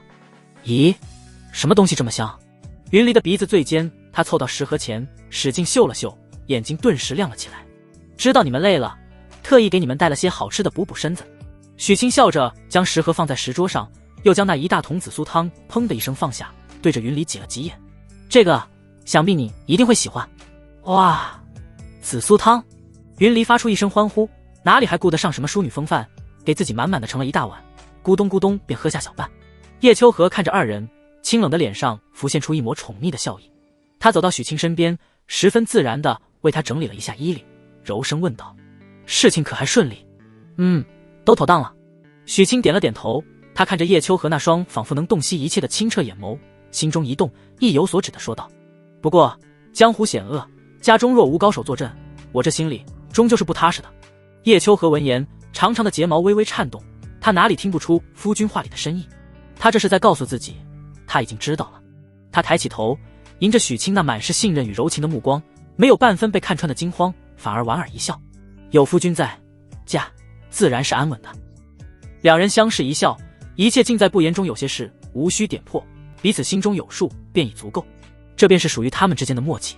一顿饭吃的是其乐融融，云离的战斗力惊人，酒楼的硬菜大半都进了他的肚子，最后更是抱着那桶紫苏汤，将剩下的汤水喝得一滴不剩，满足地打了个饱嗝。许清看着他那圆滚滚的小肚子，忍不住笑着打趣道：你这丫头怕不是水缸成精，转世投胎来的吧？要你管。云离俏脸一红，做了个鬼脸，却也不反驳，反而拍了拍肚子，一脸的幸福。饭后，三人谁也没有多言，无需任何言语，一个眼神的交汇便已胜过千言万语。他们回到了卧房，关上房门，直接开始了新一轮的功法研习。红烛未点，月光为媒，龙凤和鸣，共参大道。与此同时，钱府之内一片死寂。一名家丁连滚带爬地冲进书房，声音带着哭腔，扑通一声跪倒在地。老爷，不好了，少爷他离家出走了。正在灯下看书的钱万三眉头一皱，将书卷重重地拍在桌上，怒喝道：慌什么？他一个成年人还能走丢了不成？让他闹够了，自然就会回来。不是啊，老爷。那家丁颤抖着从怀中掏出厚厚一叠信件，高高举过头顶。我们在少爷的房间里发现了这些他与武安县王家长子王景私通的信件，而且他还从账房挪用了一大笔钱，说是要去投奔王家。什么？钱万三脸色大变，一把夺过信件，只看了2眼，便气得浑身发抖，目眦欲裂。信上的内容简直是字字诛心。景兄放心，待我爹那老东西将济世堂交给我姐，我便想法子将那贱人迷晕，届时任由景兄处置。待你我两家联手吞并了百草堂，得了那许清的药方，日后这冀州商界便是我兄弟2人的天下。那许清不过一介莽夫，何足为惧？待景兄你爹出关，娶她项上人投入探囊取物，届时他那几个美若天仙的娘子，你我兄弟1人1半，岂不快哉？我爹那老糊涂，竟想将我姐下嫁给那许清做小，简直是奇耻大辱。待我执掌钱家，第一件事便是将这老东西送去乡下养老，让他再也别想插手府中之事。噗！一口心头血再也抑制不住，狂喷而出，将那信纸染得一片猩红。孽子啊！钱万三双目赤红，状若疯狂，他一把将桌上的所有东西全都扫落在地，发出震天的怒吼：我钱万三英雄一世，怎会生出你这等猪狗不如的畜生？卖妇求荣，出卖姐姐，简直禽兽不如！他的胸口剧烈的起伏着，眼中充满了无尽的失望与滔天的怒火。许久之后，他才缓缓地平复下情绪，只是那双虎目之中已再无半分父子之情，只余下刺骨的冰寒。他转过身，对着门外闻声赶来的管家，用一种不带丝毫感情的冷漠的声音，一字一句地命令道：传我命令，从今日起，钱伯通不再是我钱家之人，将他的名字从族谱之上彻底抹除。从此以后，他与我钱家恩断义绝，生死各安天命。钱小小回到府中，还未踏入内院，便敏锐地察觉到了一股压抑至极的肃杀之气。他秀眉微蹙，加快脚步。当他推开书房大门时，眼前的景象让他瞳孔猛地一缩。只见父亲钱万三背对着他，身形站得笔直，却仿佛一瞬间苍老了10岁。地上是名贵瓷器碎裂的残骸和几张被鲜血染红的信纸，空气中弥漫着一股淡淡的血腥味。爹，发生何事了？钱小小的心瞬间提到了嗓子眼，他从未见过父亲如此失态。钱万三缓缓转过身，那张一向威严的脸上此刻竟是布满了失望与痛心。他将那几张血迹斑斑的信纸捡起来递了过去，声音沙哑的如同2块砂石在摩擦。你自己看吧，看看我钱万三养出了个什么样的好儿子。钱小小将信将疑的接过信纸，只看了一眼，他那张清冷高傲的俏脸上血色便瞬间褪尽，取而代之的是彻骨的冰寒与难以置信的愤怒。信上的字迹他再熟悉不过，正是他那个不成器的弟弟钱伯通所写，而信中的内容简直是字字诛心，禽兽不如。景兄放心，待我爹那老东西将济世堂交给我姐，我便想法子将那贱人迷晕，届时任由景兄处置。那许清不过一介莽夫，何足为惧？待景兄你爹出关，娶他项上人投入探囊取物，届时他那几个美若天仙的娘子，你我兄弟1人1半。钱小小越看越是心寒，越看越是手脚冰凉。他怎么也想不到，自己一向骄纵的弟弟竟会歹毒到如此地步，不仅要置许清于死地，竟还想与外人联手，将自己送给他人折辱。畜生！他指尖内力微吐，那几封信纸便瞬间化作飞灰，飘散在空气中。他抬起头，那双骄傲的凤目中，除了滔天的怒火，更有杀伐果决的冷厉。爹，您做得对，从此以后，我钱小小没有弟弟，我钱家也再无钱伯通此人。他日若在江湖相见，不是他死，便是我亡。这份决绝与狠厉，让钱万三那颗破碎的心稍稍得到了一丝慰藉。他长长的叹了口气，摆了摆手，示意下人将书房收拾干净。父女2人相对而坐，沉默了许久。待情绪稍稍平复，钱小小才将今日去寻许清商议聘礼之事一五一十地说了出来。他执意要自己出聘礼，还说什么关乎男人的颜面，不愿占我钱家半分便宜。我本想劝他，可见他那副样子，便知是劝不住的。听完女儿的叙述，钱万三浑浊的眼中终于重新泛起一丝亮光。他看着钱小小，感慨万千：“小小，你看到了吗？他与我那不成器的逆子，当真是云泥之别。为父没有看错人，你也没有选错人。他越是如此，我便越要将这场婚礼办得风风光光。他要的是颜面，我便给他天大的颜面。”翌日清晨，许清自酣睡中醒来，只觉神清气爽，浑身舒泰。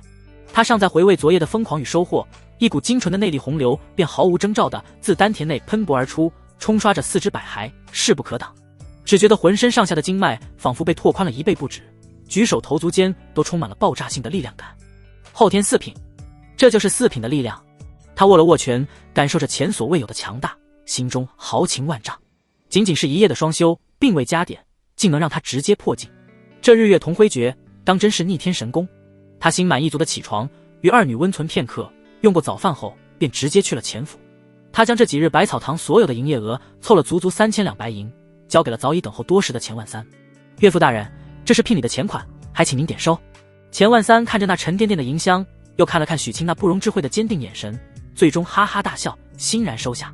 好一个我钱家的好贤婿！40正，及时到。整个落霞镇都陷入了一场前所未有的狂欢与震撼之中。长长的队伍如同一条红色的巨龙，自镇中心那座刚刚挂上徐府牌匾的崭新宅院门口浩浩荡荡地延伸开来。数十名孔武有力的钱家护卫，身着崭新的红色劲装，抬着一个个沉甸甸的朱漆礼箱，脸上满是与有荣焉的自豪。那夸张的阵仗比知县太爷娶亲还要气派100倍，瞬间便引爆了所有人的热情。天啊，这便是许神医的聘礼吗？这也太阔绰了。是啊，你们听说了吗？钱家早就放出话来，今日这所有的聘礼全都是许神医自己掏的腰包，半分都没用钱家的。真的假的？许神医这么有钱？那还有假？你没见百草堂那生意都快把济世堂挤兑的关门了，这叫什么？这就叫本事。听着周围百姓的议论与惊叹，许清一袭锦绣青衫，骑在高头大马之上，脸上挂着从容的微笑，心中却是豪情万丈。他要的就是这个效果。队伍最先来到了林家，林福贵早已换上了一身崭新的外袍，站在门口看着那一眼望不到头的聘礼队伍，激动的老泪纵横，连话都说不出来了。他拉着许清的手，只是一个劲地重复着：好啊，婉儿能嫁给你，是他3生修来的福分。林婉儿更是羞得躲在房中不敢出来，只敢透过门缝偷偷看着那个意气风发的少年郎，一颗心早已被甜蜜与幸福填满。送完了林家的聘礼，队伍毫不停歇，又浩浩荡荡地向着钱府而去。钱府门前更是早已张灯结彩，人山人海。钱万三红光满面，亲自站在门口迎接，那副得意洋洋的模样，仿佛是在向全天下炫耀自己挑中了何等优秀的乘龙快婿。当许清将那份同样厚重甚至有过之的聘礼单交到他手中时，钱万三的笑声几乎要传遍整个落霞镇。钱小小立于阁楼之上，静静地看着下方那热闹的景象，看着那个被无数人簇拥意气风发的男人，那双骄傲的凤目中流露出发自内心的名为幸福的光彩。而这场轰动了整个落霞镇的盛大聘礼，也仅仅只是一个开始。5日之后，那场注定要被载入落霞镇史册的婚礼，又将是何等的盛况，无人知晓。大名府，这座冀州南部的雄城，其繁华与雄阔程度，远非武安县城可比。青石铺就的宽阔街道之上，车水马龙，人声鼎沸。两侧鳞次栉比的商铺挂着各式各样的招牌，南来北往的客商操着不同的口音，一派盛世景象。赵明渊与肖战2人牵着马走在这繁华的街市上，却像是2个迷了路的乡下人，与周围的热闹格格不入。他们风尘仆仆跑了1天1夜，早已是人困马乏。馆主，这大名府也太大了。肖战看着眼前川流不息的人群，有些咂舌。您知道那红花楼在何处吗？咱们打听一下吧。赵明渊的脸上也带着几分茫然。我也好几年没来过了，变化太大了。然而当他们向路边的商贩或行人打听红花楼时，得到的却无一例外都是警惕而又忌讳的眼神和一句不知道，随后便避之不及的匆匆离去。这3个字仿佛是什么禁忌一般。一连问了10几人，皆是如此。赵明渊那颗原本还带着几分希望的心渐渐沉了下去。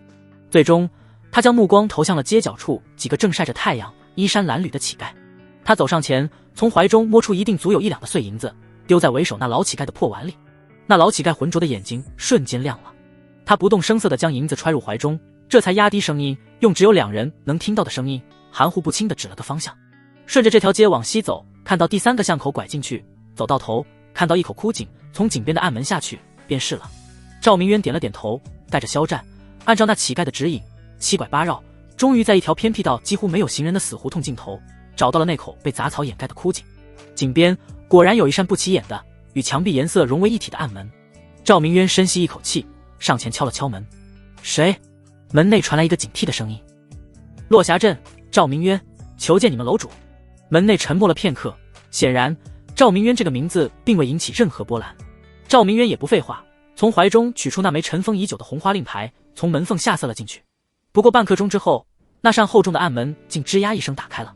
一名身着劲装的护卫手持令牌，恭敬地站在门口，对着二人抱拳一礼：“二位请随我来。”那护卫的态度与之前判若两人，引着二人穿过一条幽暗的地下通道，来到了一处灯火通明的地下大厅。这里竟是别有洞天，装修的富丽堂皇，与地上的破败景象截然不同。数十名气息彪悍的汉子分列两侧，见到二人皆是投来审视的目光。当赵明渊和肖战二人被引入最深处的会客堂时，赵明渊的目光瞬间便凝固在了主座之上那道熟悉又陌生的身影上。虽然10年过去，那人的身形更高大，气质更沉凝，但那张脸的轮廓他还是一眼便认了出来，正是他当年过命的兄弟萧晨。萧晨并未起身，只是端坐于主座之上，静静地品着茶。那淡漠的态度仿佛是在见两个不值一提的陌生人，连眼皮都未曾抬一下。萧晨，赵明渊看着那个熟悉的背影，心中五味杂陈。你还好吗？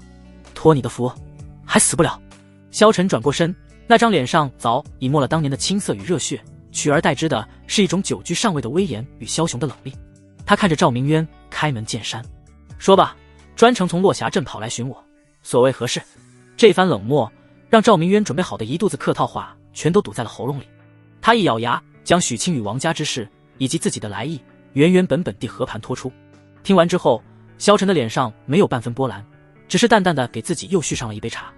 赵大哥，你的兄弟与我何干？我红花楼有红花楼的规矩，从不插手外地纷争，这是大忌。萧晨，你……赵明渊只觉得一股血气直冲头顶，他指着萧晨，声音都在颤抖：“你忘了当年是谁背着你，在10几名高手的围攻下杀出重围的吗？你忘了是谁为了给你找疗伤药，差点死在断魂崖下的吗？这份恩情你都忘了吗？”“我没忘。”萧晨的眼中终于闪过一丝复杂与动容，但很快便又被冰冷的理智所取代。正因没忘，我才劝你速速离去，莫要再管这趟浑水。区一个王家，我自是不放在眼里，但我若出手，便是坏了规矩，牵一发而动全身，大名府里盯着我的人可不在少数。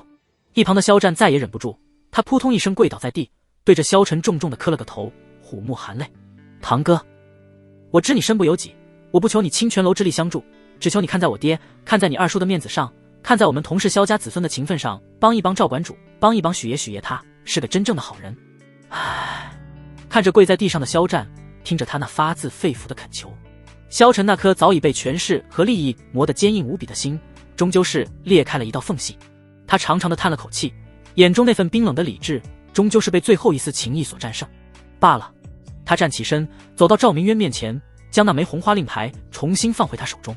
看在当年你背着我杀出重围的情分上，也看在这儿的面子上，这个忙我帮。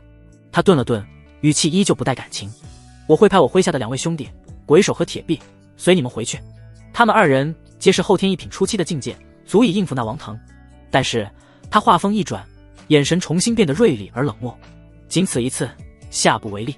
此事过后，你我之间的恩情一笔勾销，红花楼与你狂风无管，再无瓜葛。”说罢，他便不再看2人，转身离去，只留给他们一个决绝的背影。归途夕阳如血，赵明渊与肖战的身后多了2道沉默如铁塔的身影，一人身形瘦削，面容普通，一双手却苍白修长，十指如玉，正是红花楼楼主座下高手鬼手刘三。传闻他的一双手既能妙手回春，亦能杀人无形。另一人则身材魁梧，面容刚毅，裸露在外的双臂肌肉虬结，泛着古铜色的光泽，仿佛钢铁浇铸。此人便是以一手霸道铁拳闻名大名府的铁臂石刚。2人皆是后天一品初期的强者，自跟随赵明渊离开红花楼后，便一言不发，只是默默地跟随着。他们身上那股凝练如实质的杀气，让沿途的宵小之辈望风而逃。赵明渊的心情却无比复杂，他时不时地回头看一眼那座越来越远的熊城，眼中满是怅然与落寞。10年的兄弟情，终究是抵不过岁月与现实的洪流，换来了这仅此一次的相助。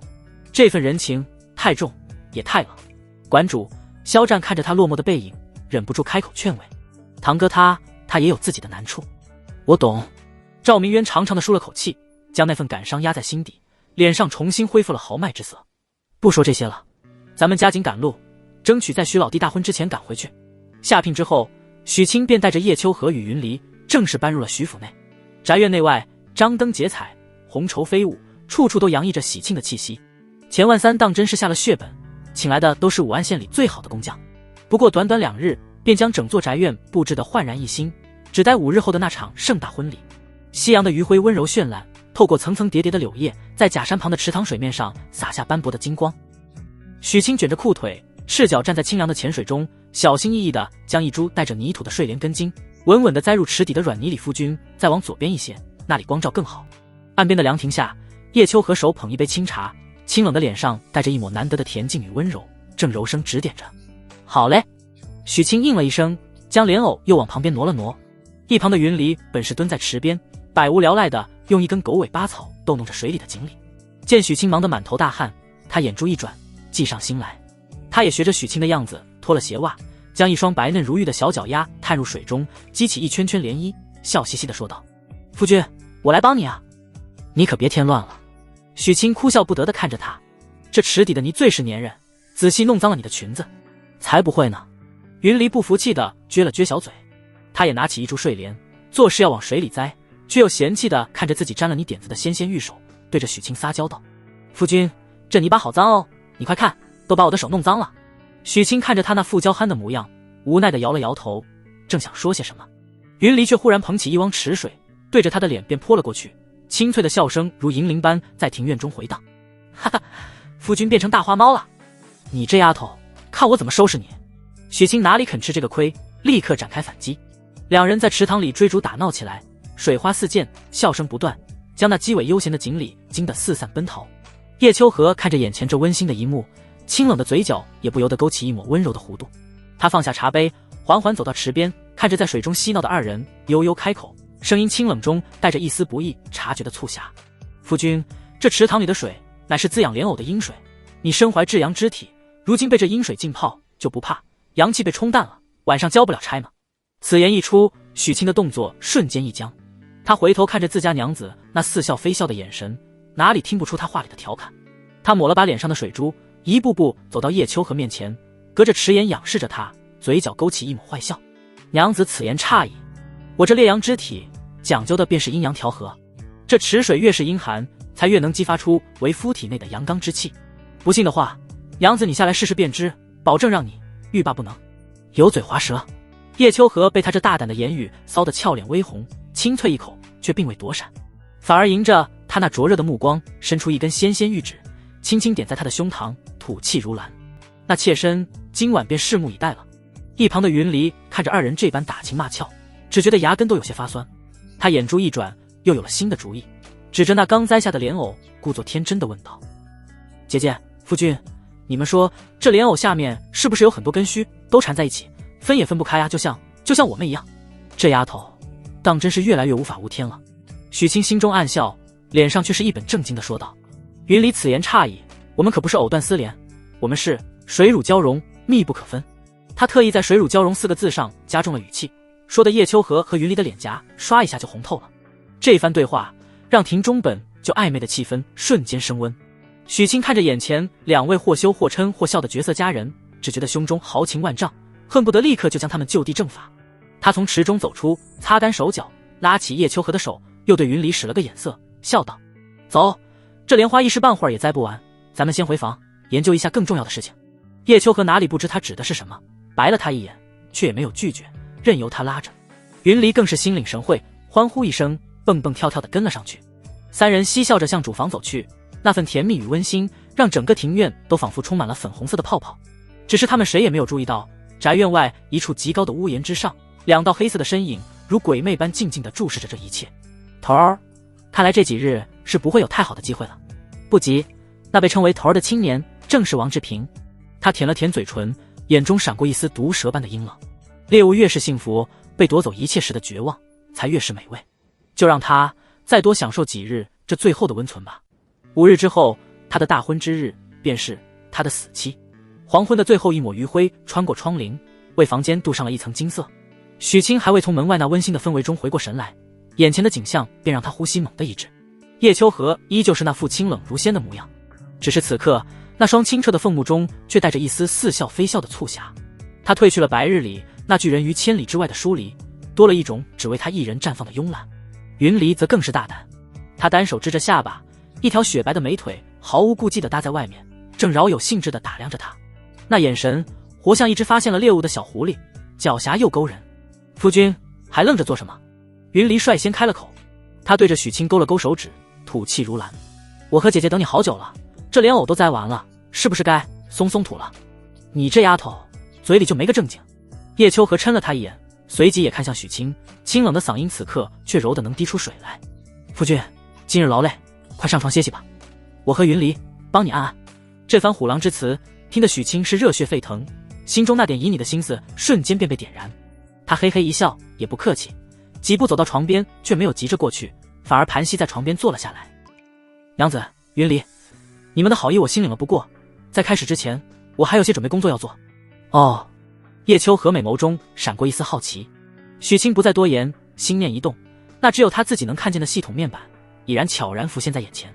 姓名许清，年龄18，境界后天4品初期15600，体质烈阳之体140500，功法日月同辉诀130200，属性点640。看着那堪称巨款的属性点，许清深吸一口气，心中豪情万丈。他要来一次史无前例的巨大提升。系统，他心中默念，声音斩钉截铁，分配属性点。功法日月同辉诀加70点，属性点70，日月同辉诀提升中，日月同辉诀已达圆满，200200，瓶颈突破。功法进化中，恭喜宿主玄阶中品功法日月同辉诀成功进化为玄阶上品功法乾坤交泰诀0500。乾坤交泰诀，引天地乾坤之力，化日月星辰为炉，炼阴阳龙凤为丹，修炼效率大幅提升。一股庞大的信息洪流瞬间涌入许清的脑海，无数关于阴阳调和、乾坤共鸣的玄奥智理，仿佛与生俱来般被他瞬间领悟。他只觉得自己的精神层面都得到了某种升华。还没完，许清的眼中闪烁着疯狂的光芒。剩下的570点属性全部加在体质上，属性点570，体质强化中。体质烈阳之体715500，瓶颈突破。体质进化中。轰！一股远比之前任何一次都要恐怖100倍的灼热感自他丹田轰然爆发。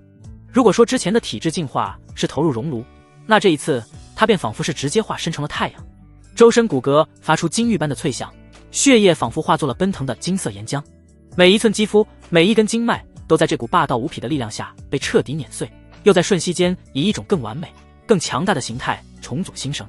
他紧闭双眼，体表竟不受控制地散发出淡淡的金色光晕，将整个房间都映照得一片弹簧。一股至阳至刚，仿佛能焚尽万物的恐怖气息弥漫开来。床上的叶秋和雨云离早已被这惊人的异象害得花容失色，他们能清晰地感觉到从许清身上散发出的那股气息，让他们体内的内力都开始不受控制的颤抖沉浮。恭喜宿主超凡体质烈阳之体成功进化为传说级浩阳圣体2152000。浩阳圣体，宿主体内阳气浩瀚如煌煌大日，焚金熔铁，万邪不侵，气血恢复速度、内力精纯度、肉身强度获得质的飞跃。当系统提示音落下的那一刻，所有的异象尽数收敛。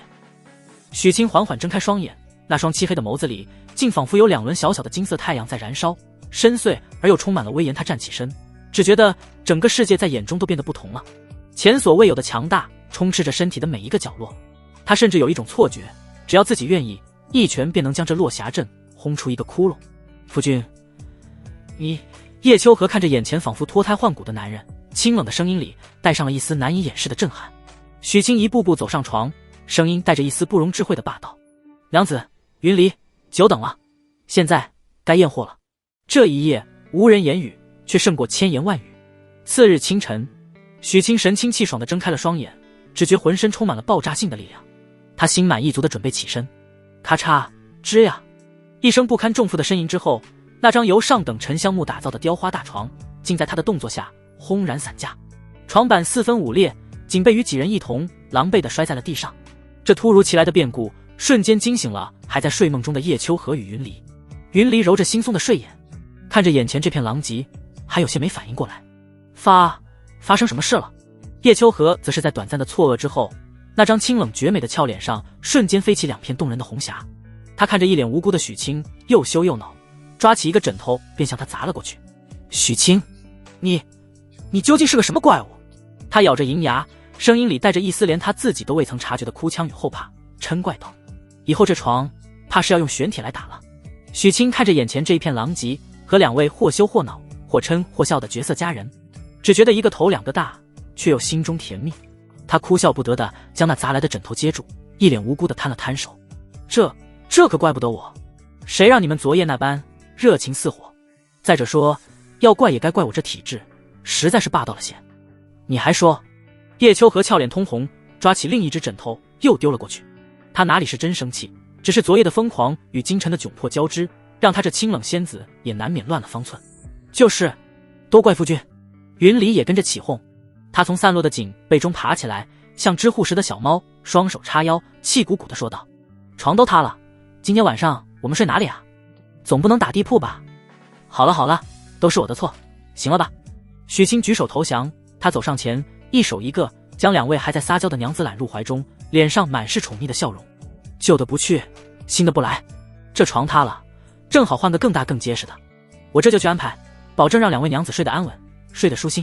他这番话说的叶秋和与云离皆是俏脸一红，不再言语，只是将头埋在他怀中，享受着这清晨的温存。将残局收拾妥当，又安抚好2位娇妻，许清这才回到房中，心念一动，调出了自己的属性面板，姓名许清，年龄18，境界后天4品初期65600，体质浩阳圣体230 2000，功法乾坤交泰诀30500，属性点170。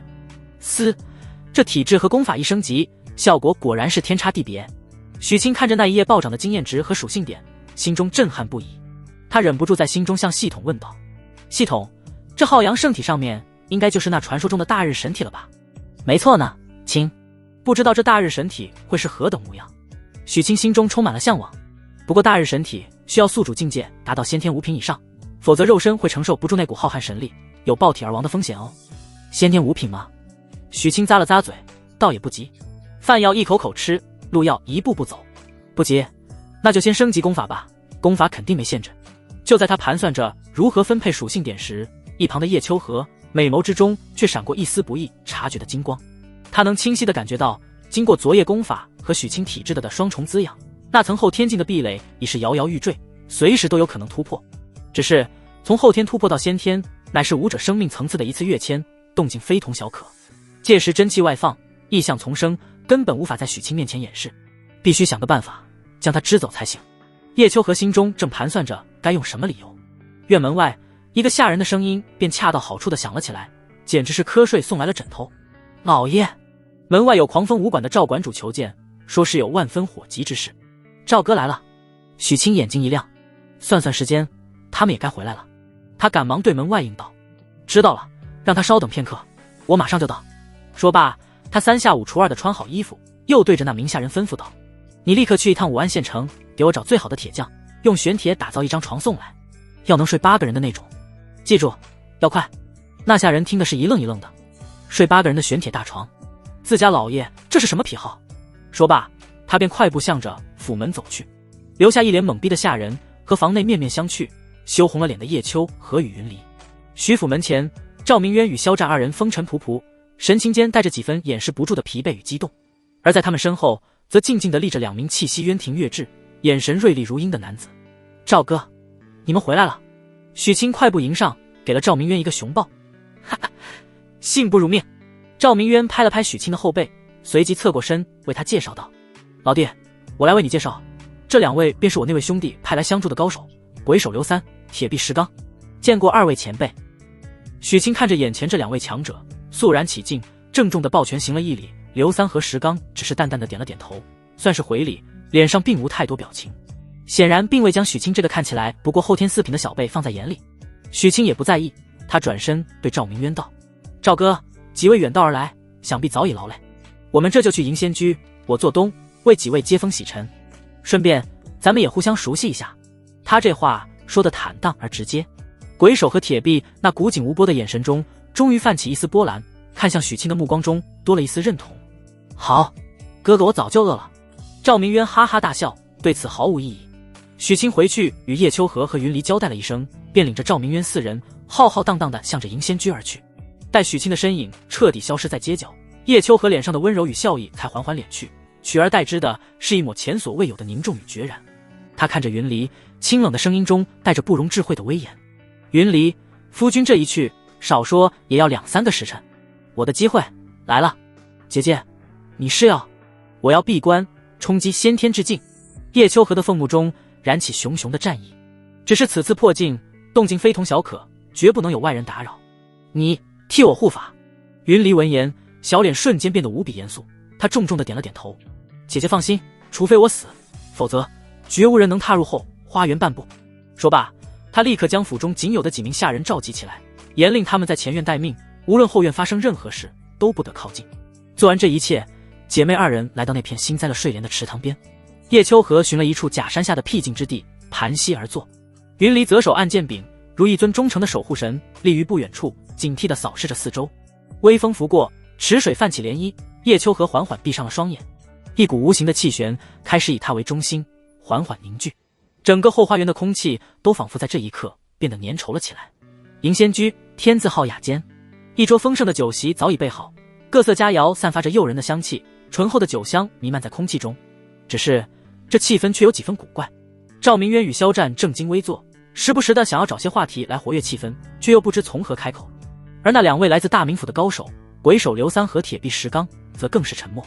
石刚自顾自地倒着酒，一杯接一杯，仿佛这世间万物都不如他杯中之物来的实在。刘三则只是静静地坐在那里，一双苍白修长的手轻轻地在桌面上敲击着，那双锐利的眼睛则一瞬不瞬地观察着房间里的每一个人，尤其是许清。许清却仿佛对这凝重的气氛毫无察觉，他脸上挂着从容不迫的微笑，亲自为4人斟酒不菜，既不显得过分热情，也不至于冷落了客人，那份恰到好处的尺度拿捏得炉火纯青。赵哥，肖战兄弟，2位前辈，今日不必客气。许清举起酒杯，朗声道：“远道而来，辛苦了。这第一杯，我敬几位，聊表谢意。”赵明渊与肖战连忙举杯，那2位高手也给了面子，端起酒杯一饮而尽。酒过3巡，赵明渊眼看气氛还是有些沉闷，便主动开口，想将话题引到许清身上。师兄弟，刘兄弟，你们是不知道，我这许老弟当真是天纵奇才，他那武学修炼天赋简直是练武天才。还有他呢，赵大哥。许清笑着打断了他，他知道赵明渊是好意，但这种吹捧在这2位真正的高手面前，只会显得自己底气不足。他看向那一直沉默不语只顾喝酒的铁臂石刚，忽然笑道：“石大哥，我看你太阳穴高高鼓起，双臂肌肉更是如同钢铁浇筑，想必是专修外家功夫，一身横练筋骨，以真化境吧？”石刚喝酒的动作微微一顿，抬起眼皮，有些意外地看了许清一眼，瓮声瓮气地说道：“哦，你倒有几分眼力。”“哼，我这可不是眼力，是猜的。”许清洒然一笑：“只是我这人生平最佩服的，便是石大哥这般铁骨铮铮的真汉子。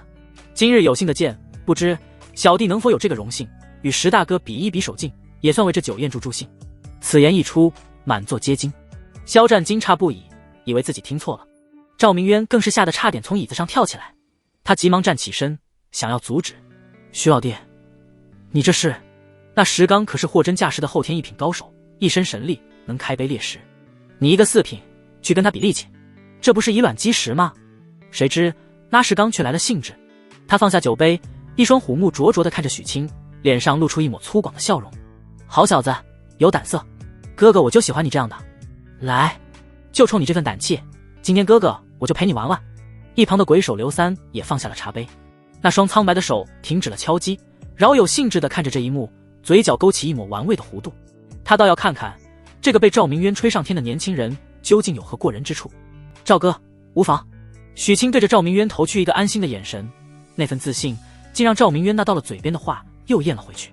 2人走到桌前，清出一片空地，双臂相抵，四目相对，战斗一触即发。许兄弟，你可准备好了？哥哥我这双胳膊可是能拉开千斤闸的，你若怕了，现在认输还来得及。石刚咧嘴一笑，露出一口白牙，手臂之上古铜色的肌肉瞬间球结，充满了爆炸性的力量感。石大哥，请。许清只是平静地吐出2个字：好。那你可小心了。石刚暴喝一声，手臂猛然发力，那股沛然莫遇的巨力如山洪爆发，瞬间便向许清压了过去。赵明渊与肖战的心瞬间提到了嗓子眼，仿佛已经看到了许清手臂被瞬间压垮的景象。然而出乎所有人意料的是，许清的手臂竟是纹丝不动，他就如同一株扎根于磐石之上的青松，任凭狂风如何肆虐，我自岿然不动。石刚脸上的笑容瞬间凝固，取而代之的是浓浓的惊愕。这小子竟然挡住了！他一咬牙，不再留手，将后天一品的内力催动到极致，手臂上的青筋如小蛇般根根暴起。有点意思。石刚的眼中第一次露出了真正的凝重之色。再来。许清只觉得一股泰山压顶般的恐怖力道传来，手腕处的骨骼都发出了不堪重负的咯吱声。他深吸一口气，不再隐藏，浩阳圣体全力爆发。嗡！一股淡淡的金色光晕自他体表一闪而逝，那与石刚相抵的手臂周围，空气竟仿佛被点燃，出现了肉眼可见的扭曲。一股至阳至刚，仿佛能焚尽万物的恐怖力量自他体内轰然爆发。什么？石刚只觉得对方手臂上传来的力道竟在瞬间暴涨了数倍不止，那股力量霸道灼热，仿佛要将他的手臂连同内力一同融化。他骇然地发现自己引以为傲的神力在对方面前竟是如此的不堪一击。啊！石刚发出一声不甘的怒吼，用尽了全身的力气试图挽回败局。然而一切都是徒劳。在众人那活见鬼般的目光中，只见许清的手臂以一种缓慢却又无可阻挡的姿态，将石刚那粗壮如铁的手臂一点一点地压了下去。砰！一声巨响，石刚的手臂被狠狠地砸在了坚硬的梨花木桌之上，整张桌子都在这一刻轰然碎裂，化作一地狼藉。静！死一般的寂静。雅间之内落针可闻。赵明渊和肖战早已石化当场，嘴巴张得能塞下一个鸡蛋，满脸都是活见鬼的表情。他们看到了什么？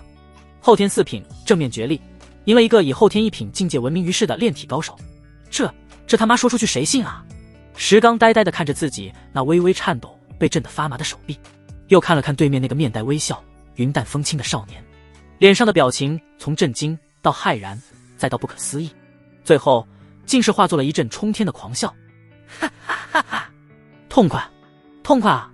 他猛地站起身，用力地拍着许清的肩膀，那双虎目之中再无半分轻视，只余下最纯粹的欣赏与折服。好小子，好一个天生神力！哥哥我这辈子就没服过几个人，你算一个。彻底服了。他端起一碗酒，高高举起，声如洪钟。从今往后，你就是我石刚的兄弟，谁敢动你，先问过我这双铁拳同不同意？一旁的鬼手刘三自始至终都没有说话，他只是默默地放下了手中的茶杯，那双锐利的眼睛里第一次褪去了审视与冷漠，取而代之的是一种名为好奇与尊重的复杂光芒。他看着许清，缓缓开口，声音依旧沙哑，却多了一丝温度。许兄弟，深藏不露，刘三佩服。至此，雅间内那最后一丝隔阂与轻视烟消云散。2位来自大名府的后天1品高手，在这一刻才算是真正的对许清心悦诚服。雅间之内酒酣耳热，气氛早已不复先前的凝滞。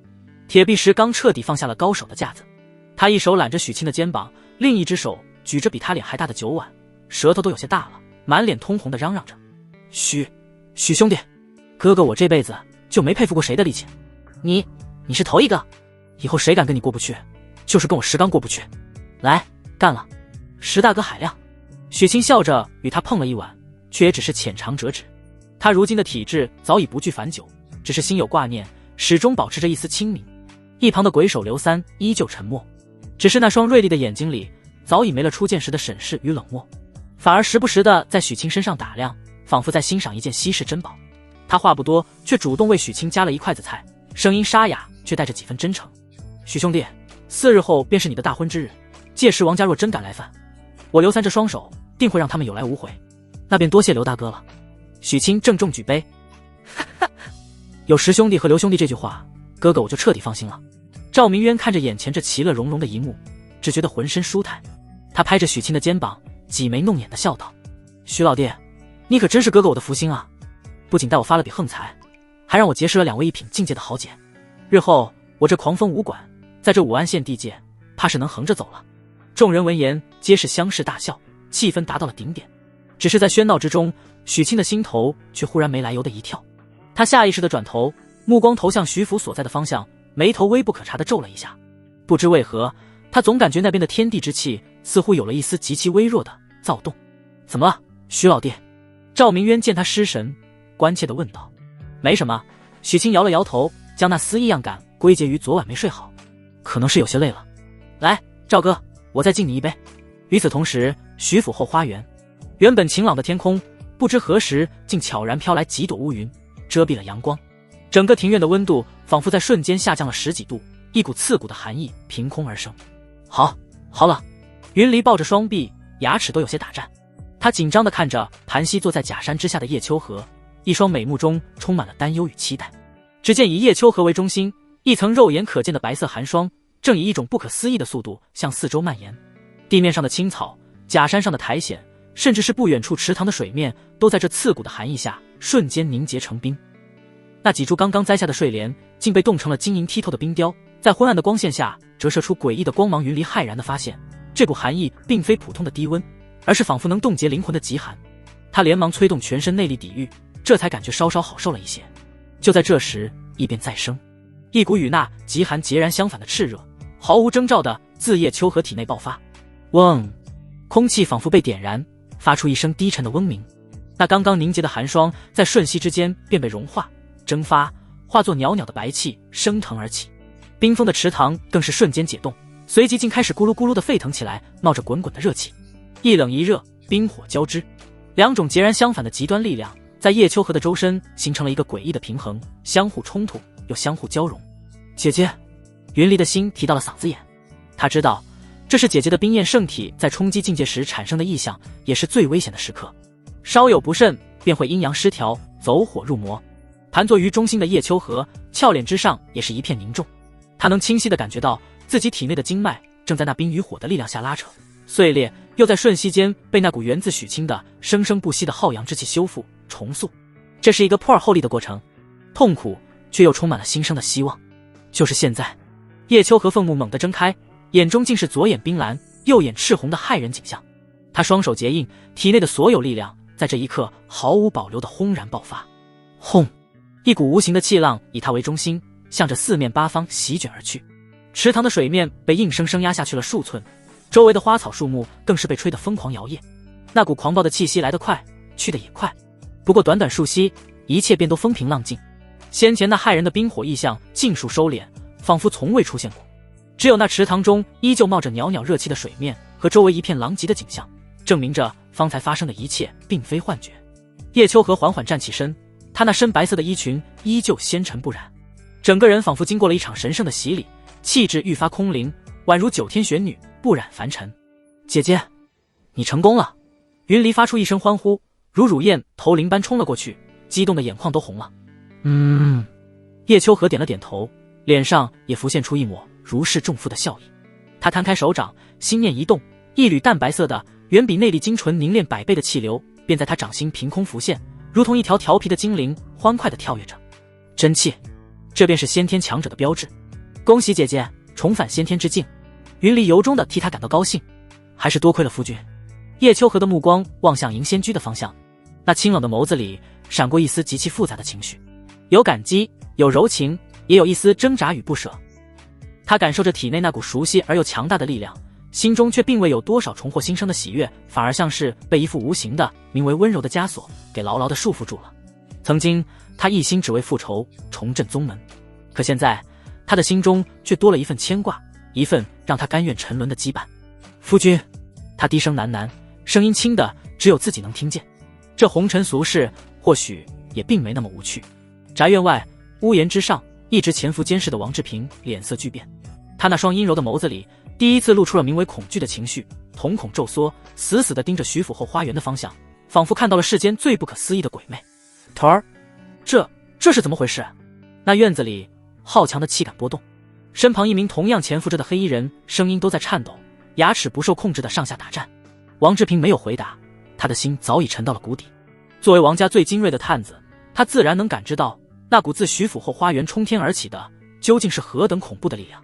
那不是后天武者所能拥有的内力，那是传说中只有踏入了另一个生命层次的强者才能拥有的真气。先天之境。这小小的落霞镇，这看似毫无背景的徐府之中，竟然隐藏着一位正在突破先天的绝世高手。撤！快撤！没有丝毫犹豫，王志平当机立断发出了撤退的命令。然而一切都晚了。就在他们刚刚起身的刹那，一道清冷如月光般的声音仿佛自9天之上飘落，清晰地传入每个人耳中。既然来了，又何必急着走呢？话音未落，一道白色的身影已如惊鸿掠影踏光而来。他身形飘忽，竟是在垂直的墙壁之上如履平地，几个起落间便已悄无声息地落在了屋檐之上，挡住了他们所有的退路。正是叶秋荷。此刻的他气质与方才已是截然不同，周身真气流转，衣袂无风自动，那双清冷的凤目之中不带一丝一毫的人间烟火气，只有俯瞰蝼蚁般的淡漠与冰寒。你是谁？王志平身旁的一名炭紫色厉内忍的喝道，手中长刀已然出鞘。叶秋荷根本懒得与他废话，他只是素手轻抬，屈指一弹，是一道肉眼几乎无法捕捉的半透明冰晶劲气，如离弦之箭，瞬间划破长空。那名探子甚至没来及发出一声惨叫，眉心便多出了一个细小的血洞，眼中最后的神采迅速暗淡下去，整个人直挺挺的向后倒下，竟是连一丝声音都未曾发出。一指秒杀，这神鬼莫测的手段瞬间击溃了剩下几人所有的心理防线。是合欢宗的妖法。快跑！不知是谁发出了一声惊恐的尖叫，剩下的2名探子再无半分战意，转身便向着不同的方向亡命奔逃。叶秋荷看着那2道仓皇逃窜的背影，清冷的脸上没有半分波澜，仿佛只是在看2只跳梁小丑。他玉指再弹，2道冰晶劲气分袭而出，精准地没入2人后心。那2名探子奔跑的身形猛地一僵，随即如2尊无声的冰雕，保持着奔跑的姿势，重重地从屋檐上栽了下去，摔成一滩肉泥。转瞬之间，4名王家精心培养的高手便只剩下了王志平一人。王志平站在原地没有逃，他知道在一位货真价实的先天高手面前，任何逃跑的举动都只是徒劳。他死死地盯着叶秋荷，眼中充满了骇然与惊恐，但更多的却是一种玉石俱焚的疯狂与怨毒。我倒是小看了你们，也小看了那许清。他缓缓开口，声音沙哑，想不到他身边竟藏着你这等绝世高手，是我们栽了，我认。你倒是比他们有几分骨气。叶秋荷缓缓向他走近，每一步都仿佛踏在王志平的心脏之上。说吧，王家派你们来究竟有何目的？王腾他如今又在何处？说出来，我或许可以给你一个痛快。他要留活口，他要知道王家所有的底牌。然而王志平却忽然笑了，那笑容充满了嘲讽与不屑。你以为突破到先天就赢了吗？他看着叶秋荷，眼中闪过一丝怜悯。你根本不知道我们王家真正的底牌是什么，你也永远不会知道。说罢，他脸上的肌肉猛地一抽，竟是毫不犹豫地准备咬破藏于齿间的毒囊。他要用自己的命来守护王家最后的秘密。在我面前，你想死也得问我同不同意。叶秋荷的眼神瞬间冷了下来，他的身影如鬼魅般一闪而逝。王志平只觉眼前一花，下颌处便传来一股钻心的剧痛，伴随着一声清脆的咔嚓声，他的下巴竟被叶秋荷以一种极其精妙的手法硬生生卸了下来。那藏于齿间的毒囊滚落在地，而他连自尽的权利都被彻底剥夺。王志平的眼中终于流露出了真正的深入骨髓的恐惧与绝望。叶秋荷看都未看他一眼，随手扯下他腰间的束带，将他双手反剪，捆了个结结实实。做完这一切，他才如提着一只小鸡般，单手将王志平提起，身形再次一晃，悄无声息地跃下屋檐，消失在了徐府的后院之中。整个过程不过短短几十个呼吸，快得仿佛一场幻觉。数百里外，大名府，一座外表看起来只是寻常酒楼，内里却戒备森严，暗藏无数机关的建筑顶楼，名为听风阁。此地正是合欢宗安插在冀州最重要的情报站之一。一名身着华贵紫衣的女子正临窗而立，手中翻阅着近期从各地汇集而来的密报。她身段高挑，凤仪天成，仅仅是一个背影，便透着一股令人不敢直视的尊贵与威严。只是那双凤目之中少了几分清冷，多了几分与生俱来的凌厉与霸道。她只是静静地站在那里，一股无形的威压便笼罩了整个房间，让一旁势力的听风阁楼主连大气都不敢喘一口。就在此时，女子那正在翻阅情报的玉指猛地一顿，她豁然转身，一双锐利如鹰隼的凤目猛地望向西方天际，眼中爆发出前所未有的金光与狂喜。这股气息是冰焰圣体独有的共鸣。是妹妹，她恢复到先天之境了。她能清晰地感觉到一股源自血脉与功法的熟悉波动正从遥远的西方传来，那感觉就如同一根无形的丝线，跨越了万水千山，精准地连接到了她的心神之上。她走到看鱼图前，看着那茫茫的疆域，纤纤玉指顺着那条指向西方的路线缓缓划过，最终她的手指停留在了一个毫不起眼的名字上：武安县。不管你在哪里，姐姐一定会找到你。她转过身，眼中只剩下决然。传我命令，备上最好的快马，召集楼内所有先天境以上的好手，我将亲自西行，一定要将我的妹妹安然无恙地带回来。痛快，当真是痛快。银仙居雅间之内，铁壁石刚将碗中最后一口烈酒一饮而尽，粗犷的脸上满是酣畅淋漓的笑意。他蒲扇般的大手重重拍在许沁的肩膀上，声如洪钟：许兄弟，哥哥我走南闯北半辈子，你是第一个能在力气上胜过我的人，这份豪情我石刚服了。一旁的鬼手刘三也难得的端起了酒杯，对着许沁遥遥一敬：许兄弟，你的实力远不止表面看的这般简单，刘某人也佩服。赵明渊与肖战看着眼前这其乐融融的一幕，心中悬着的大石终于彻底落下。他们知道许沁凭借自己的实力与人格魅力，已经彻底赢得了这两位高手的尊重。哈哈，都是自家兄弟，说这些做什么？店家，店家。许沁并未因此得意忘形，他扬声对着门外喊道。那早已被方才动静惊得不敢靠近的店小二，这才战战兢兢地探进一个脑袋。当他看清雅间内的惨状时，一张脸瞬间变得比苦瓜还苦。许沁见状也不多言，从怀中摸出2锭足有10两的银子丢了过去，淡然道：这张桌子还有今日的酒菜，这些银子可够？那店小二看着手中沉甸甸的银子，眼睛都直了。别说一张桌子，便是将这雅间里的东西全砸了，也用不了这么多。够了，够了，爷您慢用，有什么吩咐尽管再叫小的。店小二的脸上瞬间堆满了谄媚的笑容，点头哈腰地退了出去，心中暗道：这才是真正的大人物，出手就是阔绰。一场风波就此化解。有了方才那场不打不相识的决力，雅间内那最后一丝隔阂与轻视也烟消云散。石刚彻底放下了高手的架子，拉着许沁称兄道弟，大有相见恨晚之意，将自己纵横江湖的趣闻轶事说了个痛快。鬼手刘三的话也多了起来，时不时会插上1两句，那看许沁的眼神也柔和了许多。酒足饭饱，已是日暮西斜。许沁领着众人走出银仙居，对着赵明渊抱拳道：赵哥，肖战兄弟，今日之事多谢了，我先带2位前辈去寻个住处，咱们改日再叙。说罢，他便领着刘三和石刚向着自家新宅的方向走去。行至徐府旁不远处的一家客栈，许沁直接要了2间采光最好、陈设最雅致的天字号上房。2位前辈一路劳顿，想必也乏了。许沁对着2人拱手，脸上带着歉意的微笑。只是晚辈家中琐事繁多，内宅也尚未修葺妥当，实在不便招待。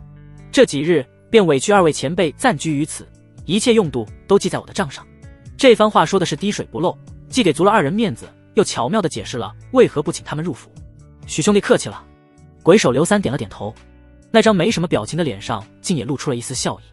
有劳。铁壁石刚更是豪爽的一挥手：自家兄弟，说这些做什么？你尽管去忙你的，若有那不开眼的再来寻衅，招呼一声便是。安顿好2人，许沁这才转身向着自家宅院走去。刚一踏入府门，一道娇俏的身影便如乳燕投铃般扑了过来，一把挽住他的胳膊：夫君，你可算回来了。云里仰着一张布满了神秘与兴奋的小脸，不由分说的就将他往后院拉：快跟我来，有天大的惊喜给你看。许沁被他这副模样搞得一头雾水，心中却也升起几分好奇。他任由云离拉着，当他踏入后花园时，脚步却猛地一顿。只见原本清幽雅致的后花园，此刻竟是一片狼藉。新栽的几株睡莲被连根拔起，丢在池边；假山旁的几棵翠竹被拦腰折断，碎石与断枝散落一地。这是怎么回事？许沁脸色一变，下意识的便将云离护在身后，警惕地扫视着四周。别急嘛，惊喜在后面呢。云离却丝毫不以为意，反而卖起了关子。他拉着许沁绕过那片狼藉的后花园，径直来到一处用来堆放杂物的偏僻柴房前。还不等许沁问出心中的疑问，云离便一脸得意地推开了柴房的门。昏暗的柴房之内，叶秋荷一袭白衣，那清冷的身影与这柴房中的环境格格不入。而在他面前的地上，一道黑色的身影被捆成了粽子，浑身是伤，正用一种见了鬼般的惊恐眼神死死地盯着他。这是？许清一脸疑惑。叶秋荷缓缓转过身，凤目之中杀机毕露。此人倒是嘴硬得很。他看着地上的黑衣探子，声音不带一丝感情。我已问了半个时辰，根本问不出半个有用的字来。许清看着地上那人下巴处不自然的扭曲，心中一动，走上前去。他仔细端详了片刻，脸上不由得露出一抹古怪的表情。他转头看向自家娘子，试探着说道：娘子，你看他这下巴是不是脱臼了？你便是再问上3天3夜，他怕是也说不出话来啊。此言一出，那地上的黑衣探子仿佛看到了救星，眼中瞬间爆发出无比强烈的求生欲，对着许清拼命地眨着眼睛，喉咙里发出呜呜的声响，那模样简直比见到了亲爹还要激动啊！叶秋荷闻言也是微微一愣，他光顾着审问，竟是忘了这茬。那张清冷的俏脸上瞬间飞起一抹难以察觉的红晕，一旁的云离更是忍俊不禁，扑哧一声笑了出来。他凑到许清耳边，飞快地将事情的来龙去脉解释了一遍。姐姐今天发现这几个不开眼的家伙在咱们家外面鬼鬼祟祟，便顺手都给解决了，只留了这个活口，想问些情报，谁知道这家伙嘴硬得很，姐姐一气之下就把他下巴给卸了，还没来得及安回去呢。王家的探子听完云离的解释，许清脸上的笑意瞬间敛去，取而代之的是一片森然的冰寒。他缓缓走到叶秋荷身边，看着他那略带窘迫的模样，非但没有半分责怪，反而伸出手宠溺地刮了下他小巧的琼鼻，柔声道：娘子辛苦了，只是你的手段太过仁慈了。说罢，他转过身，迎着那探子充满希望的目光，一步步走了过去。那双漆黑的眸子里再无半分温情，只余下如万年玄冰般的冷冽与凛然的杀意。对付这种不知死活的蝼蚁，就该用些非常的法子。你看我的。许清走到那被捆成粽子的黑衣探子面前，脸上那份熟悉的温和笑意重新浮现，只是这笑容落在王志平眼中，却比九幽之下的恶鬼还要恐怖。他也不问话，只是自怀中取出一个针囊，摊开，里面是长短不一、细如牛毛的银针。呜呜！王志平剧烈地挣扎起来，眼中爆发出无尽的恐惧。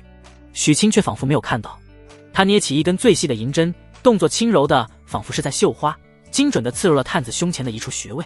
顿时，王志平浑身猛地一僵，一股难以言喻的酸麻与剧痛瞬间传遍四肢百骸，偏生又无法动弹分毫。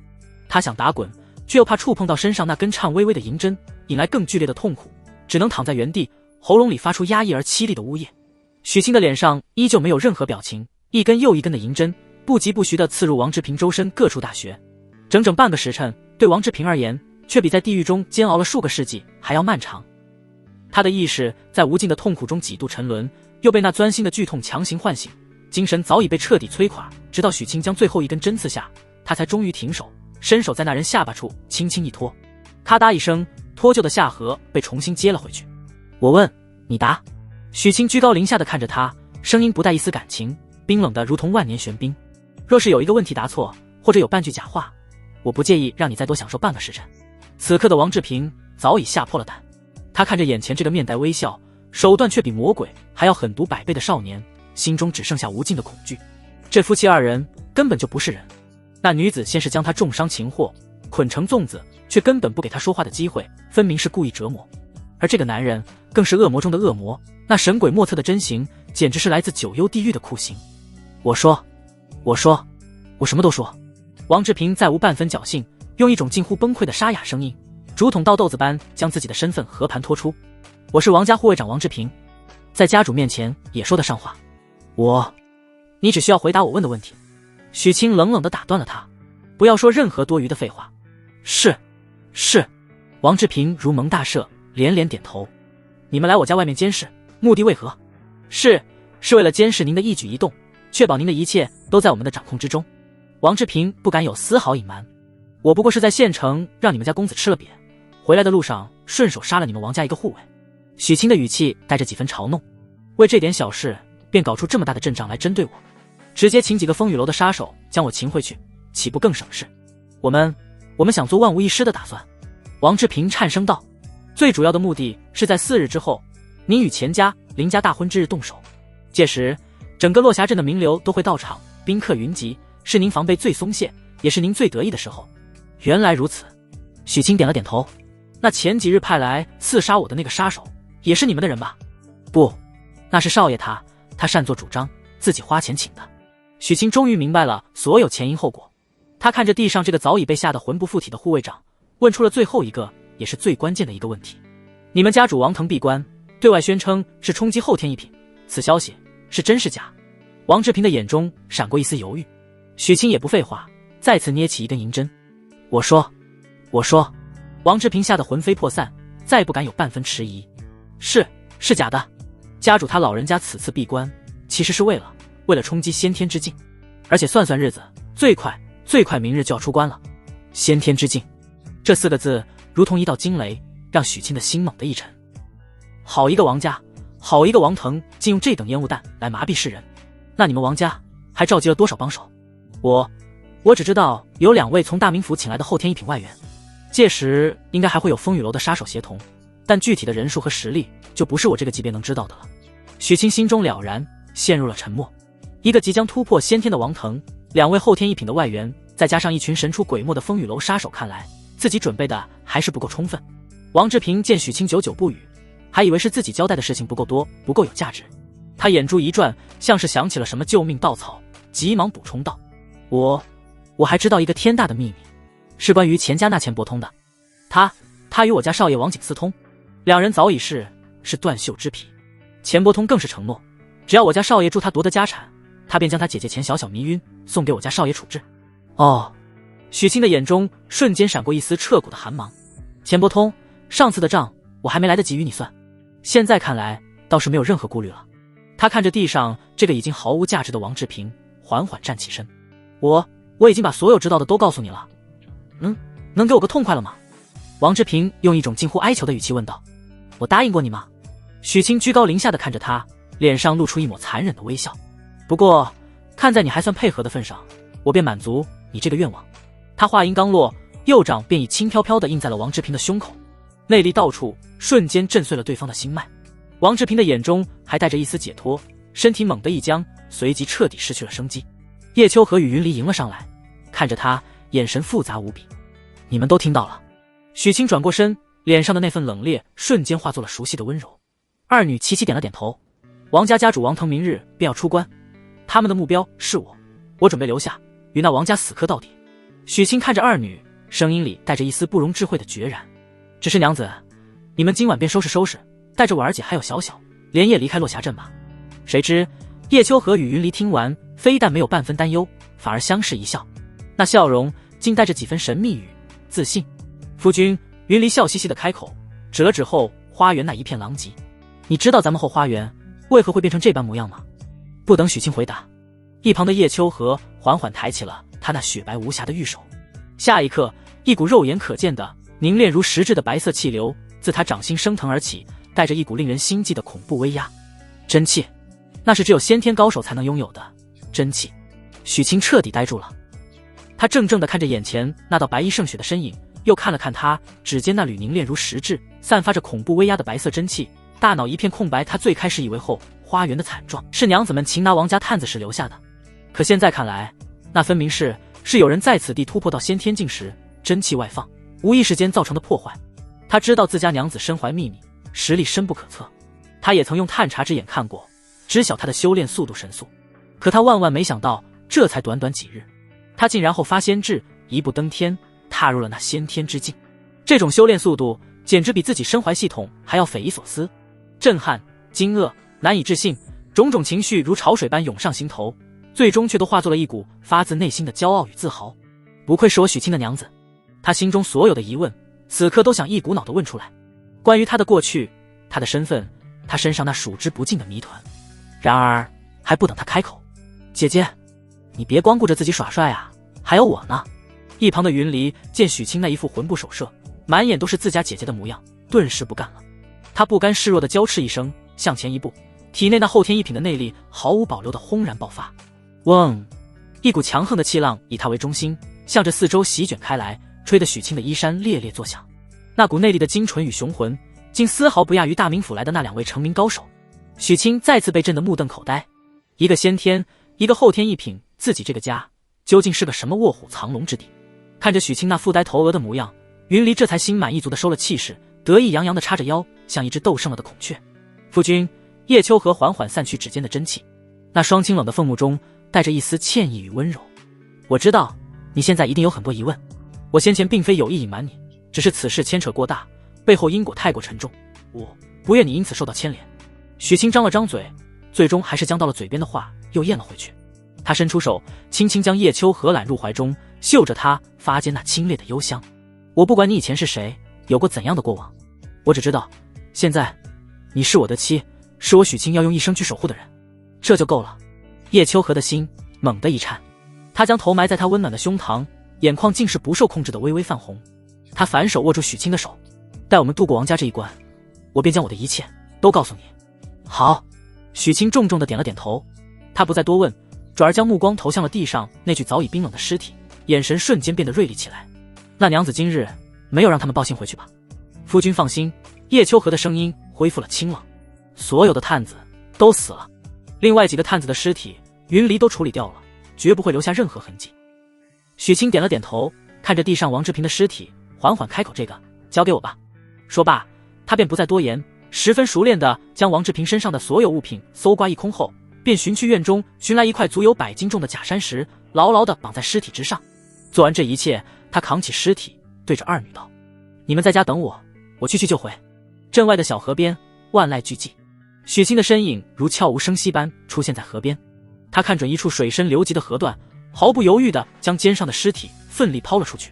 扑通一声闷响，沉重的尸体带着石头瞬间便沉入漆黑的河底，消失得无影无踪。毁尸灭迹，干净利落。做完这一切，许清拍了拍身上的灰尘，转身消失在夜色之中。回到家中，叶秋荷与云离早已在厅堂内等候。见他回来，云离立刻迎了上来，好奇地问道：夫君，你把那家伙丢到哪里去了？镇外的黑水河，那里水深流急，河底暗流丛生，不出3日便会被啃食的尸骨无存。许清的回答平静而又冷酷。他走到主位坐下，为自己倒了杯茶，那双漆黑的眸子里闪烁着冰冷的算计的光芒。王家既然想在我大婚之日动手，那我们便将计就计，来一手请君入瓮。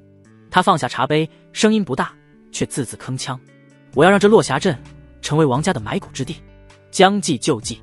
叶秋荷美眸一亮，瞬间便明白了许清的意图。不错。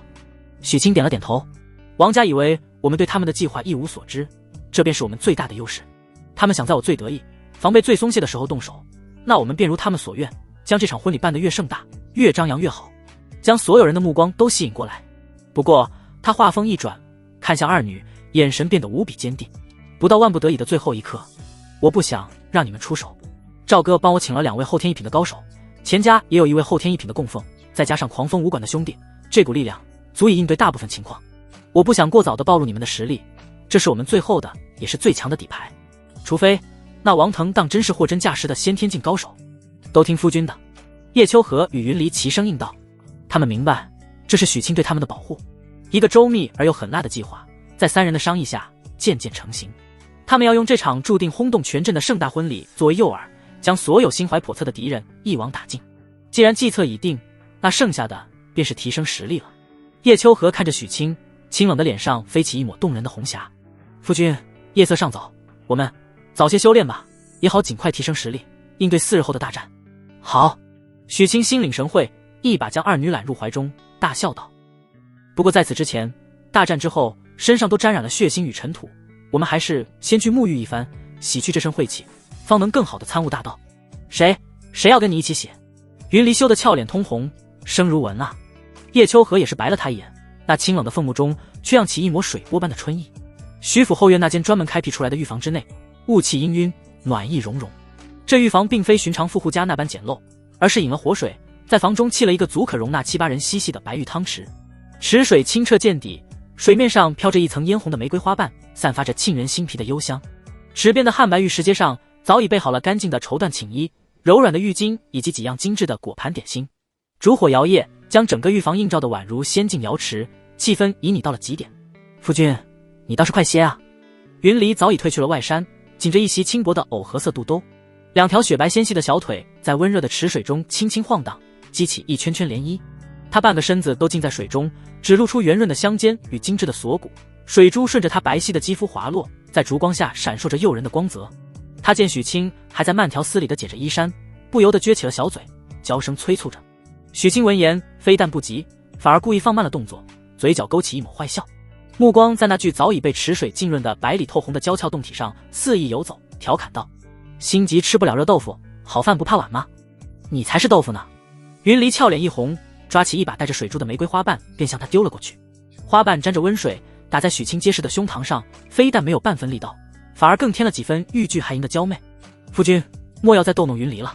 一旁的叶秋荷也已褪去白裙，她身上穿着一件月白色的丝绸肚兜，绣着几枝清雅的寒梅。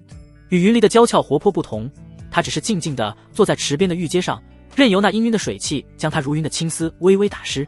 那张清冷绝艳的脸颊在水汽的蒸腾下染上了一抹淡淡的红晕，少了几分平日里的疏离，多了几分令人心颤的妖娆。她并未像云离那般直接入水，只是将一双银白如玉的仙足探入池中，轻轻搅动着水波。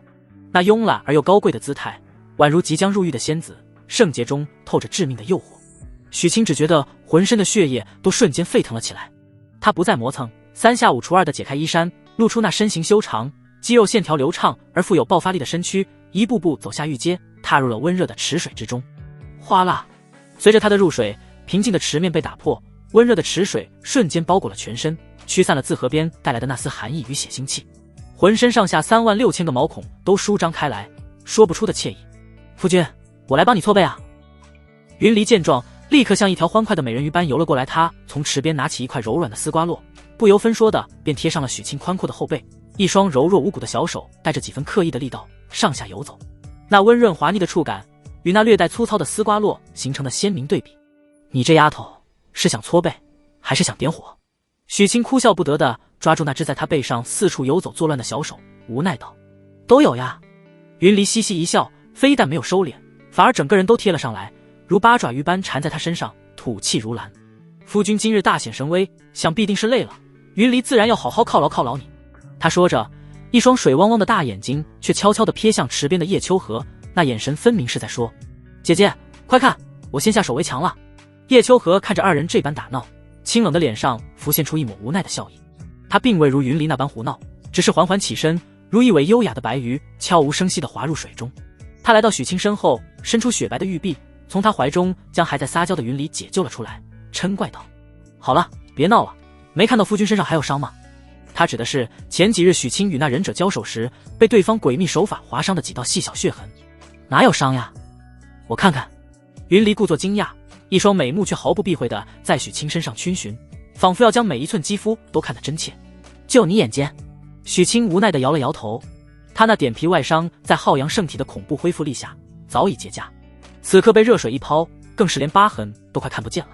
他看着叶秋荷那张近在咫尺、被水汽蒸腾的愈发娇艳的仙颜，心中一荡，伸出手臂，一把将他也揽入怀中，嘿嘿笑道：“娘子说的是，为夫受伤了，伤得很重，需要娘子你好生抚慰一番，才能好起来。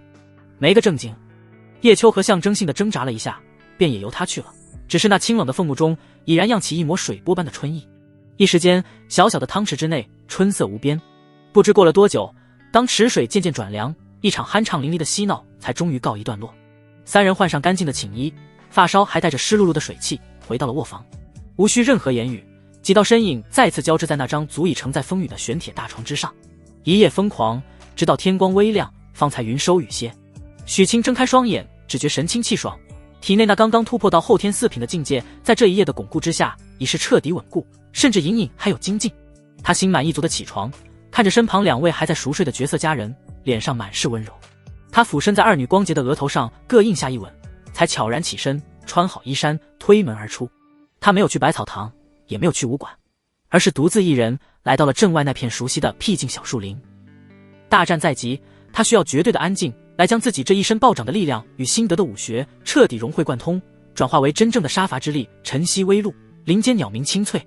许清深吸一口气，缓缓闭上了双眼。他心念一动，再次调出信息面板。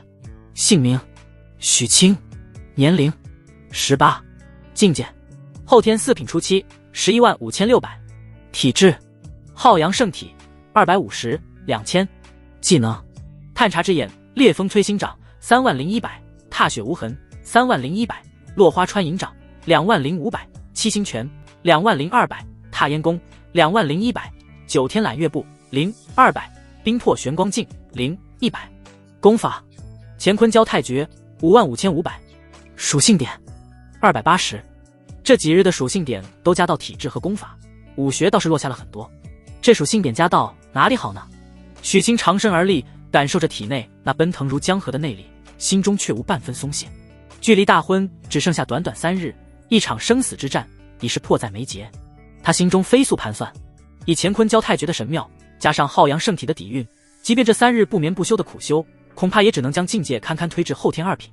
而那王腾却是要冲击先天之境的老牌高手，境界上的差距依旧是难以逾越的天堑。他很清楚自己最大的依仗从来都不是单纯的境界，我的浩阳圣体气血之磅礴，肉身之强悍，早已不逊于寻常的后天1品武者。真正能让我越阶而战，扭转乾坤的底牌，是这些威力无穷的玄阶武学。无论是新得的9天揽月步与冰魄玄光镜，还是早已进化过的烈风摧心掌，都是足以让无数武者为之疯狂的至宝。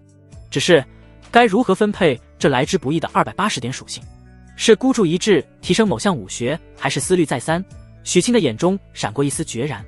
武学再精妙，终究是无根之木，无源之水。这具身体才是我一切的根本。根基越是雄厚，施展武学时的威力才越是惊人。他不再犹豫，心念一动，做出了一个看似最稳妥，实则也最大胆的决定。系统280点属性全部加在体质上，属性点280，体质强化中。轰！一股远比昨夜更加狂暴、更加精纯的金色热流，如沉睡的火山般轰然爆发。许清只觉得自己的四肢百骸仿佛都被投入了传说中的八卦丹炉，正在被无上神火反复淬炼，筋骨变得比玄铁还要坚韧，血肉之中仿佛蕴含着爆炸性的力量，就连那奔腾的气血都带上了一丝淡淡的金色光辉，充满了神圣与威严的气息。体质浩阳圣体530 2000。当那古灼热感缓缓退去，许清缓缓睁开双眼，他握了握拳，感受着体内那仿佛能打穿山岳的恐怖力量，脸上露出了满意的笑容。现在该试试新得的宝贝了。他心念一动，那玄奥无比的9天揽月步心法已然流淌于心间。他身形一晃，脚下步伐竟变得飘忽不定，仿佛失去了重量一般，在方寸之间辗转腾挪，留下一道道模糊的残影，竟似仙人踏月，潇洒写意。好精妙的身法！许清心中大喜。这9天揽月步与踏雪无痕相辅相成，一个注重长途奔袭与鬼魅挪移，一个则擅长小范围内的闪转腾挪，两者结合，足以让他在万军丛中来去自如。他又将心神沉浸在那玄妙的冰魄玄光镜之上，他催动体内那丝自叶秋荷身上感悟而来的至寒之气，按照特定的法门运转。宁！只听他一声低喝，一面门板大小、晶莹剔透的冰镜竟真的在他身前凭空浮现。冰镜之上寒气四溢，镜面光滑如玉，竟能清晰地倒映出他的身影，端地是神妙无比。许清看着身前这面1人高的冰镜，心中满意到了极点。这便是双修感悟带来的逆天机缘。他竟真的凭借着与叶秋荷双修时感悟到的那一丝冰寒神韵，将这门玄阶的防御武学硬生生地施展了出来。就在他沉浸在这份创造的喜悦中时，他却浑然不知自己这一番惊世骇俗的演练早已被不远处山坡上的2道身影尽收眼底。姐姐，你看夫君他施展的好像是我们宗门内的不传之秘冰魄玄光镜吧？云离一双美目瞪得溜圆，小嘴微张，满脸都是不可思议。他揉了揉眼睛，又仔细看了看那独特的法门，那凝气成镜的手法，绝对错不了。叶秋荷的脸上也第一次露出了真正的难以掩饰的震惊之色，他那双清冷的凤目之中早已掀起了惊涛骇浪。我从未传授过他这门武学。他的声音带着一丝连他自己都未曾察觉的颤抖。这门玄阶下品的防御绝学，乃是和欢宗弟子才有资格修习的秘术，外界根本无人知晓。夫君他究竟是从何处学来的？看样子夫君身上瞒着我们的事情还真不少呢。云离看着自家姐姐震惊的模样，忍不住小声嘀咕了一句。叶秋荷沉默了，他望着林中那个谜一样的男人，心中震撼渐消，柔情悄声。罢了，每个人都有自己的秘密，正如自己一般。他心中暗道，反正再过3日便是大婚，待王家之事了结，我便将一切都对他坦白。届时你我夫妻2人便再无半分秘密可言。想到这里，他那颗纷乱的心竟是前所未有的安定了下来。不行，夫君他刚学了新招，肯定手痒得很。一旁的云离却是个坐不住的性子，他眼珠一转，计上心来。姐姐，你在这里等着，我去帮夫君喂招，让他好好熟悉一下新武学。说罢，他也不等叶秋荷回应，身形一晃，便如一只欢快的彩蝶向着林中飞掠而去。夫君，一个人练多没意思，我来陪你啊！清脆悦耳的声音伴随着一道凌厉的掌风自许清身后悄然袭来。许清心中一动，却并未回头。他脚下步伐一错，九天揽月步发动，身形如鬼魅般向侧方横移出数尺，轻松避开了云离这试探性的一击。咦，云离见一击不中，非但不恼，反而战意更盛。夫君光躲可不算好汉，来接我一招落花满天。他娇斥一声，后天一品的内力全力爆发，双掌翻飞，霎时间漫天掌影如落英缤纷，将许清周身上下所有的退路尽数封死。来得好！许清冷笑一声，不退反进。他深吸一口气，体内那浩瀚如日的阳刚内力轰然运转，冰魄玄光镜凝嗡，一面足有门板大小，晶莹剔透的冰镜瞬间在他身前凝聚成型。砰砰砰砰，无数道凌厉的掌影尽数轰击在冰镜之上，竟发出金铁交击般的闷响，却连一丝裂痕都未能留下。云离只觉得自己的掌力仿佛轰击在了一座不可撼动的大山之上，不仅被尽数化解，一股灼热而又霸道的反震之力更是顺着手臂倒卷而回，震得他气血翻涌，噔噔噔连退数步。夫君，你这镜子好硬呀！他揉着发麻的手腕，又惊又喜，硬的还在后头呢。许清得势不饶人，他散去宝镜，身形再次气劲，七星拳与烈风摧心掌交替使出，拳风呼啸，掌力如潮，主动向云离发起了狂风暴雨般的猛攻。一时间，小小的树林之内，拳掌交错，劲气四溢，飞沙走石，落叶狂舞。两人你来我往，竟是斗了个旗鼓相当。云离的身法虽精妙，却快不过许清的九天揽月步；他的掌法虽阴柔，却破不开许清那至阳至刚的护体内力和冰魄玄光镜。而许清的攻击虽霸道，却也总能被他以一种极其精妙的卸力法门化解。两人仿佛化作了两道纠缠不休的幻影，看得远处的叶秋荷异彩连连，暗自点头。夫君，不打了不打了。半个时辰后，云离率先跳出战圈，香汗淋漓，娇喘吁吁。他看着对面那个同样气息平稳，甚至连大气都未喘一口的男人，一双美目中满是崇拜与爱慕。你现在可比我还厉害了。许清收了招式，走上前，宠溺地为他拭去额角的香汗，柔声道：那还不是因为有你这个好师傅，魏招魏的好。他这番话说得云离心中甜滋滋的，他俏脸一红，刚想再说些什么，却忽然脸色一变，指着许清的身后发出一声惊呼：夫君小心！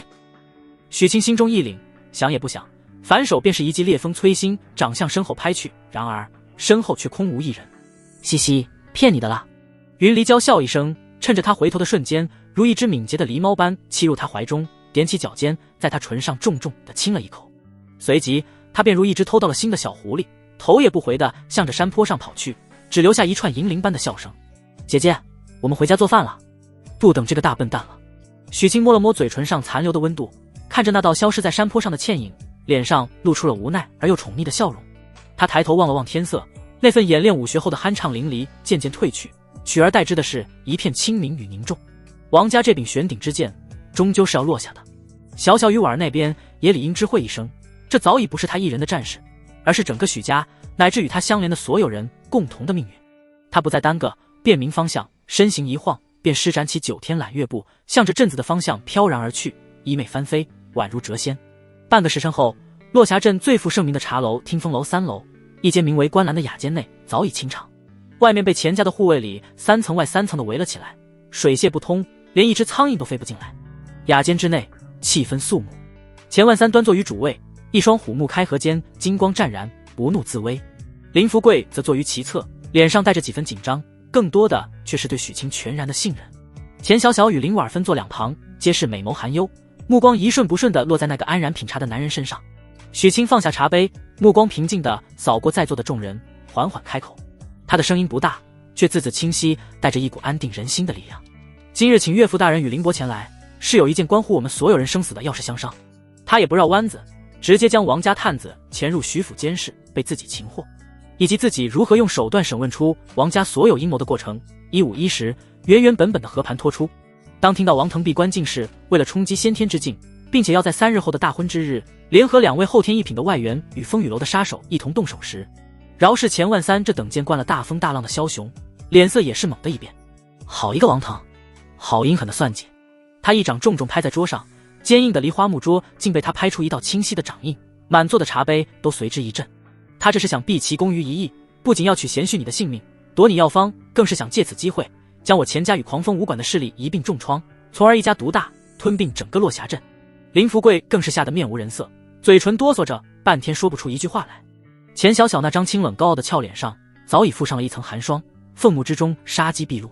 爹，看来我们还是小看了王家的野心，此疗不除，必成大患。林婉儿则是满心担忧，一双水汪汪的眸子紧紧地盯着许清，柔声道：“许清弟弟，那我们该怎么办？要不这婚事我们暂缓。”为何要暂缓？许清打断了他，脸上非但没有半分惧色，反而露出一抹自信的冷笑。他王家不是想在我大婚之日动手吗？那我们便将计就计，给他演一出请君入瓮的好戏。他站起身，在雅间内踱步。王家以为我们对他们的计划一无所知，这便是我们最大的优势。他们想在我最得意、防备最松懈的时候动手，那我们便如他们所愿，将这场婚礼办得越盛大，越张扬越好。不仅要办，还要邀请全镇所有的名流商贾，将所有人的目光都吸引过来。届时，我们只需在府中提前设下埋伏。他王家自以为是猎人，却不知他们早已成了我们网中的猎物。我要让这落霞镇成为他王家的埋骨之地。一番话说的是掷地有声，霸气凛然。雅间之内，所有人都被他这份魄力与算计所震撼。好一个请君入瓮！钱万三第一个抚掌大笑，眼中爆发出前所未有的欣赏与狂热。不愧是我钱万三看中的贤婿，有勇有谋，有胆有识。此事就依你之计，我钱家所有的人手，所有的资源都任你调遣，我倒要看看他王腾的脖子究竟有多硬。我林家虽然威力薄，但也愿倾尽所有，助东家一臂之力。林福贵也激动地站起身，重重抱拳。钱小小与林婉儿看着眼前这个仿佛在谈笑间便要搅动风云的男人，美眸之中异彩连连，只觉得一颗芳心早已被他彻底占据。计策已定，钱万三却忽然话锋一转，只是此事终究是委屈了叶夫人与云夫人了。他此言一出，所有人的目光都落在了他身上。只听钱万三用一种充满歉意的语气缓缓说道：“想当初贤婿与叶夫人的婚礼太过仓促简陋，怕是连3书6礼都未曾备齐，实在是委屈了叶夫人这等仙子般的人物。而云夫人更是至今都未曾有过一场名正言顺的婚礼，此事一直是我这做长辈的心头憾事。”他话锋一转，目光灼灼地看着许清，声音陡然拔高，充满了不容置喙的豪迈：“依老夫之见，择日不如撞日。3日之后的大婚，不如就让叶夫人与云夫人也一同参加。凤冠霞帔，8抬大轿，3书6礼，一样都不能少。我要让我许家的4位夫人都风风光光、名正言顺地接受着全天下人的祝福。”许清闻言，心头巨震，他看向钱万三，眼中露出了真正的发自内心的感激与动容。是啊，他一直觉得亏欠叶秋荷与云离一场真正的婚礼，只是他从未想过，这个遗憾竟会被这位未来的岳丈以如此体面的方式弥补。岳父大人，不必多言。钱万三摆了摆手，脸上满是真诚的笑意。此事就这么定了。他站起身，对着门外早已等候多时的管家吩咐道：“事不宜迟，立刻去将武安县最好的裁缝、绣娘、金匠全都请来，今日便去徐府为2位夫人量体裁衣，定制凤冠霞帔。我要让他们在3日之后成为这世间最美的新娘。”钱万三那一番豪言壮语，如同一颗定心丸，让雅间内所有人都心头大定。林福贵更是激动得老泪纵横，连连拱手：“钱老板高义，老朽代婉儿谢过了。”只是短暂的激情过后，钱万三那双精明的眸子里终究还是浮现出一抹深沉的忧虑。他端起茶杯，轻轻吹了吹漂浮的茶叶，以此来掩饰自己心中的不安，沉声开口：“贤婿，你的计策虽好，魄力更足，但有一事我们不得不防。”他抬起头，目光灼灼地看着许清。若是那王腾当真福缘深厚，侥幸跨入了那先天之境，届时真气护体，超凡脱俗，已非寻常后天无者可以力敌。你可有把握？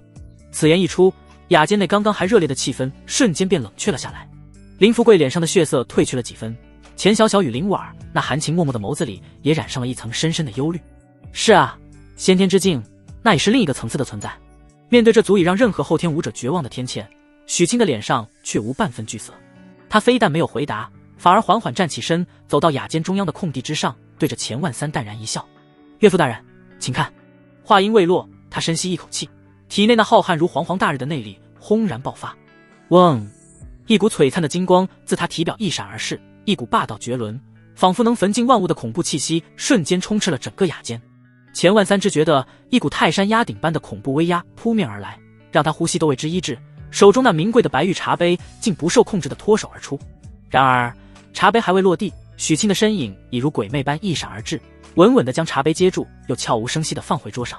整个过程，杯中茶水竟是连一丝涟漪都未曾泛起。吃了！一声裂帛之音响起，却是许沁身上那件价值不菲的锦绣青衫再也承受不住那股狂暴外放的气血之力，竟寸寸碎裂，化作漫天布蝶，飘散一地。霎时间，一具线条流畅、肌肉匀称、充满了爆炸性力量感的完美身躯便毫无保留地展现在了众人眼前。那古铜色的肌肤在，仿佛镀上了一层淡淡的金辉，充满了神圣与威严的气息，宛如一尊降临凡尘的少年神祇。钱小小与林婉儿哪里见过这等阵仗，他们只觉得一股灼热的气息扑面而来，两张俏脸刷一下红到了耳根，连忙羞涩地别过头去，却又忍不住用眼角的余光偷偷打量，一颗心扑通扑通的快要跳出胸膛，而钱万三则是彻底被眼前这惊世骇俗的一幕给震得呆立当场。他张着嘴，一双虎目瞪得溜圆，满脸都是活见鬼般的骇然与狂喜。这股气息，这股威压，甚至比寻常的后天一品高手还要强上不少。他这才几天没见，实力竟已恐怖到了如此地步。妖孽，当真是妖孽啊！钱万三心中狂吼，他看着许沁，那眼神仿佛是在看一座取之不尽用之不竭的金山。当初选择将女儿下嫁于他，当真是自己这辈子做过的最明智的决定。许沁缓缓收敛了气息，仿佛只是做了一件微不足道的小事。他从一旁的衣架上取下一件外袍，随意地披在身上，这才重新坐下，端起茶杯，轻呷一口，云淡风轻地说道：“岳父大人，如今您可还担心？”他顿了顿，眼中闪过一丝睥睨天下的自信。况且距离婚礼还有3日，我的实力还能再进一步。届时，就算是那王腾真的侥幸突破，小婿我也未必会训他分毫。好，好，好！钱万三连道3声好，抚掌大笑，心中的最后一丝疑虑烟消云散。有贤婿这番话，我便彻底放心了。几人又仔细商讨了婚礼当日的诸多细节，将每一个可能出现的变故都考虑在内，布下了一张天罗地网。待一切敲定，已经日上3竿，许沁这才起身告辞：“许公子，我送一下你吧。”钱小小见状，立刻心领神会地站起身，林婉儿也连忙跟了上去：“许沁弟弟，我也送你。”3人并肩走在寂静的街道上。你当真有把握？钱小小走在许沁左侧，终究还是忍不住心中的担忧，轻声问道：“放心。”许沁侧过头，看着他那张俏脸，洒然一笑：“我不仅要赢，还要赢得漂漂亮亮，给你们一场安安稳稳的婚礼。我许沁的女人，绝不能受半分委屈。”谁是你的女人了？还没成亲呢？钱小小俏脸一红，轻啐一口，心中却甜得像是吃了蜜。许沁弟弟右侧的林婉儿则是满心柔情，她仰着清丽的小脸，一双水汪汪的眸子满是信任。无论你做什么决定，我都支持你，只是你万事定要小心，切莫逞强。放心吧，婉儿姐。眼看徐府那气派的门楣已遥遥在望，钱小小与林婉儿皆是停下了脚步。大婚在即，按照规矩，他们确实不便再送。回去吧。许沁看着二女，眼中满是柔情。他沉吟片刻，从怀中取出了2枚早已准备好的玉佩。那2枚玉佩通体温润，一枚雕刻着一只展翅欲飞的火凤，另一枚则是一朵含苞待放的幽兰，皆是栩栩如生，巧夺天工。这个送给你们。他将火凤玉佩递给钱小小，又将幽兰玉佩递给林婉儿，柔声道：“便当是定情信物吧。”二女接过那上带着她体温的玉佩，只觉得一颗芳心瞬间被甜蜜填满，俏脸之上满是待嫁女儿的娇羞。与二女告别，许沁转身向着自家大门走去。刚一踏入府门，一道娇俏的身影便从门后的阴影里蹦了出来，笑嘻嘻地看着他：“夫君，怎么不请2位姐姐来家中坐坐呀？茶水我都备好了呢。”看来方才那一幕都被这小妮子尽收眼底了。许沁看着眼前巧笑嫣然的云离，宠溺地刮了下她的小巧的琼鼻：“你这丫头，就你眼尖？那当然。”云离得意的一仰头，随即又亲热地挽住她的胳膊，将她往里拉：“别在门口站着了，姐姐早就等急了。”叶秋荷此刻也从厅堂内缓步走出，她已换上了一身宽松舒适的寝衣，青丝如瀑。她看着许沁，清冷的脸上浮现出一抹温柔的笑意：“夫君，你回来的正好，饭已备好，快来尝尝我的手艺吧。”膳堂之内，一张八仙桌上早已摆好了3菜1汤，菜式简单，金黄诱人的煎豆腐，清蒸的鲈鱼，凉拌的青笋，还有一锅色泽诱人的蛋花汤。3人落座，云离立刻迫不及待地为许沁夹了一筷子菜，满眼期待地问道：“夫君，快尝尝，这可是姐姐研究了好久才做出的新菜式呢。许清尝了一口，只觉入口清爽，回味甘甜，虽比不上自己的手艺，却也别有一番风味。他由衷的赞叹道：“娘子的手艺当真是越来越好了。”叶秋荷听着他的夸赞，清冷的脸颊上飞起一抹红晕。夫君就会哄我，姐姐你就别谦虚了，明明就很好吃。云离一边往嘴里扒着饭，一边含糊不清地说道：“不过姐姐，以后这种粗活还是让下人来做吧。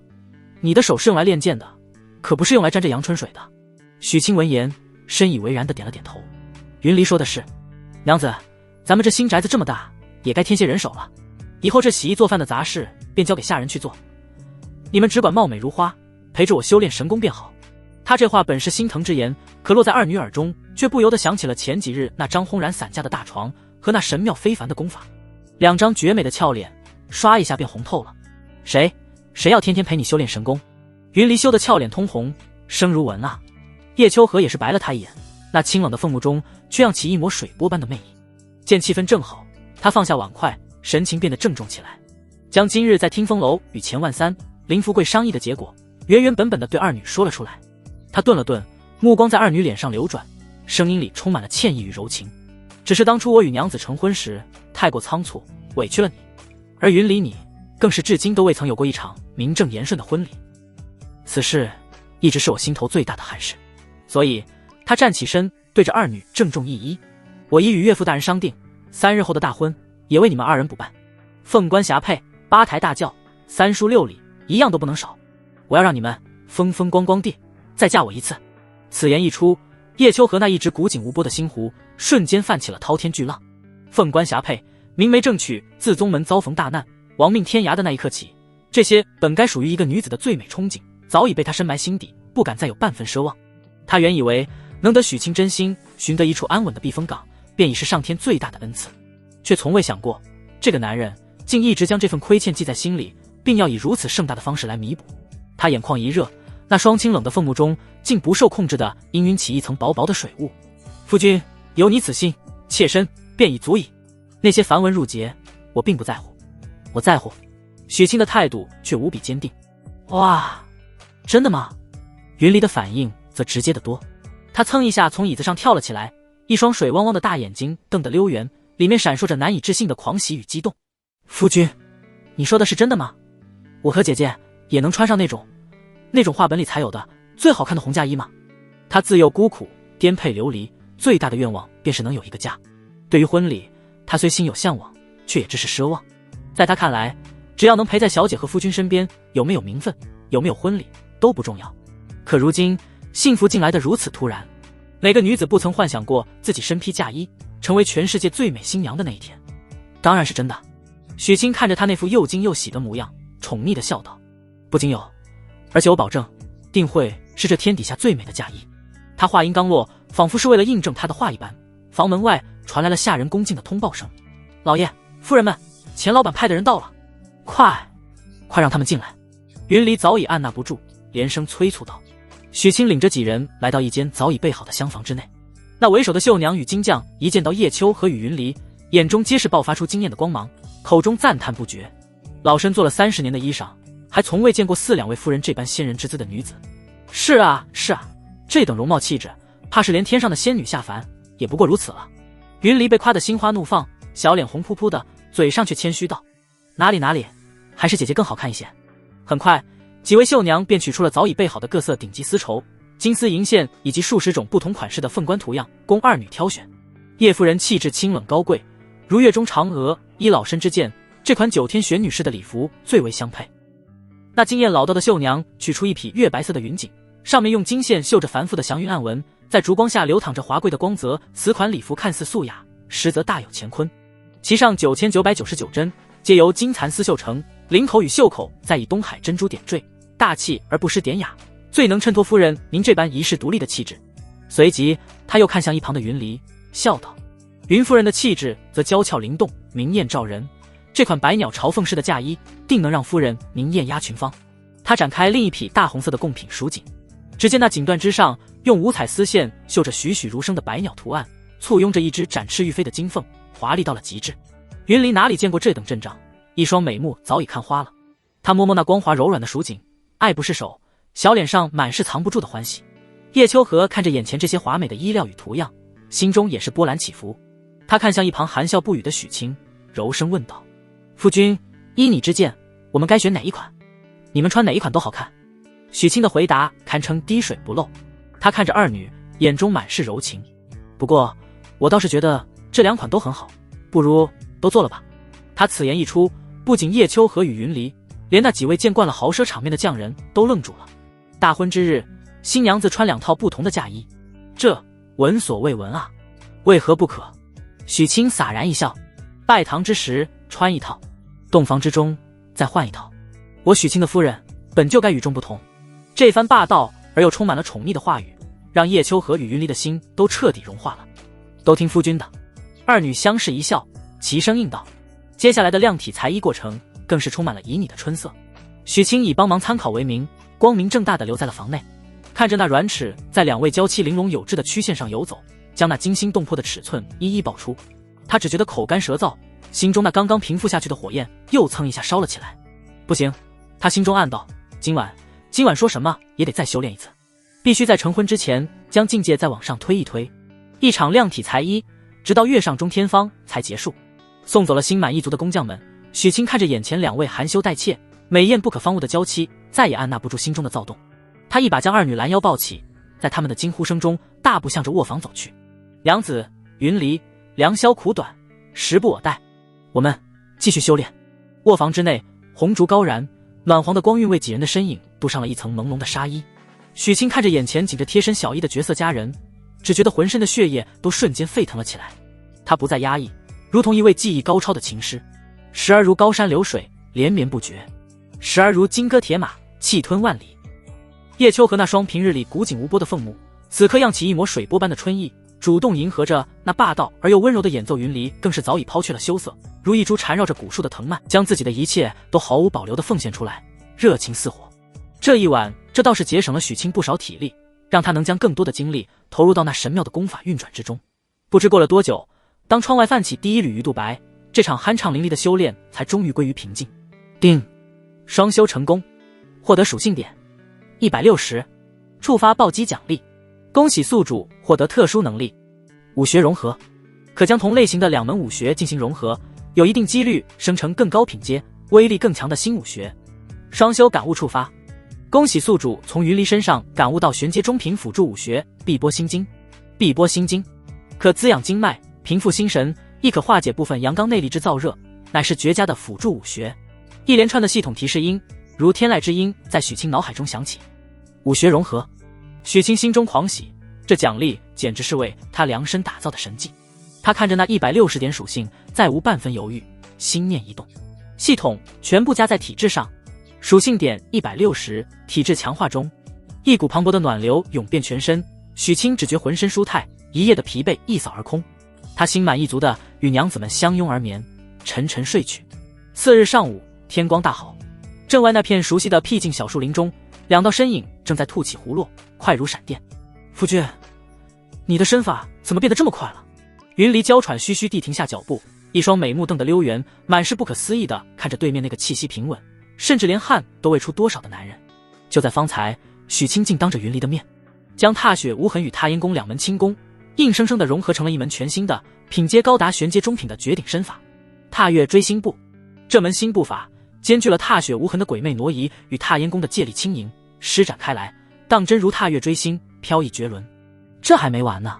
许清朗笑一声，他并未停歇，双臂一震，拳掌交替，那霸道绝伦的烈风摧心掌与大开大合的七星拳竟在他手中完美的交织融合，最终化作一式看似平平无奇，实则蕴含着恐怖威能的掌法。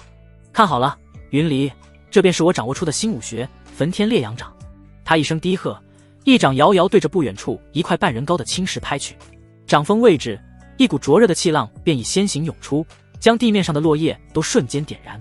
轰！一声巨响，那坚硬的青石竟如豆腐般被一掌拍得4分5裂，碎石飞溅，其威力赫然已达到了玄阶上品。云离看的是目瞪口呆，红润的小嘴张成了 O 型，半天都合不拢。上午的时光便在这般未招与磨练中飞速流逝，许清如一块贪婪的海绵，疯狂地吸收着新武学的精髓，将其一点点地融入自己的战斗本能之中。到了下午和晚上，几人便又回到了那张坚不可摧的玄铁大床之上，继续着那令人敞开心扉的修炼。云离喝水的频率更高了，几乎每隔1个时辰便要将早已备在床头的大茶壶喝个底朝天。再一次睁开眼，已是次日清晨。许清看着身边早已醒来，正含情脉脉地看着自己的叶秋荷与云离，心中涌起一股前所未有的柔情。昨夜他又收获了足足170点属性，同样毫不犹豫地加在了体质之上。他心念一动，调出了自己这2日苦修的最终成果。姓名：许清，年龄18，境界后天4品中期，230600，体质浩阳圣体610、2000，技能探查之眼、焚天烈阳掌260500，踏月追星步60200，落花穿银掌120500，九天揽月步100200，冰破玄光镜50100，碧波心经10200，功法乾坤交泰诀80500，属性点0。看着这堪称豪华的面板，许清的自信心也膨胀到了极点。浩阳圣体已近1/3，单凭肉身之力，他便有信心在3招之内将那铁壁石刚击败。这几门玄阶武学大多也已融会贯通，他如今的综合战力，怕是寻常的先天9品高手也未必是我的对手。他感受着体内那仿佛要溢出来的磅礴力量，目光不由自主地落在了身旁那道白衣胜雪的仙子身影之上。他知道，如今的家中真正的战力天花板是这位已经踏入先天之境的绝代佳人。一股强烈的想要检验自己实力的念头自心底油然而生。他看着叶秋荷那双清冷如水的凤目，嘴角勾起一抹自信的弧度，缓缓开口，声音里带着一丝不容拒绝的战意：娘子，良辰美景，闲来无事，不如你我夫妻2人去林中切磋一番，如何？叶秋荷看着许清眼中那熊熊燃烧的战火，他那清冷的凤目之中也漾起一抹棋逢对手的欣赏语，兴奋。他红唇轻启，只吐出1个字：好。许清和叶秋荷2人相隔10丈，遥遥对立。微风拂过，吹起叶秋荷的裙摆与青丝，衣袂飘飘，宛如随时都会乘风而去的9天玄女。娘子，小心了。许清话音未落，脚下已是猛地一踏，踏月追星步。他的身影瞬间化作一道模糊的残影，竟是在原地留下一道淡淡的金色轨迹，如流星划破长空，瞬息之间便已栖近到叶秋荷身前。好快的身法！叶秋荷的美眸之中露出了讶异之色，这等速度已然不逊于寻常的先天9品高手。许清却不给他任何反应的时间，体内那浩瀚如煌煌大日的内力轰然爆发，一出手便是石破天惊的杀招焚天烈阳掌。面对这霸道绝伦的一掌，叶秋荷却是不闪不避，他只是静静地立于原地，直到那灼热的掌风即将触及他衣衫的前一刹那，才素手轻抬，如穿花蝴蝶般看似随意地迎了上去，没有惊天动地的声势，甚至没有一丝内力外放。然而就在双掌即将接触的瞬间，一股肉眼可见的白色寒气自他掌心喷薄而出，竟在他身前形成一道薄如蝉翼的半透明冰墙。砰一声闷响，许清那足以开碑裂石的一掌结结实实地轰击在冰墙之上，却如泥牛入海。狂暴的阳刚内力竟被那看似脆弱的冰墙尽数消融化解，未能伤及他分毫。许清脸上闪过一丝诧异，自己的全力一击竟被娘子轻松化解。娘子，热身结束了。他暴喝一声，不再留手。看我这招！他一声低喝，一掌遥遥对着叶秋荷拍去。掌锋位置，一股足以焚金熔铁的恐怖热浪便已先行涌出，将周围的草木都炙烤得卷曲枯黄。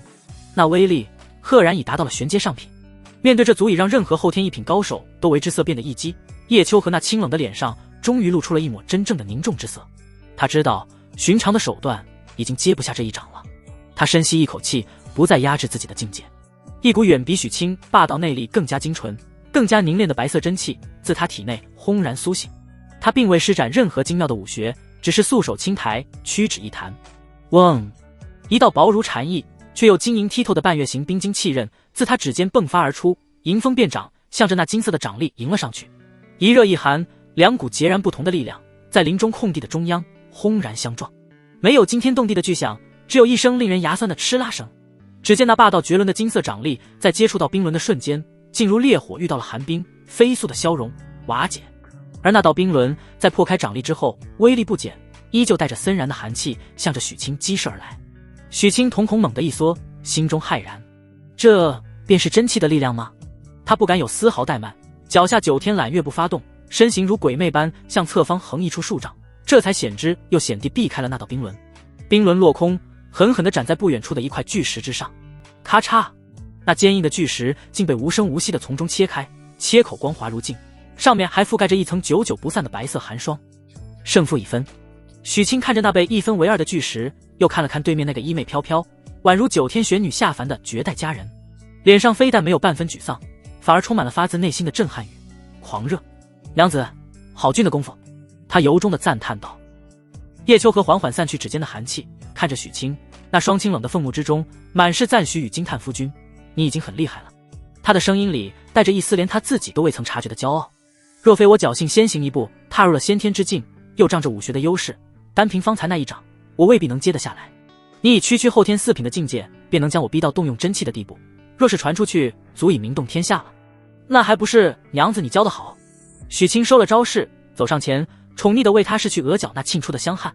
他这番话说的叶秋荷心中甜滋滋的，他俏脸一红，刚想再说些什么，许清却忽然凑到他耳边低声说道：只是我还没用全力呢。哦。叶秋荷饶有兴致地挑了挑眉，夫君莫非还藏着什么压箱底的绝活不成？那当然。许清的目光在他那玲珑有致的曲线上肆意游走，嘴角勾起一抹坏笑。我还有一门天下无双的神功尚未施展，一旦用出，娘子你定然会溃不成军，俯首称臣。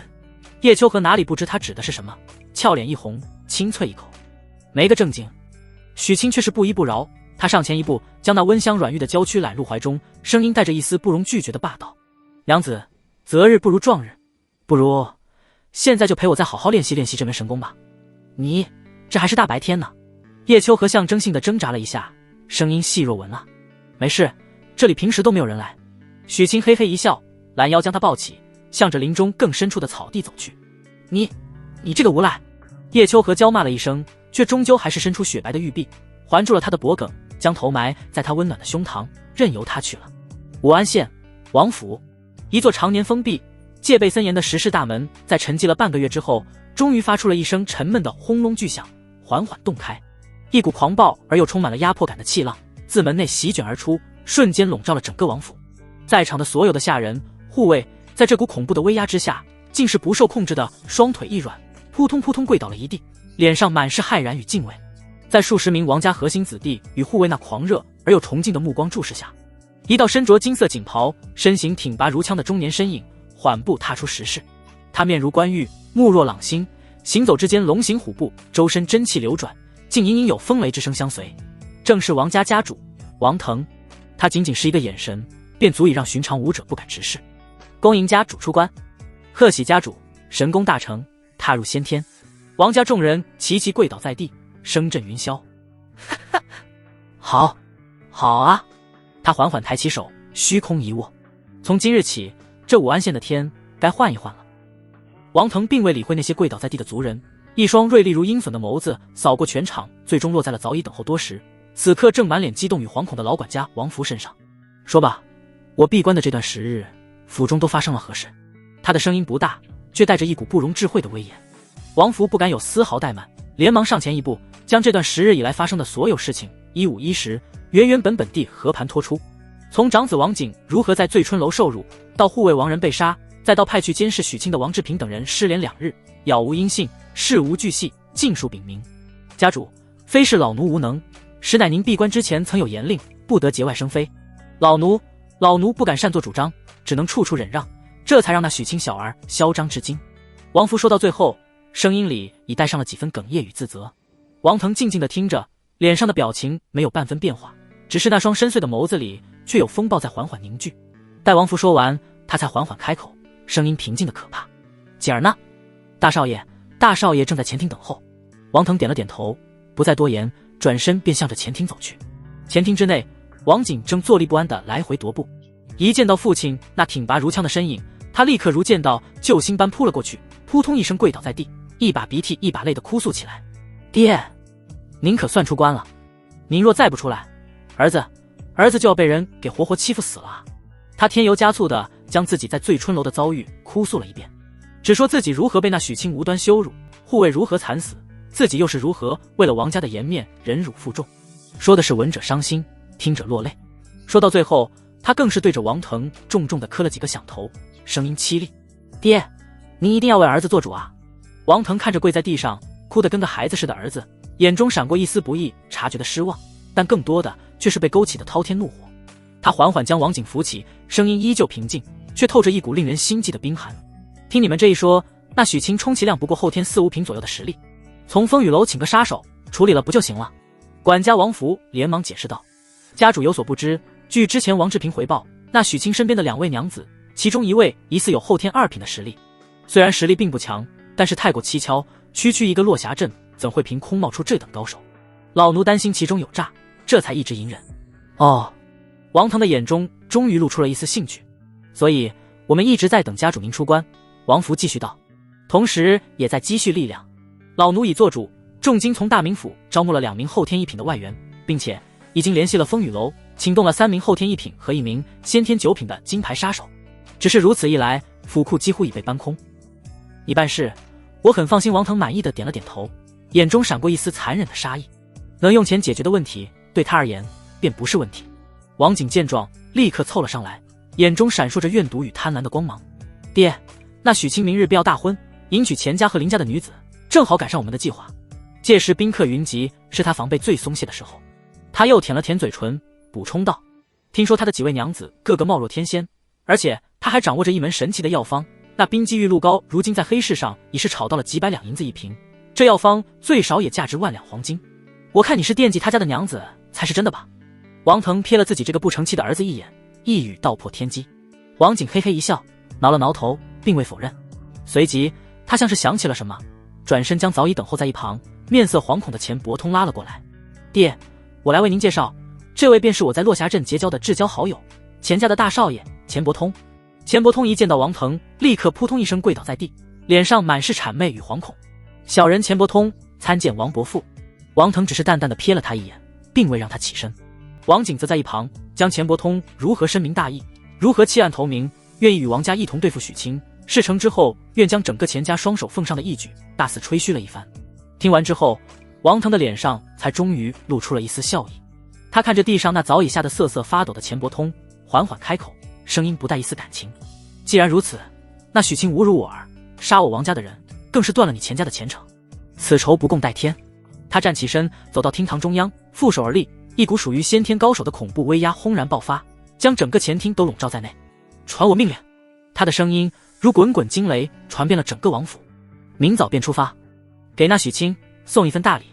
林间草地之上，一番酣畅淋漓的切磋过后，已是日上3竿。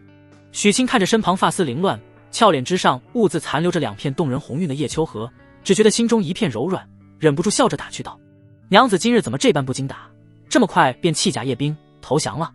你还说？叶秋荷又羞又恼，抓起一旁的衣衫便丢了过去。他哪里是不经打，分明是怕这光天化日之下被人撞见了，一颗心7上8下的，根本无法专心对敌。此地毕竟是外面，若是被人瞧了去，我还怎么做人？许清看着他那副娇羞的模样，心中更是爱怜。他也不再逗他，两人穿戴整齐，正准备携手回家，一道娇俏的身影便如一只欢快的蝴蝶从山坡上飞奔而来。姐姐，夫君，你们怎么还在这里啊？云离跑到2人面前，看着叶秋荷那依旧带着几分潮红的脸颊和那略显凌乱的鬓角，瞬间便猜到了2人方才在此处做了些什么。他也不点破，只是笑嘻嘻的挽住叶秋荷的胳膊，献宝似的说道：姐姐，咱们的嫁衣已经做好了，钱家派人快马加鞭送来的，可好看了，咱们快回去试试吧。徐府东厢房之内早已被清场，几名顶级绣娘正小心翼翼地侍立一旁，身前的长案之上，2个巨大的紫檀木锦盒静静地躺着，散发着名贵木料独有的幽香。见到许清3人进来，为首那名年过半百的张绣娘立刻满脸堆笑地迎了上来，对着叶秋荷与云离盈盈一拜。老身做了40年的衣裳，还从未见过4两位夫人这般仙人之姿的女子，今日能为2位夫人穿戴嫁衣，当真是老身3生修来的福分。张妈妈，快请起。叶秋荷虚扶一把，清冷的声音里带着几分柔和。云离早已等不及了，他指着那2个大锦盒，一双水汪汪的大眼睛里闪烁着小星星。张妈妈，快让我们看看吧。夫人莫急，这便来了。张绣娘笑着打开了其中一个锦盒，霎时间，一团耀眼的如火焰般炽烈的红色，伴随着璀璨的珠光宝气，瞬间便晃花了所有人的眼。只见锦盒之内静静地躺着一套华美到了极致的嫁衣，大红色的贡品蜀锦之上用五彩金蚕丝线绣着栩栩如生的百鸟图案，簇拥着一只引颈高歌、展翅欲飞的金凤。其羽翼之上更是巧妙地点缀着细碎的红宝石，在烛光下流光溢彩，华贵非凡。与之配套的则是一顶精巧的九宅冠，冠上点翠香珠，流苏倾荡，精美绝伦。哇！云离发出一声低低的惊呼，一双美目早已被眼前这套百鸟朝凤嫁衣彻底吸引，再也移不开分毫。张秀娘又打开了另一个锦盒，与前者的热烈奔放截然不同。这套嫁衣美得令人窒息，月白色的云锦之上，用最顶级的银丝线绣着99朵祥云暗纹，领口与袖口处则以温润的珍珠滚边，低调之中却透着一股浑然天成的尊贵与典雅。与之相配的凤冠则更为独特，并非传统的金色，而是以白玉雕琢成凤形。凤口衔着一颗鸽子蛋大小的月光石，通体散发着清冷而又柔和的光晕，宛如九天玄女遗落凡尘的仙家宝物。这套九天玄女礼服简直是为叶秋和量身打造。好了，时辰不早了。张秀娘笑道，老身这就伺候二位夫人更衣。这凤冠霞帔组成繁复，从里到外共有7层，还需仔细调试，方能确保明日大婚之时万无一失。云离早已按捺不住，被2名绣娘引着先行入了内室，许清则留在外间静静地等候着。约莫半个时辰之后，内室的珠帘被轻轻掀开。夫君，你看。一声带着几分羞涩与期待的呼唤传来，许清闻声望去，呼吸猛地一滞，只见云离已然换上了那身百鸟朝凤的嫁衣，俏生生地立于堂中。他真手轻抬，明眸皓齿，红唇似火，行走之间，裙摆上的百鸟仿佛都在随之舞动，流苏轻晃，环佩叮当。那模样活像一位从火焰中走出的精灵公主，美得让人心颤。好看吗？云离在他的目光注视下，俏脸微红，轻轻转了个圈。好看。许清由衷的赞叹，他走上前，温柔地为他理了理鬓角的一缕碎发。就在此时，内室之中再次传来了动静。叶秋荷在张秀娘的搀扶下缓步而出。当他出现在众人面前的那一刻，整个房间都仿佛在瞬间失去了所有的色彩。时间在这一刻静止，许清只觉得自己的心脏都漏跳了一拍，呆呆地看着眼前那道身影，竟是连呼吸都忘了。月白色的礼服将他那本就清冷绝尘的气质衬托得愈发神圣，仿佛不染一丝人间烟火。那白玉凤冠更是如画龙点睛之笔，让他那张本就倾国倾城的仙颜多了一种俯瞰众生的尊贵与悲悯。他只是静静地站在那里，便如同一轮清冷而又皎洁的明月，让周遭的一切星辰都黯然失色，神圣高洁不可方物。许清的脑海中只剩下这几个苍白的词汇：夫君。叶秋荷看着他那副呆头鹅的模样，清冷的脸上飞起一抹动人的红晕，轻声唤道：啊，哦。许清如梦方醒，他快步上前，握住他微凉的柔体，眼神灼热的仿佛要将他融化。他有千言万语想说，最终却只化作了最简单也最真诚的2个字：真美。试穿完毕，2位佳人将嫁衣小心翼翼地脱下，交由绣娘们妥善保管。几位绣娘也便在府中歇下，只待明日一早为他们梳妆。是夜听风楼雅间之内，气氛肃杀。一张巨大的落霞阵堪舆图被平铺在桌案之上。许清居中而立，手指在堪舆图上缓缓划过，那双漆黑的眸子里闪烁着冰冷的算计的光芒。明日的婚礼是他们动手的最佳时机，也是我们唯一的机会。此战只许胜不许败。他的声音不大，却字字铿锵，带着一股安定人心的力量。雅间之内座无虚席，赵明渊、鬼手刘三、铁壁石刚、钱万三、林福贵，以及钱家重金请来的那位后天一品供奉，一位须发皆白、气息渊庭月至的青袍老者魏延。这便是许清如今所能调动的最强的力量。王家此次倾巢而出，其心可诛。钱万三第一个开口，声音冰寒：据我安插在王家的探子密报，王腾此次不仅请来了2位大名府的后天一品外援，更是与风雨楼达成了协议，请动了3名后天一品金牌杀手。此言一出，满座皆惊，就连一向沉稳的鬼手刘三和铁壁石刚脸上都露出了凝重之色。一个可能突破先天的王腾，2位后天一品的外援，3名顶尖杀手，这王家当真是疯了。这等恐怖的阵容，足以轻松将整个武安县城搅个天翻地覆。好大的手笔！铁壁石刚一掌拍在桌上，眼中非但没有惧色，反而战意盎然。他王家是铁了心要将我们一网打尽啊！老弟，你但说无妨，明日该如何布置？我与刘三兄弟全都替你调遣。赵明渊也重重点头。我狂风武馆的兄弟们早已整个待旦。许清看着众人那同仇敌忾的神情，心中大定。他缓缓开口，声音里带着一丝霸气与疯狂。明日我将亲自迎战王腾。许清此言一出，雅间之内空气仿佛在瞬间凝固，一时间落针可闻。贤婿，你……钱万三那张一向泰山崩于前色不变的脸上露出了真难以掩饰的惊愕，他几乎以为自己听错了。迎战王腾，一个即将甚至可能已经踏入先天之境的绝世高手。徐老弟，你疯了不成？赵明渊更是噌一下从椅子上跳了起来，一双虎目瞪得溜圆，脸上满是焦急与不解。那王腾若是当真突破到了先天之境，已是超凡脱俗，非人力可敌。你如今虽实力大进，可终究还是后天之躯，如何能与他正面抗衡？此事万万不可。就连一向沉默寡言的鬼手刘三也缓缓放下了茶杯。许兄弟，我二人受楼主之命前来，便是为了护你周全。若是让你以身犯险，我兄弟二人还有何面目回去复命？铁壁石刚更是瓮声瓮气地说道。就是，许兄弟，那王腾若真敢来，哥哥我第一个拧下他的脑袋，给你当夜壶。哪儿轮得到你亲自出手？面对众人或焦急或担忧或不解的目光，许清却只是淡然一笑。他缓缓站起身，走到雅间中央的空地之上，目光平静地扫过在座的每一位盟友。诸位的好意，许清心领了。他的声音不大，却字字清晰，带着一股安定人心的力量。只是此战民为首，实为公。王家倾巢而出，所图甚大。我们若不能以雷霆之势将其彻底击溃，斩草除根，必将后患无穷。而要击溃王家，最关键的一环，便是那即将踏入先天的王腾。他顿了顿，漆黑的眸子里闪烁着睥睨天下的自信与光芒。而我，便是此战之中唯一能与他抗衡之人。此言一出，满座皆惊，就连钱家那位后天一品的供奉魏延，那双一直半开半合的浑浊老眼也猛地睁开。许公子，老朽承认你天赋异禀，远非常人可比。魏延的声音苍老而沙哑，却带着一股不容置喙的威严。但先天与后天乃是云泥之别，你可知这一步之差便是天壤之别。真气护体，生生不息，便是10位后天一品高手围攻，也未必能伤及分毫。你此言未免太过狂妄了。许清闻言非但不恼，反而对着魏延郑重地行了一礼。魏老前辈所言极是。他缓缓直起身，目光灼灼地迎着魏延那审视的目光，一字一句道：只是晚辈所依仗的从来都不是单纯的境界。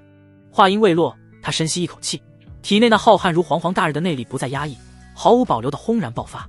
嗡！一股璀璨的金色光晕自他体表一闪而逝，一股霸道绝伦，仿佛能焚尽万物的恐怖气息瞬间充斥了整个雅间。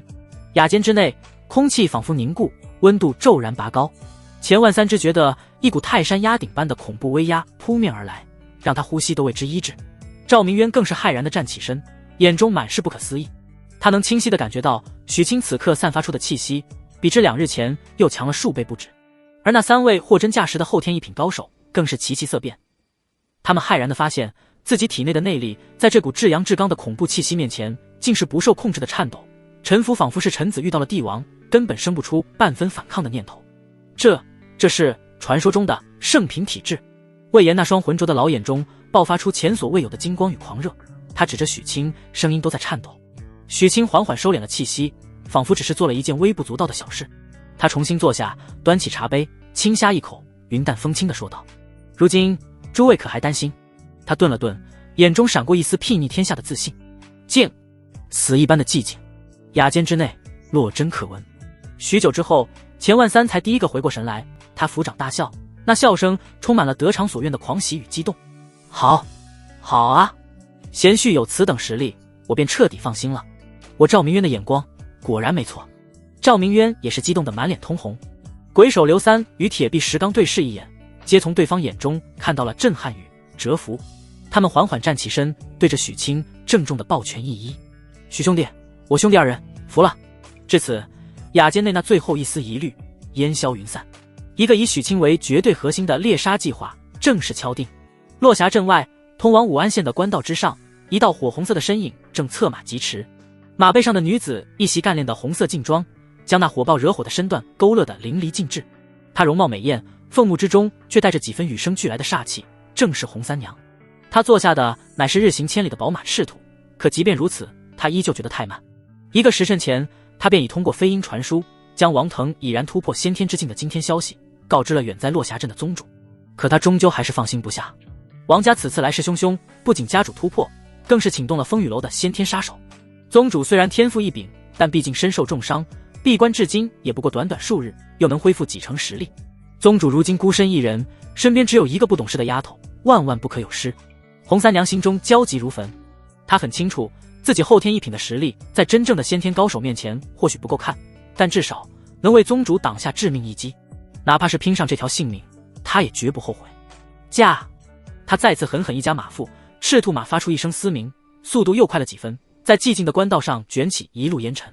当落霞镇的轮廓终于出现在视线尽头时，洪三娘那颗悬着的心才稍稍放下。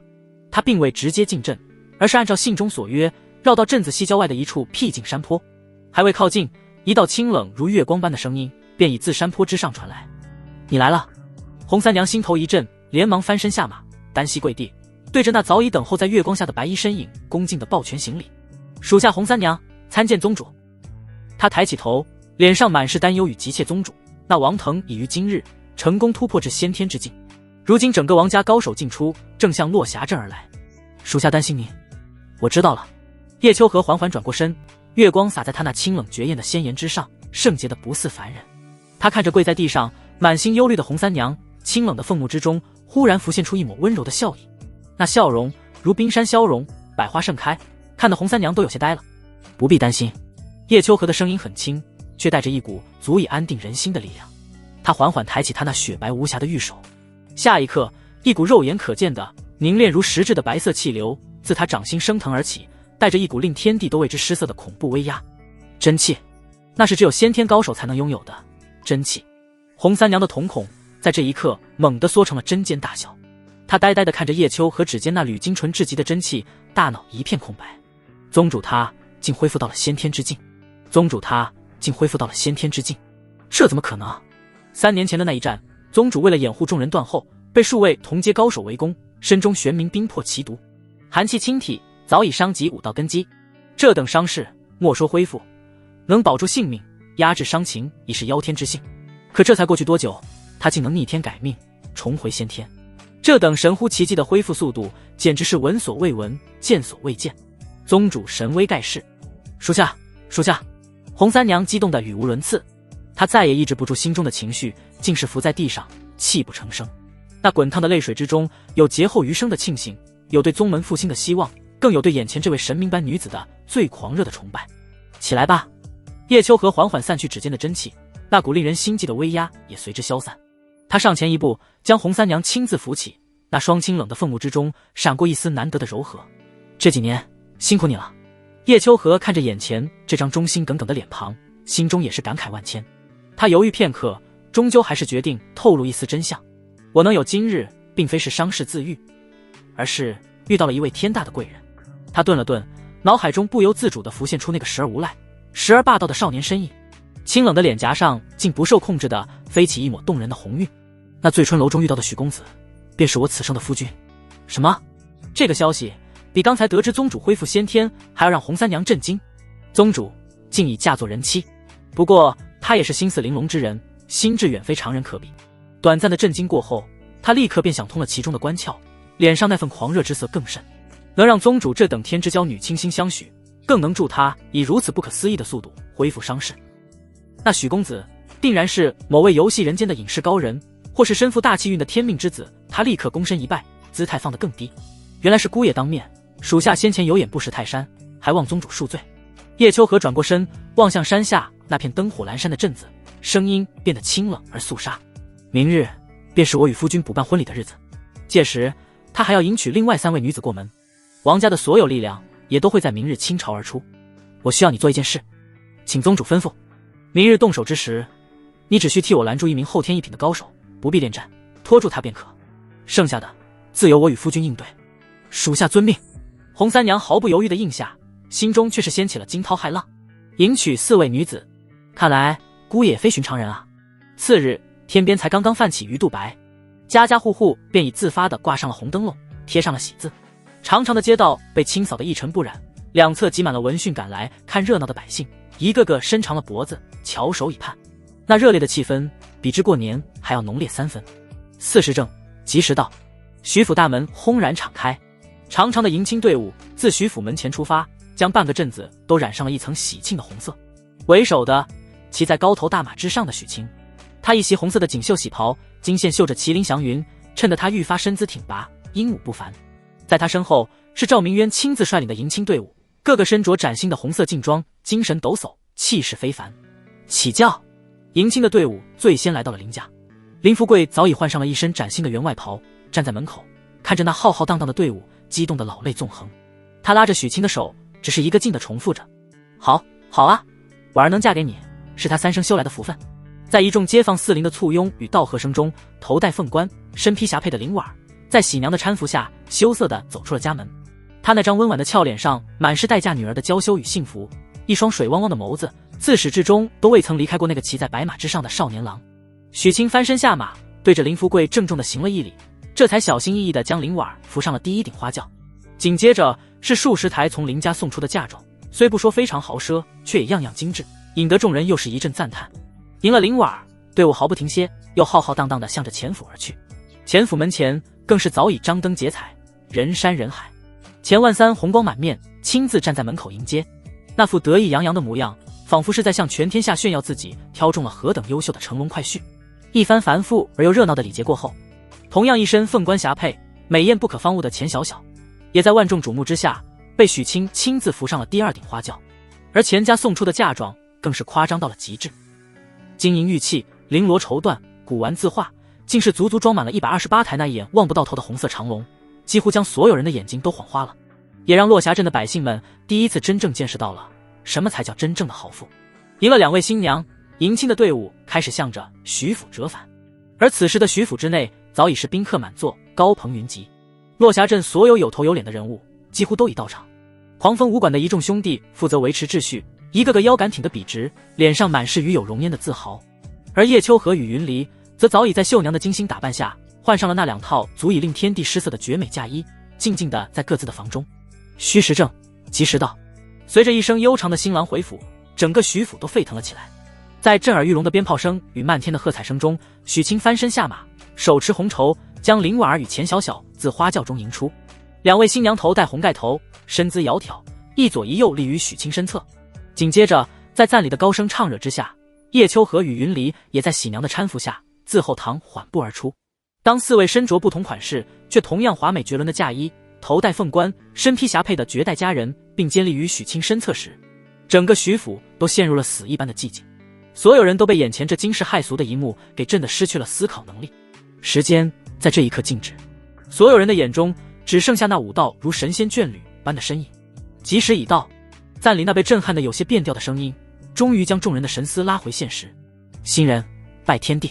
许清一手牵着叶秋荷，一手牵着云离，林婉儿与钱小小则紧随其后，五人并肩对着门外的天地缓缓地拜了下去。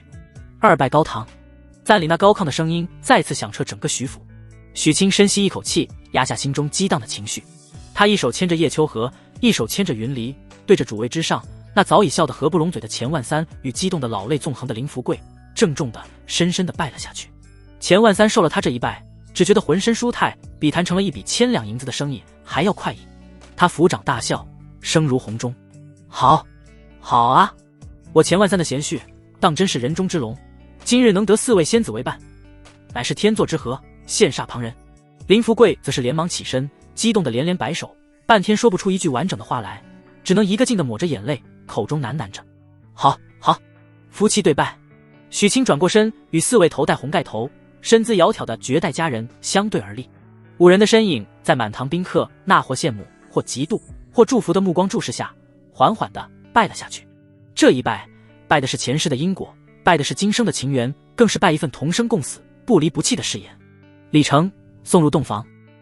随着赞礼最后一声高亢的唱诺，整个徐府彻底沸腾了起来，震耳欲聋的鞭炮声再次响起，漫天的喝彩声与道贺声汇聚成欢乐的海洋，几乎要将屋顶掀翻。许清一手牵着一位娇妻，并且用红绸牵着2位新人，在喜娘与一众丫鬟的簇拥下，穿过挂满红绸的回廊，向着早已布置一新的主院卧房走去。叶秋荷的手依旧冰凉，却带着一丝微微颤抖，显示着她内心的不平静。云离则显得兴奋不已，小手紧紧攥着许清，时不时地凑到她耳边，用只有2人能听到的声音，好奇地问着洞房里的布置。林婉儿温婉娴静，只是低着头，紧握着红绸，任由他牵着。钱小小则依旧保持着那份骨子里的骄傲，步伐稳健。只是那紧握着红绸、指节微微发白的手，暴露了他此刻同样紧张的心情。主院卧房之内早已是焕然一新，那张由玄铁为骨、沉香木为床，足以容纳8人安睡的巨榻之上，铺着寓意龙凤和鸣的锦绣被褥，洒满了桂圆、红枣、花生、莲子。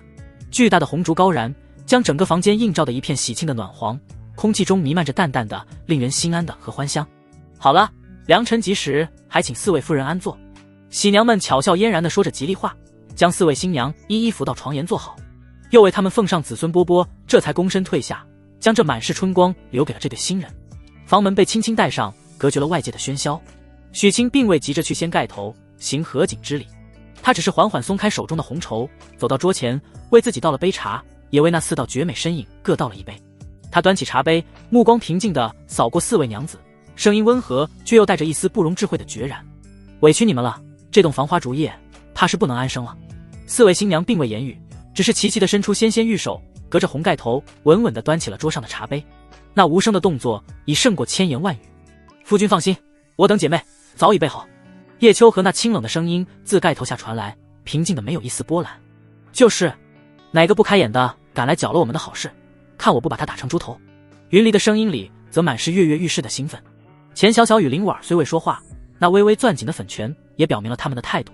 许清看着他们，心中豪情万丈。得妻如此，夫复何求？他将杯中茶水一饮而尽，眼中闪过一丝冰冷的寒芒。算算时辰，他们也该到了。他话音刚落，仿佛是为了印证他的话一般。府外那震耳欲聋的鞭炮声与喧闹的喝彩声，竟毫无征兆地戛然而止。整个世界仿佛在瞬间被按下了暂停键，死一般的寂静笼罩了整个徐府。紧接着，一股狂暴而又充满了压迫感的恐怖气息，如无形的惊涛骇浪自府门之外席卷而来。那股气息霸道森然，带着一股属于上位者的俯瞰蝼蚁般的绝对威压。府内所有正在推杯换盏的宾客，在这股恐怖的威压之下，竟是不受控制的浑身一颤，手中的酒杯哐当落地，摔得粉碎。一些修为稍弱的更是脸色煞白，双腿发软，几乎要站立不稳。先天之威，魏延那双浑浊的老眼猛地睁开，其中爆发出前所未有的金光。赵明渊与鬼手刘三等人更是齐齐色变，纷纷抄起身旁的兵刃，脸上满是如临大敌的凝重。轰隆一声惊天动地的巨响，毫无征兆的自府门外传来。那2扇由上等铁木打造，足以抵御千斤撞击的朱红大门，竟被人以一种极其狂暴的姿态硬生生的轰得4分5裂。漫天的木屑与烟尘之中，一股冰冷刺骨的肃杀之气如绝地的洪水般席卷而入，瞬间便将满院的喜庆与喧嚣冲得一干二净。在漫天的烟尘与无数宾客那惊恐骇然的目光注视下，一道身着金色锦袍、身形挺拔如枪的身影缓步踏入了徐府的庭院。他面如冠玉，目若朗星，行走之间龙行虎步，周身真气流转，竟隐隐有风雷之声相随。正是王家家主王腾。他只是静静地站在那里，便如一尊降临凡尘的神奇，俯瞰着院中这群在他眼中与蝼蚁无异的凡人。在他身侧则是5名气息同样深不可测的强者，皆是后天一品的境界。而在他们身后，王景与钱伯通2人正满脸怨毒与得意的狞笑，那眼神仿佛是在看一群待宰的羔羊。许清何在？王腾开口了，声音平静，却带着不容置喙的威严。我王腾不请自来，特为许神医送上一份贺礼。他缓缓抬起手，指向庭院中央那早已布置好的喜堂，一字一句道：我便用你们所有人的血来将这喜堂染得更红一些。王腾那充满无尽杀意的话语，如同一块巨石砸入死寂的庭院，激起千层浪。满堂宾客无不色变，一些胆小之人更是吓得瘫软在地，瑟瑟发抖。这哪里是贺礼，分明是灭门的檄文。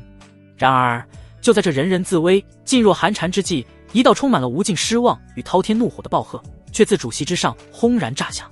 孽子，你还有脸回来？钱万三猛地站起身，一双虎目死死地盯着王景身旁的钱伯通，气得浑身发抖。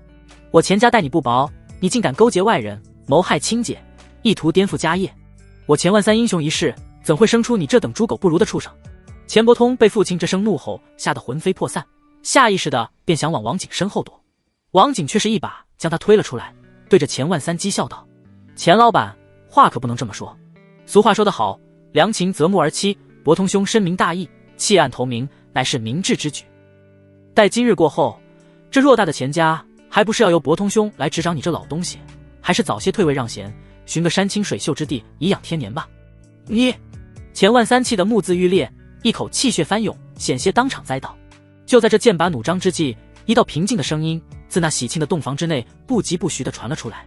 王家主好大的威风，徐某大婚之日，竟能得王家主亲自登门道贺，当真是蓬荜生辉啊！话音未落，主院卧房的门吱呀一声被推开，许清一袭黑色劲装缓步而出。她并未穿那繁复的喜袍，一身简单的劲装更显身姿挺拔，脸上没有半分新郎官的喜悦，更无面对强敌的惊慌，只有如古井般深邃的平静。那双漆黑的眸子不起半分波澜，她只是静静地站在那里，一股无形的气场便扩散开来，竟将王腾那属于先天高手的恐怖威压都冲淡了几分。王腾的瞳孔猛地一缩，心中第一次泛起一丝惊疑，这小子竟能在我的威压之下面不改色。你便是许清？王腾的声音冷了下来。正是在下。许清的目光越过他，落在了王景与钱伯通的身上，嘴角勾起一抹冰冷的弧度。只是不知王家主今日前来是客还是敌？王腾仰天大笑，仿佛听到了天大的笑话。死到临头还敢嘴硬，我儿王景受你羞辱，我府护卫命丧你手，你说我是客还是敌？既然是敌，那便没什么好说的了。许清的眼神陡然变得锐利如刀，他环视四周，对着满堂早已吓得魂不附体的宾客朗声道：诸位乡亲父老，今日之事乃我许清与王家的私人恩怨，与诸位无关。我许清在此恳请诸位做个见证，也请王家主高抬贵手，放他们离去。待我了结了此件事，日后定当一一登门赔礼道歉。满堂宾客闻言如蒙大赦，一个个感激涕零地看向许清，却又无一人敢动。所有人的目光都聚焦在了王腾的身上。王腾看着许清，眼中闪过一丝玩味。你倒有几分胆色？好，我便应了你。今日我王腾只杀你许家满门，以及这些助纣为虐之人，其余闲杂人等可以滚了。一声滚，让所有宾客再无半分犹豫，连滚带爬的向着那破碎的大门蜂拥而去，生怕跑得慢了便会成了那池鱼之殃。不过短短几十个呼吸的功夫，原本还宾客满座的许府便只剩下了许清一方与王家众人遥遥对立，肃杀之气瞬间弥漫了整个庭院。许清，纳命来！王景早已按捺不住，他怨毒的嘶吼一声，拔出腰间长剑，便要第一个冲上前来。退下！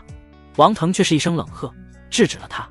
他缓步上前，周身真气鼓荡，衣袍无风自动，一股无形的压力如山岳般向着许清碾压而去。能死在我这新晋先天之手，也算是你的荣幸，是吗？许清的嘴角勾起一抹冰冷的弧度。我倒觉得今日正好拿你这位先天来试试我新物的招式。话音未落，他脚下猛地一踏，整个人如离弦之箭，竟是主动向着王腾发起了攻击。他体内那浩瀚如煌煌大日的内力轰然爆发，一出手便是石破天惊的杀招，焚天烈阳掌，米粒之珠也放光华。王腾眼中闪过一丝不屑，同样是一掌迎上。他这一掌看似平平无奇，却是引动了天地之力，掌锋位置，一股凝练如实质的真气便以先行压迫而来。金色的掌力与那真气巨掌在半空中轰然相撞，轰！一声惊天动地的巨响，狂暴的气浪向着四周席卷开来，将庭院内的桌椅尽数掀飞，地面之上更是被离出了一道深深的沟壑。许清只觉得一股沛然莫遇的巨力传来，整个人不受控制的倒飞出数丈，气血翻涌，喉头一甜，险些喷出一口鲜血。而王腾竟也是身形一晃，噔噔噔连退3步才稳住身形。他看着自己那微微发麻的手掌，又看了看对面那个仅仅是脸色有些潮红的少年，那张一向古井无波的脸上第一次露出了真正的难以置信的震惊。怎么可能？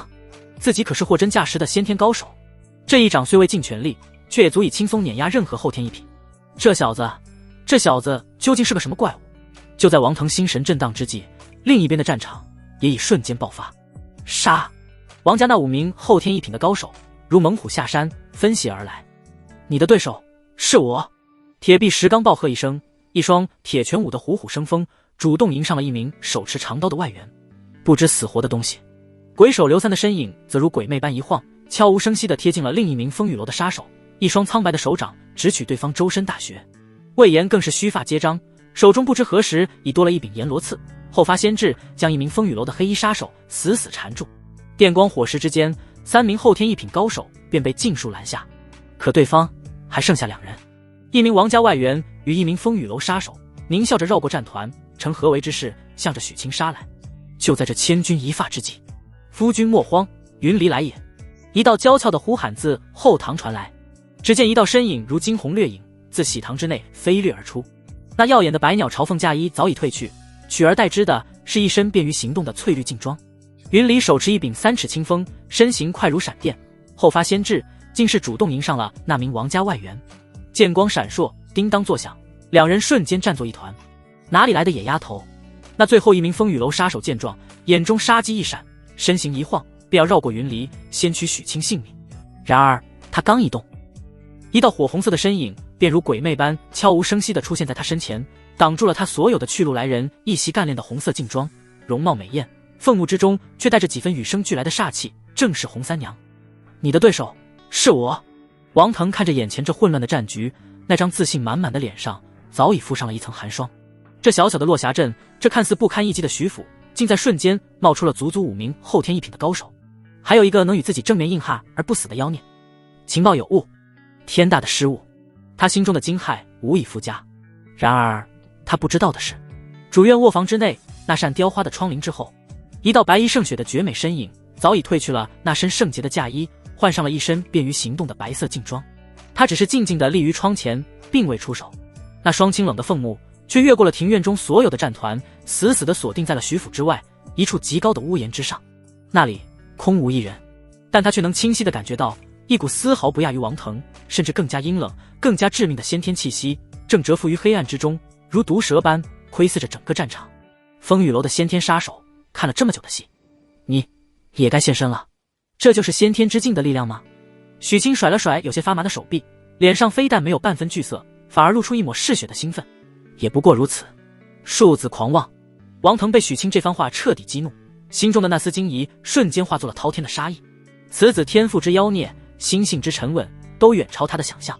今日若不将其彻底抹杀，来日必成他王家心腹大患。能死在我这新晋先天之手，也算是你的荣幸。王腾不再留手，周身真气鼓荡，衣袍无风自动，一股无形的压力如山岳般向着许清碾压而去。他身形一晃，竟是在原地留下一道残影，快得肉眼几乎无法捕捉。笨雷掌！王腾暴喝一声，双掌齐出，掌风之中竟隐隐有风雷之声相随。一时间，漫天掌影如狂风骤雨，将许清周身上下所有的退路尽数封死。面对这足以让任何后天武者绝望的攻势，许清的眼神却陡然变得锐利如刀。他深知自己与先天高手最大的差距，便在于真气的凝练与生生不息。硬拼绝非上策。9天揽月步，许清脚下步伐一错，身形变得飘忽不定，如一片风中落叶，在王腾那狂风暴雨般的攻击中从容游走。王腾的掌法虽快，却始终差了一丝才能触碰到他的衣角。冰魄玄光镜，凝！抓住一个稍纵即逝的空当，许清一声低喝，一面门板大小、晶莹剔透的冰镜瞬间在他身前凝聚成型。砰！王腾一掌结结实实地轰击在冰镜之上，冰镜剧烈的颤抖，发出一声不堪重负的哀鸣，上面瞬间布满了蛛网般的裂痕，却终究是堪堪挡下了这一击。然而先天高手的力量又岂是这般容易化解？给我碎！王腾眼中寒芒一闪，真气再次催动，那看似坚不可摧的冰镜咔嚓一声轰然碎裂。狂暴的掌力于是不减，狠狠印在许清的胸膛之上。噗！许清如遭重锤，一口鲜血再也抑制不住，狂喷而出，整个人再次倒飞出去，重重地撞在远处的假山之上，将那坚硬的山石都撞得皲裂开来。夫君，徐老弟！满场惊呼，石刚等人更是目眦欲裂，想要上前支援，却被各自的对手死死缠住，根本无法脱身。不堪一击！王腾一击得手，仰天大笑，那张俊朗的脸上满是胜券在握的狂傲。他缓步向着倒地不起的许清走去，每一步都仿佛踏在众人的心脏之上。小子，能将我逼到动用6成实力的地步，你也足以自傲了。现在就让我来亲手终结你这妖孽的一生吧。他缓缓抬起手，掌心真气汇聚，一股足以致命的恐怖威压将许清牢牢锁定。就在这千钧一发，所有人都以为许清必死无疑的绝望时刻，原本还气息萎靡倒在假山之下的许清却忽然缓缓地抬起了头。他抹去嘴角的血迹，那双漆黑的眸子里非但没有半分对死亡的恐惧，反而燃烧着一股前所未有的疯狂的战意。是吗？他看着王腾，咧嘴一笑，露出一口被鲜血染红的白牙。我倒觉得好戏现在才刚刚开始。他心中狂吼。系统昨夜暴击奖励的300属性点加上双修奖励的180点、480点，全部加在境界上。属性点480，境界提升中。轰！他那原本还停留在后天4品中期的境界，在这股庞大能量的灌注之下，竟是以一种肉眼可见的恐怖速度疯狂攀升。咔嚓！一声仿佛来自灵魂深处的清脆枷锁破碎声响起。境界：后天4品大圆满，760600，瓶颈突破。后天3品初期，160700。许清缓缓站起身，周身金光缭绕，那件早已破损的黑色劲装寸寸碎裂，化作漫天不迭，露出那身形修长、肌肉匀称、充满了爆炸性力量感的完美身躯。这怎么可能？王腾脸上的笑容彻底僵住，他看着眼前这惊世骇俗的一幕，眼珠子都快从眼眶里掉出来了。临阵突破，这他妈还是人吗？他心中的惊骇瞬间化作了无尽的恐惧与杀意。此子断不可留，今日若不能将其彻底抹杀，他日必将成为他王家的噩梦。杀！王腾再无半分保留，将先天之境的实力催动到极致，身形化作一道闪电，主动向着许清发起了雷霆万钧的猛攻。来得好！许清冷笑一声，不退反进。他将刚刚突破的后天3品内力毫无保留地灌注于双掌之上，迎着那漫天掌影，悍然无畏地冲了上去，焚天烈阳掌。轰！轰！轰！两人再次战作一团，这一次竟是斗了个旗鼓相当。许清的境界虽依旧落后，但他浩洋圣体带来的恐怖肉身与磅礴气血，加上那堪比玄阶上品的霸道掌法，竟是让他硬生生弥补了这其中的差距。两人拳掌交错，从庭院打到屋顶，又从屋顶战至半空，内力与真气碰撞的轰鸣声不绝于耳，激起的劲气将整个徐府都搅得一片狼藉。就在王腾心神震荡之际，另一边的战团也发生了异变。与云离交手的那名王家外援本就是收钱办事，眼见雇主连一个后天小子都迟迟拿不下，心中早已萌生退意。他故意迈出一个破绽，被云离一剑划伤手臂，随即借力暴退，头也不回地向着府外亡命奔逃，口中还大喊着：此女剑法诡异，点子扎手，这趟买卖老子不干了。几乎是在同一时间，与铁臂石刚硬汉了数十拳的那名外援也被石刚那霸道绝伦的铁拳阵的气血翻涌。他同样是虚晃一招，转身便逃，速度比来时还快上3分。钱家给的价钱可不包括拼命。两名后天1品高手的临阵脱逃，瞬间便让王家一方的优势荡然无存。夫君，我来助你。云离娇斥一声，摆脱了对手，身形快如闪电，手中长剑挽起一朵剑花，直刺王腾后心。还有我！石刚更是如一头下山猛虎，咆哮着冲了过来，一双铁拳舞的虎虎生风，从另一侧封死了王腾所有的退路。前后夹击，左右合围，王腾瞬间便陷入了3人的围攻之中，脸色难看到了极点。一个许清已经足够妖孽，如今再加上一个剑法精妙的后天1品高手和一个力大无穷的炼体狂人，饶是他已入先天，一时间竟也被打得手忙脚乱。他心中暗骂那2个外援背信弃义，却也明白今日若不拿出真正的底牌，自己怕是真的要阴沟里翻船了。他虚晃一招，逼退3人，猛地抽身后退，仰天长啸，声音如滚滚惊雷，传遍了整个徐府。血影大人，看了这么久的戏，也该现身了吧？王腾那一声凄厉的长啸，如杜鹃泣血，在死寂的徐府上空回荡。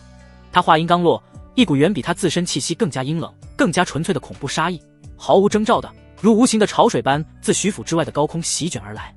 那杀意不似王腾那般霸道张扬，而是如同一条潜伏在九幽深渊之下的毒蛇，无声无息，却又致命到了极点。一瞬间，庭院内所有正在激战的后天高手，无论是敌是友，皆是浑身一僵，如坠冰窟。他们只觉得自己的脖颈仿佛被一柄无形的冰冷利刃抵住，连呼吸都变得奢侈，体内的内力运转都为之凝滞。好可怕的杀气！铁臂石刚那张一向无畏的脸上，第一次露出了真正的骇然之色。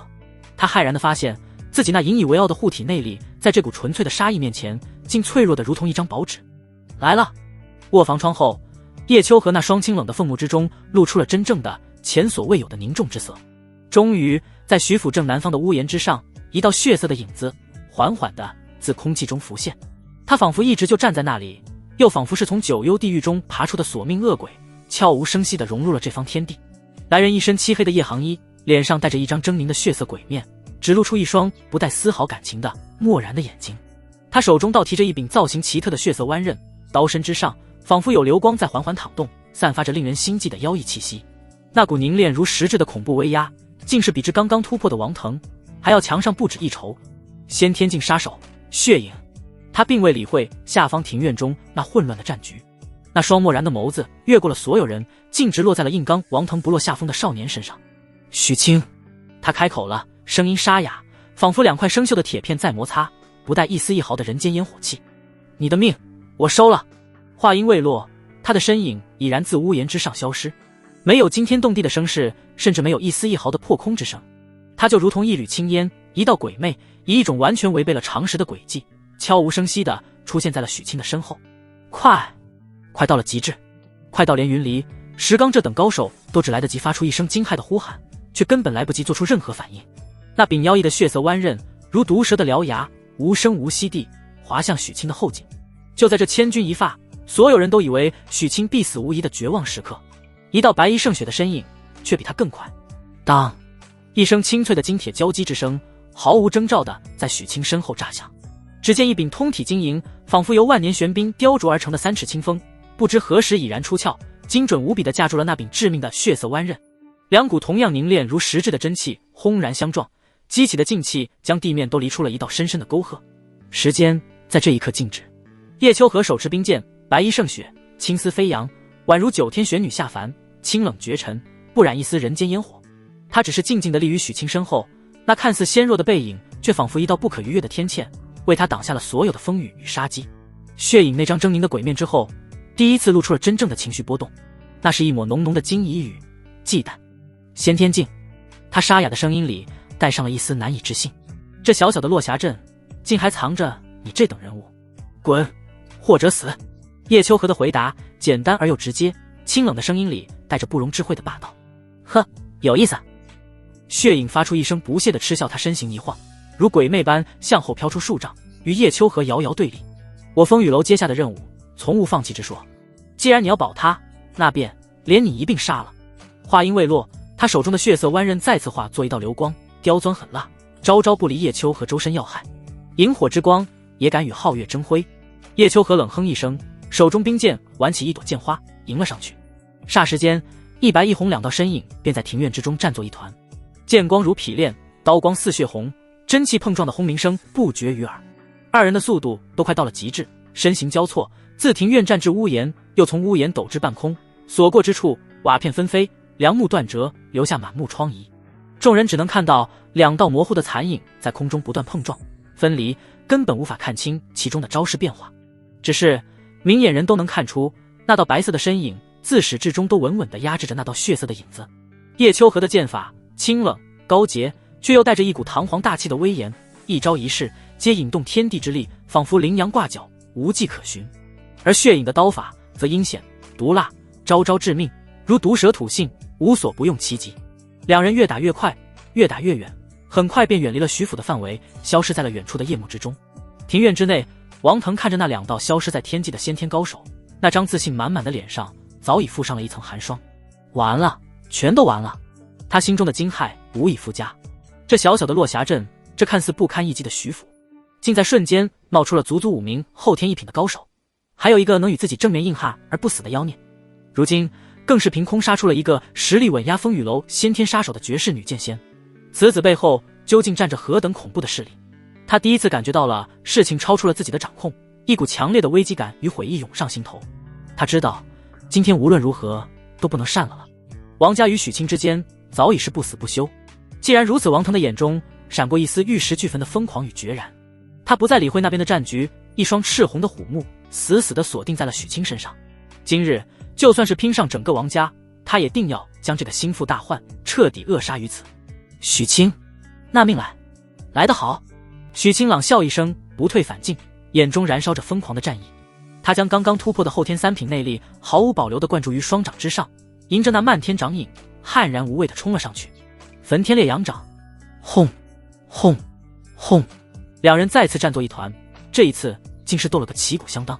许清的境界虽依旧落后，但他浩洋圣体带来的恐怖肉身与磅礴气血，加上那堪比玄阶上品的霸道掌法，竟是让他硬生生弥补了这其中的差距。两人拳掌交错，从庭院打到屋顶，又从屋顶战至后花园。内力与真气碰撞的轰鸣声不绝于耳，激起的劲气将整个徐府都搅得一片狼藉云离。与石刚见状，皆是心头一紧，想要上前支援，却发现两人交手的速度快到了极致，周身劲气鼓荡，竟是连他们这等高手一时间都难以插足。石大哥，我们先去解决了那几个杂碎，再来助夫君一臂之力。云离银牙一咬，当机立断。好。石刚瓮声瓮气地应了一声，一双铁拳舞的虎虎生风，转身便向着那与鬼手刘三缠斗的风雨楼杀手冲了过去。有了这二人的加入，原本还算均衡的战局瞬间便发生了倾斜。那3名后天一品的风雨楼杀手本就各自被魏延、刘三、洪三娘死死缠住，如今又多了云离和石刚这2个生力军，顿时压力倍增，险象环生。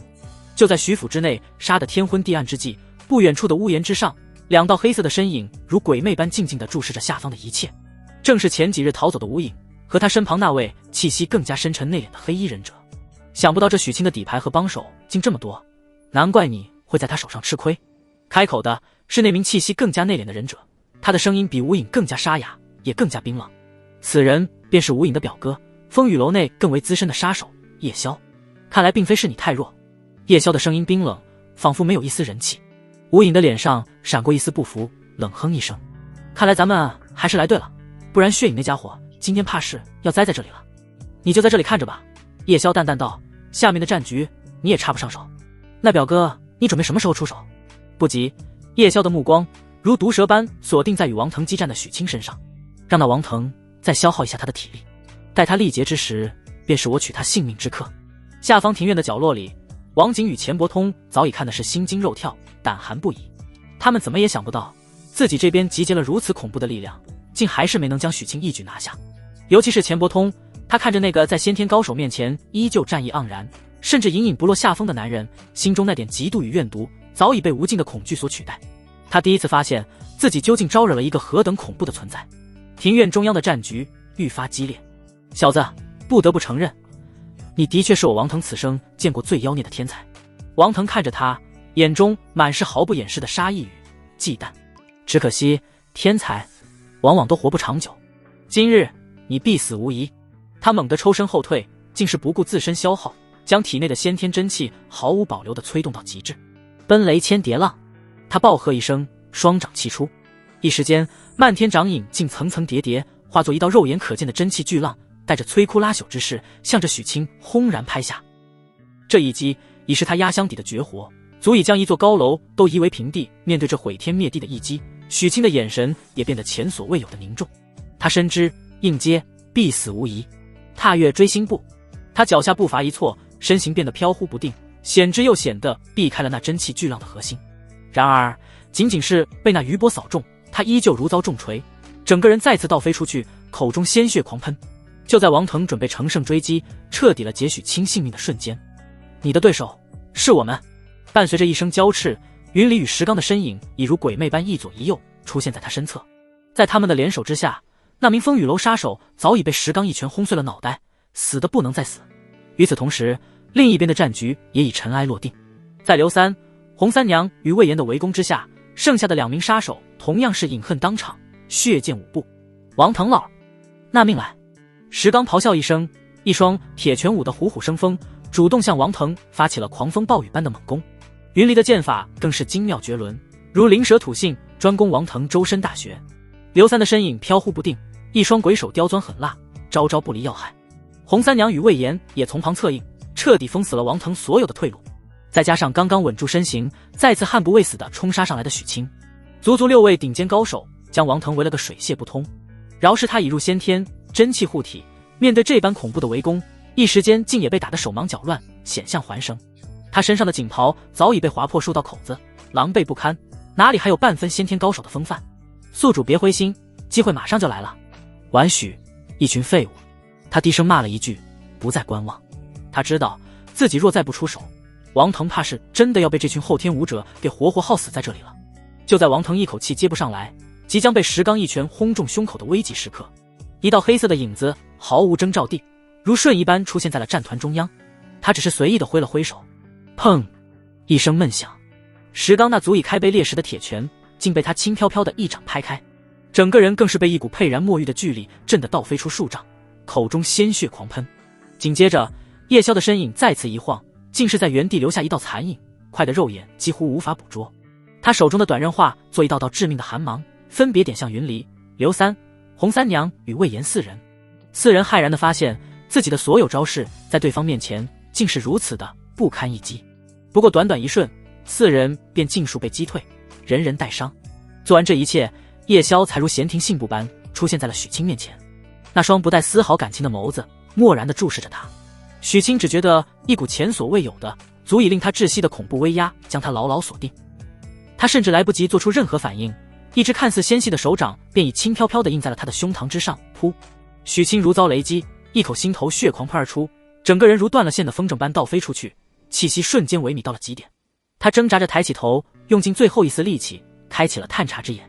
姓名：叶萧，境界：先天8品中期，功法：甲贺流奥义不动明王，技能：瞬身斩、森罗万象、八方手里剑、幻术阅读、绝技天照龙闪。系统评价：甲贺流忍者，精通暗杀与正面搏杀，其实力远超同阶。逃！